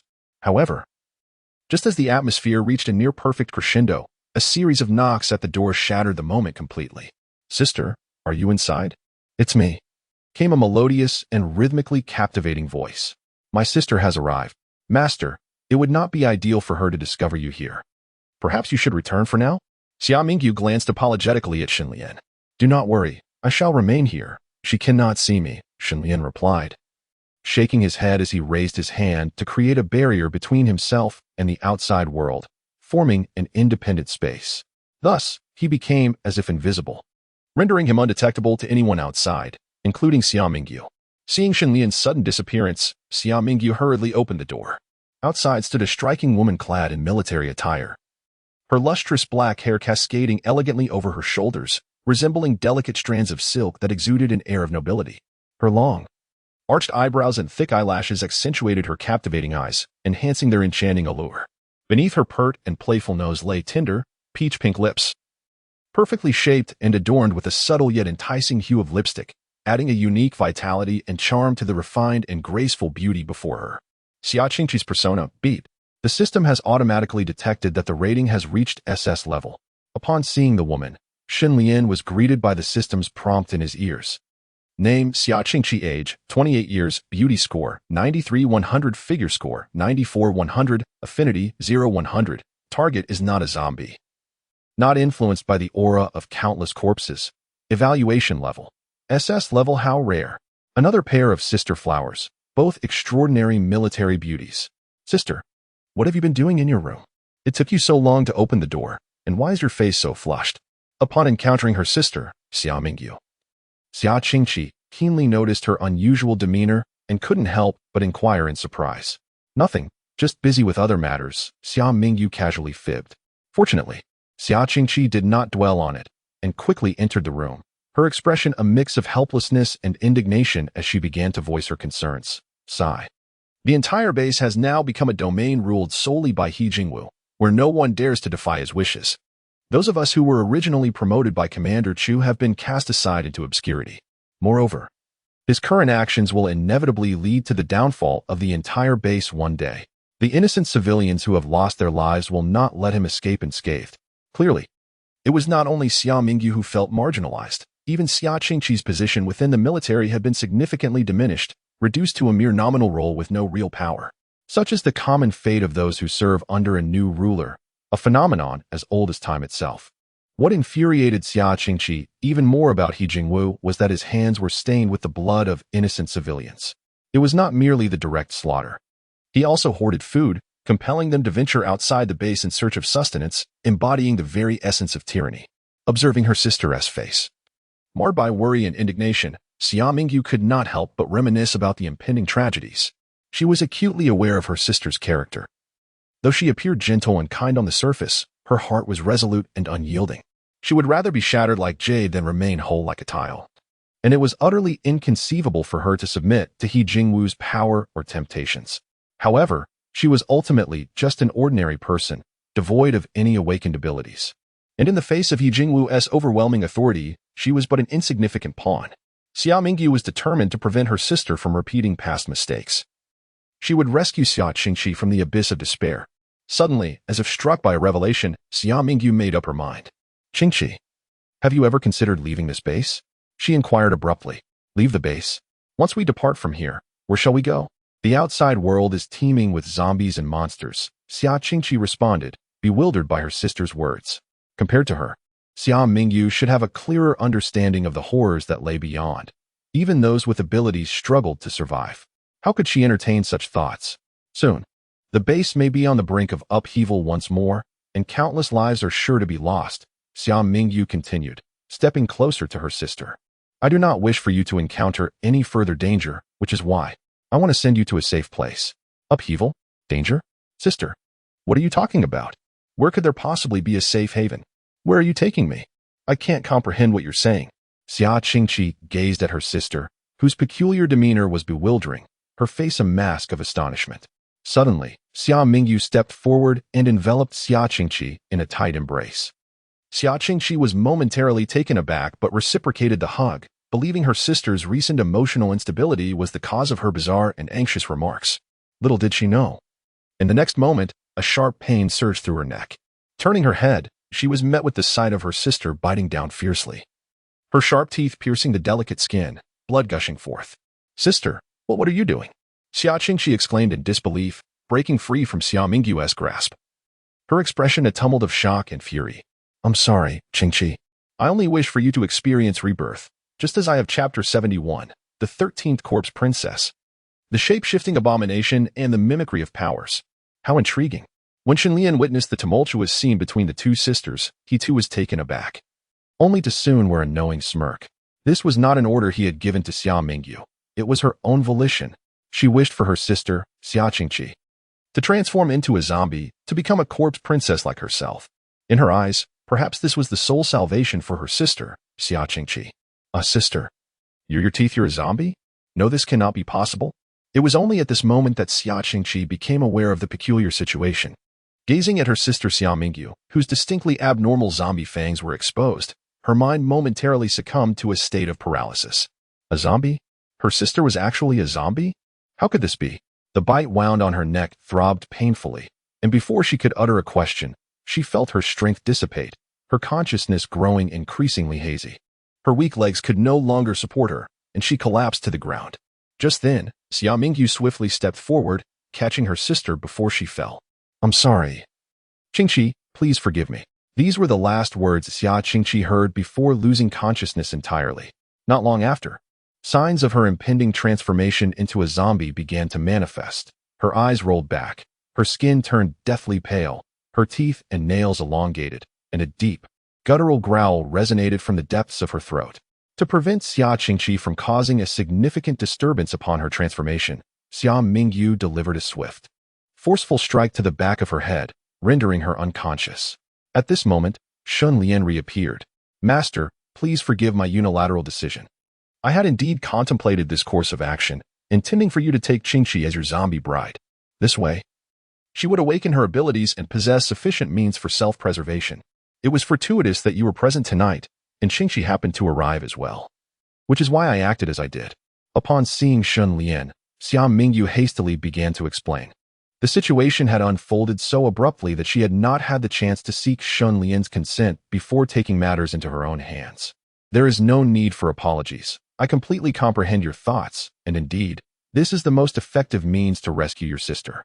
Allow me to lend you my assistance.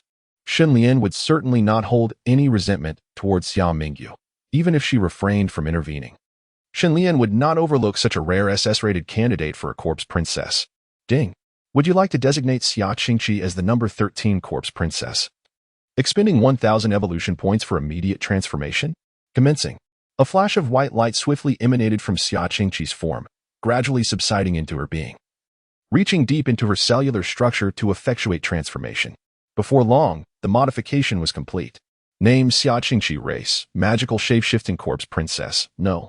13, level, LV1, 0-100, attributes, strength 13, constitution 11, agility 12, spirit 25, abilities. 1.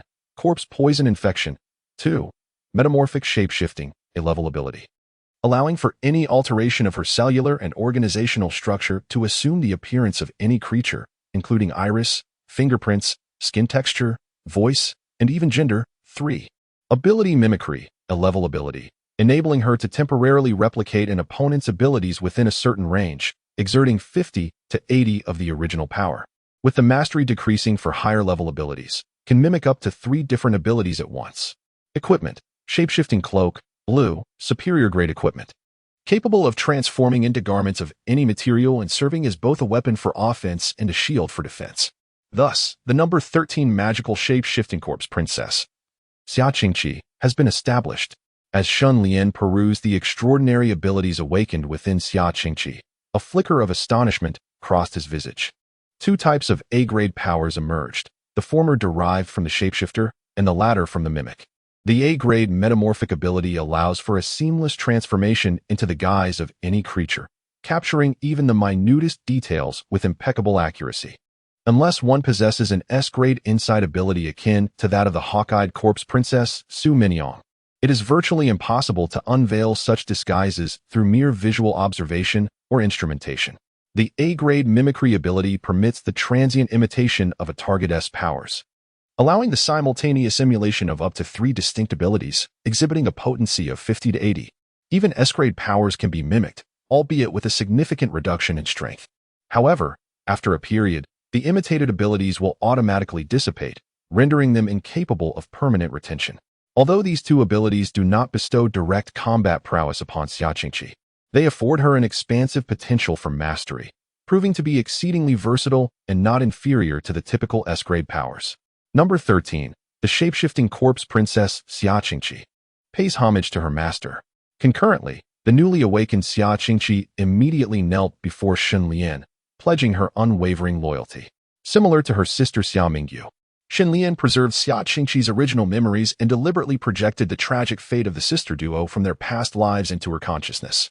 The reason is simple. Having such extraordinary abilities, Xia Qingqi is the most suitable candidate to serve as a spy undercover. Thus, Shen Lian plans to keep her here, preparing for the execution of his next scheme. Qingqi, when Xia Mingyu saw her sister, who had been completely transformed, she couldn't help but feel a surge of joy and excitement, mingled with a hint of guilt. Sister, I harbor no resentment towards you. In fact, I am immensely grateful. It is only now that I feel I have truly gained a new lease on life. We are sisters, and you need not bear everything alone. I wish to share the burdens of duty and responsibility with you. Xia Qingqi evidently recalled the events that led to her transformation into a zombie and was acutely aware of the tragic fate that had befallen them in their past lives. Yet, she held no blame towards her sister. Instead, she grasped Xia Mingyu's hand tightly and spoke earnestly. From this moment forward, let us, as sisters, fulfill our responsibilities to our master and seek vengeance against He Jingwu and the entire base. As her words echoed, the sisters embraced each other tightly, tears of joy glistening in their eyes, not from sorrow, but from the exhilaration of standing united on the same front, striving towards a common goal. Shen Lian chose not to disrupt this poignant moment. Instead, he waved his hand to conjure an isolated space, allowing the 3 of them to share their thoughts without fear of external interference or prying ears. Once the emotions of Xia Mingyu and Xia Qingqi had calmed, Shen Lian beckoned the 2 to come closer, articulating his newly conceived plan. Now that the entirety of Nanyang district has been successfully reclaimed and serves as our stronghold, our primary objective is the official base in Nanyang district. To seize the Nanyang base, our foremost challenge lies in addressing He Jingwu and his military forces. Therefore, our next course of action is to eliminate He Jingwu through assassination. Chapter 72. A moonless and windy night. The assassination plan. Assassinate He Jingwu? Upon hearing these words, both Xia Mingyu and Xia Qingqi displayed clear signs of unease. Had this been earlier, they would have deemed Xun Lian's idea overly ambitious. After all, the military encampments surrounding He Jingwu's command center were formidable, making any attempt to infiltrate and assassinate him seem nearly impossible. However, having witnessed Xun Lian's enigmatic spatial abilities, they now unanimously believe that eliminating He Jingwu was undoubtedly the most direct and effective course of action. Without He Jingwu, the Nanyang base would inevitably descend into chaos, leaderless and disarrayed, thus allowing for its internal collapse with minimal effort. The time is set for tomorrow night. Once you confirm He Jingwu's location, inform me immediately. I shall lead the Corpse Bride Legion to resolve the matter with utmost swiftness, Xun Lian stated with an air of nonchalance, as if the target of the assassination were merely a lowly insect. Indeed, it is as you say. Given the formidable combat strength of the Corpse Princess Legion under Xun Lian's command, even the S-rank ability user He Jingwu would find himself utterly powerless against the coordinated assault of numerous S-rank zombie princesses. Summer Mingyu and Summer Qingqi exchanged glances, both unable to conceal their astonishment and anticipation. Truly, possessing absolute power is sufficient to shatter any obstacle. The once invincible adversary, He Jingwu, appeared to Xun Lian as feeble as an ant, easily extinguished with a mere flick of his fingers. However, once the task is accomplished, I shall require the two of you to perform a little play together. At this moment, a playful smile crept across Xun Lian's face as he emphasized his words. A performance? Summer Mingyu and Summer Qingqi were left somewhat perplexed. My intent is not to annihilate the survivor base in Nanyang district. On the contrary, I wish to preserve it intact and seize absolute control over it. The individuals residing within, whether soldiers or ordinary citizens, are better off being cultivated rather than slaughtered or transformed into zombies, for they hold the potential to generate even greater value. Xun Lian's gaze sharpened as he shifted his tone. Cultivating humans to control the base? Summer Mingyu and Summer Qingqi were increasingly astonished by Xun Lian's thoughts and ideas. The reasons humans domesticate livestock are twofold. Firstly, livestock serves as labor. Cattle can plow fields, donkeys can grind grain, and horses can provide transport. Secondly, the flesh of livestock can serve as sustenance. Humans, too, inherently possess both labor and nutritional value. In terms of labor, humanity possesses a creativity that zombies and skeletons lack. While one can compel zombies and skeletons to fight on their behalf, one cannot instruct them to assemble a firearm or operate a tank. As for sustenance, the implications are self-evident. Furthermore, it is crucial to note that livestock are oblivious to their own identities and fates as such. Otherwise, they would not serve their masters for mere trifles. After hearing Xun Lian's account, both Xia Mingyu and Xia Qingqi were momentarily taken aback. With a decade of experience from a previous life, Xun Lian's understanding of both the apocalypse and humanity is significantly more profound than theirs. Treating all humans in the Nanyang district base as mere food or turning them into zombies would undoubtedly be a more efficient and effortless approach, ensuring a permanent solution thereafter. However, for Xun Lian, who was already aware of the zombie army's overwhelming numbers reaching into the millions, the addition of several 100,000 more zombies holds little practical value. Their worth as humans far surpasses that. Adhering to the principle of utilizing resources to their fullest potential, Xun Lian intends to allow these individuals to realize their true capabilities. Thus, after eliminating He Jingwu, I shall support you sisters in becoming the rulers of the Nanyang district base, acting as my proxies to govern this territory. I will also dispatch forces to assault the Nanyang district base, and your task will be to repel the enemy as rulers, establishing your own authority and compelling these oblivious humans to willingly serve you. Xun Lian continued to unfold his plan with eloquence. As the most pivotal figures in the scheme, Xia Mingyu and Xia Qingqi were the agents he intended to cultivate, destined to usurp He Jingwu's position and become the true rulers of the Nanyang district base. Under the dominion of the Corpse Princess, humanity remained blissfully unaware, serving as livestock, dutifully toiling under her command. Indeed, once they emerged from their shock, both Xia Mingyu and Xia Qingqi could not help but admire Xun Lian's meticulous and far-reaching plan, and they were willing to devote all their efforts.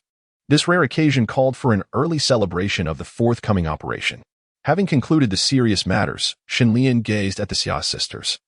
whose appearances bore resemblance, yet whose temperaments differed vastly, and his previously interrupted enthusiasm was rekindled.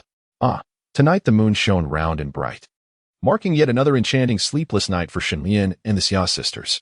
The following night, under a dark and stormy sky, the command post was abuzz. Ever since the passing of the old commander Chu Xingbang, this place had become the office of the new commander, He Jingwu. Another public uprising? Am I feeding all these people just to sit idle? Do they not know how to use a gun? Those who lead the charge shall be executed on the spot. Those who participated repeatedly will be expelled from the base. Let them fend for themselves outside. The nightmare cult? When did such a heretical group emerge within the base? And how did so many citizens fall prey to its seduction? Investigate this immediately. Bring forth the leader of this cult and execute them publicly. Food. Once again, the issue of food arises. Has the meat from the mutated beasts hunted by the special ops team been consumed so quickly? In light of this, let us summon the extraordinary combat unit for another expedition to hunt the mutated beasts. Furthermore, we should include Xia Mingyu in this endeavor. Although this woman refuses to pledge her loyalty to me, her sister remains in our grasp, so there is no need to worry about her compliance. At this moment, He Jingwu continues to manage a multitude of affairs, driven by an insatiable thirst for power. He immerses himself in both significant and trivial matters, leaving him perpetually occupied from dawn until dusk, utterly engrossed. Standing beside He Jingwu are his loyal confidants, each cowed into silence by his imposing presence, not daring to utter a word. Very well, all of you, leave at once. With his mood irritable and vexed, He Jingwu bellowed without mercy, allowing the assembly to depart the office as if granted a reprieve. It was only after this group had distanced themselves that a lithe and graceful figure emerged from a concealed corner, Xia Qingqi. Having confirmed her target within the office, she conveyed a message through their mental link. Suddenly, Xia Qingqi underwent a remarkable transformation, shifting from an elegant and poised female officer to a burly man sporting a full beard, one of He Jingwu's recently departed confidants. The time for action has arrived. Once the final message was transmitted and the transformation complete, Xia Qingqi calmly rapped on the door of He Jingwu's office. Chapter 73. The Gathering of the Corpse Princesses, United in the Hunt. The death of He Jingwu. Who could it be? After attending to official matters, He Jingwu intended to take a respite when he was once again interrupted by a knock at the door. Commander, there is one crucial matter I neglected to report. Outside stood Xia Qingqi, whose appearance was flawlessly mimetic, her voice an uncanny imitation. Come in. Despite a hint of impatience flickering across his face, He Jingwu acquiesced. Xia Qingqi pushed the door open and strode directly into the office. Speak. What else is there? He Jingwu inquired, lifting his gaze to his longtime confidant. Commander, there are intruders in the base. Intruders? What intruders? Upon hearing this, He Jingwu's expression shifted dramatically, his voice rising in astonishment. However, in the next instant, without warning, several unfamiliar figures materialized within the office, surrounding He Jingwu before he could react. At the forefront stood a tall figure, his countenance stern, clad in resplendent purple-scaled armor, exuding an oppressive aura that felt like an invisible wave crashing upon him. The newcomers were none other than Shun Lian and his cadre of undead maidens. Who are you? He Jingwu exclaimed, taken aback by the sudden appearance of so many individuals in his office. What strange powers are at play? How could they have appeared here without his knowledge? No. The aura they emanated did not belong to humanity. Instead, they are genuine zombies. The space has been isolated. Shun Lian, disinterested in replying to He Jingwu's inquiries, casually waved his hand to sever the entire office's space from the outside world. As a result, no matter how tumultuous the battle raged within the office, those outside remained oblivious to any commotion. This also effectively blocked all of He Jingwu's escape routes. In the ensuing moments, they could leisurely toy with him. He Jingwu, your demise is nigh. Within the ranks of the Zombie Queen team, the frigidly cold and menacing Xia Mingyu emerged first, her hands extending six sharp, gleaming alloy claws from her knuckles. Sinister, protruding bones erupted from her chest, elbows, shoulders, spine, and knees, presenting an utterly terrifying visage. Xia Mingyu, it's you. He Jingwu's eyes widened in disbelief, glaring furiously at the advancing figure. And me. At that moment, Xia Qingqi also shed her disguise, reverting to her original form. Astonishingly, her body, like Xia Mingyu's, sprouted numerous exposed, jagged bones. Her pierced skin oozed blood while rapidly healing, evoking a chilling sensation. Clearly, Xia Qingqi had opted to emulate Xia Mingyu's S-class skeletal manipulation and rapid regeneration abilities. I never expected it to be you sisters orchestrating this, and to think you would ally with this horde of zombies against me? Such delusional aspirations, utterly overestimating your capabilities. I shall sever the limbs of both of you and cast you into the military camp, allowing you to experience the torment of a fate worse than death. He Jingwu's gaze was fixed intently upon the sisters Xia Mingyu and Xia Qingqi. Initially, he perceived them as possessing some value, and thus deemed it prudent to keep them alive. However, he was taken aback by their audacity to ally with this horde of unknown zombies to confront him. Attack! Xia Mingyu and Xia Qingqi exchanged a glance and simultaneously launched their assault on He Jingwu, one from the left and the other from the right. Did they truly believe him to be a mere soft target, easily manipulated? Today, they would witness the true might of an S-rank ability. He Jingwu's eyes brimmed with arrogance and disdain, dismissing the combined efforts of Xia Mingyu and Xia Qingqi entirely. In the next moment, as he slowly raised his hands, the various metallic and magnetic objects within the office were drawn to him by an unseen force, levitating into the air. Boom. Subsequently, these metals and magnetic materials were disintegrated by He Jingwu into countless bullet-sized metallic particles, transforming into an impenetrable barrage of projectiles, unleashing a tremendous shockwave that surged towards Xia Mingyu and Xia Qingqi. Bang, bang, bang, bang, bang. Faced with such a widespread onslaught, both sisters found themselves with no means of escape, forced to rely on their hardened skeletal structure to withstand the barrage. Yet, these metallic particles, empowered by magnetic force, pierced through their fortified bones with relentless ferocity, leaving their bodies riddled with wounds, blood gushing forth in torrents. Even with the ability of rapid self-healing, such severe injuries are difficult to mend in a brief span of time. Heal. At that moment, a celestial and melodious voice resonated, accompanied by cascading beams of luminous rain descending from above. In an instant, the injuries of Xia Mingyu and Xia Qingqi were restored to their former state, their combat prowess fully revitalized. The one who intervened was the Rain Corpse Princess, Xiao Yuling. Is this an S-rank healing ability? When He Jingwu witnessed this scene, his expression shifted to one of astonishment and bewilderment. The potency of the healing was undoubtedly at the S-rank level. Ever since he became an ability user, he had believed his own S-rank ability to be the sole gift from the heavens, a singular existence. Yet, this woman, who seemingly appeared from nowhere, effortlessly demonstrated an S-rank ability. Is an S-rank ability truly so rare? Surrounded by a throng of corpse sisters who regarded him with adoration, Shun Lian gazed at the astonished He Jingwu from a distance and, with a composed demeanor, remarked, "You consider yourself the pride of heaven, believing that possessing an S-rank magnetic sensing ability renders you invincible. Yet, in my eyes, you are merely a wretched dog, gasping for breath in its final moments. This world is far more expansive than you can fathom, teeming with individuals whose talents surpass yours and whose strength is immeasurable." As soon as Shun Lian's words fell, the myriad corpse sisters beside him unleashed their powers, each displaying the might of S-rank abilities without exception. So many S-rank ability users exist, each emanating an aura that is in no way inferior to his own. He Jingwu stood in disbelief, feeling as though his once unwavering pride and confidence had been utterly shattered in that fleeting moment. The curse of extraordinary abilities. The curse of the moon's corpse princess, Liang Guyun, descended first, as a colossal and grotesque spider specter materialized behind He Jingwu, ensnaring him with its 8 elongated, sharp legs.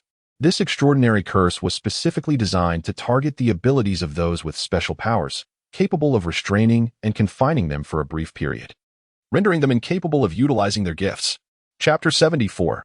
A Bloodless Victory. Shenlian's agent, Xia Mingyu. No. He Jingwu gasped in shock, letting out a desperate roar as he struggled to unleash his magnetic sensing ability, yet for reasons unknown, he found himself unable to do so.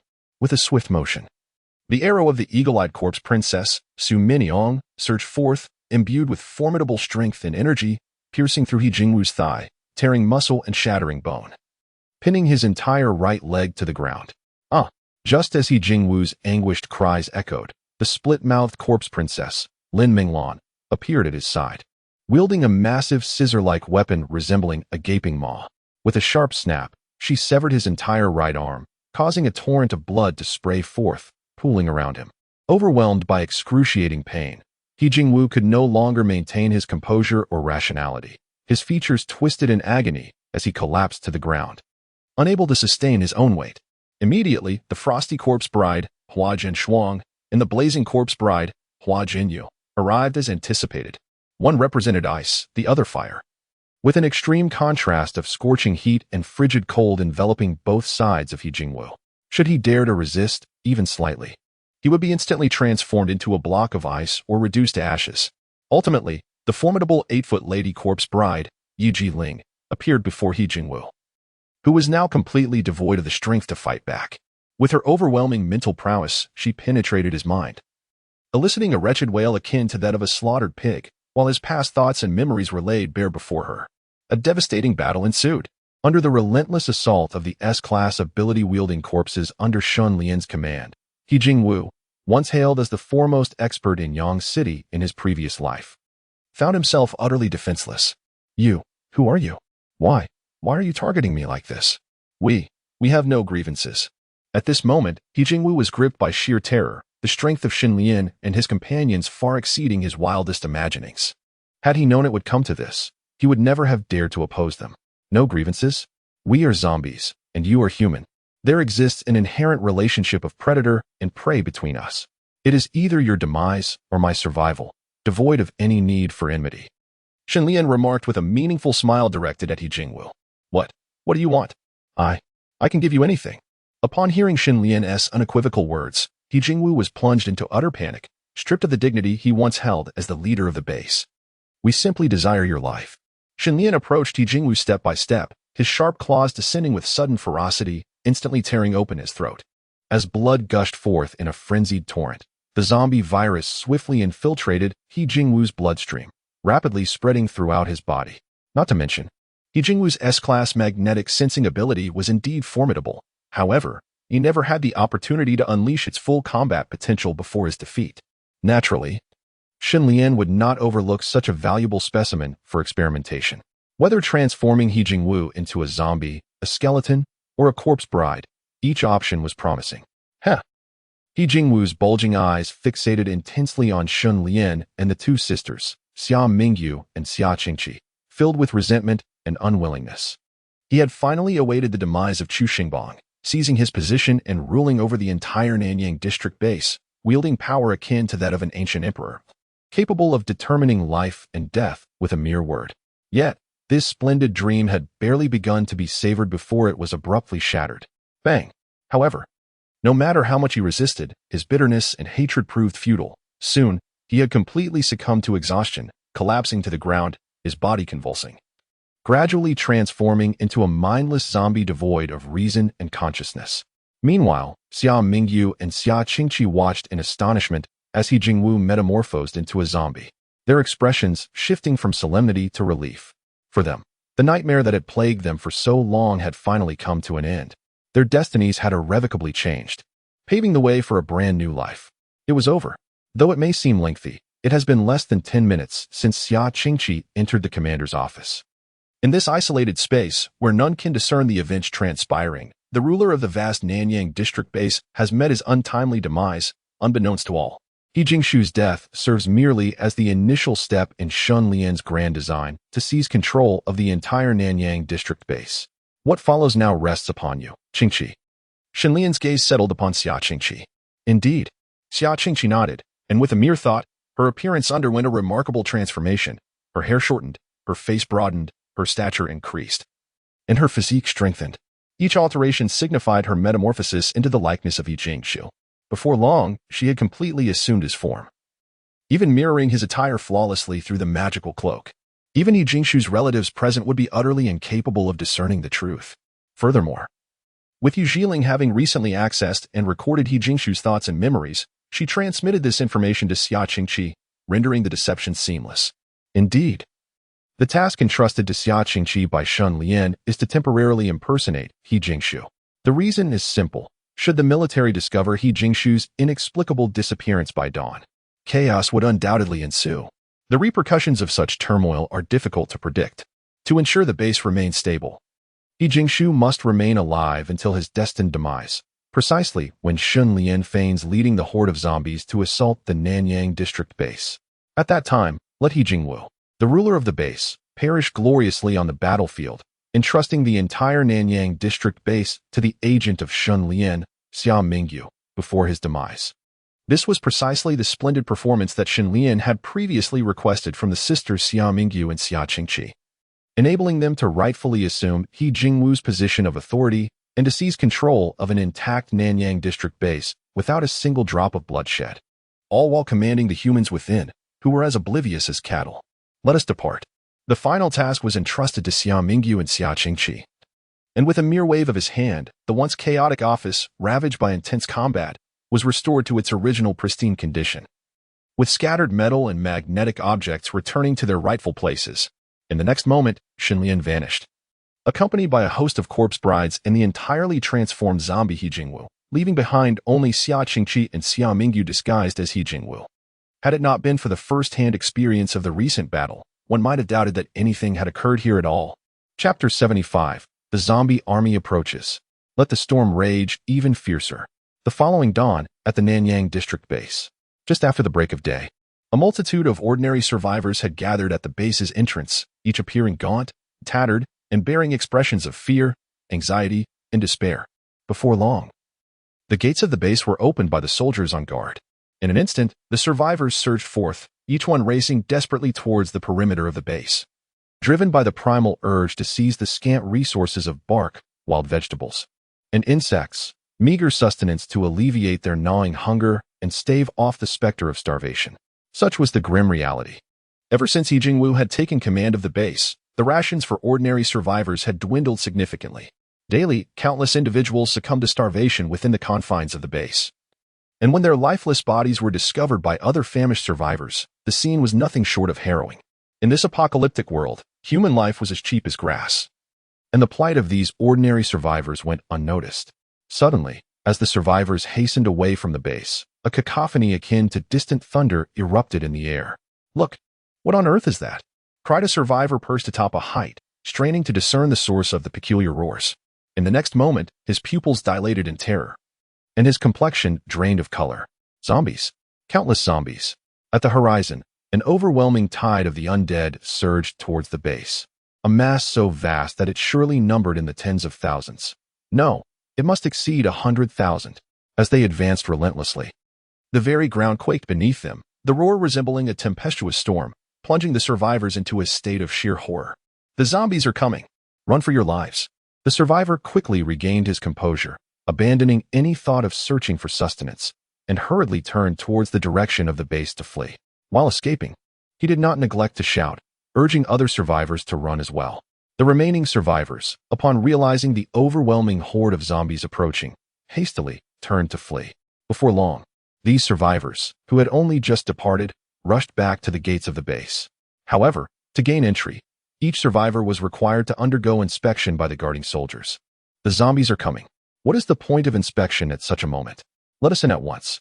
The urgency of the fleeing survivors escalated. They disregarded the line for inspection and surged forward, attempting to force their way into the base. "What zombies? Spare us your nonsense. If you continue to cause a disturbance here, do not blame me for being merciless with my weapon." A soldier, serving as the captain of the guard, could not help but utter threats upon witnessing the scene. "What zombies? Where are these zombies coming from?" With the approval of superiors, any disturbance at the gates of the base, where individuals refuse to submit to inspection, may be dealt with summarily. However, the dread instilled by the countless zombies was evidently far more profound than the threat of a firearm. The chaos at the gates of the base did not subside, but rather intensified. Many survivors broke through the soldiers' blockade, even resorting to violence against them, seizing the opportunity to rush into the base. "Damn it! Open fire! Open fire!" The captain of the guards, exasperated, urgently commanded his soldiers to shoot. The sound of gunfire erupted, followed by the bodies of ordinary survivors falling to the ground. Nevertheless, the chaotic scene remained effectively unrestrained, further intensifying the conflict between the survivors and the military personnel. An increasing number of soldiers rushed to the scene, determined to quell the insurrection of the survivors. "Cease at once."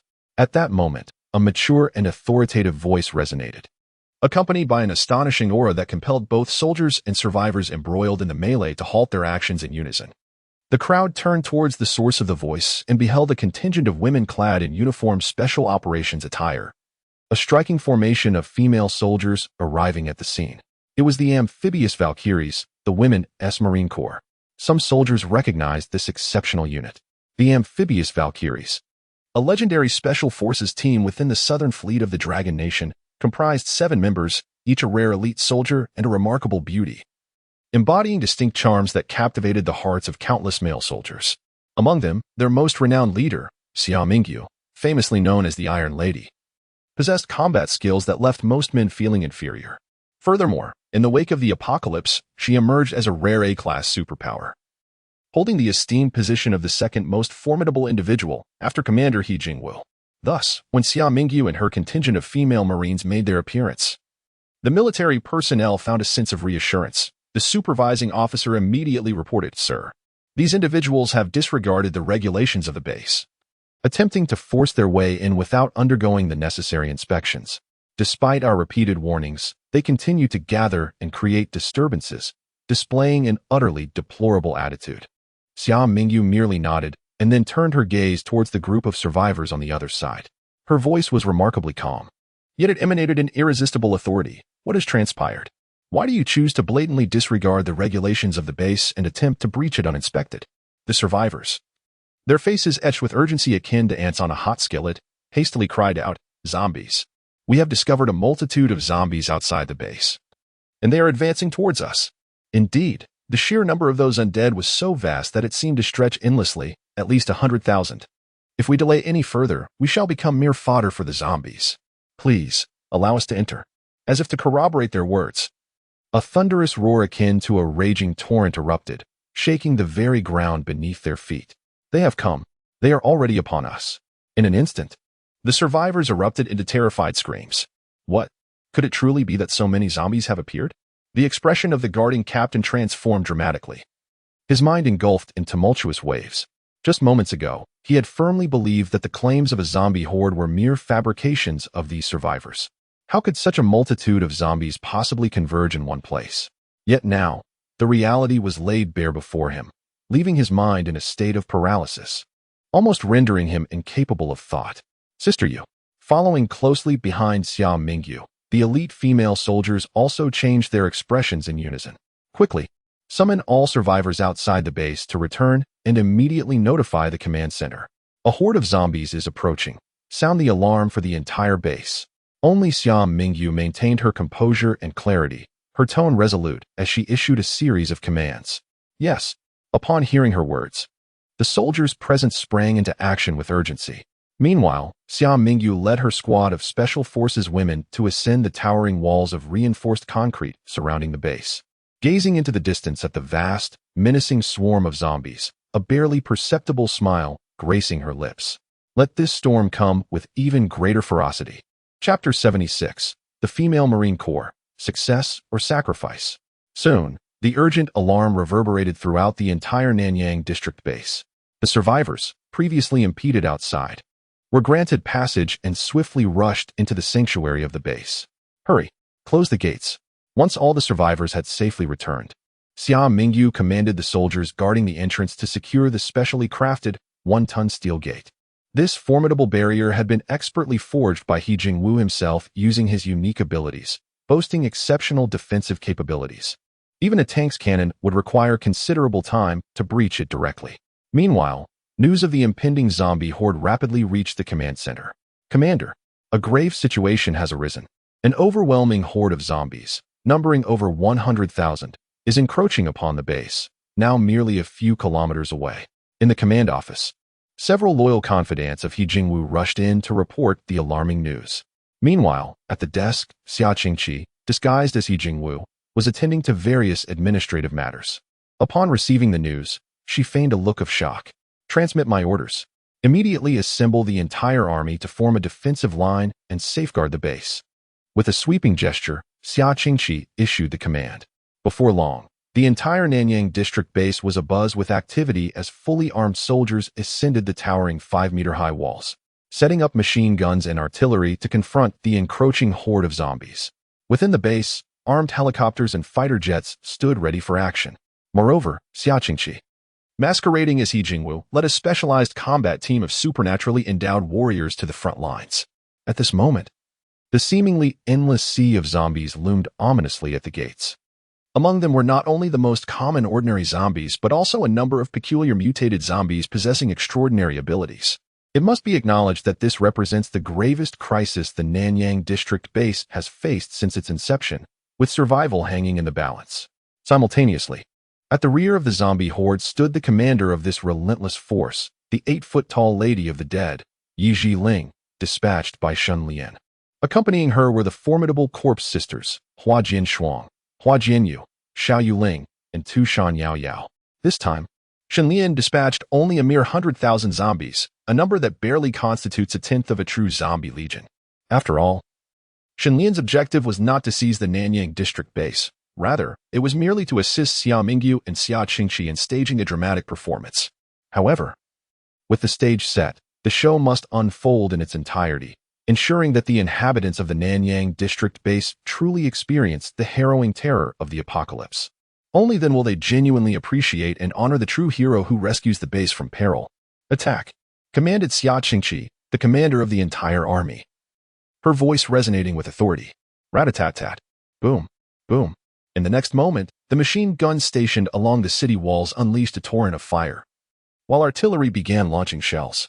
Amidst the hail of bullets, the zombies at the forefront were reduced to mere fragments, their severed limbs and organs scattered across the ground, creating a scene reminiscent of a hellish nightmare. Yet, this chaos failed to impede the relentless advance of the zombies. As the frontline zombies fell, those behind them surged forward, treading upon the fallen corpses, akin to an unending wave crashing against the walls of the base. Before long, one could observe zombies reaching the very base of the city walls. While they clearly lacked the ability to scale the walls, they demonstrated an understanding of constructing a corpse ladder. A multitude of zombies gathered on the ground, instinctively lowering their bodies. Subsequently, the zombies surging from behind stepped upon the bodies laid before them, continuing to build the next tier of their ghastly ladder. Thus, one after another, the zombies ascended, using the bodies of their fallen comrades to construct a grotesque ladder, ultimately scaling the 5-meter-high city wall. Kill. As the zombies reached the top, Xia Mingyu wasted no time and unleashed her power, manifesting 2 elongated, jagged arm bones from her palms, wielding them as lethal bone blades. With a swift motion, she severed a zombie's head, which fell lifelessly to the ground before it could even secure its footing on the wall. Engage. Following Xia Mingyu, 6 elite female soldiers, each armed and ready, plunged into the fray. Although not endowed with supernatural abilities, they were seasoned warriors, well-versed in combat through rigorous training. Among them were snipers, observers, demolitions experts, communications officers, and medics, each fulfilling their designated roles with remarkable synergy, efficiently dispatching foes and creating a stunning spectacle on the battlefield. In a previous life, these 6 Special Forces women from the Marine Corps had unwaveringly followed Xia Mingyu, serving as core members of the tribunal she established. When the tribunal was dismantled and Xia Mingyu was assassinated, they too faced the wrath of He Jingwu. Some were killed, which might have been a merciful fate, while others survived only to endure relentless torment in military camps, truly a tragic existence.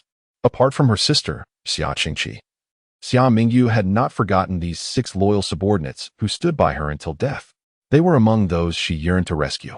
Meanwhile, Xia Qingqi, impersonating He Jingwu, orchestrated a counteroffensive with her team of supernatural combatants. Since the sacrifice of the Liu brothers, the special operations team has been left with only Xia Mingyu, an A-level superhuman, while the others are B-level or below. These superhumans may have wielded their unique abilities to dominate in everyday life, but when confronted with the relentless onslaught of countless zombies, they appear utterly insignificant and fragile. Unbeknownst to them, half a day has slipped by, and the sky has gradually darkened. The fierce battle, which has raged for hours, has reached a boiling point. The defenders atop the city walls have lost count of the number of zombies they have slain, only to witness the mounting piles of corpses that have begun to resemble small hills. Yet the tide of zombies continues to surge, seemingly endless. More and more of these undead are constructing makeshift ladders from their fallen brethren to ascend the walls, fearlessly launching themselves at the soldiers and superhumans. The casualties on the base's side are rising at an alarming rate.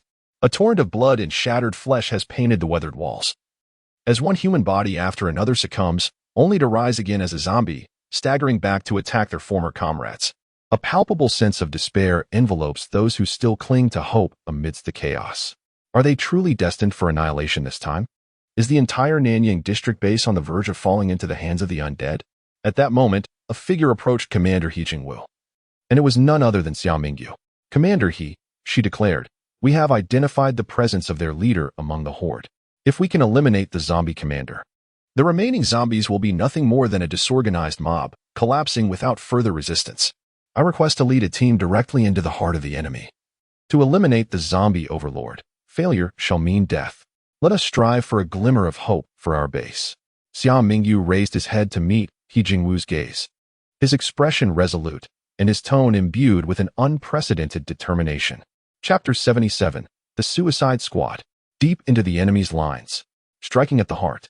Upon hearing that Xia Mingyu intended to penetrate the enemy ranks to eradicate the zombie overlord, a wave of shock swept through the officers, soldiers, and supernatural beings present. The location of the zombie overlord was undoubtedly the area with the highest concentration and most formidable level of zombies. Venturing in would surely spell doom. Xia Mingyu's audacious offer suggested he had already prepared himself for sacrifice. He Jingwu gazed deeply at Xia Mingyu, his expression seemingly stirred by this resolve, and then spoke. "Our Nanyang district base has reached a critical juncture of survival. As commander, I, He Jingwu, vow to share the fate of the base. I shall personally lead the suicide squad to the core of the enemy and eliminate the zombie overlord." Hearing He Jingwu's declaration, those present could not help but feel a shiver of inspiration. If even the supreme commander, He Jingwu, was willing to risk his life for victory, how could they settle for mere survival? In that moment, a fervent spirit ignited among the crowd, and many expressed their willingness to join the suicide squad. However, the suicide squad should not be numerous. We must strike unexpectedly, necessitating a select few of the most powerful supernatural beings to take action. Moreover, the battle here is far from over. You must all continue to hold the line and prevent any zombie from breaching the base. He Jingwu shook his head, his voice resonating powerfully. Understood. In response, the others stifled their grief and channeled their rage against the zombies below the wall. Meanwhile, He Jingwu and Xia Mingyu swiftly set off, accompanied by 6 female special forces from the Marine Corps. This was indeed a valiant and honorable squad of death-defying warriors. He Jingwu and Xia Mingyu were tasked with eliminating the zombie commander, while the special forces provided cover fire. "Commander He, Sister Yu, you can entrust your backs to us without worry. Even if it costs us our lives, we will not allow a single zombie to approach you." The words came from Yang Ling, the vice captain of the female Marine Corps. Her youthful face was adorned with dark goggles, and her smooth, raven hair was styled into dual ponytails, exuding a sense of competence and vigor. With sharp eyebrows and captivating eyes, her high nose and delicate lips presented a striking profile that blended masculine strength with feminine allure, embodying the charm of a mature woman. Even clad in full tactical gear, her figure remained long, full, and alluring.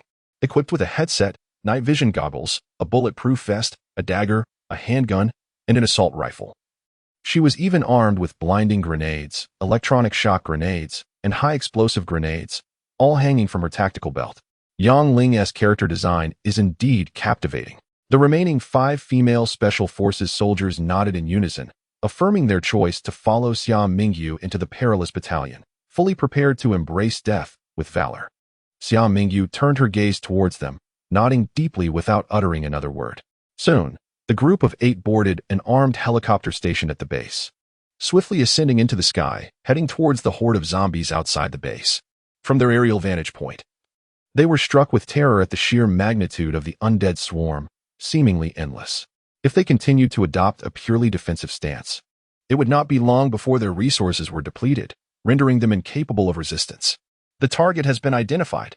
From within the helicopter, Xia Mingyu quickly focused her binoculars on the core of the zombie horde, where a particularly striking group of zombies congregated. Among them stood a remarkably voluptuous and towering woman. Her figure eerily reminiscent of a human female. Clad in a white dress, she loomed over 2.5 meters tall, exuding an inexplicable sense of intimidation. "Lower altitude for fire support," He Jingwu commanded at that moment. "Affirmative." The female Special Forces soldier piloting the helicopter, Han Lingxian, who had previously served as a communicator in the original team, responded. With her chestnut brown bobbed hair cascading around her neck and oversized round sunglasses concealing her eyes, she retained an alluring presence, even with the striking beauty of her oval face visible beneath the shades. Moreover, compared to her fully armed companions, Han Lingxuan's attire appeared notably more relaxed and spirited. Adorned only in a revealing, form-fitting crop top that accentuates her lithe waist, she embodies a wild and athletic spirit, with perfect abdominal contours prominently displayed. Her lower half is clad in snug leather hot pants that extend to the upper thighs, exuding an undeniable ferocity, while her long, toned legs radiate a unique vigor and charm, enveloped in an alluringly untamed charisma. With fervor ignited, Han Lingxian piloted the armed helicopter swiftly above the imposing figure of the 8-foot lady, the corpse princess. A 23mm cannon, affixed to the nose of the aircraft, took aim and unleashed a torrential barrage of gunfire. The relentless hail of bullets rained down, creating a terrifying metallic tempest that transformed the advancing mutated zombies into mere husks. Yet, the 8-foot lady, Yi Xiling, remained steadfast, conjuring an invisible wall of psychic energy around her, effortlessly repelling the onslaught of projectiles, leaving her unscathed. Engage. Observing the ineffectiveness of conventional ammunition against her, He Jingwu and Xia Mingyu exchanged a knowing glance before springing into action. Without hesitation, they flung open the helicopter door and leaped into the throng of ravenous, mutated zombies below. In a swift motion, Xia Mingyu sprouted jagged bones from various parts of her body, unleashing a merciless rampage as she advanced toward Yi Xiling with unrelenting ferocity. Boom! Disguised as He Jingwu, Xia Qingqi unleashed a mimicry of magnetic induction, harnessing a powerful magnetic field to attract metallic particles from the surrounding environment, suddenly forming a magnificent columnar tornado. The previous text regarding Xia Qingqi's ability to imitate has been revised. Not only can she replicate abilities of grade A and below, but she can also emulate grade S abilities, albeit with a significant reduction in potency, falling below 50 effectiveness. The rapidly spinning tornado engulfed a plethora of metallic fragments. Resembling a functioning meat grinder, its astonishing cutting force mercilessly shredding the zombies caught within into minuscule pieces, leaving only a litter of remains scattered across the ground. Meanwhile, aboard the armed helicopter, 5 Special Forces female soldiers, aside from the pilot Han Lingxian, leapt down in unison, following the lead of Xia Mingyu and He Jingwu as they charged toward the zombie leader, Yi Xiling. With each zombie that fell, the valiant team carved a bloody path, drawing closer to Yi Xiling's position. Charge!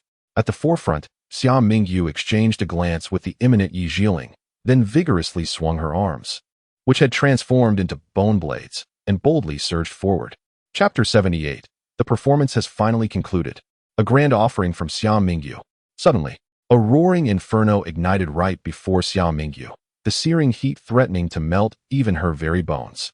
Soon after, a petite girl with pink hair emerged from the horde of mutated zombies. One hand rested confidently on her hip, while the other cradled a pulsating flame, illuminating her delicate face with a vivid blush. Accompanying this spectacle was a formidable energy aura, and from the ranks of the mutated zombies, several powerful female zombies, resembling human women, appeared. Could these female zombies be the zombie commanders? Witnessing this scene, Yang Ling and her fellow female soldiers were utterly astonished. Confronting a single zombie commander was already a daunting challenge, and now they faced an overwhelming number, leaving no room for escape. Subdue them, Yu Xiling declared with a hint of pride gracing her enchanting features. With a flourish, Hua Jinyu unleashed a torrent of flames, enveloping Xia Mingyu entirely within a blazing inferno. The flames she commanded reached temperatures comparable to that of the sun's surface. No matter how resilient Xia Mingyu's skeletal defenses were, they would inevitably succumb to melting. After only a few exchanges, Xia Mingyu was defeated, her body scorched by the intense heat.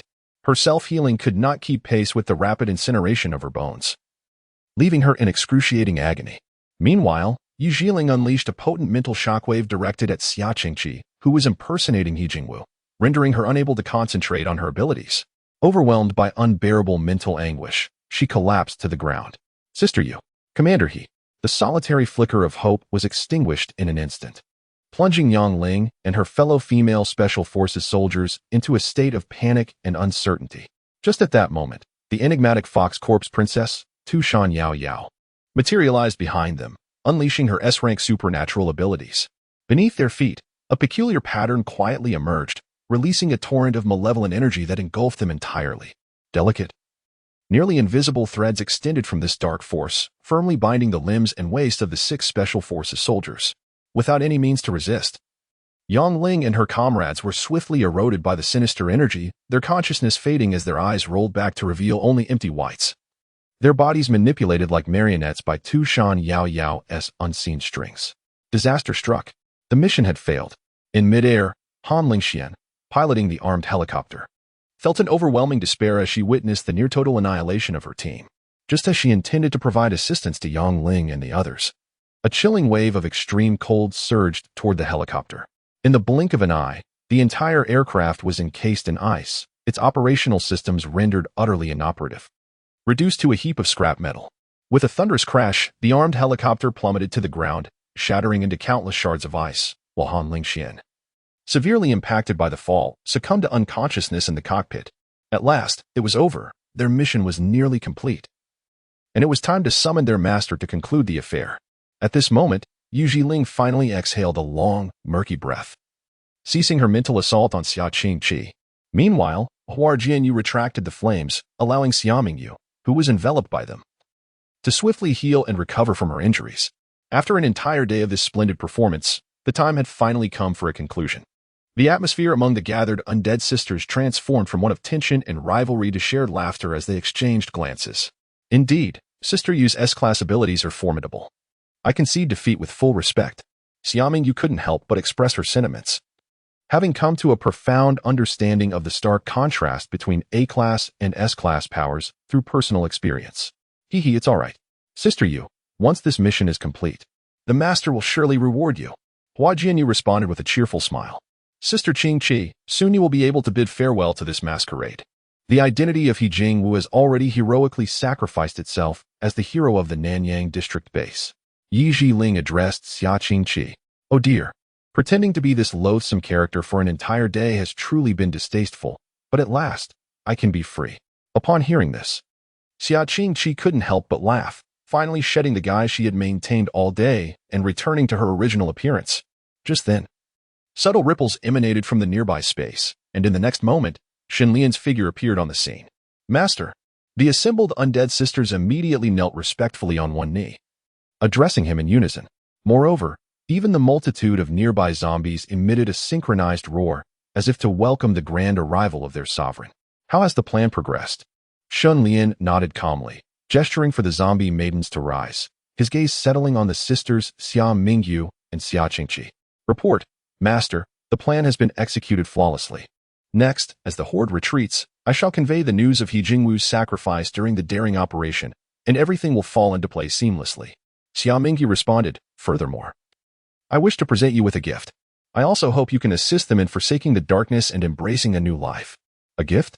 Upon hearing this, Shenlian's attention was drawn to the 6 Special Forces female soldiers, captured by Tu Shan Yao Yao and Hua Jianshuang not far away. He recognized these elite soldiers. Were they not members of the female Marine Corps led by Xia Mingyu? How intriguing. It seemed that Xia Mingyu had not only offered her own sister, but also her subordinates as well. However, this was precisely in line with Shenlian's intentions. After all, to control the vast Nanyang district base, the manpower provided by the sisters alone was insufficient. Initially, Shenlian had contemplated which zombie maidens to dispatch for support, but now he had candidates presented to him. Moreover, these soldiers already held considerable prestige and influence within the base's military ranks, making them far more suitable than other newly arrived zombie maidens. According to the system's assessment, each of these 6 Special Forces female soldiers had achieved an exceptional rating of S grade or higher. Without further ado, Shenlian promptly infected each of them with the zombie virus, utilizing evolution points to transform them into corpse princesses one by one. Chapter 79, The Transformation of Special Operations Female Soldiers into Corpse Princesses. Heroes Triumphant. Vice Squad Leader Yang Ling has been transformed into the 14th Radiant Sound Corpse Princess. Wielding Class A ability, Sonic Manipulation. She can capture and control sound waves of various wavelengths, launching ultrasonic or infrasonic attacks. Her equipment consists of an excellent quality green radiant sound bell, which can concentrate sound waves, unleashing several times their original power.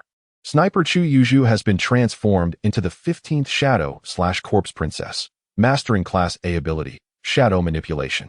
She can control her own shadow in battle, and her body can turn into a shadow to evade physical attacks. Her equipment is an excellent quality green shadow/needle, capable of immobilizing the enemy's shadow, rendering their corporeal form motionless for a brief period. Observer Zhang Ruiyun has been transformed into the 16th Hurricane Corpse Princess, commanding Class A ability, Hurricane Force. She can manipulate airflow and wind strength, unleashing hurricanes and tornadoes. Her equipment is an excellent quality green hurricane staff, which doubles the power of wind-based skills while reducing mental energy consumption. Demolitions expert Fong Yin has been transformed into the 17th Explosive Corpse Princess, possessing Class A ability, Potential Energy Conversion. She can convert the potential energy of non-living materials that come into contact with her limbs, generating unique explosive energy. The longer the contact time, the greater the explosive potential. The equipment is outfitted with exceptional green-grade explosive cards, each capable of unleashing explosive energy equivalent to no less than 1 kilogram of TNT. The communicator, Han Lingxian, has been transformed into the 18th Supercomputing Corpse Princess, wielding an A-level ability, supercomputing. Her brain has undergone mutation, endowing her with a data storage capacity and computational speed comparable to that of a supercomputer, allowing her to retain all observed information with remarkable accuracy and to simultaneously record, analyze, and process vast amounts of data while conducting probability calculations and result extrapolations. Her equipment includes a green-grade exceptional supercomputing helmet that further accelerates her brain's information processing and computational capabilities. Lastly, the military doctor, Lu Qing, has been transformed into the 19th Heavenly Poison Corpse Princess, possessing the A-level ability, Gas Manipulation. Lu Qing can generate and release a variety of lethal gases and boasts formidable resistance to toxins, rendering her immune to most deadly poisons. Her equipment consists of a green-grade exceptional heavenly poison staff, which enhances the toxicity of the gases and expands their dispersal range while reducing mental energy consumption. A total of 6 elite female soldiers, under the extensive modifications by Shun Lian, have each acquired unique and diverse abilities, transforming into formidable corpse princesses. Each individual's power possesses distinct characteristics and advantages, undoubtedly poised to become a significant asset to Shun Lian in the future. Upon completion of their transformations, Yang Ling and the other 5 elite female soldiers immediately knelt before Shun Lian, respectfully expressing their allegiance. "Rise," he commanded. "From this day forth, you shall manage the entire Nanyang district base, just as you and Qingqi do." Shun Lian gazed upon the array of strikingly beautiful Special Forces female soldiers before him, each a resplendent flower of unparalleled elegance. They retained their memories from their human lives, readily recognizing sisters Xia Mingyu and Xia Qingqi, and swiftly apprised him of the entire scheme's intricacies. Indeed, Yang Ling and her fellow Special Forces soldiers embodied a soldier's ethos, their unwavering duty being to obey orders. Thus they readily acquiesced to Shun Lian's commands without the slightest hesitation. It was time to withdraw the troops. Let this performance reach its conclusion. Observing that the moment was nigh, Shun Lian waved his hand and proclaimed, "The next phase of the plan now rests in your capable hands." "Understood," replied Xia Mingyu. Xia Qingqi and the 6 Special Forces soldiers in unison, their voices resonating with resolve. Booming sounds echoed. Meanwhile, as Shun Lian's words lingered in the air, the horde of zombies that had been relentlessly assaulting the Nanyang district base abruptly turned and began their retreat, not a single one lingering behind. What is happening? The zombies are retreating? They're truly retreating? Could it be that Commander He and General Xia's daring team have succeeded in vanquishing the zombie leader? Splendid! We have triumphed. Witnessing this scene, the defenders atop the city walls were momentarily struck dumb, taking a significant time to comprehend the unfolding victory before erupting into a jubilant chorus of celebration akin to a roaring tide. The city walls, once teetering under the weight of despair, bore witness to countless fallen soldiers and supernatural beings. Should the horde of zombies launch another offensive, it seemed inevitable that they would soon succumb to utter defeat, leading to the fall of the entire Nanyang district base. Yet, just as hope waned, a glimmer of light emerged. Against all odds, the zombie horde retreated. Those present understood that this was most likely the result of the daring efforts of Commander He Jingwu, General Xia Mingyu, and the valiant female Marine Corps, who had successfully executed a decapitation strategy, eliminating the zombie leader and thus precipitating the horde's withdrawal. The black tide of the undead surged swiftly and receded just as rapidly, and before long, the once sprawling mass of zombies gradually vanished from sight. At that moment, as the walls echoed with jubilant cheers of victory, the crowd spotted a contingent hastening towards the base. It was Commander He and General Xia returning. Keen observers quickly recognized them. "Open the gates to welcome our heroes home." With another wave of fervent shouts, the heavily battered gates, previously ravaged by the undead, creaked open once more. Soldiers, supernatural beings, and citizens who had heard the news surged forth in exuberance. However, upon encountering the valiant death squad, they were taken aback. Summer Mingyu, Yang Ling, and the others were drenched in blood, bearing various injuries, with several comrades having fainted and needing assistance to return. Most crucially, they did not see the Supreme Commander, He Jingwu, among them. Could it be? Forgive me, Commander He. In his quest to eradicate the zombie leader, he chose to sacrifice himself, perishing alongside it. In the end, we could not even find his remains. We merely discovered this solitary arm. The severely injured Xia Mingyu, upon seeing the newcomers, uttered these two harrowing sentences before collapsing to the ground, utterly exhausted and unconscious.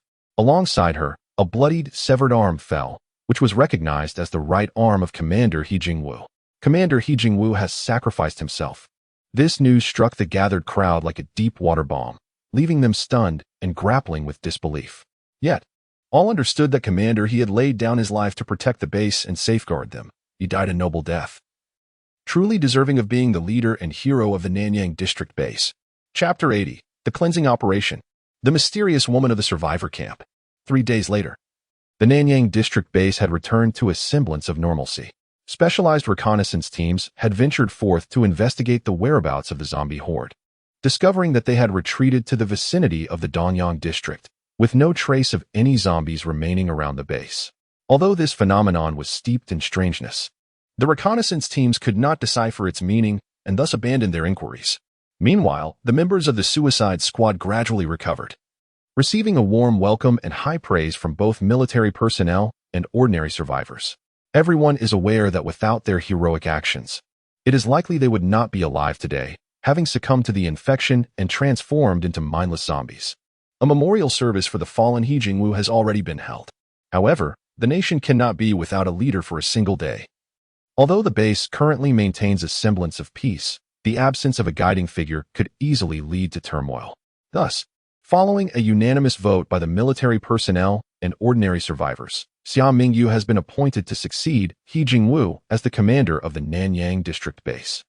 This decision stems not only from her remarkable contributions during the defense of the base, but also because she is the second most skilled individual, second only to He Jingwu. Her formidable strength is a crucial deterrent against various factions. Nevertheless, this outcome has not garnered universal approval, particularly among the former confidants of He Jingwu. The audacity of having to heed the commands of a woman is unfathomable to them. Who among them does not possess greater seniority? The perilous mission that claimed Commander He's life had little to do with her. Indeed, yet her current reputation is formidable. Thus, it would be unwise to confront her openly. However, orchestrating subtle machinations to undermine her position is entirely feasible. Let us proceed with this plan. We must make this oblivious woman understand that being a mere ornamental hero is far more suited to her. In an office, the former confidants of He Jingwu gathered, seething with indignation as they plotted. Unbeknownst to them, all that they were discussing was being heard with crystal clarity by Xianin Shiji, the vice captain of the Women's Marine Corps, who was far away in the commander's office. Her sonic manipulation ability afforded her an extraordinary gift, akin to that of the fabled eavesdropper, enabling her to capture even the faintest sounds from miles away. Captain, He Jingwu's confidants are conspiring against you in secret. Yang Ling promptly conveyed this intelligence to Xia Mingyu, who was seated in his office chair. You all know what to do. Do it discreetly and leave no trace behind. Slowly, Xia Mingyu raised his head, his gaze piercing through the 6 special operations female soldiers standing rigidly before him, a glint of lethal intent flashing in his eyes. Understood. The 6 special forces soldiers responded in unison, immediately dispersing to execute their orders. Meanwhile, a man, once an aide-de-camp to He Jingwu, had just returned to his quarters. Yet before he could switch on the light, a strange black shadow abruptly materialized before him. The figure, discernibly a tall and graceful woman, moved with sudden swiftness. In the next instant, she seized the man's neck with both hands and twisted violently, the tremendous force causing his neck to bend at a right angle, silencing him forever in an instant. After dispatching the former aide, the shadow dragged his lifeless body, seamlessly melding into the darkness, vanishing without a trace. Elsewhere, a B-class ability user, previously promoted by He Jingwu to the position of deputy leader of the ability combat team, was traversing the path ahead. Suddenly, he noticed a playing card lying on the ground ahead. The B-grade ability user approached, intrigued, and picked up the card. Bang! In the next instant, the playing card in the B-grade ability user's hand exploded violently, obliterating him into nothingness in a flash. Simultaneously, in various locations, the former confidants of He Jingwu were systematically assassinated. Some were struck by sonic waves, causing their bodies to bleed from every orifice and their internal organs to rupture. Others had their heads severed by indomitable blades of wind, dying instantly, yet others succumbed to potent toxins, their bodies breaking out in agonizing sores, leading to their excruciating demise. Such abrupt and bizarre deaths naturally drew the attention of discerning individuals within the military, who could easily surmise which faction was orchestrating these purges. Despite their suspicions regarding the so-called truth, none dared to voice their doubts. After all, if the adversary possessed the capability to eliminate these individuals, they could undoubtedly do so stealthily and without detection. For the sake of their own lives and those of their families, these astute individuals chose silence, rallying around the newly appointed commander of the base, Xia Mingyu. Thus began a new chapter for the Nanyang district base, stepping into a phase of order. As night fell, the survivor camp, home to ordinary survivors, was filled with tattered, drafty tents. Many survivors had no tents at all, resorting to sleeping on the ground with old clothes or newspapers as makeshift bedding. Within an inconspicuous tent, a disheveled survivor, clad in ragged garments and looking like a beggar, resided. The night had deepened, and the other survivors had long succumbed to slumber. Yet, one survivor remained awake, discreetly extracting a half-filled bottle of precious mineral water from her bosom, alongside a palm-sized shard of a mirror. As she scooped water onto a tissue, she meticulously groomed her hair while gazing into the mirror fragment, wiping the grime and dirt from her cheeks. Once the traces of dust were cleansed away, an exquisitely beautiful visage emerged, one that could be deemed nothing short of perfection. Her lustrous black hair cascaded down to her waist, with bangs gently gathering at the center, partially veiling her delicate, arched eyebrows. Her violet eyes sparkled with a brilliance surpassing that of gems, radiating a profound and enchanting allure. A graceful nose complemented her full, sensuous lips, which glistened with an enticing sheen. Her flawless features exuded an enigmatic grandeur, coalescing into an intoxicating aura of divine beauty. Subsequently, she shed her voluminous coat that had concealed her form, donning a clean and tailored black sheer gown that clung to her curves with a tantalizing transparency. The delicate fabric accentuated her alluring silhouette, imbued with an indescribable magnetism while subtly exuding an air of inscrutable mystery, captivating all who beheld her and ensnaring them in a trance. It was truly unimaginable that within the squalor of a survivor camp, such a breathtaking and otherworldly woman could exist. In a post-apocalyptic environment, a beautiful woman typically faces one of two fates. Either she possesses formidable abilities that enable her to protect herself, deterring others from coveting her, or she must submit to the powerful for her own safety, lest she confront boundless evil and darkness. However, the woman before us has skillfully deceived nearly everyone with her disguise, managing to evade attention. A truly astonishing feat. Chapter 81. The Enchantress of Nightmares, Lu Weiyang. Summoning Dark Elves. After undergoing a complete transformation, the woman gently waved her hand, causing the space within the tent to ripple mysteriously. Had Shun Lian been present, he would have felt that the space within this tent had been completely isolated. Even Yang Ling, who possessed A-level sound wave manipulation abilities, could not hear any sounds from within the tent, as the two realms were no longer in the same spatial continuum. However, an understanding of spatial isolation does not imply that the woman possesses SS-level spatial powers akin to Shun Lian's. Many other abilities touch upon dimensional and spatial techniques. Yet when it comes to more advanced maneuvers such as spatial leaps, cuts, and compressions, they fall short. It is truly unexpected that this base has been entirely usurped, now under the control of a group of female zombies. How intriguing. How very intriguing. It is a pity that those foolish souls remain utterly oblivious to it. The death of He Jingwu and the inexplicable retreat of the zombie horde both hint at something peculiar. Perhaps this elaborate performance is a carefully orchestrated act by the female zombies themselves. Yet, who exactly orchestrates all of this from behind the scenes? Could it be the true master of those soulless beings in Nanyang district? Is the adversary a zombie commander or perhaps a zombie king? Once the space was completely isolated, the woman seemed to relax, a smile curling at her lips as she emitted a series of melodious, bell-like tones, her face adorned with a faintly enchanting smile. Lost in her own swirling thoughts, should her musings be revealed, they would undoubtedly stir a tempest within the entire Nanyang district base, leaving individuals like Xia Mingyu utterly astounded. for her conjectured outcome bears a striking resemblance to the underlying truth. Well then, this only renders the situation all the more intriguing. Even the so-called zombie king is merely a slightly more robust ant in the presence of the magnificent spider goddess, Lady Rose. Suddenly, the woman let out a cold laugh, her expression becoming particularly reverent when mentioning the spider goddess, as if in a state of pilgrimage. The spider goddess, Lady Rose, is one of the demon lords hailing from the abyssal depths, reigning supreme in the abyss of hell, and is the queen of the dark elf race. Her appearance is a marvel of peculiarities. At times, she manifests as a stunning dark elf with silvery hair and deep purple skin. At other times, she takes the form of a colossal black spider, and occasionally, she embodies a fusion of both, with the upper half resembling a dark elf and the lower half resembling a black spider. The doctrine of the Spider Queen, Lolth, embodies chaos, malevolence, destruction, and deceit. Not only does she impose a savage and tyrannical rule over her dark elven kin, but she also disseminates this calamity through her devoted priests. It is evident that this woman is a chosen human priestess of Lolth, serving as her voice and spreading her teachings among humanity. She is none other than Lu Mayan, an S-class Esper previously known as the Lord of Nightmares, possessing the formidable ability of interdimensional summoning. She can briefly communicate with other realms and summon powerful beings from beyond to manifest on Blue Star. To propagate the doctrine of the Spider Queen, Lu Mayan clandestinely established the cult of nightmares, tirelessly gathering followers and transforming the tenets of her faith into practice, bringing forth true calamity, chaos, and suffering into the world. The moment has arrived. It is time to commence the summoning. Lu Mayan inhaled deeply, closed her eyes, and began to chant the incantation, Spirits of the Endless Abyss. I grant you the right to burn once more. With the utterance of the spell, a dimensional rift abruptly tore open within the confines of the modest tent, and from it emerged a graceful and enchanting figure, with silver-white hair, deep purple skin, and a pair of pointed elven ears.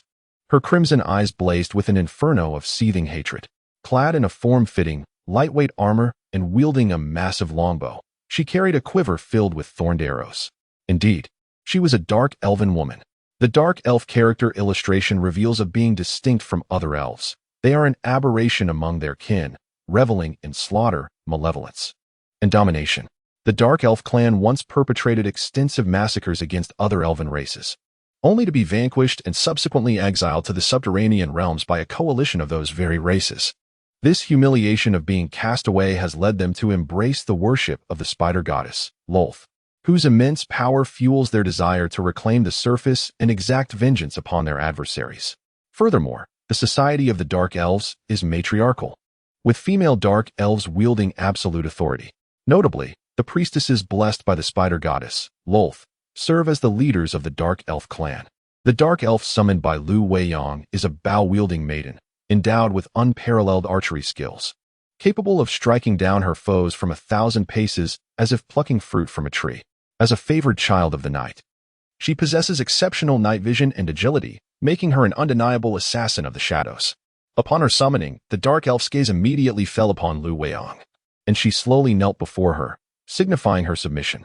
This act of fealty was not solely due to Lu Weiyang being her summoner, bound by the laws of summoning to obey her commands, but also because she sensed the presence of the spider goddess, Lolth, emanating from Lu Weiyang. As a priestess chosen by Lolth, Lu Weiyang's status is far more exalted than her own, warranting the utmost respect even from the leaders of the Dark Elf clan. Your task is to investigate and eliminate a target. Lu Weiyang gazed at the Dark Elf before her and spoke with a cold demeanor. Her name is Xia Qingqi, and this is her photograph. She is merely an ordinary person who has remained absent throughout this incident, her whereabouts unknown. However, her sister, Xia Mingyu, has transformed into a genuine zombie and has likely allied herself with the zombie king of Dongyang district. Therefore, the true identity of Xia Qingqi remains a matter of investigation. I require your assistance in uncovering her real identity and subsequently eliminating her. Once she is dispatched, not only will her sister, Xia Mingyu, be affected, but the true mastermind behind their actions will likely be compelled to reveal themselves. I am eager to discern the nature of this entity and the extent of their capabilities in orchestrating such a grand scheme. Chapter 82, The Celebration Banquet. The Evolutionary Transformation of the Xia Sisters. Meanwhile, that evening, in a standalone villa located in the core area of the Nanyang district base. This place, Once a private residence exclusively enjoyed by He Jingwu and his confidants, has now changed ownership. Xia Mingyu, Xia Qingqi, and 6 elite female soldiers from the Marine Corps gathered here, patiently awaiting developments. For tonight, Shen Lian has promised to lead the zombie brides in a celebration banquet honoring the successful acquisition of the Nanyang district base. At last, as the appointed hour approached, Xia Mingyu and the others observed the space before them ripple with undulating waves. In the next moment, Shen Lian and more than 10 zombie brides materialized in the villa's living room, including Su Yingxue, who is currently preparing for pregnancy, Lilith, Su Monrong, and the ever-present insect queen, Morgana, who resides in the personal insect nest, all have gathered together. This marks the first occasion in a long time that all of Shen Lian's undead companions have assembled in unison, counting Shen Lian himself. There are a total of 20 individuals. To shield themselves from external disturbances, Shen Lian nonchalantly waved his hand, transforming an entire villa into a secluded sanctuary. Thus, the celebration commenced. On the dining table, an array of exquisite dishes, rich in aroma and flavor, soon adorned the surface, all of which were, without exception, meat-based. Braised chicken wings, twice-cooked pork, sauce-roasted duck legs, 5-spice lamb, and chopped chili fish heads. A veritable feast of meaty delicacies awaited. Each ornate goblet brimmed with freshly squeezed blood, bearing a striking resemblance to fine red wine, exuding an air of elegance. "Come, let us raise our glasses," Shen Lian proclaimed. Rising to his feet, lifting his goblet high. "Cheers." The 19 undead companions seated around the table also stood, clinking their glasses together before downing the fresh blood within. Observing the lively camaraderie among the enchanting undead women, a long-lost smile of contentment graced Shen Lian's face. In his eyes, these undead were not mere instruments of battle, but rather his true beloved wives, his genuine family.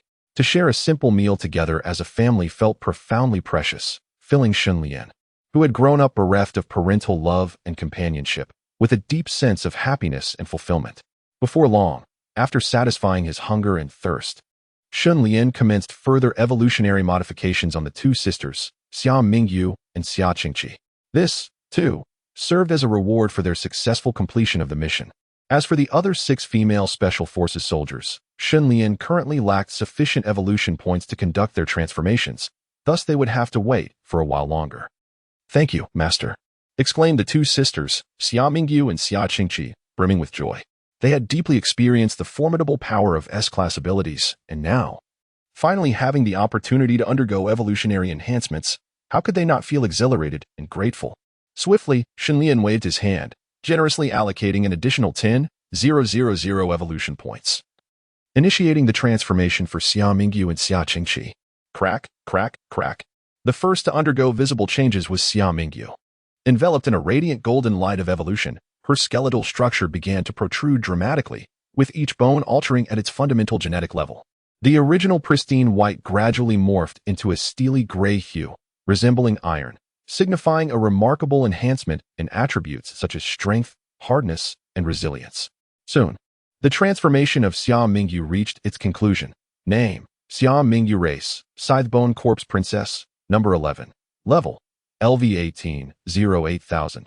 Attributes: Strength 257, Constitution 260, Agility 264. Spirit 235. Abilities: Corpse Poison Infection, Steel Bone Manipulation, S-rank ability, an advanced version of bone manipulation, transforming all bones into steel alloy, significantly enhancing strength, hardness, and rigidity, allowing for unrestricted manipulation, rapid regeneration, A-rank ability, equipment, alloy claw blade, blue quality equipment, steel bone manipulation. This latest evolution has transformed every bone in Xia Mingyu's body into an indomitable steel alloy, as solid as a fortress, unbreakable. Meanwhile, the transformation of Xia Qingqi has also been completed.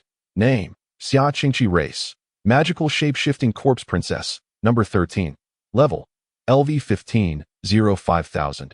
Attributes: Strength 187, Constitution 189, Agility 195. Spirit 350. Abilities: Corpse Poison Infection, Shape-Shifting Magic, A-rank ability, Ability Duplication, S-rank ability, an upgraded version of Ability Imitation, capable of directly copying the abilities of targets within a certain range, exerting 50 to 80 of the original ability's power, with the potential for long-term retention. The higher the level of the imitated ability, the lower the control over it. Up to 5 different abilities can be copied at once. Equipment. Cloak of Transformation, blue excellent grade equipment. Ability Duplication. Following her evolution, Xia Qingqi has attained the S-level ability of duplication. Free from the constraints of momentary imitation, allowing her to retain abilities for an extended duration. This means she can preserve a maximum of 5 distinct powers. Although she can only harness 50 to 80 of their potential, the accumulation of such abilities could lead to a qualitative transformation. Once Xia Qingqi successfully retains 5 S-level abilities, her combat prowess will be immeasurable. Well then, the celebration tonight is drawing to a close. We shall reconvene at another time. The night has grown deep. And with Xia Mingyu and Xia Qingqi having successfully undergone their evolution and transformation, Xunlian decided it was time to return. Who goes there? At that moment, Xunlian keenly sensed a concealed figure lurking outside the villa, seemingly harboring ill intentions. His spatial barrier had completely isolated the villa from the outside world, preventing any unauthorized intrusion or observation of the interior. However, Xunlian could still perceive the external environment from within. Is that a dark elf? As Xunlian probed with his mental energy, he was astonished to discover that the lurking figure was neither human nor zombie, but rather a dark elf emerging from the abyss. Name: Dark Elf. Race: Elf. Level: LV20. Attributes: Strength 165, Constitution 160, Agility 182, Spirit 150. Abilities: Dark Curse, A-level ability. Mastery of a unique Dark Curse, greatly enhancing combat prowess in nocturnal environments. Archery Proficiency, B-level ability, an innate command of exquisite archery skills in the Nanyang district base. A dark elf lurks in secrecy. What is her purpose for remaining hidden here? Is she plotting against the Xia sisters residing within the villa? Dark elves are far from benevolent, and Xunlian is uncertain whether this base harbors only this solitary dark elf or if an entire clan has infiltrated. Clearly, the situation at the Nanyang district base is more intricate than initially presumed. Intruding upon my domain, I am curious to discover the source of your audacity. In an instant, Xunlian's gaze transformed into a frigid stare as he waved his hand to dissolve the spatial barrier surrounding the villa. In the next moment, his form flickered, and he effortlessly traversed the space, appearing stealthily behind the Dark Elf. Chapter 83, Dark Elf Unica. An absolute power to subdue. Half an hour prior. Following her master Lu Weiyang's orders, the Dark Elf Unica swiftly commenced her mission. She glided through the night, her formidable ability to conceal herself rendering the patrolling soldiers within the base utterly oblivious to her presence, allowing her to penetrate effortlessly into the innermost sanctum. Before her stood the villa where the Xia sisters currently resided. However, just as Unica intended to infiltrate and search for her target, Xia Qingqi, she discovered that the entire villa seemed to be ensnared by some spatial barrier, rendering her unable to gain entry. This revelation left Unica utterly astonished. The individual capable of crafting such a formidable spatial restriction must possess extraordinary abilities. Should she recklessly expose herself, not only might she fail her assassination mission, but she could also jeopardize her very life. Thus, Unica unhesitatingly chose to retreat, planning to return the following evening for further investigation. A friend from the abyss, having arrived. Why not take a moment to enter? Yet, at that moment, a chilling and haunting voice echoed unexpectedly behind Unica. Who goes there? At the instant she heard the voice, Unica trembled violently, a chill running down her spine, and she swiftly leapt back to gain distance. Her gaze filled with suspicion as she turned towards the shadowy figure that had appeared behind her. When did this person come to be behind me? I was completely unaware. I am, without a doubt, the person you seek. Xunlian slowly emerged from the darkness, revealing a cold, sinister visage. A zombie. You are the zombie king behind Xia Mingyu. Unica, hailing from the depths of the abyss, was all too familiar with the unique aura of zombies. Coupled with Xunlian's evident intelligence, it was highly likely that he was the elusive mastermind that her master, Lu Weiyang, sought. Indeed, that is correct. Xunlian was not particularly surprised. The disguises employed by Xia Mingyu and her companions might deceive humans, but they would not fool these otherworldly beings, who were intimately familiar with zombies. It was likely that they had already seen through the true identities of Xia Mingyu and her allies, easily deducing that there was a genuine mastermind orchestrating everything behind the scenes. Upon witnessing the other party candidly acknowledge their identity, Unica exhibited a trace of astonishment. I did not anticipate that the mastermind sought by my master would reveal themselves so promptly. Speak, Who granted you the audacity to trespass into my domain? At that moment, a chilling coldness flickered in Shun Lian's gaze, almost transforming into a palpable oppressive aura that swept toward Yunica, rendering her breathless and pressing her body to the brink of collapse, compelling her to prostrate herself before him. Having undergone a period of subjugating the corpse princesses and engaging in dual cultivation, Shun Lian's level had already surpassed 30, with all 4 of his attribute values reaching 4 digits. Coupled with his mastery of numerous formidable abilities, he possessed the strength to contend even against those of levels 40 and 50. The dark elf before him, however, was merely at level 20, a mere insect that he could crush at will. I apologize. Please forgive my imprudence. Noble king of corpses, I have come solely in obedience to my master's command.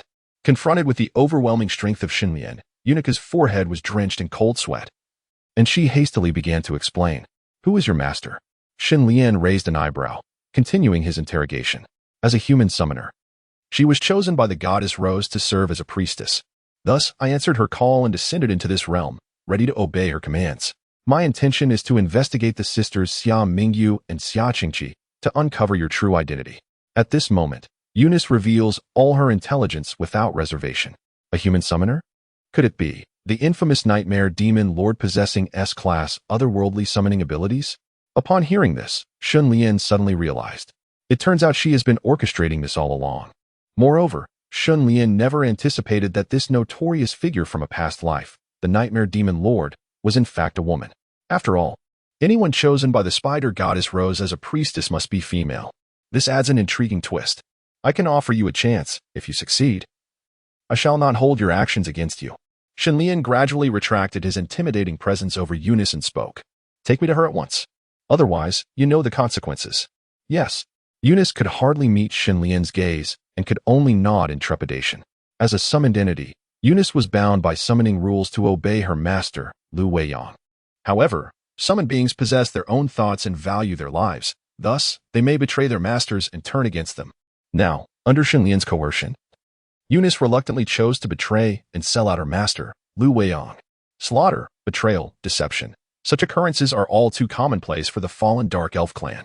Thus, Unica bore little psychological burden as she promptly led Xinlian ahead.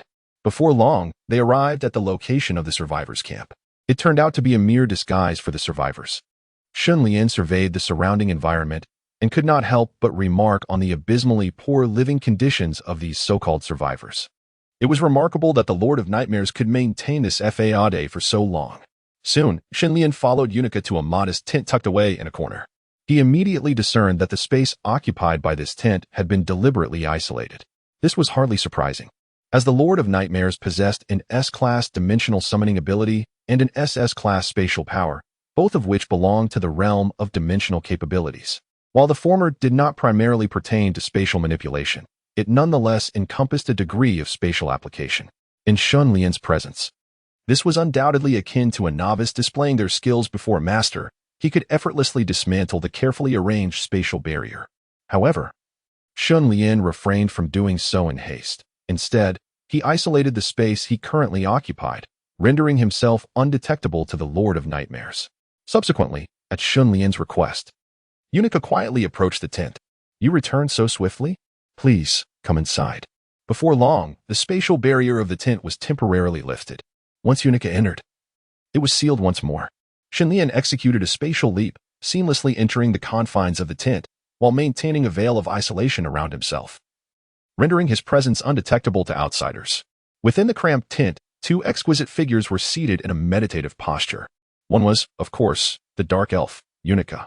The other was a strikingly beautiful woman clad in a flowing black gown, her alluring features accentuated by the flickering candlelight that danced upon her delicate cheeks. Her elongated, captivating eyes glimmered with a dark purple enchantment, giving her an ethereal, elusive demeanor, imbued with a languid and enticing allure. Undeniably, this woman was the notorious demon lord of Nightmare from a past life. Chapter 84, SSS Evaluation Level. Arachnid Drow.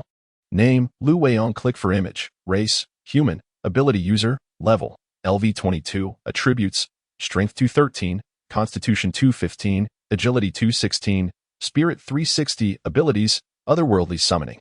S-Class Ability, briefly opens a dimensional tunnel to communicate with otherworldly realms and summon creatures from those dimensions as combat allies. Blessing of the Spider Goddess, Rose, S-Class ability. As a priest blessed personally by the Spider Goddess Rose, endowed with the power to wield dark curses and communicate with the followers of Rose. Ding. The system has automatically detected that the score has reached the SSS level. Name, Lu Weiyong. Age, 34 years. Attractiveness, 95-100. Physique, 96-100. Favorability, 0-100. Target is not a zombie. Unaffected by the aura of the undead. Evaluation level, SSS level. The evaluation level is unexpectedly SSS. When Shun Lian beheld this data, a look of astonishment crossed his face.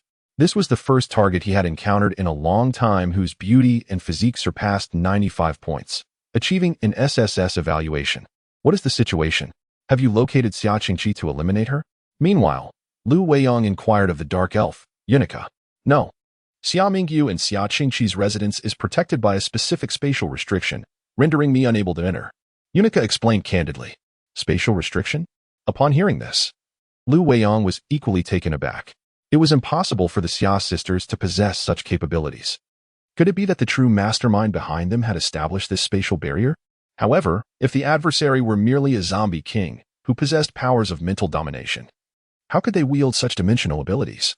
If it cannot be done tonight, then we shall persist until tomorrow night. We must swiftly uncover the true identity of this individual, lest they pose a significant threat to our future plans. Lu Weiyong furrowed her brow, instructing Yunica. Oh, is that so? I am all ears and eager to learn what plans you have in store next. Almost as soon as Lu Weiyong's words fell, an unfamiliar and abrupt voice resonated from behind her. WH. Who is it? Lu Weiyong gasped in shock, her face paling in an instant. Upon turning around, she discovered a hazy figure seated behind her, wearing a benevolent and curious smile. What could be more terrifying than realizing that someone had been watching her all along? Why this question again? Did you not just express your desire to unmask my true identity? Well, here I am, ready for your scrutiny. Shun Lian observed Lu Weiyong with a leisurely demeanor, his voice laced with playful mockery. What? You are? It was only at this moment that Lu Weiyong abruptly grasped that the individual before her was none other than the mastermind behind the Xia sisters. When did he arrive here? How did he find her? She had established spatial restrictions outside the tent. Without her permission, no one could possibly enter. Are you curious about my presence here? Shun Lian seemed to see through Lu Weiyong's thoughts, responding with a smile. I owe it all to your summoning beast. She personally brought me here. Moreover, the spatial restrictions you set up outside the tent are mere child's play. The true power of space is boundless. You have only scratched the surface. It was Yunica.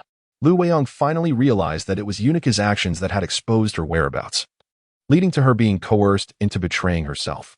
Indeed, the Dark Elves are as treacherous as the legends depict, utterly devoid of allegiance and duplicitous. Your name is Lu Weiyong, is it not? Possessing an S-Class ability to summon from other realms, you are the one orchestrating the so-called nightmare cult amidst ordinary survivors, are you not? If my conjecture holds true, you harbor another concealed identity, that of a priest blessed by the Spider Goddess, Rose. Is it your ambition to summon the formidable Spider Goddess, Rose, to this realm? TSK. What an audacious scheme indeed. Shun Lian's piercing gaze seemed to penetrate Lu Weiyong's very being, addressing her word by word. Lu Weiyong clenched her silver teeth, her expression one of astonishment. She never anticipated that her meticulously concealed identity had been unmasked. Who, exactly, is this formidable individual? Merely by the aura he exudes, the sense of oppression he instills is akin to a towering mountain. If your plans were to succeed, not only would the Nanyang district base be in peril, but the entire city of Yong, the province of Nanyang. No, it is likely that the whole of Long Nation would suffer the consequences. Shun Lian's gaze gradually turned frigid. In his past life, he had been unaware that the nightmare cult leader was, in fact, a human priest favored by the Spider Goddess, Rose. What caliber of being is the Spider Goddess, Rose? She is comparable to the princes of the vampire clan. Her level surpasses 100, elevating her to the status of a deity. If she were truly to descend upon this realm, a mere finger could easily crush the current Shun Lian. Indeed, the existence of such deities is inevitably constrained by the laws of dimension, rendering the effortless transcendence across realms impossible. During the decade of his previous life, Shun Lian had yet to encounter a being of such caliber. The illustrious Majesty Rose shall undoubtedly illuminate this land with divine radiance. Even if you were to slay me, this truth cannot be averted. At this moment, Lu Weiyang regained her composure, having unraveled some hidden constraint, and suddenly unleashed a profound and formidable dark power from within. Allow me to demonstrate once more the true strength bestowed upon me by His Majesty Rose. As her words resonated, her body underwent a peculiar and dramatic transformation. Her lower half, below the waist, morphed into a colossal black spider abdomen, comparable to the size of a small car, extending 8 legs exceeding 3 meters in length, sharp and spear-like. Meanwhile, her upper body retained its humanoid form, albeit with hair now transformed into a silvery hue and skin adopting a deep purple tone, resembling a dark elf. This is the spider transformation of the dark elf. Upon witnessing Lu Weiyang's metamorphosis, Shen Lian could not help but display a semblance of astonishment. The spider transformation of the dark elf is a war weapon crafted by the spider goddess Rose, its form mimicking her own essence, the upper half resembling a dark elf and the lower half a black spider. The term dark elf serves as an alternate designation for these beings. It is said that Rose frequently summons the elite warriors of the celestial clan within the dark elf lineage to pay their respects and test their loyalty. Should one successfully pass the assessment, they would be bestowed with divine blessings and chosen as a priest or pastor among their kin. However, failure to meet the requirements would lead to Rose transforming the unsuccessful candidates into spider-like drow through dark sorcery, rendering them as her most loyal instruments of war. Shen Lian never anticipated that Lu Weiyang could metamorphose into such a creature. Observing her attributes now, it was evident that her 4-dimensional stats had more than doubled. Her combat prowess truly formidable. Chapter 85, The Unstoppable Force of Spatial Power. The Devil, Shen Lian. The confines of the small tent were no longer sufficient to contain Lu Weiyang, who had transformed into a spider drow. The spatial barriers shattered under the strain. A piercing, hoarse shriek erupted from Lu Weiyang, resonating throughout the survivor camp. In an instant, the ordinary survivors within their tents were jolted awake. Upon emerging, they were met with the sight of a colossal half-human, half-spider monstrosity nearby, sending them into a frenzied panic and flight. Chaos engulfed the entire survivor camp. Spatial isolation. At that moment, Shen Lian finally took action, isolating the space occupied by himself and Lu Weiyang to prevent the aftermath of their battle from endangering the survivor camp. While he held little concern for the lives of these ordinary survivors, he was reluctant to incur unnecessary losses, especially with the Nanyang district base having only just stabilized. Spatial power? You possess such formidable spatial abilities? When Lu Weiyang witnessed Shen Lian casually unleashing his power to create such a formidable and expansive barrier, her expression instantly transformed into one of astonishment. Both of their abilities could be classified under the same category, dimensional powers, yet the magnitude of the strength wielded by Shen Lian far surpassed hers by countless degrees. I have long asserted that the spatial energy you have encountered is merely the surface of its true essence. This evening, I find myself in a rare mood, and I shall indulge you in a little game, allowing you a glimpse of genuine SS-level spatial prowess. Even as Lu Weiyang morphed into a grotesque and terrifying arachnid form, Shen Lian remained utterly composed, devoid of any sign of panic. Hiss. Die. Lu Weiyang quickly snapped back from her shock, now that her identity had been unveiled. Her only chance of survival lay in killing Shen Lian. In the next moment, she propelled herself forward with her 8 spider legs, moving with the swiftness of the wind. Her eyes ablaze with a crimson fury, as if she longed to devour him whole. Spatial leap. Yet, Shen Lian remained steadfast in his position, motionless. And just as Lu Weiyang's 8 spider legs morphed into signs of death poised to strike, his figure vanished in an instant. Damn it! With her attack missing its mark, Lu Weiyang cursed vehemently, scanning her surroundings but failing to locate Shen Lian. It was only when she turned her head that she realized he had appeared at the spot where she had just stood. If you can touch even a strand of my hair, I shall grant you safe passage from this place. What say you? Shen Lian stood with his arms crossed, a smirk playing on his lips as he gazed at Lu Weiyang, embodying a demeanor of playful mockery. Hiss, hiss. Lu Weiyang, seething with anger and humiliation, pivoted once more, lunging furiously toward Shen Lian. Yet, each time her strike seemed poised to make contact, his figure would vanish in an instant, reappearing unscathed behind her. Despite Lu Weiyang's frantic and hysterical attempts, it proved true what Shen Lian had said. She could not even graze a single strand of his hair. Entirely toyed with at his whim. Suddenly, Lu Weiyang opened her mouth and unleashed a torrent of green venom into the sky, which cascaded down like a rain of poison, enveloping an area of several hundred meters. However, Such a widespread assault was in vain, as Xinlian had already appeared outside the reach of the toxic downpour, leaving Lu Weiyang utterly powerless to counter him. Having played long enough, it was time to conclude this farce. At last, Xinlian ceased his evasive maneuvers and slowly extended a hand. With a swift motion, he merely waved his arm, and Lu Weiyang felt an agonizing, tearing pain coursing through her body. Looking down, she was horrified to discover that her left 4 spider legs had been neatly severed in 2. With a resounding crash, Lu Weiyang's massive spider form faltered and collapsed to the ground. In a swift motion, Xinlian waved his other arm, causing her right 4 spider legs to meet the same fate, sliced cleanly in half.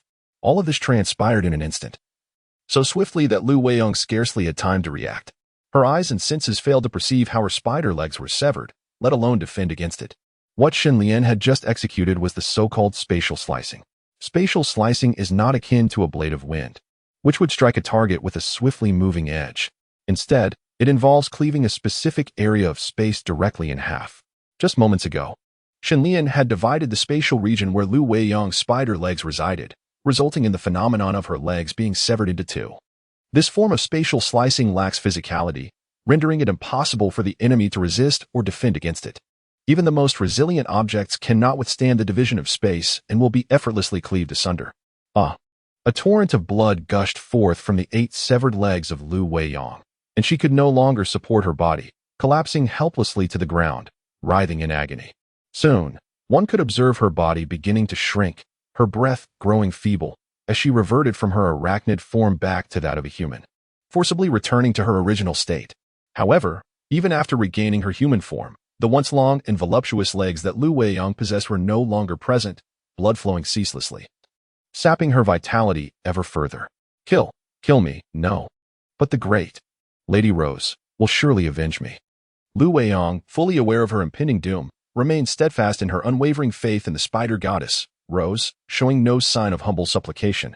Her heart resolutely set on death. Very well, I shall grant your wish. Xinlian slowly approached Lu Weiyang, his razor-sharp claws extending like a spring-loaded blade. And with a swift motion, he struck down, tearing through her skin. The zombie virus swiftly infiltrated Lu Weiyang's body through the wound, causing her cells to undergo a horrific mutation. You. Lu Weiyang immediately felt the invasive zombie virus wreaking havoc within her, and her alluring violet eyes widened in fury as she glared at Xinlian. To kill you would be a waste. I shall transform you into my corpse bride. Erase your memories, and from this moment forth, you will utterly forsake your faith in the spider goddess, Rose, becoming my possession. Xinlian looked down from above at Lu Weiyang, who lay crumpled on the ground, his words dripping with devilish cruelty. Chapter 86, The Phantom of Goddess Rose? The 20th Nightmare Corpse Bride. Such a rare and precious SSS-rated target was not one to be overlooked by Xinlian. He chuckled darkly. Lu Weiyang seemed to wish to say something more, but the zombie virus had entirely overtaken her mind, rendering her a mindless zombie devoid of self-awareness. From now on, you shall be my 20th corpse bride. Xinlian slowly extended his hand, pressing it gently upon Lu Weiyang's head. A notification chimed. Do you wish to designate Lu Weiyang as the 20th corpse princess, requiring an expenditure of 5,000 evolution points for immediate transformation? This corpse princess, rated at an SSS level, necessitated the substantial cost of 5,000 evolution points for her modification. Soon, Lu Weiyang's previously maimed form, having lost her legs and marred by countless wounds, began to regenerate swiftly, flesh and bone reconstituting as if returning to its original state. An even more potent and sinister aura of dark allure erupted from within her. However, at that moment, Xinlian inexplicably sensed a formidable pressure emanating from Lu Weiyang, which instilled a slight sense of unease within him. Suddenly, a vague silhouette began to materialize above Lu Weiyang's head. As the apparition gradually became clearer, its outline revealed a creature with the upper body of a dark elf and the lower body of a black spider. Xinlian could not discern its features clearly, as it appeared to possess countless indistinct elven faces simultaneously, or perhaps only one elven visage that continually morphed, rendering it impossible to identify. Was this the spider Kendrao? No. This was likely one of the demon lords from the abyssal depths, the spider goddess, Rose. It is worth noting that the name had been incorrectly rendered previously. It should be Rose rather than Ross. Of course, this was not the true form of the spider goddess, but merely a shadow of her essence. Yet, Even this mere apparition was capable of exerting such immense pressure on Shen Lian, hinting that her true power was beyond comprehension. As a blessed pastor, it was evident that Lu Weiyang bore a mental imprint sewn within her by the spider goddess, Rose. This imprint encapsulated a fragment of Rose's divine essence, enabling her to surveil Lu Weiyang across dimensions to a certain extent. Furthermore, when Lu Weiyang's life force waned, Rose would be acutely aware of it. Hiss. At that moment, the spider goddess Rose sensed the depletion of Lu Weiyang's vitality, recognizing the loss of a portion of her faith's power. Consequently, she activated the concealed mental imprint, projecting her ethereal semblance. Instantly, she discerned the presence of Shen Lian, and to her astonishment, he was but a mere zombie, a wretched, lowly creature from the abyss of the undead, akin to an ant. Even the so-called zombie king appeared to Rose as merely a slightly sturdier insect. Yet, she could hardly fathom that such a trivial undead could slay the human pastor she had appointed. It was truly a path to self-destruction. Hiss. The ever-changing visage of Rose's ethereal form abruptly morphed into a terrifying spider countenance, unleashing a piercing shriek that echoed in Shen Lian's ears. You pathetic jester dare to bellow before me. Get out. However, Shen Lian remained undaunted.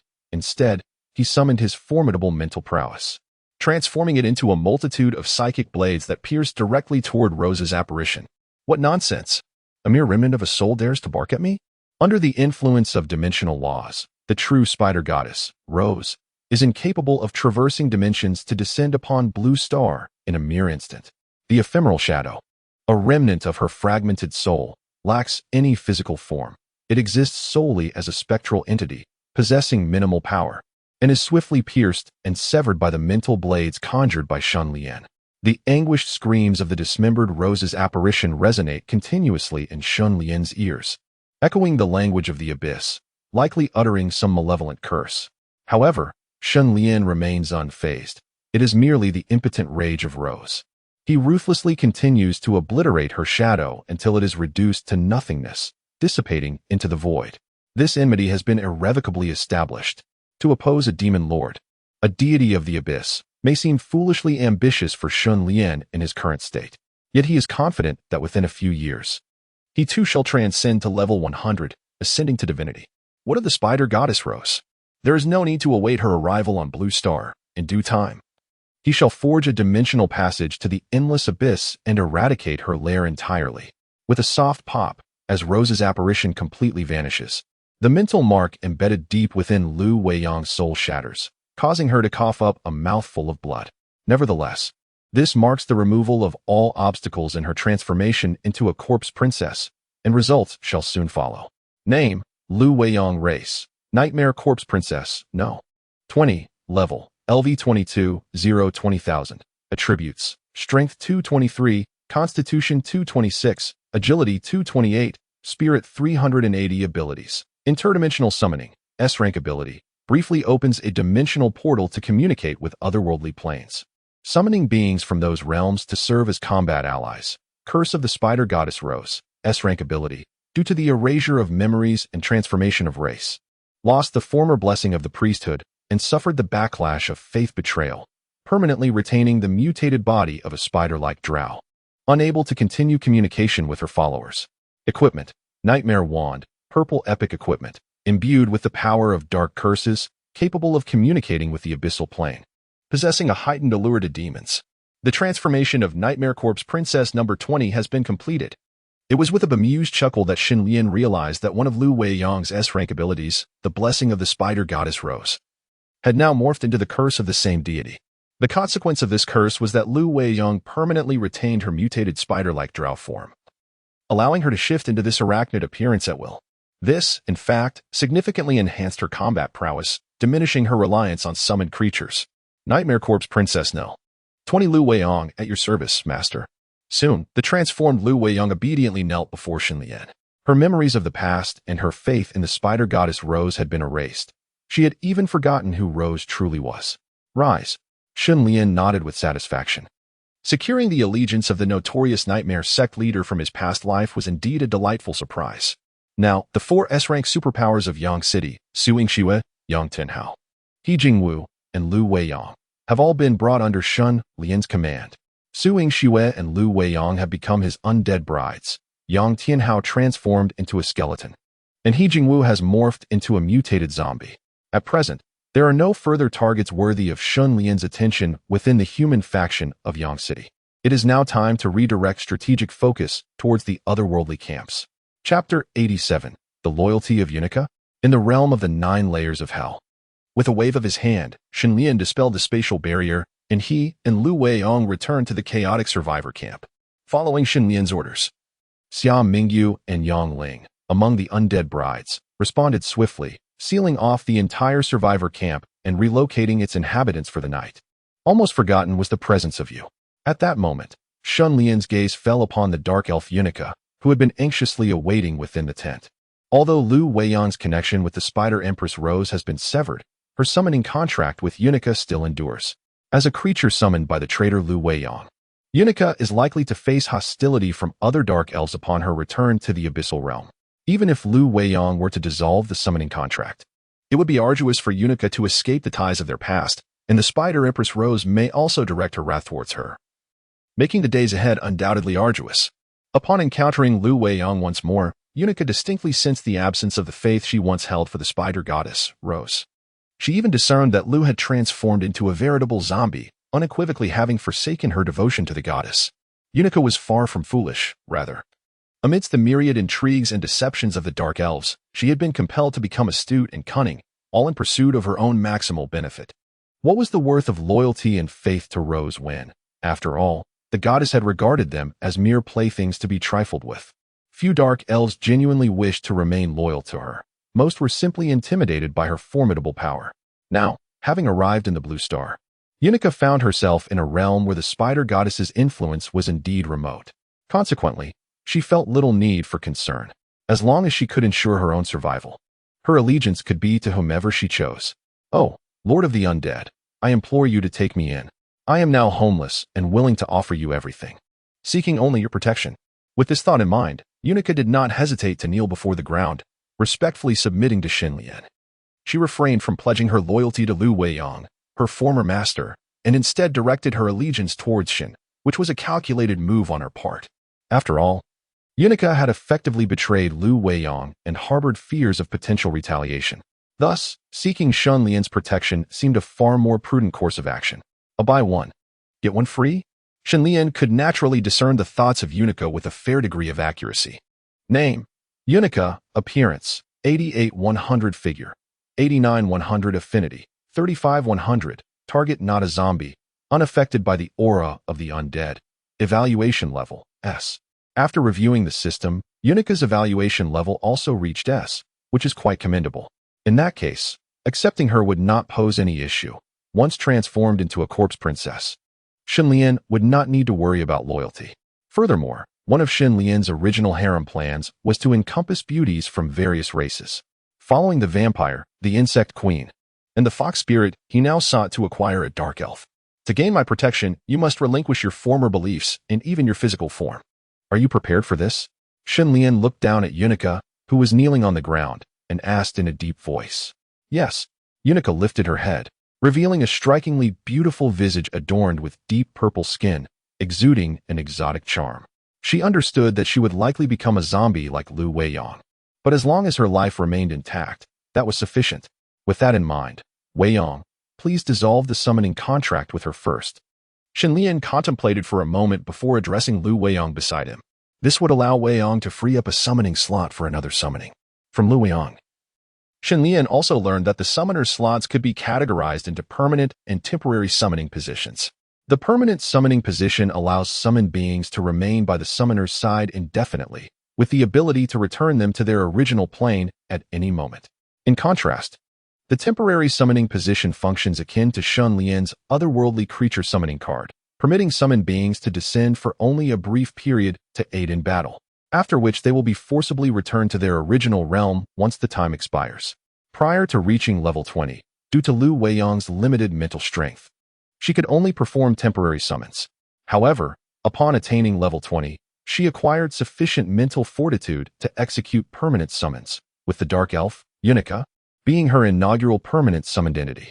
For Lu Weiyong to conduct another permanent summoning, simultaneously contracting two summoned beings may necessitate an enhancement of her mental attributes, requiring her to reach level 30.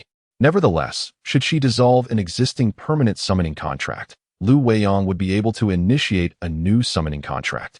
In response to Shun Lian's command, Lu Weiyong naturally agreed without hesitation.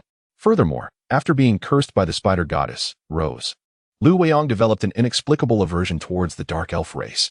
Even in the absence of Xin Lian's request, she was disinclined to continue having Unica as her summoned being. Soon, both Lu Weiyong and Unica were able to fulfill their desires by dissolving the summoning contract. Immediately, Xin Lian showed no mercy as he executed a 9-in white bone claw, tearing through Unica's flesh, causing her blood to spurt profusely. With a cold expression, he proclaimed, "I do not concern myself with the trials you have endured within the Dark Elf clan, nor do I care for the motives behind your feigned loyalty to me. Once you become my undead bride, all that you are will be under my dominion. Only by offering your genuine allegiance will I bestow upon you strength and protection. Otherwise, I shall unhesitatingly obliterate your existence." Upon hearing Shun Lian's words, Unica was compelled to set aside her intricate schemes and thoughts. Ignoring the blood flowing from her wounds and enduring the invasion of the zombie virus within her, she trembled and responded, "Yes, Unica hereby pledges her loyalty, life, and everything to you. Should there be the slightest falsehood, may I plummet into the depths of the 9 hells, devoured by demons, and face eternal damnation." The mention of the 9 hells elicited a faint smile from Shun Lian. Perhaps this was the most potent of oaths for the demons of the abyssal plane. The 9 hells, also known as the Bator hells, served as the abode of the devils, the greatest adversaries of the demons. For countless millennia, the abyssal demons and the infernal devils had been locked in an unending blood feud, having forged an everlasting enmity that would only conclude with the annihilation of one party. Chapter 88. Dark Elf Undead Bride. The Evolution of Thunderous Power. Before long, the zombie virus had thoroughly infiltrated the entirety of Unica's cells, transforming her into a bona fide zombie. Ding. Would you like to designate Unica as the 21st Corpse Princess, expending 500 evolution points for immediate modification? Yes. As Xin Lian's voice fell, the system's transformation commenced. The familiar white light enveloped Unica's form, allowing her to bid farewell to her former identity as a dark elf and become a corpse princess uniquely belonging to Xin Lian. Unica's profile. Name: Unica. Race: Dark Elf Corpse Princess. Number 21. Level: LV 20, 10,000. Attributes: Strength 185, Constitution 150, Agility 202, Spirit 170. Abilities: Dark Curse, a level ability. Mastering a special dark curse that significantly enhances combat prowess in nocturnal environments. Archery Mastery, B-level ability, a natural talent for exquisite archery. Equipment: Dark Magic Bow, blue quality equipment. Arrows carry a special dark corrosion debuff, eroding the target's flesh and skin, substantially diminishing their defense. The 21st Dark Elf Corpse Princess. With the transformation complete, Unica retained much of her previous abilities as a dark elf while amplifying her attributes. Quite commendable. Although Unica's combat prowess may not be particularly distinguished, she possesses a unique talent for reconnaissance, which will undoubtedly prove useful in Xin Lian's future plans. Ding.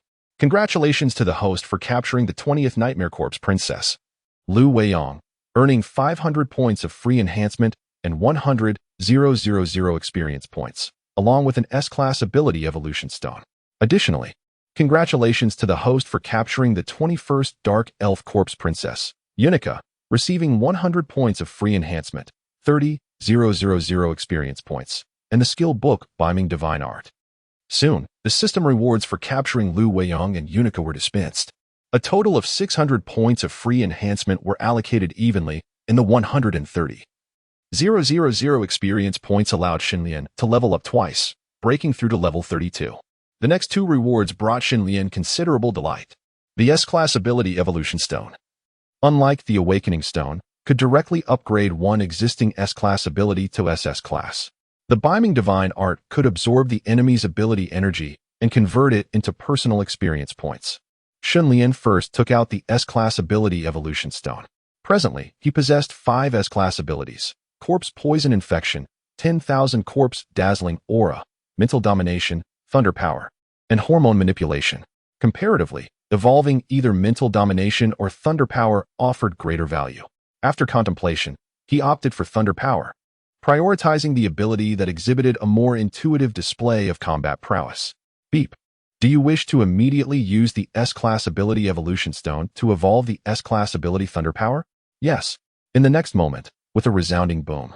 It was as if an inexhaustible torrent of violent lightning energy erupted from within Xinlian. Crackling sounds filled the air.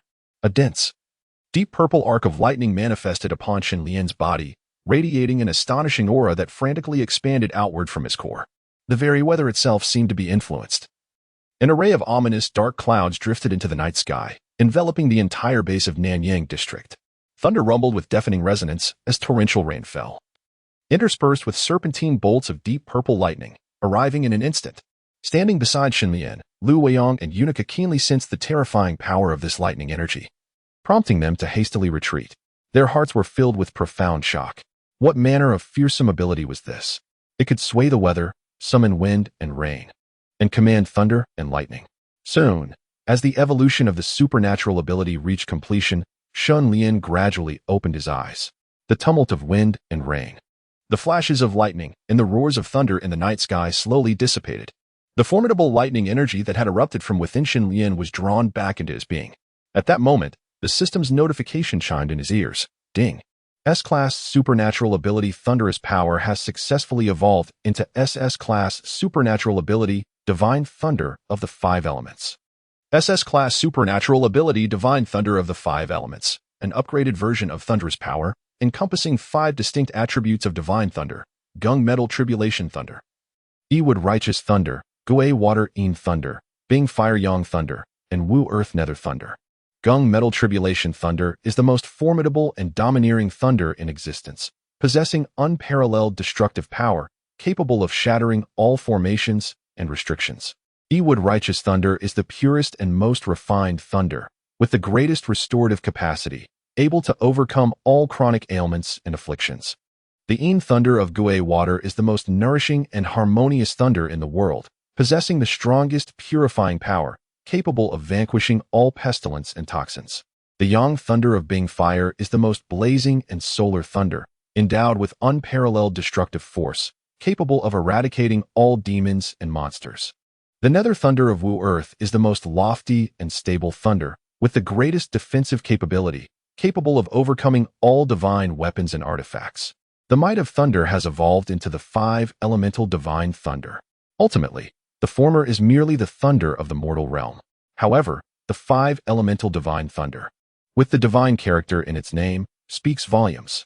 Moreover, the 5 Elemental Divine Thunder encompasses not just one type of divine thunder, but 5 distinct attributes, each possessing unique divine effects. It can both attack and defend, restore and purify. There is nothing it cannot achieve if one can conceive it. If the SS-level supernatural power is so formidable, what then of the even loftier SSS-level supernatural powers? Xinlian found himself hesitant to imagine. The SS-level supernatural power was already the highest he had witnessed in his past life over a decade. The so-called SSS-level abilities exist only in theory. It is likely that only deities surpassing level 100 could wield such power, such as the Lich King, the Vampire Prince, and the Spider Queen, Rose. With the immense power of the 5 Elemental Divine Thunder, securing the Nanyang district seems increasingly within reach. Xinlian contemplated silently. Indeed, after conquering the central districts of Dongyang and Nanyang, his strategic focus now lay upon the other 2 central districts, North Yang and West Yang. In the Beiyang district, chaos reigns supreme, for a dimensional rift has emerged, unleashing a multitude of beings from various realms, including abyssal demons, infernal fiends, undead from the corrupted seas, as well as other creatures such as orcs and goblins. Meanwhile, the Xiang district is dominated by a queen of insects, who, in a remarkably short span of time, has birthed an army of aberrant insects exceeding 1 million in number, decimating all humans, zombies, and mutated beasts within the area, converting them into sustenance for the swarm. Even if Xinlian refrains from provoking them, it is likely that these alien creatures and the insect army will eventually encroach upon his territory. Thus, rather than adopting a passive defense, he resolves to take the initiative. Xinlian's immediate target is the tumultuous Beiyang district, where he will first contend with the fragmented and incessantly battling extraterrestrial beings. Chapter 89, Reform of the Nanyang District Base. Advancing into Beiyang District. As Xinlian prepares to march into Beiyang District, the Nanyang district base officially embarks on a sweeping reform and planning initiative as per their strategy. The first step is to reduce the military. Previously, Hijingwu, in an effort to bolster the base's defensive capabilities and strategize the reclamation of other districts, had recruited soldiers without restraint, leading to an overabundance of troops. This not only resulted in a surplus of soldiers with poor quality and diminished military efficiency, but also strained the food resources available to ordinary survivors, subjecting them to great hardship. Therefore, the first action taken by Xia Mingyu upon assuming command is to downsize the military, eliminating the newly recruited soldiers and allowing many veteran troops originally from the Nanyang military district to return to civilian life. Undoubtedly, the liberated individuals represent invaluable labor, and it would be a tremendous waste to allow them to scavenge for sustenance outside like ordinary survivors. Thus, Xia Mingyu established 6 new departments: the Department of Public Security, the Department of Abilities Management, the Logistics Department, the Production Department, the Medical Department, and the Commercial Department. All 6 departments fall under the jurisdiction of the command headquarters, led by Commander Xia Mingyu and Deputy Commander Xia Qingqi. Each department is headed by one of the 6 elite female soldiers from the former Women's Marine Corps. The Department of Public Security is overseen by the explosive expert, Fang Yan, who is responsible for maintaining order and security within the base. The Department of Abilities Management is led by the shadowy Chuzu, tasked with managing registered ability users and recruiting new ones. The Logistics Department is under the direction of Jiang Riyun, who manages various resources, particularly the daily distribution of food. The Production Department is headed by Yang Ling, focusing on land reclamation, food cultivation, the breeding of mutated livestock, and the production of daily necessities. The Medical Department is managed by Lu Qing, responsible for the care and treatment of the ill and injured. Lastly, the Commercial Department is led by Han Lingxian, who oversees the issuance of new currency and the management and development of trade within the base. Following the establishment of these 6 departments, a recruitment drive was launched within the base for all survivors. Those successfully admitted would receive wages and food, and even be allocated living quarters to accommodate themselves and their families. After the announcement of such generous conditions, it naturally elicited a fervent response from countless survivors within the base. Among these ordinary individuals, there were certainly no shortage of elite figures from various fields prior to the apocalypse: doctors, nurses, police officers, programmers, corporate executives, accountants, farmers, and livestock breeders, among others. The staffing requirements of the 6 major departments encompassed a wide array of professions. Thus, doctors and nurses could join the medical department. Police officers could enter the public security department, corporate executives could be part of the commercial department, accountants could contribute to the logistics department, and farmers and livestock breeders could engage with the production department. Once admitted into these 6 departments, these survivors no longer needed to risk their lives venturing outside the base in search of food. They could work safely within the secure confines of the base, providing for their families and significantly enhancing their quality of life. Of course, the 6 departments were still in a preliminary trial operation phase, necessitating substantial reserves of supplies. To this end, Shenlian discreetly relocated various goods from supermarkets and stores in the Dongyang district to the base in Nanyang district. After all, these items were of no use to the undead, and leaving them behind would be a waste. It was far better to utilize them for the proper care of his livestock. After all, one cannot expect a horse to run without allowing it to graze. Once the 6 departments commenced full operations, the quality of life for the majority of survivors within the base would undoubtedly improve significantly, providing an opportunity to gradually extract value from them.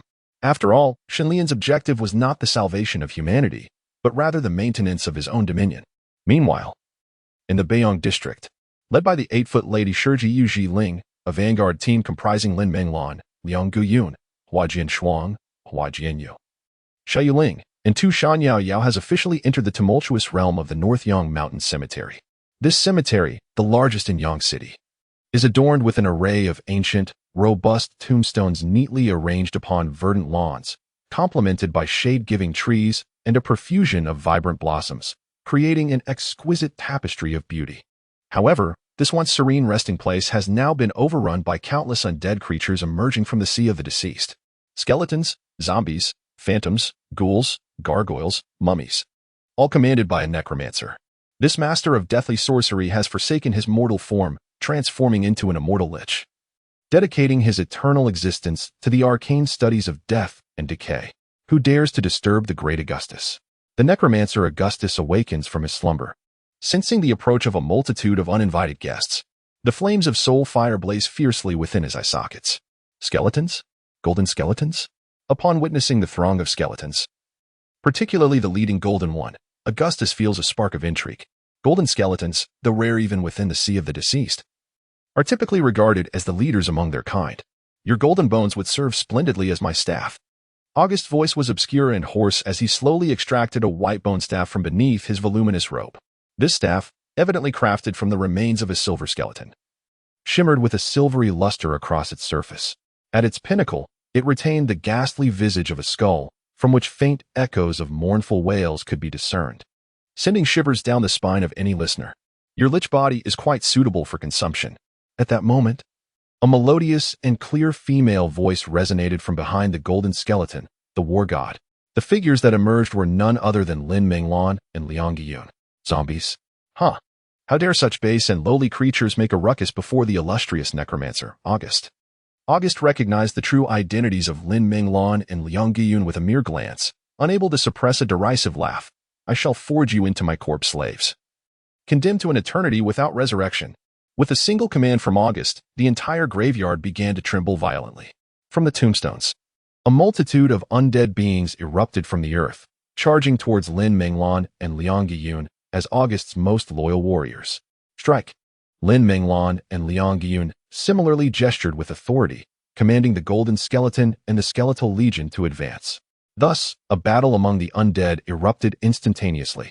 Chapter 90. The Necromancer Knight. Conquest of War. Boom. The undead forces of both sides clashed fiercely in an instant. The undead are beings entirely devoid of pain and utterly unafraid of death. Once commanded to engage in battle, they will not relent until one side lies defeated.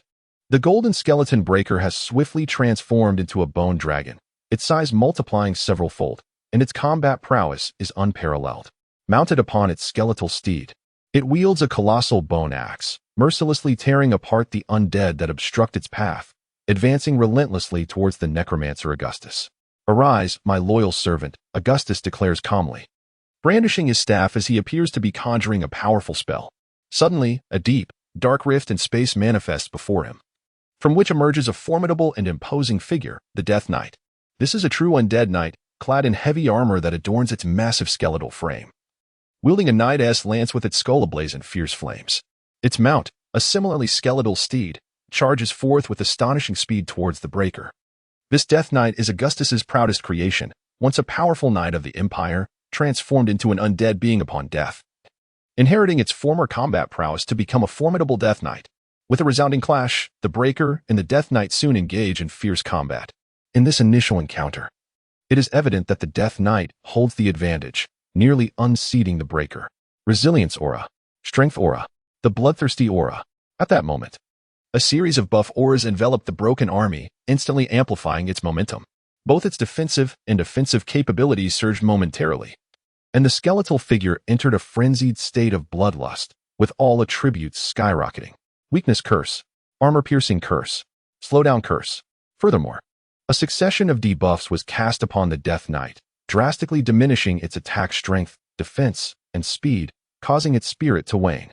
In this ebb and flow, the broken army swung its colossal bone axe, unceremoniously toppling the Death Knight from its steed, and then, mounted upon its skeletal horse, mercilessly crushed the now fragile, tofu-like skeleton into dust. The one who initiated this assault was none other than the Moonlit Corpse Princess, Liang Yun, now endowed with the S-Class Celestial Bishop's extraordinary powers.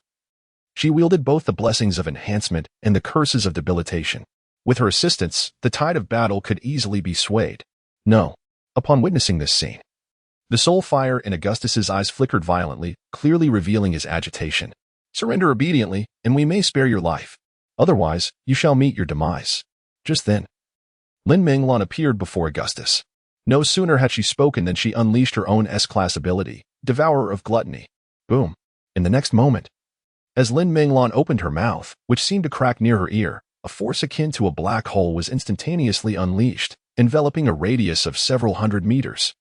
The skeletons, zombies, ghouls, and even the spectral entities under Augustus's command were unable to escape the terrifying pull, one after another being devoured without a trace remaining.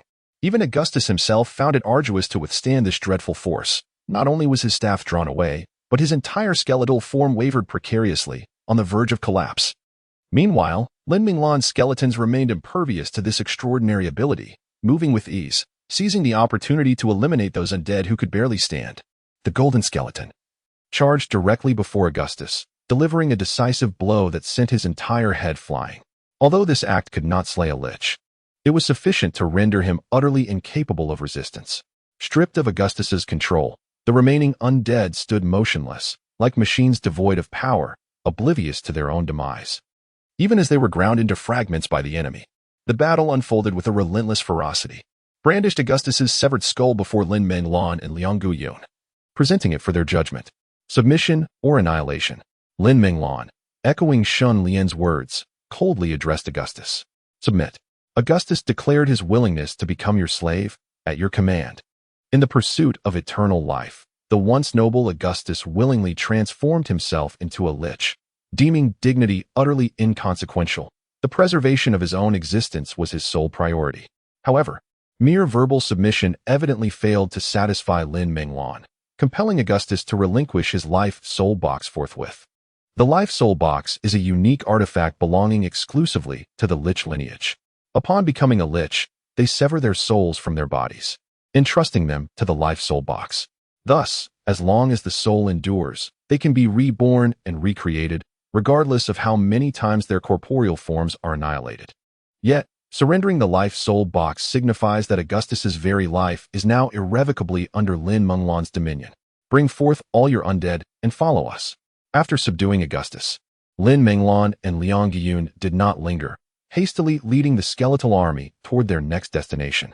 Simultaneously, on the other side of the Nanyang district, Yu Jilin commanded a horde of zombies, while Hua Jianchuang and Hua Jianwei led an army of, and Xiao Yuling along with Tu Shan Yao outdirected the mutated beasts. They had all initiated a grand campaign of conquest, for forces advanced in unison, encountering various alien tribes along the way. Subjugating them through the most direct means of warfare, submission meant survival, resistance led to annihilation. At the Tianhuan Square in the Nanyang district, once a quintessential commercial landmark of Yang City and the entire South Guangdong province, this area, once renowned for its prosperity, has now devolved into a paradise for abyssal demons. In the sky, a grotesque creature resembling a hybrid of a human and a vulture spirals and dances. In the shadowy corners, four-armed bat demons greedily feast upon fresh blood. And a multitude of timid demons, babbling demons, and lesser fiends gather together, with a gargantuan cauldron before them, its contents unknown yet ominously bubbling. A closer inspection reveals the cauldron is simmering with the remnants of various corpses, humans, orcs, undead, and even mutated beasts, evidently a rare and sumptuous banquet for these denizens of darkness. Chapter 91. The Six-Armed Serpent Demon. An invincible army of corpse worms. Hiss. At that moment, a raspy hiss echoed, and the previously raucous abyssal demons fell silent, each one too fearful to even breathe. Then, a figure emerged, a female demon with the upper body of a woman possessing 6 arms and the lower half of a long, serpentine tail, swaying her lithe and supple waist as she glided forward, exuding an aura of chilling terror. This was none other than the noble 6-armed serpent demon from the abyss. The 6-armed serpent demon, akin to the Dark Elves, belongs to a matriarchal clan where the females wield absolute authority, often serving as leaders of their kind or as strategists for demon lords, endowed with formidable combat prowess and commanding abilities. This particular female 6-armed serpent demon exceeds 7 meters in length, standing nearly 2 meters tall, her hair an array of sinuous, writhing serpents. Her serpent-like, dark golden eyes seem to possess an innate charm capable of ensnaring souls, radiating an enchanting light that could beguile all. Her high, elegantly sculpted nose complemented her plump, delicate lips, creating a visage that was both exquisite and flawless. Moreover, the upper half of her human female form exuded an alluring sensuality, particularly accentuated by the partial armor covering her magnificent bosom, which revealed expanse of captivating bronze skin glistening with an enticing sheen. Behind the 6-armed serpent demon, Vorus, trailed a retinue of approximately 50 serpent demons, the majority of whom were female.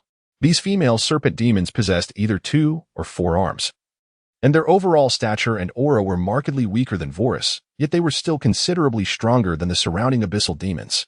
This serpent demon clan undoubtedly reigned supreme in this region. Even the significantly more numerous cowardly demons, babbling demons, and lesser demon factions held them in great fear. Evidently, this serpent demon clan had recently returned from a hunt, bringing back several still living humans, delicate, tender-skinned humans. Such a rarity was a culinary delight. When they first descended into this world, these humans were often seen. However, as time progressed, the number of humans who survived dwindled significantly, nearly all having been consumed. The other abyssal demons watched with salivating mouths, yet dared not make a move. Suddenly, Vorus, the six-armed serpent demon, noticed a babbling demon who was greedily feasting, seemingly oblivious to her presence. Crack! In the blink of an eye, a dagger materialized in the arm of Wallace, which she hurled with fierce precision towards the direction of the baboon, piercing through the latter's skull. The unfortunate baboon could not even emit a cry before succumbing to death. A female serpent demon, trailing closely behind Wallace, promptly seized the lifeless body of the baboon, seemingly intending to use it as an ingredient for a lavish feast. In the abyssal depths, strength reigns supreme. The law of the jungle prevails, with high-ranking demons exerting absolute dominion over their lower counterparts. Should any of these lesser demons dare to defy Wallace's will, she would show no mercy in extinguishing their existence. Retrieving the dagger from the baboon's severed head, Wallace languidly licked the blood smeared upon the blade, involuntarily displaying a hint of intoxication. The taste of blood and carnage was her most cherished delight. Witnessing this spectacle, the other abyssal demons trembled with palpable fear, their bodies shaking uncontrollably. Suddenly, a series of deafening roars erupted not far away, causing the ground to tremble slightly, as if an army of thousands was advancing towards this very spot. What could this be? Could it be those undead once again? Upon hearing the commotion, the six-armed serpent demon Wallace's expression shifted dramatically, her serpentine eyes growing icy and filled with an ominous murderous intent. A fortnight prior, the reckless necromancer Augustus had led his legion of undead in an audacious attempt to invade Wallace's domain. However, they were met with fierce resistance from Wallace and her abyssal demons, resulting in the demise of numerous undead, who ultimately retreated in disarray to their own territory. However, for the necromancer, the undead are an inexhaustible resource. As long as there are corpses of the deceased, they can be incessantly resurrected. Thus, Vorus surmises that Augustus has likely returned once more. Hiss, draw your weapons, and prepare for battle. Vorus, with crimson serpentine tongue flickering, immediately issued commands to the surrounding lesser abyssal demons. The terrifying aspect of the undead legion lies in its sheer numbers. Even through attrition, they can overwhelm and annihilate the enemy. Hence, Vorus opted to use these lower-tier demons as cannon fodder, preserving the vigor of her serpent kin. Reluctantly, the other abyssal demons complied with Vorus's orders, brandishing their weapons and getting ready for the impending confrontation. Roar. Soon, as the roars grew ever closer, Vorus and her fellow demons realized that the approaching force was a veritable tide of alien insects in astonishing numbers. Alien insects. When did such a multitude of them appear in this area?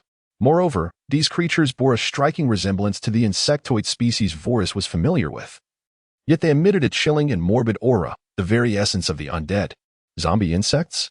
Vorus had never heard of such a creature. Roar.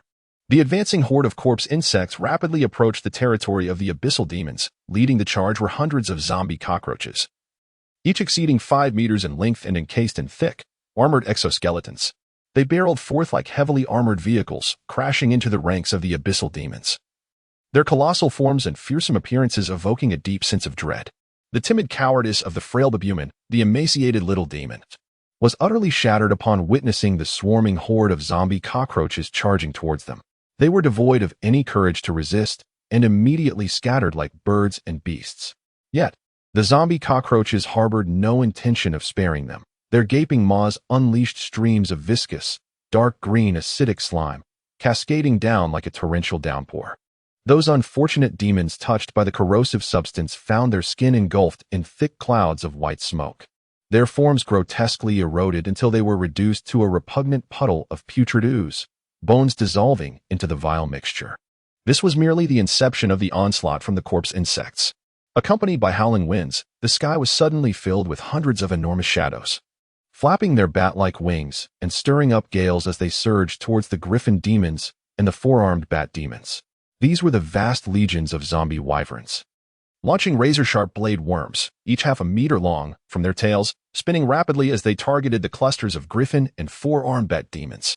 In the blink of an eye, these creatures were violently torn apart by the blade worms, a torrential rain of blood cascading from above. Chapter 92. Capturing Vorless. An unexpected transformation. This one-sided battlefield elicited a look of panic even from the six-armed serpent demon, Vorless. In the chaotic realm of the abyss, the demons found themselves mere prey to the relentless onslaught of the corpse bug legion. The once formidable defenses crumbled at the slightest touch, as every creature was consumed by the instinct to flee, oblivious to the plight of others. Flee swiftly. Vorless, acutely aware of the overwhelming might of the enemy, was compelled to abandon the territory she had painstakingly secured, leading her serpent kin in a frantic retreat. Yet, the corpse bug legion showed no intention of relenting. A horde of ravenous zombie swift bugs surged forth, following the lead of the undead cockroaches, swiftly harvesting the lives of the abyssal demons one by one. Vorless and her serpent clan found themselves ensnared within the encroaching swarm of zombie swift bugs. Hiss. With six arms tightly gripping an array of weapons, daggers, swords, hammers, and guns, Vorless launched a ferocious counterattack against the oncoming horde, deftly dispatching the relentless zombie swift bugs.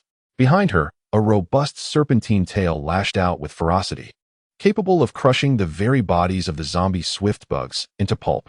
The female serpent demons trailing Vorless could only hastily engage in battle, striving to carve a path through the multitude of corpse insects.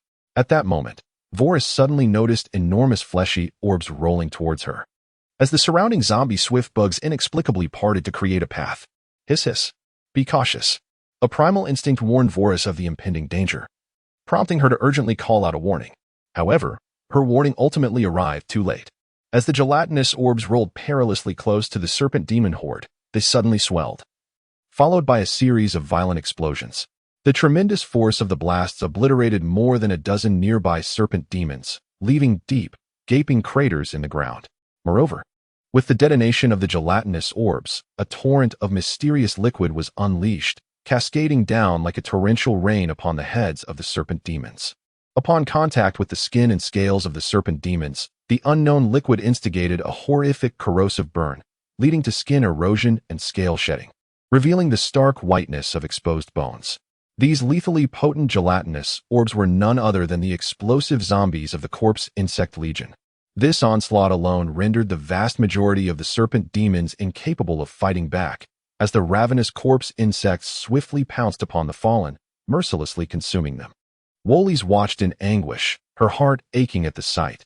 These serpent demons were her precious kin. Unlike the lesser demons, the reproduction of high-tier demons like the serpent demons was often a far more arduous task.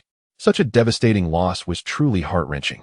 Yet, even Wolis herself was contaminated by the corrosive venom splattered by the exploding zombies, causing her once delicate and flawless skin to rapidly decay, inflicting excruciating pain and significantly diminishing her combat prowess. Before long, despite Wallace's formidable strength and valor, her increasingly severe injuries rendered her incapable of resisting the relentless onslaught of the corpse insects. Ultimately, she was overwhelmed and brought to the ground by a multitude of zombies, losing her ability to fight back. Just as Wallace believed she was destined to be devoured by these ferocious corpse insects, she was taken aback to find that, upon subduing her, the zombies paused in their movements, as if awaiting the arrival of someone significant. Soon, a pair of female zombies with strikingly different hair colors, one icy blue, the other a delicate pink, came into view. Their striking resemblance suggested they were sisters. Take her back and present her to the master, commanded the sister with the blue hair, casting only a dispassionate glance at Wallace, who, indeed, was their master. As Wallace's heart raced with trepidation, the surrounding corpse insects had already plunged their elongated, needle-like tails into her body, injecting a paralyzing venom that swiftly coursed through her veins.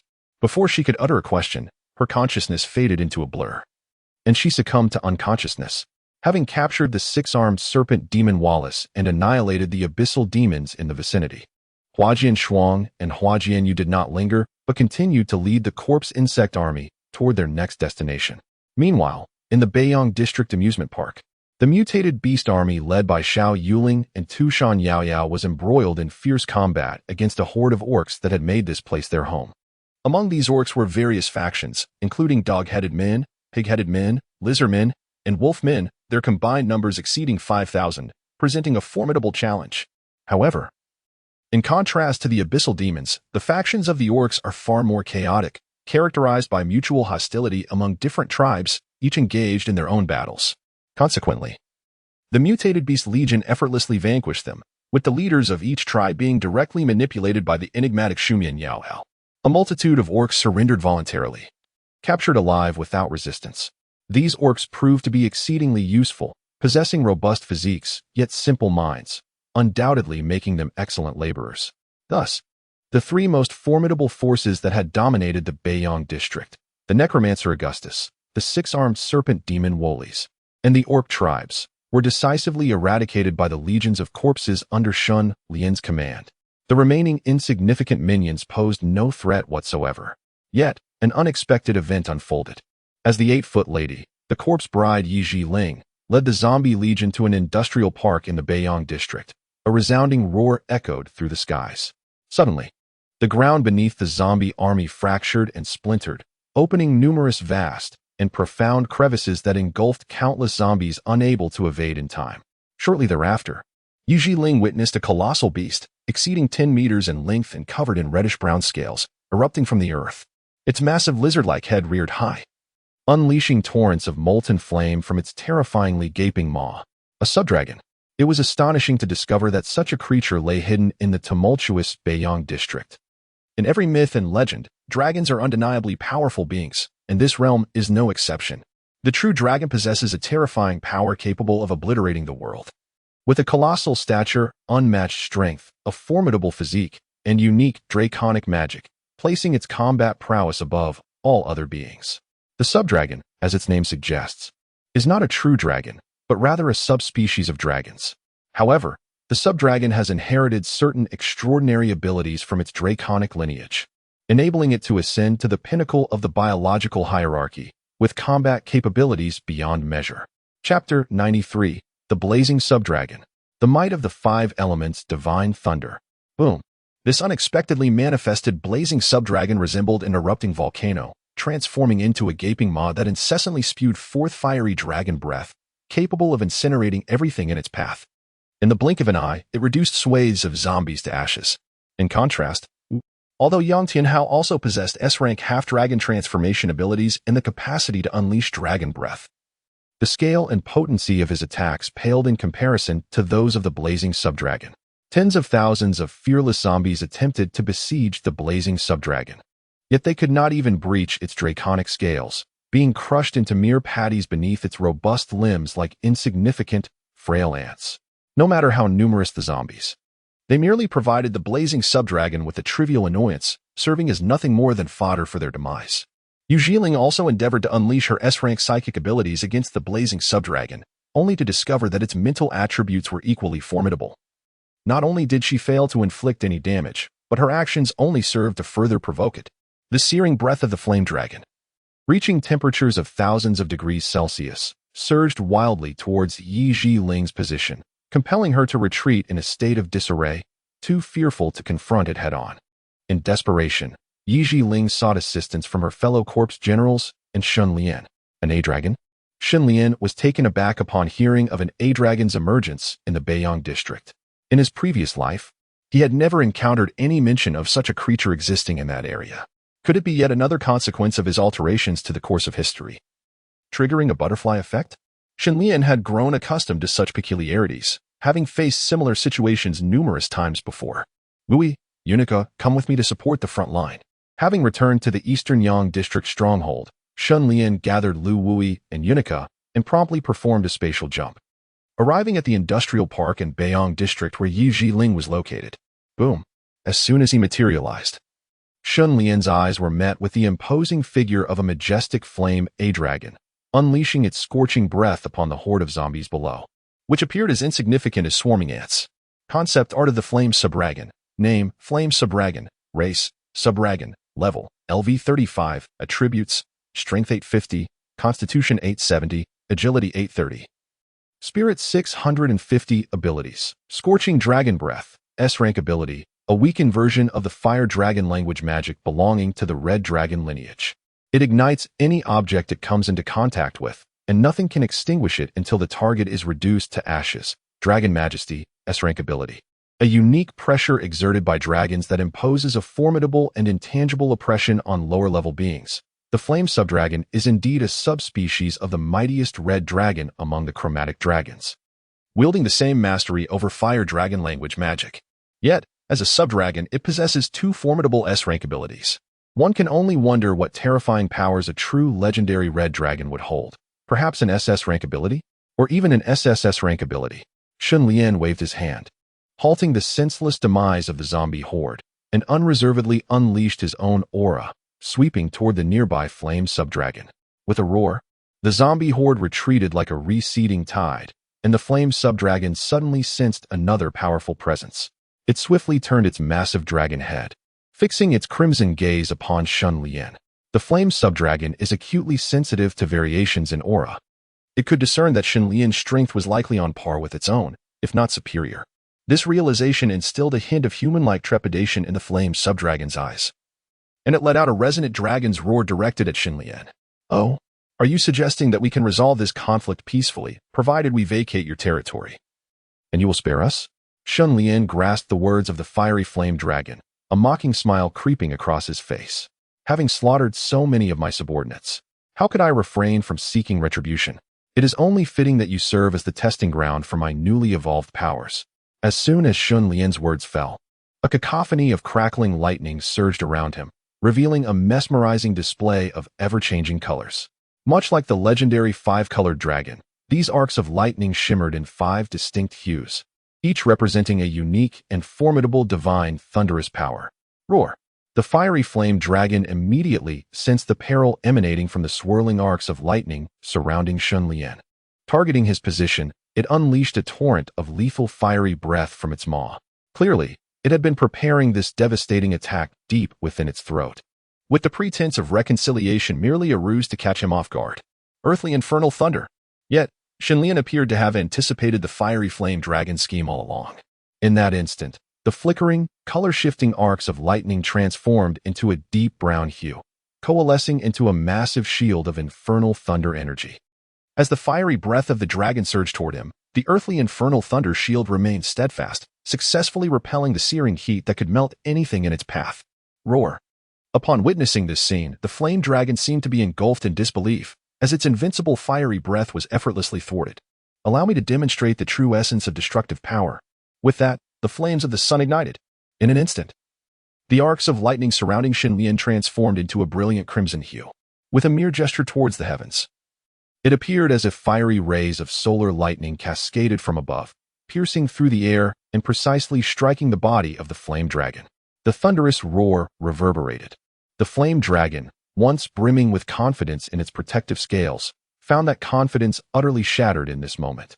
The temperature of ordinary lightning can reach several tens of thousands of degrees Celsius, equivalent to 3 to 5 times that of the sun's surface.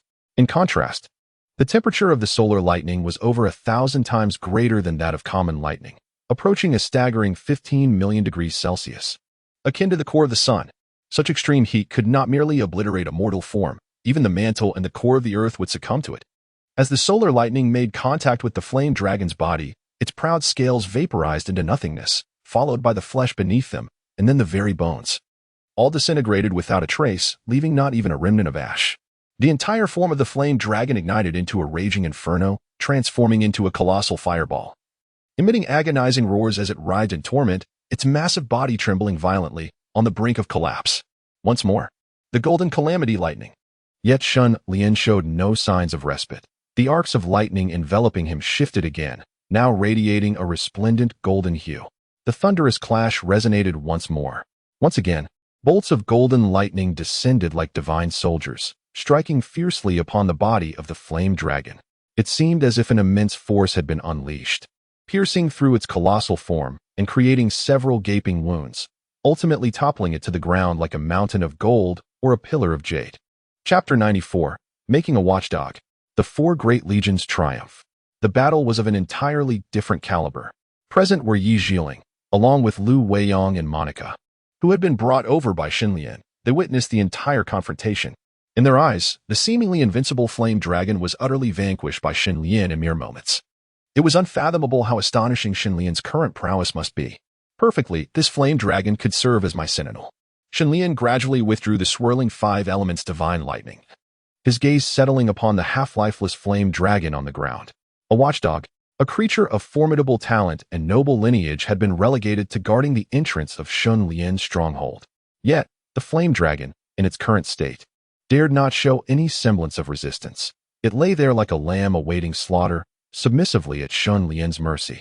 With a mere wave of his hand, Shenlian effortlessly transported the massive dragon's body to the stronghold in the Nanyang district. The ensuing tasks were entrusted to Yi Jiling, Lu Weiyang, and Monica. With the obstacle of the flame dragon eliminated, the North Yang district was now devoid of any forces that could pose a threat to them. Their next mission was to advance and reclaim it entirely. Yes, 3 days later, the legions of zombies, skeletons, corpse insects, and mutated beasts, alongside their necromantic leaders, swept through the Beiyang district with the relentless force of autumn winds scattering fallen leaves, completely reclaiming the territory. The diverse array of alien creatures inhabiting the area either met their end through direct extermination or were captured alive. In the Nanyang district, the base at the university town has been transformed by Shenlian into a formidable stronghold. Centered around Yacheng University, towering walls have been erected, manned by elite mutated zombie troops, while the entrance is vigilantly guarded by the once mighty flame wyvern. This progression has far surpassed my expectations. Shenlian has already received word of the triumphant return of the 4 legions, leaving him somewhat astonished. In my previous life, the Beiyang district was a veritable death zone, a place where countless powerful psychics met their demise. It was only after the internal strife among the various factions within Beiyang erupted, with long-standing grudges leading to the slaughter among undead, demons, and orcish beings, that the base led by He Jingwu in the Nanyang district managed to reclaim it. However, not long after the turmoil among the alien factions in Beiyang, the insectoid hordes of the Shiyang district erupted in rebellion, bringing forth an even graver disaster that nearly obliterated the entire Nanyang base. In summary, the city of Yancheng in my former life was beset by calamities, resembling a chaotic melange where the forces of humanity, zombies, mutated beasts, undead, demons, orcs, and alien insects coexisted in a perennially lethal struggle, with cycles of combat and enmity playing out repeatedly. In this lifetime, Shenlian is determined not to allow Yang City to descend into the chaos and disorder of his past, regardless of the factions involved. He intends to either subdue or eradicate them, ensuring that the city is entirely under his control. As he pondered this, the victorious corpses of the sisters, accompanied by numerous alien captives, arrived at the playground of Yang City University, awaiting Shenlian's inspection and disposition. With a thought, Shenlian swiftly made his way to the playground. Upon surveying the scene, it became evident that a considerable number of alien captives had been apprehended, nearly filling the entire playground. Among them were the undead, demons, orcs, and even a group of diminutive, grotesque goblins. Surrounding the playground, a multitude of zombies, skeletons, corpse insects, and mutated beasts stood ready, encircling the captives and rendering them utterly silent, too fearful to make a move. Upon the high platform, the leaders of the 4 legions, the Sisters of the Dead, gathered in unison, waiting silently.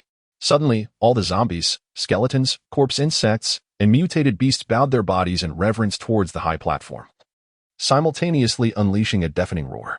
The Sisters of the Dead also knelt respectfully on one knee. This spectacle profoundly astonished the alien captives, who instinctively turned to gaze at the high platform.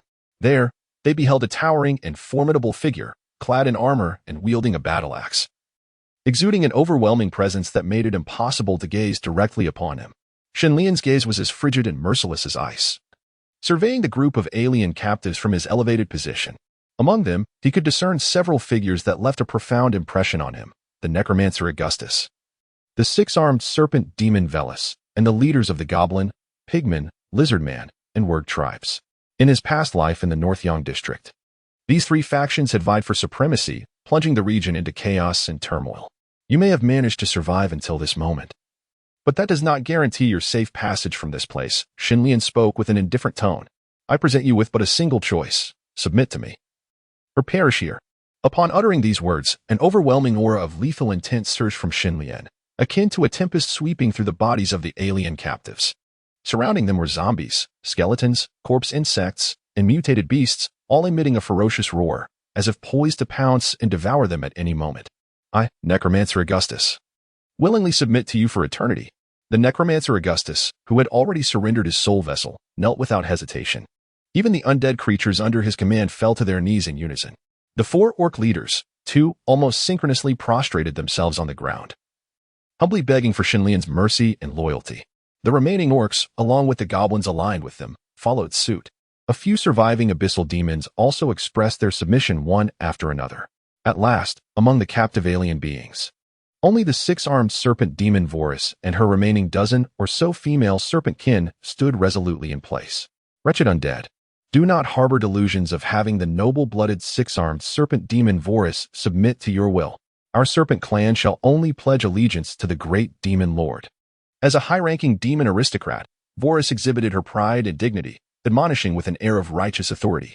Even in the face of Shenlian and the overwhelming pressure from numerous foes surrounding her, she remained steadfast and unwavering. However, her female serpent kin, in stark contrast, displayed unmistakable fear upon their faces. Lacking pure bloodlines, they were unworthy of serving the demon lord, let alone pledging allegiance to him. Their submission to Vorus stemmed solely from a long-standing fear of her formidable presence, rather than genuine loyalty. Very well, since you deem yourselves of noble blood, I shall bestow you upon the Orcish goblins here. Upon hearing Vorus's words, Shenlian did not exhibit anger. Instead, a chilling smile crept across his face. Chapter 95, 6-Armed Serpent Demon Corpse Princess. The Cosmic Serpent Mershock? What? To think she would offer them to those repugnant, lowly orcs and goblins? Upon hearing Shenlian's proclamation, not only did the 6-armed serpent demon Vorus turn pale, but so did her female serpent kin, their faces drained of color. What a jest! They would rather face death than serve such despicable and loathsome creatures. On the other side, the orc leaders and the goblin chieftain, who had expressed their submission to Shenlian, suddenly felt an inexplicable exhilaration upon hearing his words. Their gazes greedily fixated on the female serpent demons, including Woly's. Shenlian observed this scene with leisurely amusement, a playful smile gracing his lips. The orcs and goblins, as a species, were far inferior in power to the other 4 great calamities, demons, devils, aberrations, and the undead as well as the sentient machines. They lacked their own dominions to govern and were forced to rely on stronger races, fighting and laboring for them in exchange for a place to dwell. Consequently, most orcs and goblins were regarded as inferior beings by other races, often treated as livestock, laborers, or slaves subject to arbitrary exploitation. However, they possessed a remarkable trait, an extraordinarily vigorous reproductive capability, which was not confined to their own kind. It was not uncommon for them to interbreed with humans, mutated beasts, or even demons. Thus, the prospect of offering those female serpent demons to the orcs and goblins conjured an image too horrifying to contemplate. No, great lord of the undead, we are willing to submit to you. Seemingly anticipating their grim fate, the previously wavering female serpent demons immediately knelt in supplication before Shenlian, pleading for mercy. Hiss you traitors! Woly's, the 6-armed serpent demon, turned her gaze toward those who had betrayed their kin, her fury surging uncontrollably. Instinctively, she wished to strike them down, but was overwhelmed by a rush of blood, unable to suppress a mouthful of crimson that spilled forth. Evidently, she had yet to recover from her injuries sustained in the previous battle, and this sudden surge of anger exacerbated her condition. At that moment, everyone had succumbed to captivity. The once subjugated female serpent demons, who had previously feared the silver-clad Woly's, now disregarded her threats entirely. Shenlian also cast his gaze upon the enraged 6-armed serpent demon. Woly's. It must be said that the serpent demon race is among the few abyssal demons whose appearance resonates with human aesthetics. With a human upper body and a serpentine tail, they evoke images of the legendary Gorgon Medusa or the monster girls found in games and anime. The 6-armed serpent demon Woly's, in terms of system evaluation, achieves an impressive SS rank. Name, Woly's. Age, 35 years. Beauty, 93-100. Figure, 94-100. Favorability, 0-100. Target not a zombie. Unaffected by the aura of the undead. Evaluation rank, SS rank if she were to be gifted to those Orcish goblins. It would indeed be a gross misuse of such a treasure. Thus, let her yield to a truly irresistible force. With a disdainful snort, Shenlian, positioned upon the high platform, suddenly slashed at the air before him with his sharp claws. Sizzle. Although Shenlian merely swiped at the air, Woly's situated several dozen meters away, suddenly felt an excruciating pain. In an instant, one of her arms was inexplicably torn asunder, blood gushing forth from the jagged wound. What manner of power is this? Could it be a spatial type ability? The excruciating agony from her severed arm caused Wallace to collapse onto the ground, her body convulsing violently, her serpentine tail thrashing wildly, and her bronze skin drenched in cold sweat. With a swift motion, Shenlian mercilessly swung his claws through the air once more, showing no compassion as he severed another arm from Wallace. The pain was heart-wrenching in that moment. Wallace resembled a wretched, dying worm, writhing on the ground, tears streaming down her face, utterly devoid of her former proud and defiant demeanor. Simultaneously, as time progressed, the zombie virus infiltrated Wallace's body through the blood from her wounds, transforming her into a full-fledged zombie. This brutal punishment served as a stark warning to the other female serpent demons nearby, who silently rejoiced in their timely submission, fearing they might otherwise face a similarly grim fate. Ding. Do you wish to designate Wallace as Zombie Queen number 22, costing 1,000 evolution points, to commence her transformation? Commence transformation. Without hesitation, Shenlian chose to proceed with Wallace's transformation into a zombie queen before the watchful eyes of the onlookers. Before their eyes, the two severed arms began to regenerate flesh and blood, and her entire aura underwent a remarkable transformation. Name: Wallace. Race: six-armed serpent demon necromancer. No. 22. Level: LV30, 01000000. Attributes: Strength 385, Constitution 380, Agility 375, Spirit 300. Abilities: Energized weapon, a level ability. The weapon utilized receives a significant enhancement in power. Mastery of multiple weapons, B-level ability, inherently skilled in the use of various weapons. With 6 arms capable of simultaneously wielding multiple weapons. Equipment: Silver Serpent 6-piece set, blue excellent grade equipment, consisting of 6 weapons including sword, dagger, hammer, gun, spear, flail, and whip. When all 6 weapons are employed simultaneously, the user's combat power is doubled. The transformation of the number 22 6-armed serpent demon necromancer is complete. Previously defiant, Wallace now kneels before Shenlian without hesitation, expressing her submission. Number 22 Necromancer Wallace, I pay my respects to my master. What manner of power is this? Having witnessed Shenlian's adept application of spatial abilities, the sudden alteration of Wallace's demonic form and bloodline, along with the manipulation of her very memories, left all the captive beings in attendance astounded. Is this necromancy? No, it cannot be necromancy. Could it be the secret arts mastered by His Majesty the Lich King? Upon observing Shenlian's transformation of Wallace, the flames of soul within Augustus's eyes flickered with intense agitation.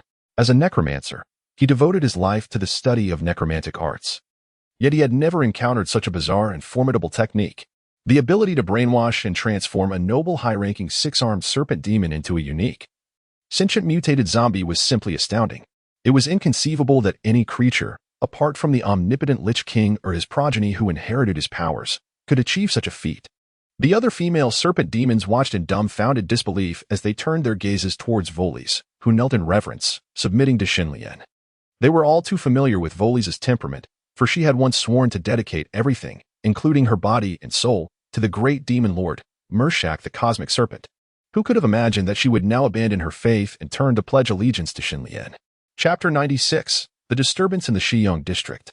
At the forefront, Murshak the Cosmic Serpent, the demon lord of the Emerald Domain on the 74th layer of the Bottomless Abyss, the deity of all serpent kind, including the serpent demon clan. He could be likened to the spider goddess, Rose. But what of it? Shenlian was indifferent to the nature of the demons and monsters that Voles worshipped. As long as they met the criteria for transformation, he would unceremoniously claim them as his undead brides, unfettered and conquering all. This was Shenlian's creed. The subsequent arrangements for these alien captives would be left to you. As for the orcs and goblins, they shall remain in the Nanyang district, tasked with constructing walls and building houses. The necromancer Augustus was tasked with joining the Skeletal Legion, subsequently entrusted with the conversion of the deceased into undead creatures. The remaining demons were integrated into a new battalion, overseen by the 6-armed serpent Demonis, Wallace, and the dark elf necromancer, Monica. Any alien captives who defied orders or discipline were to be dealt with ruthlessly, without the need for my report. Ultimately, Shenlian did not squander much time on these alien captives. After making a simple arrangement, he left the execution of tasks to his subordinates, the necromancers. The entire North Yong district had been reclaimed, leaving only the West Yong district as the next objective. Today marked the 45th day since the apocalypse began. Approximately a month and a half had passed, if one were to follow the trajectory of the previous world. The number of insectoids occupying the West Yong district would likely have surpassed 100,000 by this time. This was still a number that Xin Lian could manage with relative ease. However, in the third month following the onset of the apocalypse, their numbers would swell tenfold, breaching the million mark, marking the onset of the insectoid army's incursions into other districts of Yong City. Should the insectoids of the West Yong district reach such a level, it would become exceedingly troublesome. Therefore, time was of the essence. Once the 4 central districts were entirely reclaimed, the reclamation of the entire Yong City would merely be a matter of time. The West Yong district, as the oldest area of Yong City, is rich with historical artifacts and renowned sites, preserving nearly 2 millennia of heritage. However, after the apocalypse descended, the transmission of these so-called historical relics and landmarks was severed, becoming a true remnant of the past. During the day, the streets of Xiong district reveal no signs of any living beings. Not even corpses can be found. Only faint traces of dried blood remain. It is only at night that the silent urban landscape awakens. Swarms of insects emerge from the depths of the earth, venturing out collectively to forage, leveling any obstructing trees, vehicles, and buildings, transforming all encountered life into sustenance. Meanwhile, deep underground, the scale of the subterranean insect nest in Xiong district is at least 100 times greater than the one previously excavated by the queen insect Morgana and her swarm at the playground of Yanqing Normal University. It has nearly hollowed out half of the district's underground, with signs of collapsed roads and surface depressions evident everywhere. Surrounding it are specially constructed defenses for the insect race, such as ground and aerial artillery, capable of striking enemies that approach the nest. At the deepest part of the underground nest, amidst a multitude of alien insects, 2 exceptionally large queens rest in different locations within Xiong district, being nourished by the worker bees while their immensely swollen abdomens writhe, continuously producing eggs. The mere presence of one queen already demonstrates an astonishing reproductive rate, with 2. The potential increase in swarm numbers is terrifyingly exponential. Furthermore, according to Xin Lian's memories from his past life, there should have only been one queen in Xiong district. Yet inexplicably, there is now a second, amplifying the dread of the insect population's growth. As a result, the progression of the insect swarm from previous generations has been significantly accelerated. The population of insects residing in the Xiong district has far surpassed 100,000, nearing a staggering 1 million. The small Xiong district can no longer satisfy the insatiable demands of countless alien insects. They are eager to expand their territory and acquire more sustenance. The nearest neighboring district, Nanyang district, is the prime target for this expansion. At the Nanyang district base, under the stewardship of Xia Mingyu, Xia Qingqi, and 6 elite female soldiers, the entire facility has undergone a remarkable transformation in less than 10 days.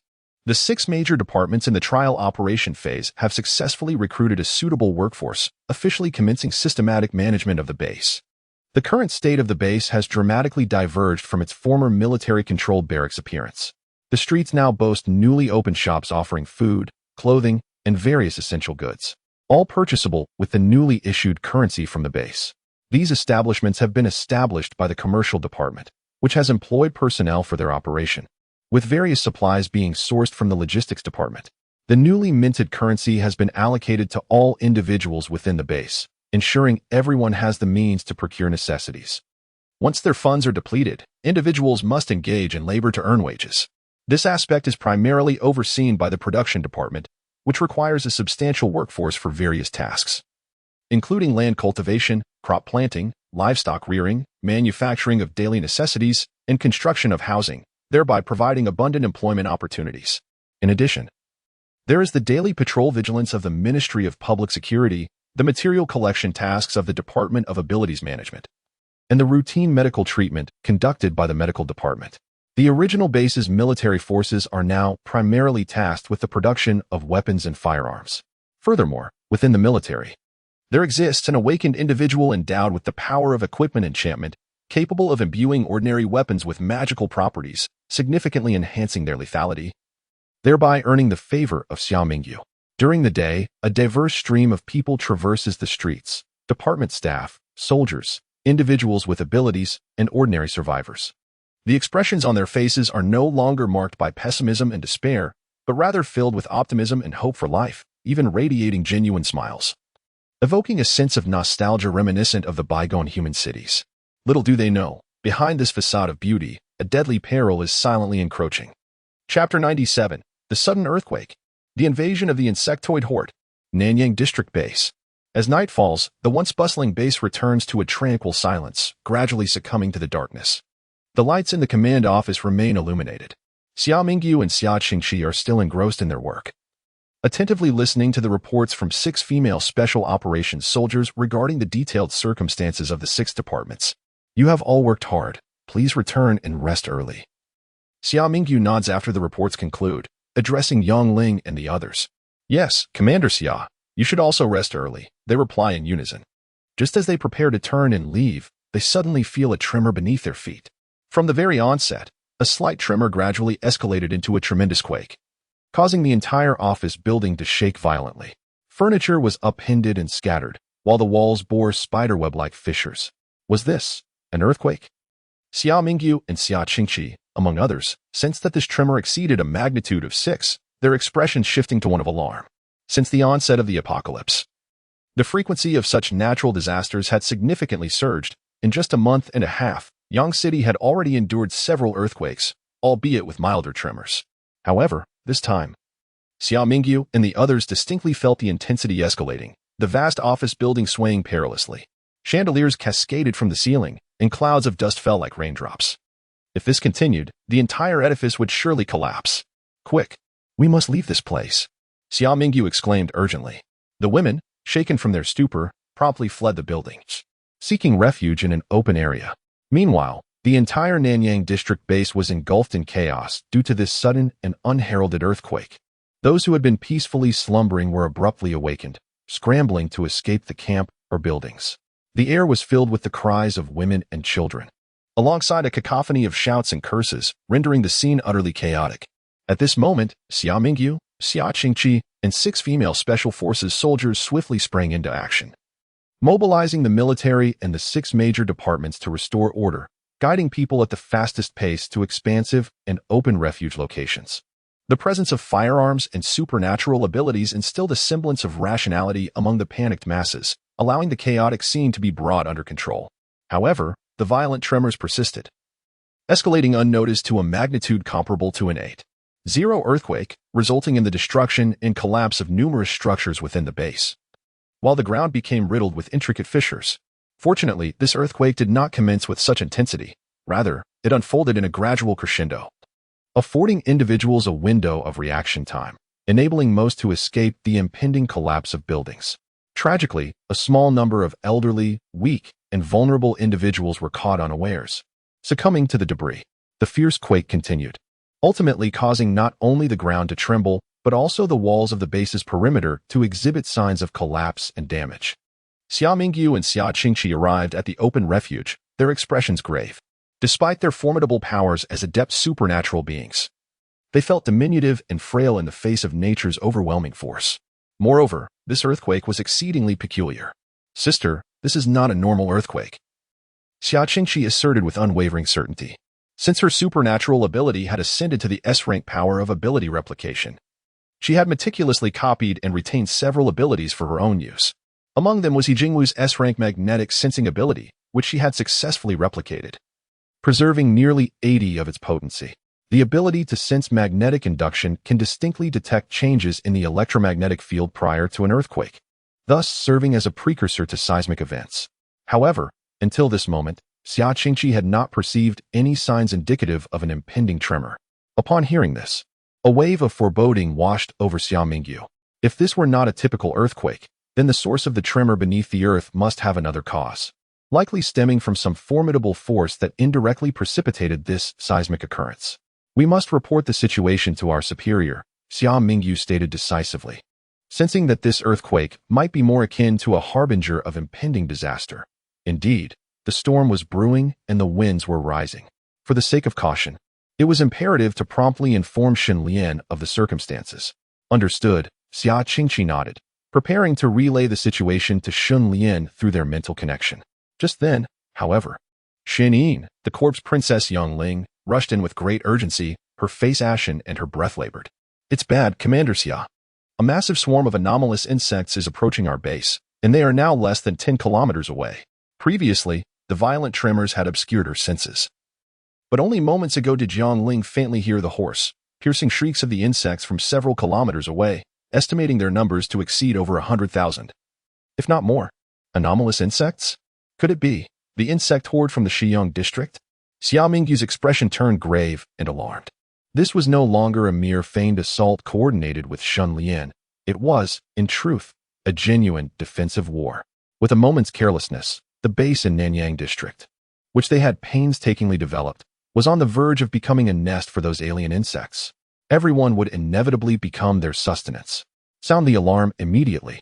Notify all soldiers and psychics to enter a state of emergency preparedness. Xia Mingyu hastily issued the command. This was a battle that determined the life and death of the Nanyang district base. However, relying solely on the strength of their base, it would be exceedingly difficult to withstand the astonishing number of alien insects. It was imperative to seek assistance from Xinlian without delay. At the Nanyang District University town base, an earthquake? Xinlian, who was similarly experiencing a form of tremor while lying on a bed, perceptively sensed the slight quake. Nonetheless, the tremors in the Nanyang district were not particularly strong, and soon tranquility returned. Master, this earthquake is rather peculiar. The epicenter seems to be in the vicinity of Xiyang district, with the most intense tremors concentrated around Nanyang district, likely exceeding a magnitude of 8. I fear the Nanyang district base has suffered significant losses. Beside Xinlian lay Lu Weiyang, the corpse bride he had subdued not long ago. The epicenter is in Xiyang district? Upon hearing this, Xinlian felt a sudden alertness wash over him, accompanied by an ominous premonition. Indeed, at that moment, he received a mental transmission from Xia Qingqi at the Nanyang district base. Master, urgent situation, the Nanyang district base has been struck by a sudden and tremendous earthquake, suffering heavy losses, and I sense that the origin of this quake is rather strange. Shortly thereafter, new information was relayed. Master, a grave situation has arisen. We have discovered a multitude of alien insects several kilometers away, targeting the Nanyang district base.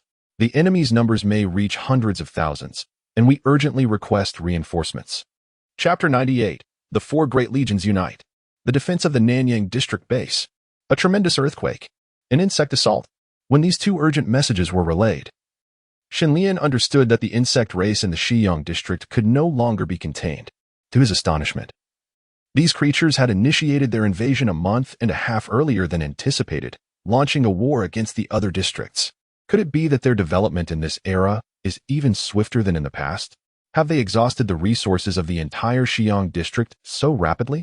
Their primary target for invasion is undoubtedly the Nanyang district base, the closest and most populous area inhabited by humans. The Nanyang district base also lies within Xinlian's sphere of influence. These alien insects daring to invade his territory are effectively declaring war upon him. My lord, what has transpired?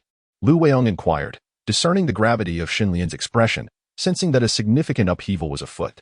The insect race from the Xiyang district had launched an offensive against the Nanyang district base, and the situation was dire.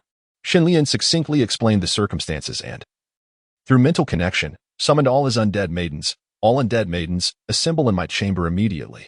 Shortly thereafter, all 11 of the undead maidens, except for Su Yingxue, who was still preparing for pregnancy, Lilith, and Su Miniong, gathered in Xinlian's room. They were all aware of the sudden outbreak of hostilities, their expressions grave and resolute, ready to obey Xinlian's commands and launch an offensive against the oblivious alien insects. Jiling, Weiyang, you shall command the Zombie Legion and the Blazing Subdragon Lambert, departing from Shan Street to support the Nanyang district base. Menglon, Gu Yun, you shall lead the Skeleton Legion alongside the Necromancer Augustus, setting off from Donghuan Street to assist the Nanyang district base. Morgana, Shuanger, and Yuer, you will command the Corpse Insect Legion, advancing from Qiaonan Street to confront the insect race in the Xiyang district. Yao Yao, Yuling, you shall lead the Mutated Beast Legion with the One-Eyed White Tiger King Tianhao, departing from Shurchao Street to encircle the insect race in the Xiyang district from the rear. Finally, Monica and Woolies, you will lead the newly formed Demon Army, launching a surprise attack on the insect race in the Xiyang district from Zhongsuan Street, while remaining poised to support the 4 major legions. I shall proceed directly to the Nanyang district base to buy time for the support of your 4 legions. Shenlian spread a map of the entire Yang city on the table, issuing orders to the assembled corpse sisters. With his current spatial power, he could only facilitate a spatial leap for the present corpse sisters. He was unable to airdrop an entire legion directly to the Nanyang district base. Thus, Shenlian resolved to go to the Nanyang district base himself, standing alongside Xia Mingyu and the others to withstand the relentless onslaught of the insect race.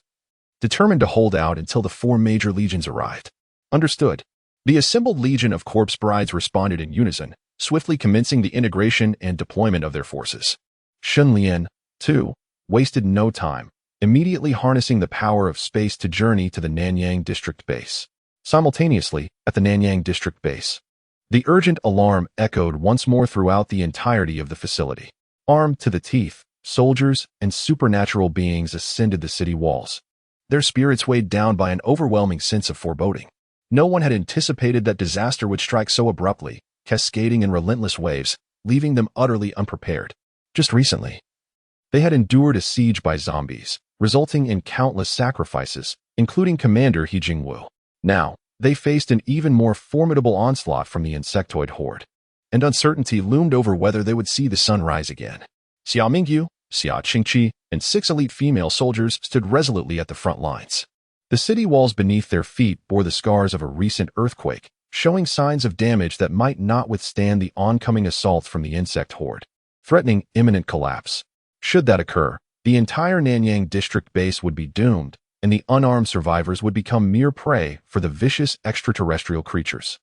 For the sake of the Nanyang district base, and to fulfill the mission entrusted to them by Shenlian, they were prepared to sacrifice their very lives to safeguard this final bastion.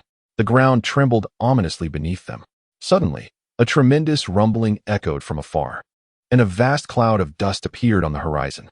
Amidst the haze, an overwhelming swarm of monstrous, grotesque insects surged forth like a relentless tide, their speed astonishing, accompanied by piercing shrieks that threatened to shatter human eardrums.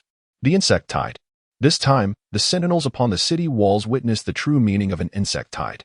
The recent wave of corpses paled in comparison, for this insect horde stretched endlessly, its numbers surpassing a mere 100,000, perhaps even reaching the staggering figures of several million. As far as the eye could see, the most numerous were the fully developed, adult-sized swift bugs, each comparable to a full-grown leopard. Their ranks predominantly boasted levels exceeding 10. Alongside them slithered the hissing and flickering-tongued snakes. Furthermore, the insect tribe in the Xiang district had evolved into even more formidable species. The cockroaches resembled armored vehicles, while the explosive bugs, plump and bloated, were filled with volatile acidic liquid. Above, swarms of flying dragons soared through the sky.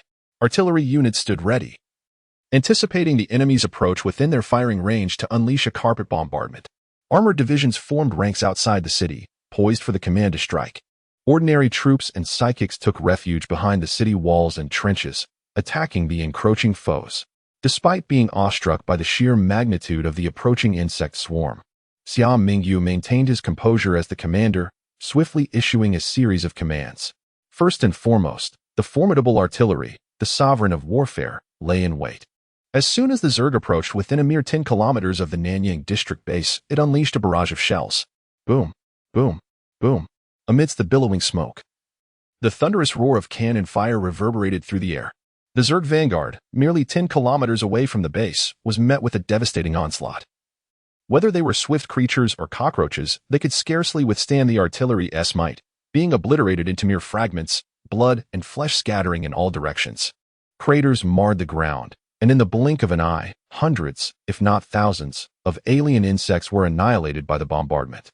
Yet, this loss was but a drop in the ocean for the overwhelming numbers of the Zerg in the Xiang district. The craters were swiftly filled and covered by the relentless tide of other creatures, who continued to charge fearlessly toward the Nanyang district base.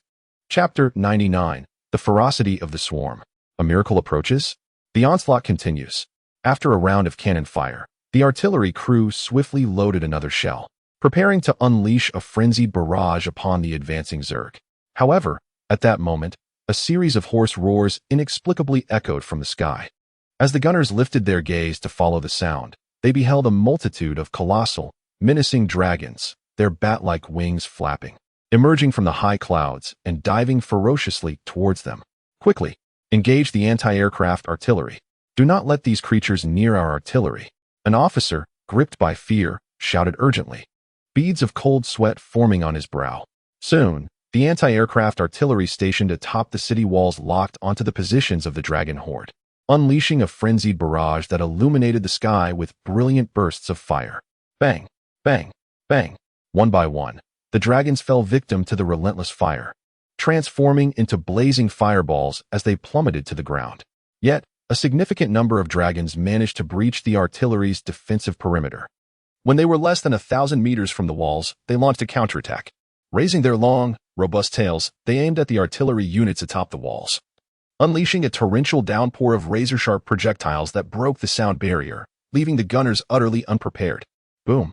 In the blink of an eye, the artillery on the walls was severely compromised, with the gunners suffering substantial casualties. The relentless onslaught of dragons showed no signs of abating as they surged towards the walls, descending upon the soldiers. Psychers, engage those flying pests. At that moment, Yang Ling and 5 other elite female soldiers swiftly led the Psyker forces from the Nanyang district base in a counteroffensive against the dragon swarm. Sound kill. The mesmerizing sound manipulator, Yang Ling, was the first to strike, her crimson lips parting slightly as she released a series of obscure, resonant notes. Buzz. In the next moment, the surrounding air inexplicably trembled violently, invisible sound waves instantly radiating outward. More than a dozen dragons, which had just approached the city wall, were caught off guard, their massive, fleshy bodies bursting apart midair, unaware of their own demise. The remaining 5 elite female soldiers showcased their prowess. Having already established their identities as extraordinary beings, all of them rare-level superhumans. This level of strength undoubtedly ranks among the elite within the Nanyang district base. The Shadow Reaper, Chuyuju, manipulated her shadow, swiftly traversing the city wall. Each time a dragon drew near, she cleanly and efficiently severed its head, her speed too swift for the naked eye to perceive. The Hurricane Reaper, Jiang Ruyun, conjured a colossal tornado outside the city wall, ensnaring numerous dragons in a tempest of fierce winds, subjecting them to excruciating torment akin to dismemberment. The Explosive Reaper, Fang Yen, flicked her wrist, sending forth palm-sized playing cards. Upon contact with the dragons, these cards erupted violently, obliterating them into mere remnants. Meanwhile, the Venom Reaper, Lu Qing, unleashed waves of lethal gas, which, with Jiang Ruyun's assistance, spread throughout the dragon swarm, carried by the wind. Initially, the effect was subtle, but as time elapsed, one dragon after another began to bleed profusely from their orifices, plummeting from the sky like dumplings. In the final moments of the supercomputer's reign, Han Lingshuan's gaze was fixed upon the encroaching swarm of insects in the distance. Her mind raced, tirelessly calculating and simulating the probabilities of victory in this war. However, regardless of how she analyzed various defensive lines, the conclusion remained the same. The defensive forces of Nanyang District were woefully inadequate to withstand the onslaught of the insect horde. It was merely a matter of how long they could endure. At that moment, the insect swarm had surged forth like a deluge, closing in to within a mere 5 kilometers of the fortified walls of the Nanyang base. Here, the armored divisions had erected a defensive line, striving to repel these creatures that resembled a torrent of steel. Armored vehicles and tanks stood ready, their cannons aimed at the advancing swarm, unleashing a relentless barrage that scattered blood and flesh across the battlefield. Yet, despite the ferocity of the gunfire, it proved to be but a drop in the ocean for the insect horde, which pressed forward undeterred by the chaos of artillery fire, instilling a profound sense of despair among the soldiers aboard the armored vehicles and tanks. These creatures were far more terrifying than zombies. As one wave of insects fell to the explosive onslaught, another surged forward fearlessly, roaring and charging ahead, a true maelstrom of insects. In the previous zombie tide, they had believed their end was nigh, that the Nanyang base would inevitably fall. Yet, a miracle had occurred. Would there be another miracle amid this current tide of alien insects? The thunderous roar echoed on. At that moment, a thunderous cacophony of lightning and thunder erupted from the sky, as the atmosphere transformed dramatically, heralding the impending arrival of a fearsome storm. The relentless swarm of insects, undeterred by peril, suddenly found themselves ensnared by an inexplicable dread, plunging into chaos as they sensed the ominous shift in their surroundings. What could this mean? The insects appeared to be gripped by fear, their formation fracturing. A miracle. It seemed as though the heavens were favoring our base in Nanyang District. Witnessing this spectacle, the soldiers and psychics on the battlefield were struck with astonishment. With a resounding crack, the ominous clouds above parted, unleashing a breathtaking display of lightning that cascaded down to the earth, igniting a vivid explosion of colors. Each bolt of lightning morphed into a dazzling array of hues: golden, crimson, deep brown, azure, and emerald, crafting a celestial masterpiece of thunderous artistry across the heavens. Its power eclipsed all the artillery fired from the Nanyang district base combined, unleashing devastation upon the swarm. With each strike, hundreds upon thousands of the aberrant creatures were obliterated, leaving not a trace behind. The frequency of the strikes was astonishingly rapid. Within mere seconds, multiple bolts of lightning descended simultaneously, sweeping away vast swathes of the insect horde. Regardless of their classification, be it the lowly swift worms and stinging serpents, or the intermediate flying dragons and cockroaches, all were reduced to nothingness. Within just a few fleeting minutes, a vast swarm of insects, numbering in the hundreds of thousands, was nearly decimated by 1/3.